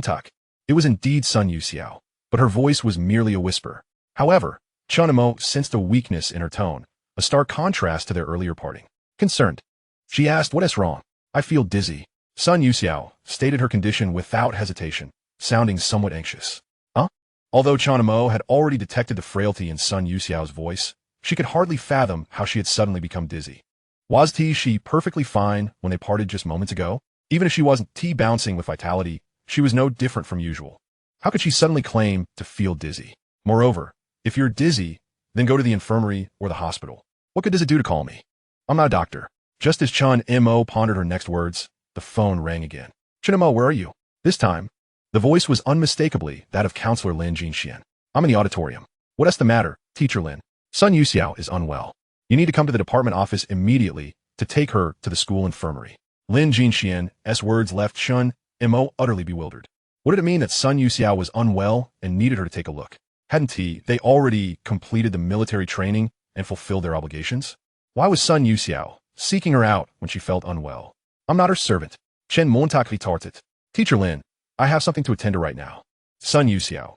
But before she could finish, Lin Jinxian interrupted. "Put your affairs aside. Come here at once." With that, Lin Jinxian hung up the phone. At that moment, Chen Mo was left in a state of confusion. She wondered if she had somehow become an unwilling servant to Sun Yusa. "What is the matter?" Zhu Han asked. Chen Mo shook her head and replied, "Teacher Lin has something for me. I'll head over." Initially, she intended to inquire further about Sun Yusao's condition, to assess the seriousness of her dizziness before deciding whether to check on her. However, Counselor Lin Jinxian did not afford her the opportunity to ask, abruptly ending the call. Strangely, upon hearing Sun Yusao's claim of dizziness, she felt an inexplicable sense of worry. Moreover, given Lin Jinxian's insistence, Chen Mo surmised that Sun Yusao was not merely joking about her condition. Thus, she turned to Zhuhan and said, Zhuhan, I'm going to see what is happening. You and Senior Liang should head back. All right, be quick. Chen Mo nodded and added to Liang Zibing, Senior Liang, I will definitely participate in the performance tonight. See you tonight. After bidding farewell to the two, Chen Mo hurriedly made her way to the department office. In the business administration department office, Sun Yusa, are you sure you're all right? If you're really feeling unwell, I can take you to the infirmary or the hospital. There's no need to wait for Chen Mo. I'm fine, Teacher Lin. I can wait for Chen Mo to come and get me, Sun Yusa replied softly. Upon hearing this, Lin Jinxian felt somewhat perplexed.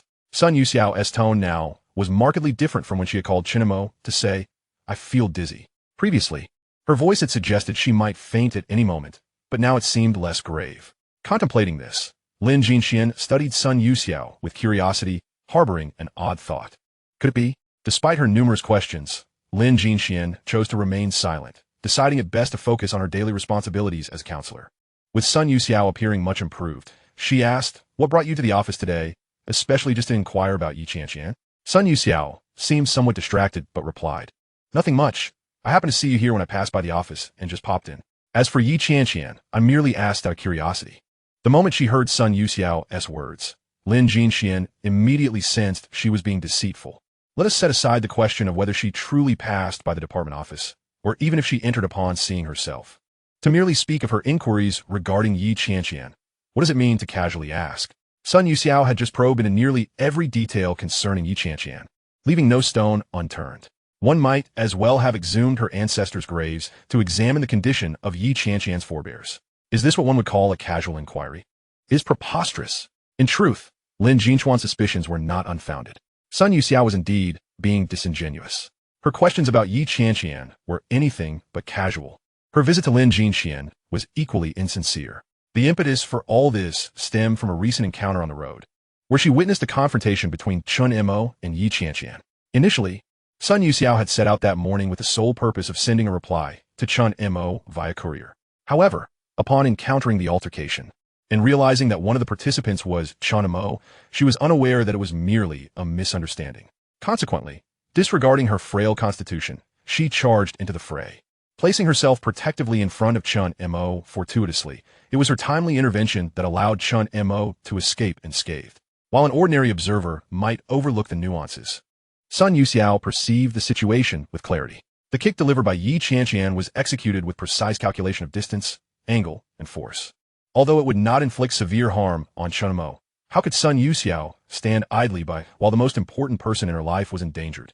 Even if that kick had landed on her own person, she could not permit Chen Mo to suffer even the slightest injury. Thus, Sun Yusa fearlessly threw herself into the fray, shielding Chen Mo with her own body. Fortunately, it was indeed due to Sun Yusao's prompt arrival that the crisis was averted.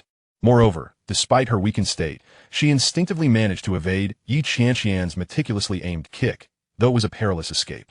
Yet, Sun Yusa was indifferent to her own safety. Her sole concern was for Chen Mo's well-being. Later, when parting ways with Chen Mo, she inquired about her plans. Sun Yusa could only fabricate a tale about searching for Lin Jinxian.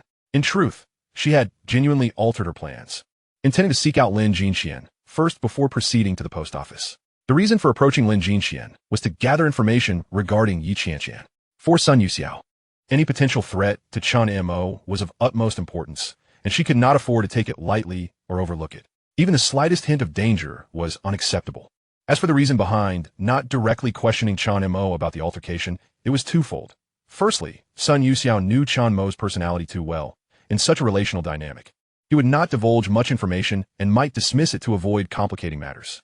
Secondly, without having clarified Yi Qianqian's background, Sun Yusa wished to avoid alarming Chen Mo unnecessarily. Ultimately, Sun Yusa sought out the only person at school she felt somewhat familiar with, Lin Jinxian, who might possess some knowledge of the past. After listening to Lin Jinchuan's account of Yi Qianqian, Sun Yusa became increasingly anxious for Chen Mo's safety. This concern did not stem from Yi Qianqian herself. as Sun Yusa had gathered that she was merely a troublemaker. Rather, it was the fear that the confrontation might incite some of Yi Qianqian's admirers to unjustly target Chen Mo. Thus, Sun Yusa resolved to stay close to Chen Mo until the situation was fully understood, willing to shield him from all dangers and harm, regardless of her own frail state. This led her to feign dizziness, hoping to lure Chen Mo to her side, even if this deception might lead Chen Mo to believe she was shamelessly clinging to him. She was willing to bear that risk. The reason for deceiving him in front of Lin Jinxian was to leverage her identity, compelling Chen Mo to come to her. At this moment, Lin Jinxian, noticing Sun Yusa's reluctance to speak the truth, chose not to pursue the topic further. Sun Yusa sat quietly, fingers deftly tapping out messages, her heart racing with anxiety as she awaited Chen Mo's arrival. She truly feared approaching Chen Mo directly, worried that the situation might spiral out of control and that he might reject her. Fortunately, it was not long before the office door was knocked upon, followed by a familiar voice. "Teacher Lin, are you there?" "I am." "Come Lin Jingxuan replied. The door swung open, and in rushed Chen Mo, who immediately focused her attention on the seemingly weak Sun Yusa rather than greeting Lin Jinxian. "What happened to you? Why do you suddenly look dizzy? You seemed fine when we parted." 3 rapid-fire questions left Lin Jinxian momentarily stunned. What was going on? Earlier, Chen Mo had seemed hesitant to come, yet now she appeared genuinely concerned and anxious. Moreover, Chen Mo was drenched in sweat, clearly having sprinted here. Realizing her words might have been inappropriate, Chen Mo turned to Lin Jinxian, saying, "I'm sorry, Teacher Lin. What is wrong with Sun Yusa?" Although directed at Lin Jinxian, her focus remained on Sun Yusa. Lin Jinxian, unconcerned, stood up and explained, "We were just talking, and she suddenly felt dizzy, perhaps due to low blood sugar." "Oh," Chen Mo replied, still gazing at Sun Yusa, and asked, "How are you feeling now?" Sun Yusa, too timid to raise her head, adopted a pitiful demeanor and weakly replied, "I still feel a bit dizzy." Upon hearing this, Chen Mo remained unfazed, but Lin Jinxian was taken aback. Good heavens, how did her tone suddenly become so weak? Though she thought this, Lin Jinxian refrained from commenting further, preparing to have Chen Mo escort Sun Yusa to the infirmary. Unexpectedly, Chen Mo crouched down in front of Sun Yusa and urged, "What are you waiting for? Get on." At that moment, it was unclear whether Sun Yusa was stunned, but Chen Mo herself was taken aback, internally reflecting, "Am I becoming accustomed to this? Have I not served as a subordinate long enough? My former master is dizzy," and I instinctively crouched down to let her ride on my back. Without hesitation, Sun Yusa, whose original intent was to draw Chimizuri close, complied and climbed onto Chen Mo's back.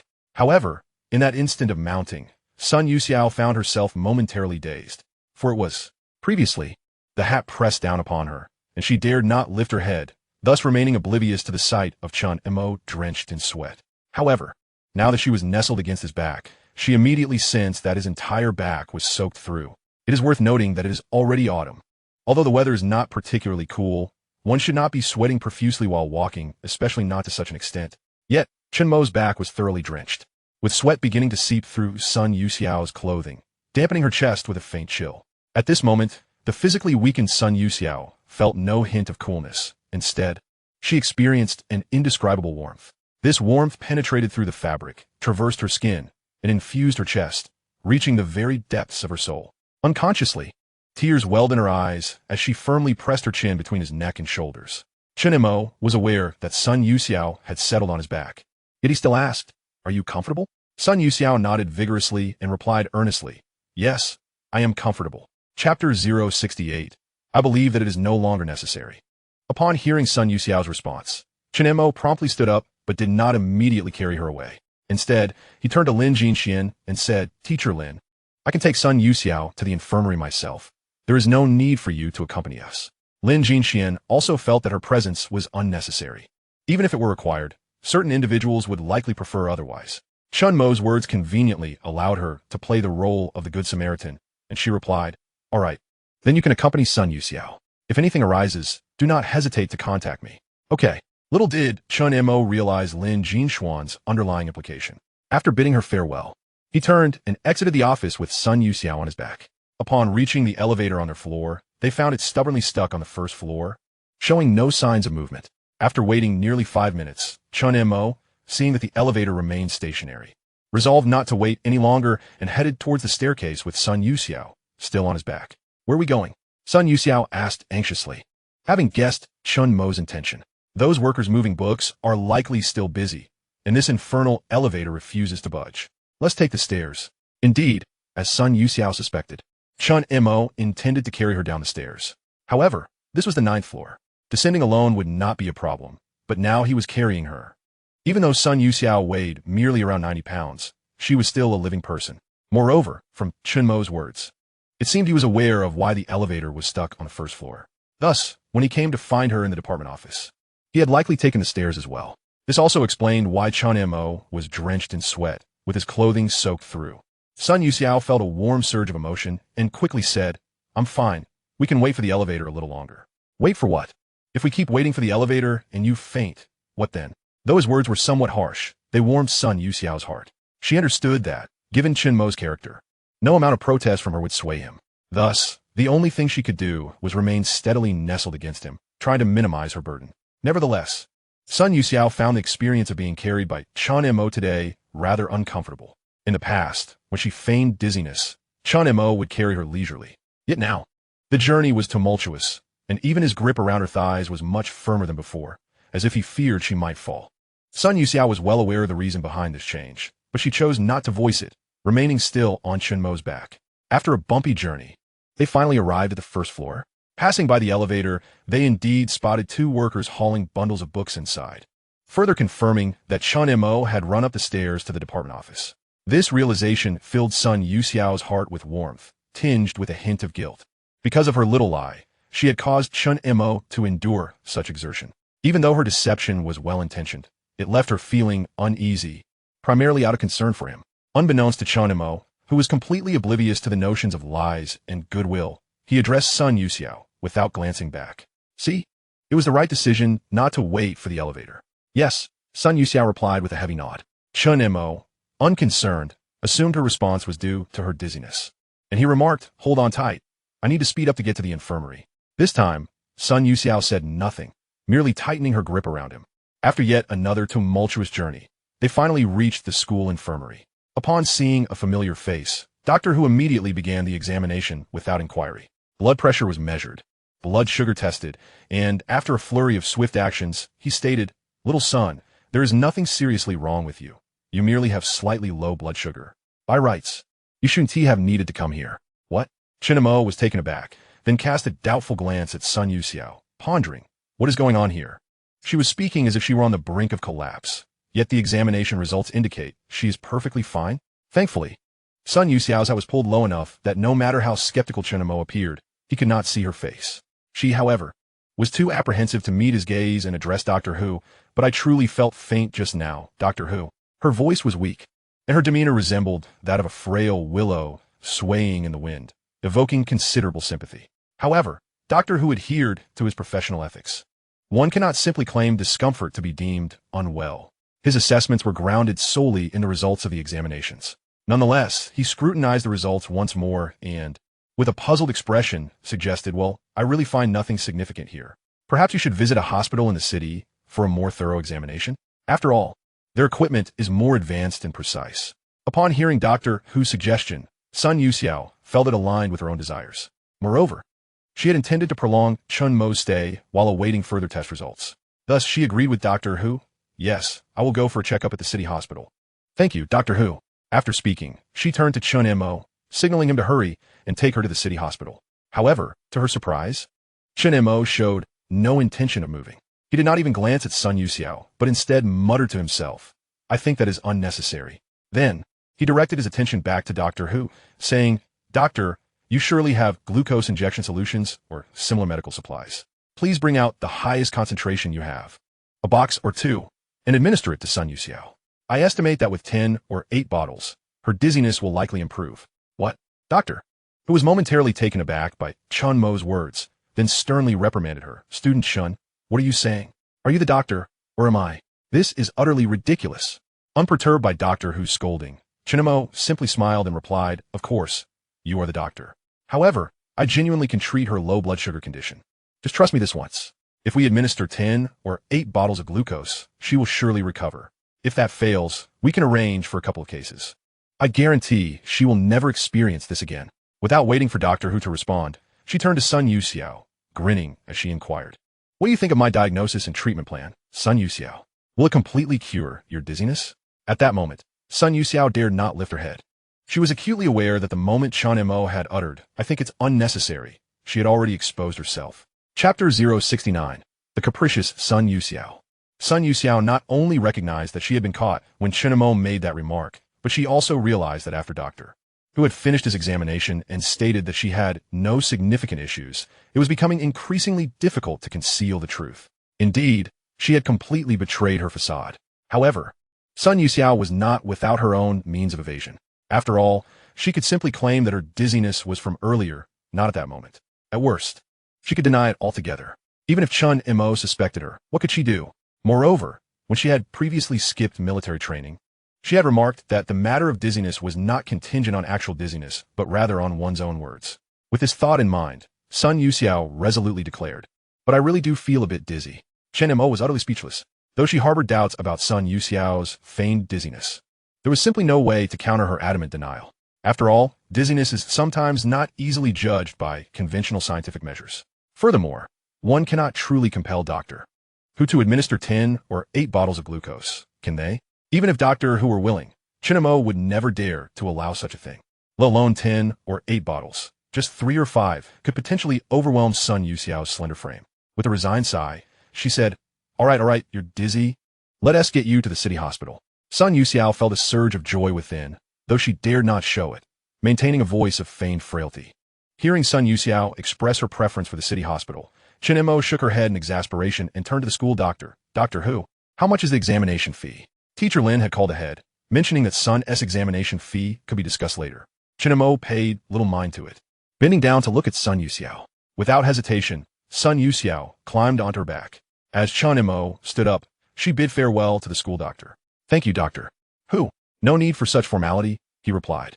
After parting ways with Doctor Who, Chen Mo began to exit, when Doctor Who suddenly remarked, "Little son, although your boyfriend may speak somewhat recklessly, he truly cares for you." Chen Mo, too weary to clarify the misunderstanding, simply carried Sun Yusa out the door. Meanwhile, Sun Yusa felt as warm as the spring sun within her heart. Upon leaving the infirmary, they were met with a myriad of curious gazes along the way. Chen Mo was somewhat accustomed to this, as during military training, carrying Sun Yusa had attracted attention wherever they went. The key factor was their considerable height. It was impossible not to be noticed.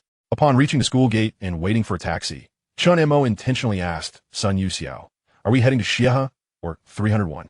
Sun Yusa instantly recognized Chen Mo's intent, but continued to feign ignorance, replying, "Didn't T Doctor Who say we should go to FS District Hospital? However, I think LX Hospital would suffice." "Are you certain?" Chen Mo inquired, shaking her head.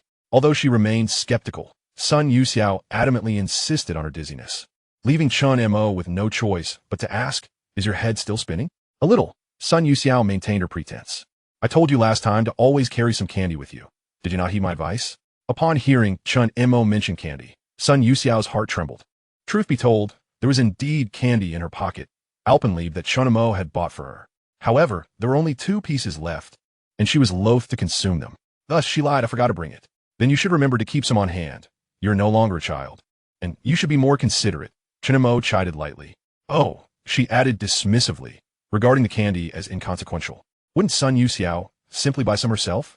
Moreover, she had completely forgotten her earlier promise to buy candy for her.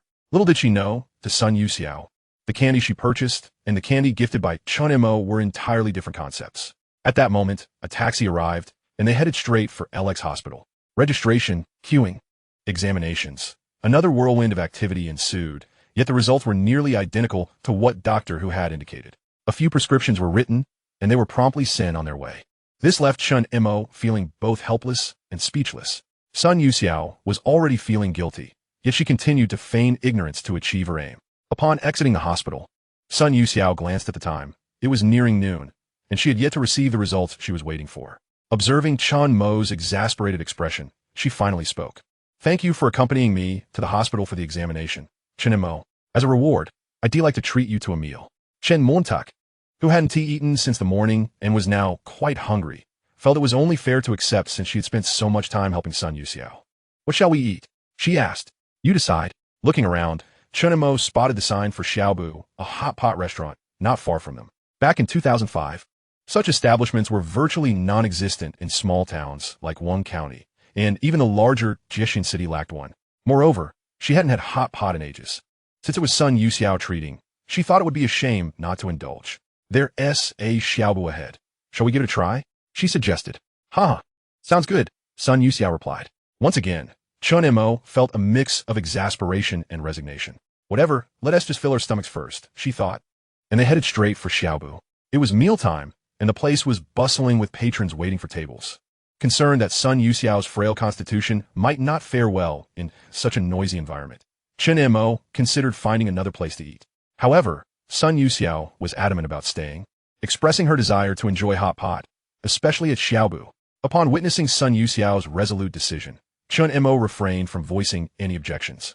However, she suggested that Sun Yusa wait in a somewhat quieter area while she proceeded to the front to await their turn. Sun Yusa initially intended to accompany Chen Mo, but at that moment, her phone unexpectedly chimed. After glancing at the message, she informed Chen Mo, "I'm going to the restroom." Given Sun Yusa's prior bout of dizziness, Chen Mo had planned to accompany her. Yet, she reconsidered, recognizing the impracticality of following her into the ladies' room. Moreover, having noticed that the restroom was not far when they entered, she dismissed the thought and simply replied, "All right, I'll wait in line for you. Also, take care of yourself and watch out for any bumps." Acknowledging Chen Mo's concern, Sun Yusa nodded and cheerfully replied, "Yes, I will be careful." With that, she exited the door. However, upon leaving, Sun Yusa did not head to the restroom. Instead, she sought a relatively secluded corner and took out her phone to make a call. The voice of Luo Botao came through immediately. "Xiao Yu, I've gathered all the information you requested about that girl, Yi Qianqian." It turned out that after hearing about Yi Qianqian's exploits at school through Lin Jinxian, Sun Yusa had sent a message to Luo Botao, asking for her assistance in investigating all information regarding Yi Qianqian outside of school. The reason for detaining Chen Mo was not solely to shield her from dangers at school, but to protect her from any potential crises that could arise. In truth, Sun Yusa was aware that her actions might be somewhat overzealous. Yet, for Chen Mo, she desired to leave no room for error or negligence. At that moment, upon hearing Luo Batao's words, Sun Yusa's demeanor underwent a complete transformation, shedding the delicate and fragile facade she maintained when with Chen Mo. Instead, her face bore a frosty indifference, and her tone was icily severe. "Now, tell me, what is the situation with this Yi Qianqian?" On the other end of the line, Luo Botao sensed the unusual tone in Sun Yusa's voice and inquired with concern, "Xiao Yu, what is wrong? Did you have a conflict with Yi Qianqian?" "No. Just tell me the results first," Sun Yusa replied. Luo Botao let out a sigh of relief and said, "That's good. By the way, it seems you have some connection with this Yi Qianqian, and theoretically, you should have met her before. However, I suspect you didn't pay her any mind at the time." "I met her?" Sun Yusa asked, perplexed. In her memory, she could not recall anything about Yi Qianqian. Luo Botao continued without further ado. "Do you remember the youth free fighting tournament held in Kyoto City during the first half of your third year? At that time, you were shorter and not as slender as you are now, so you participated in the 46-kilogram category." Sun Yusa distinctly recalled that tournament. It had been her last competition. It was precisely due to that event that she began to drift away from herself, ultimately leading to an irreconcilable rift. Nevertheless, she truly had no recollection of Yi Qianqian. Could she have also participated in that tournament? As if reading her thoughts, Luo Botao continued, "Yi Qianqian also participated and, like you, was in the 46-kilogram category, achieving a commendable ranking as the third in Kyoto City for that weight class. The reason you don't remember her is that you never faced her directly. She lost to Shaoli in the semifinals." At this point, Luo Botao hesitated, evidently considering her words, but ultimately continued, "In that match, Yi Qianqian sustained quite a serious injury and did not come up for the award ceremony. Thus, it's entirely possible that you two have never actually met. After so many years, it's understandable that you wouldn't remember." Sun Yusa had not anticipated such a connection with Yi Qianqian. However, her current concerns were far removed from any past tournaments. Her focus lay solely on whether Yi Qianqian posed a potential threat to Chen Mo. She promptly inquired, "What is Yi Qianqian's background?" "She doesn't have any notable background. Her family is quite ordinary. Her father works in IT. Her mother is a teacher. And there are no noteworthy figures in her family lineage," Luo Botao explained. Sun Yusa felt a wave of relief wash over her. She was well aware of the nature of their circle and deemed it unnecessary to worry excessively about the daughter of an ordinary family. Then Luo Botao continued, "Xiao Yu, has Yi Qianqian truly crossed you?" If she asks that careless, I can ensure she faces consequences without you lifting a finger. She hasn't crossed me. Sun Yusa replied candidly. Then why are you so concerned about such an ordinary girl? Why the urgency in having me investigate her? Luo Botao queried, puzzled.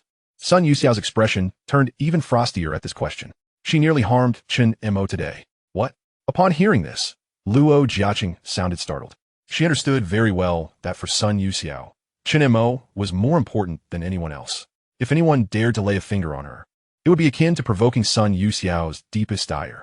Thus, upon hearing this, Luo Botao comprehended the reason behind Xiao Yu's chilling tone. All right, since she provoked you first, we cannot be merciful.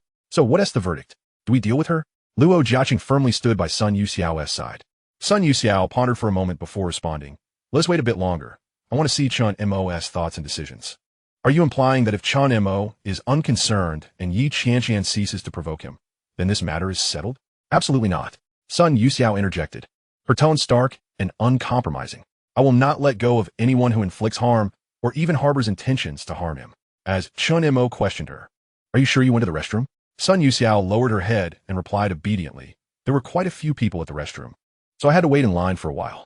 Chen Mo considered this and realized that during peak dining hours, the restroom would indeed be crowded, especially the notoriously troublesome ladies' room. Thus, she chose not to dwell on the matter. Just then, the server called out their queue number. Ordering, serving, and dining ensued. Chen Mo, famished, devoured a plate of meat with great enthusiasm. When she next glanced at Sun Yusa, she was surprised to find her plate nearly untouched, with only a few meager vegetable leaves in the sauce bowl. Sun Yusa appeared to be stirring the contents, seemingly unable to eat a single bite. It seemed that this peculiar habit of hers, favoring fish food, had not improved much. Contemplating this, Chen Mo casually asked, what is wrong? Not hungry?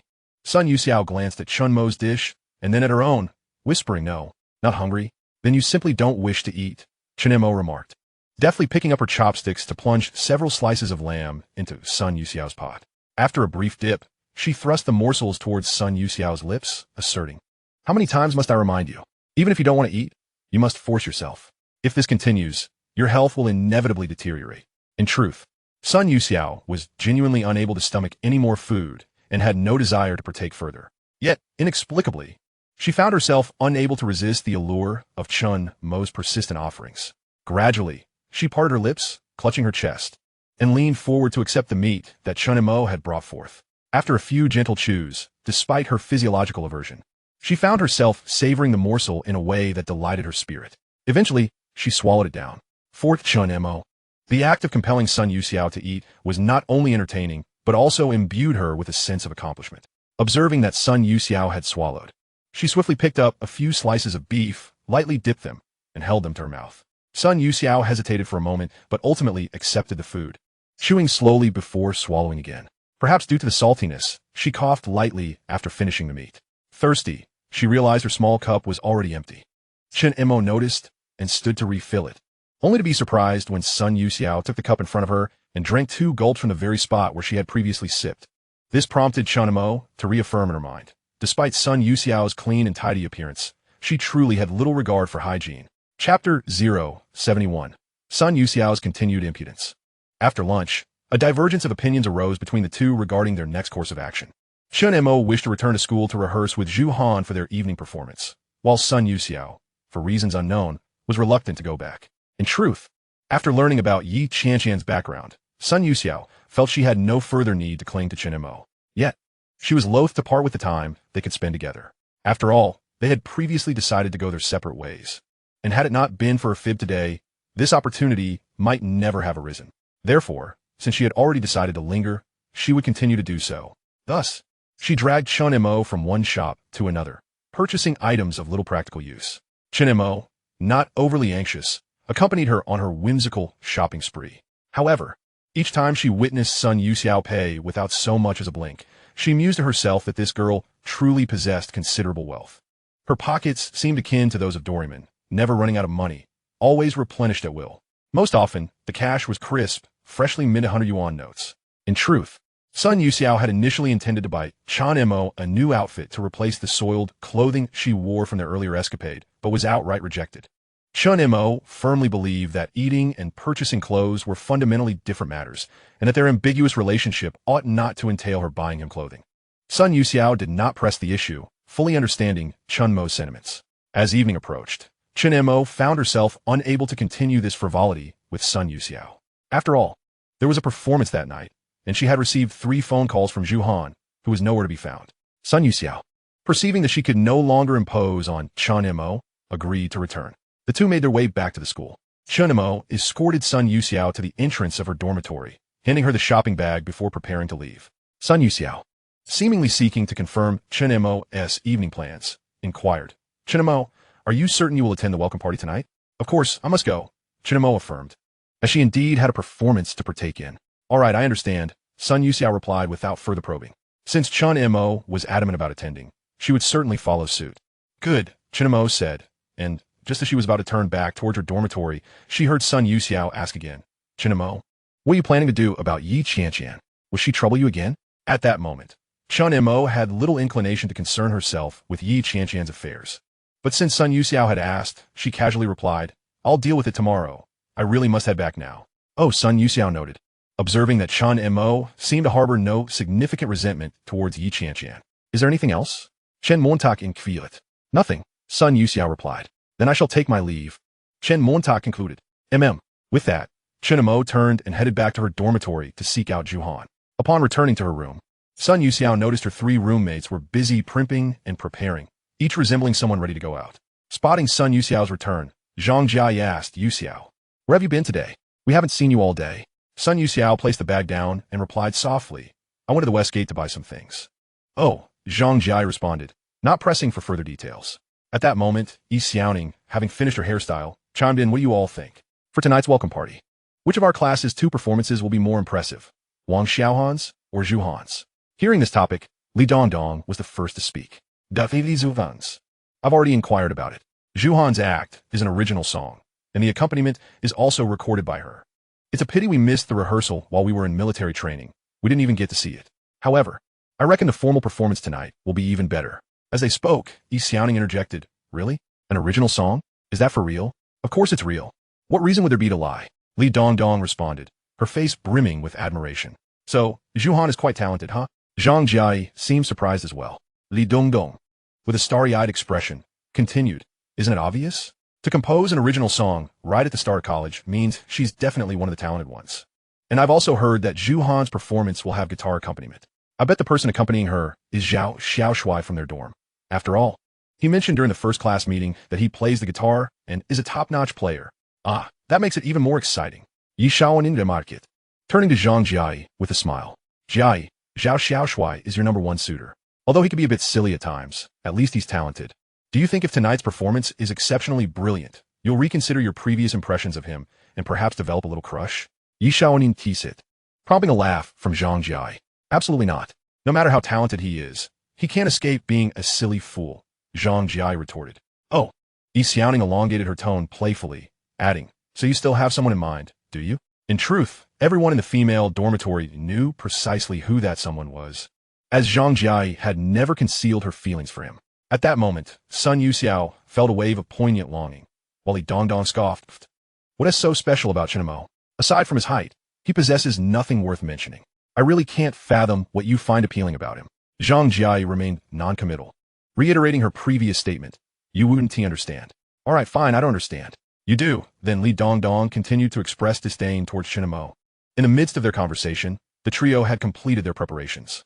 Just before they were about to leave, Zhang Jia inquired of Sun Yusa. The 3 of us plan to have dinner first, and then head directly to the school auditorium to await the commencement of the evening gala. Would you care to join us?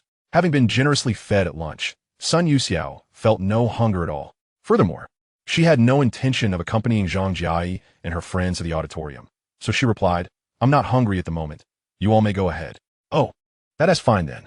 Zhang Jia was unconcerned, and neither were Yi Xiaoning and Li Dongdong. After all, Sun Yusa was known for her tendency to keep to herself, a fact they had long since grown accustomed to. Once the 3 roommates departed, Sun Yusa retrieved her medication. This was intended for the evening, but fearing that the raucous atmosphere of the welcome gala might unsettle her emotions, she decided to take it a bit earlier. Glancing at the time, she felt it was still early. She had intended to jot down some reflections related to Chen Mo, but her phone suddenly rang. Upon checking, Sun Yusa pressed the answer button and softly said, Mom.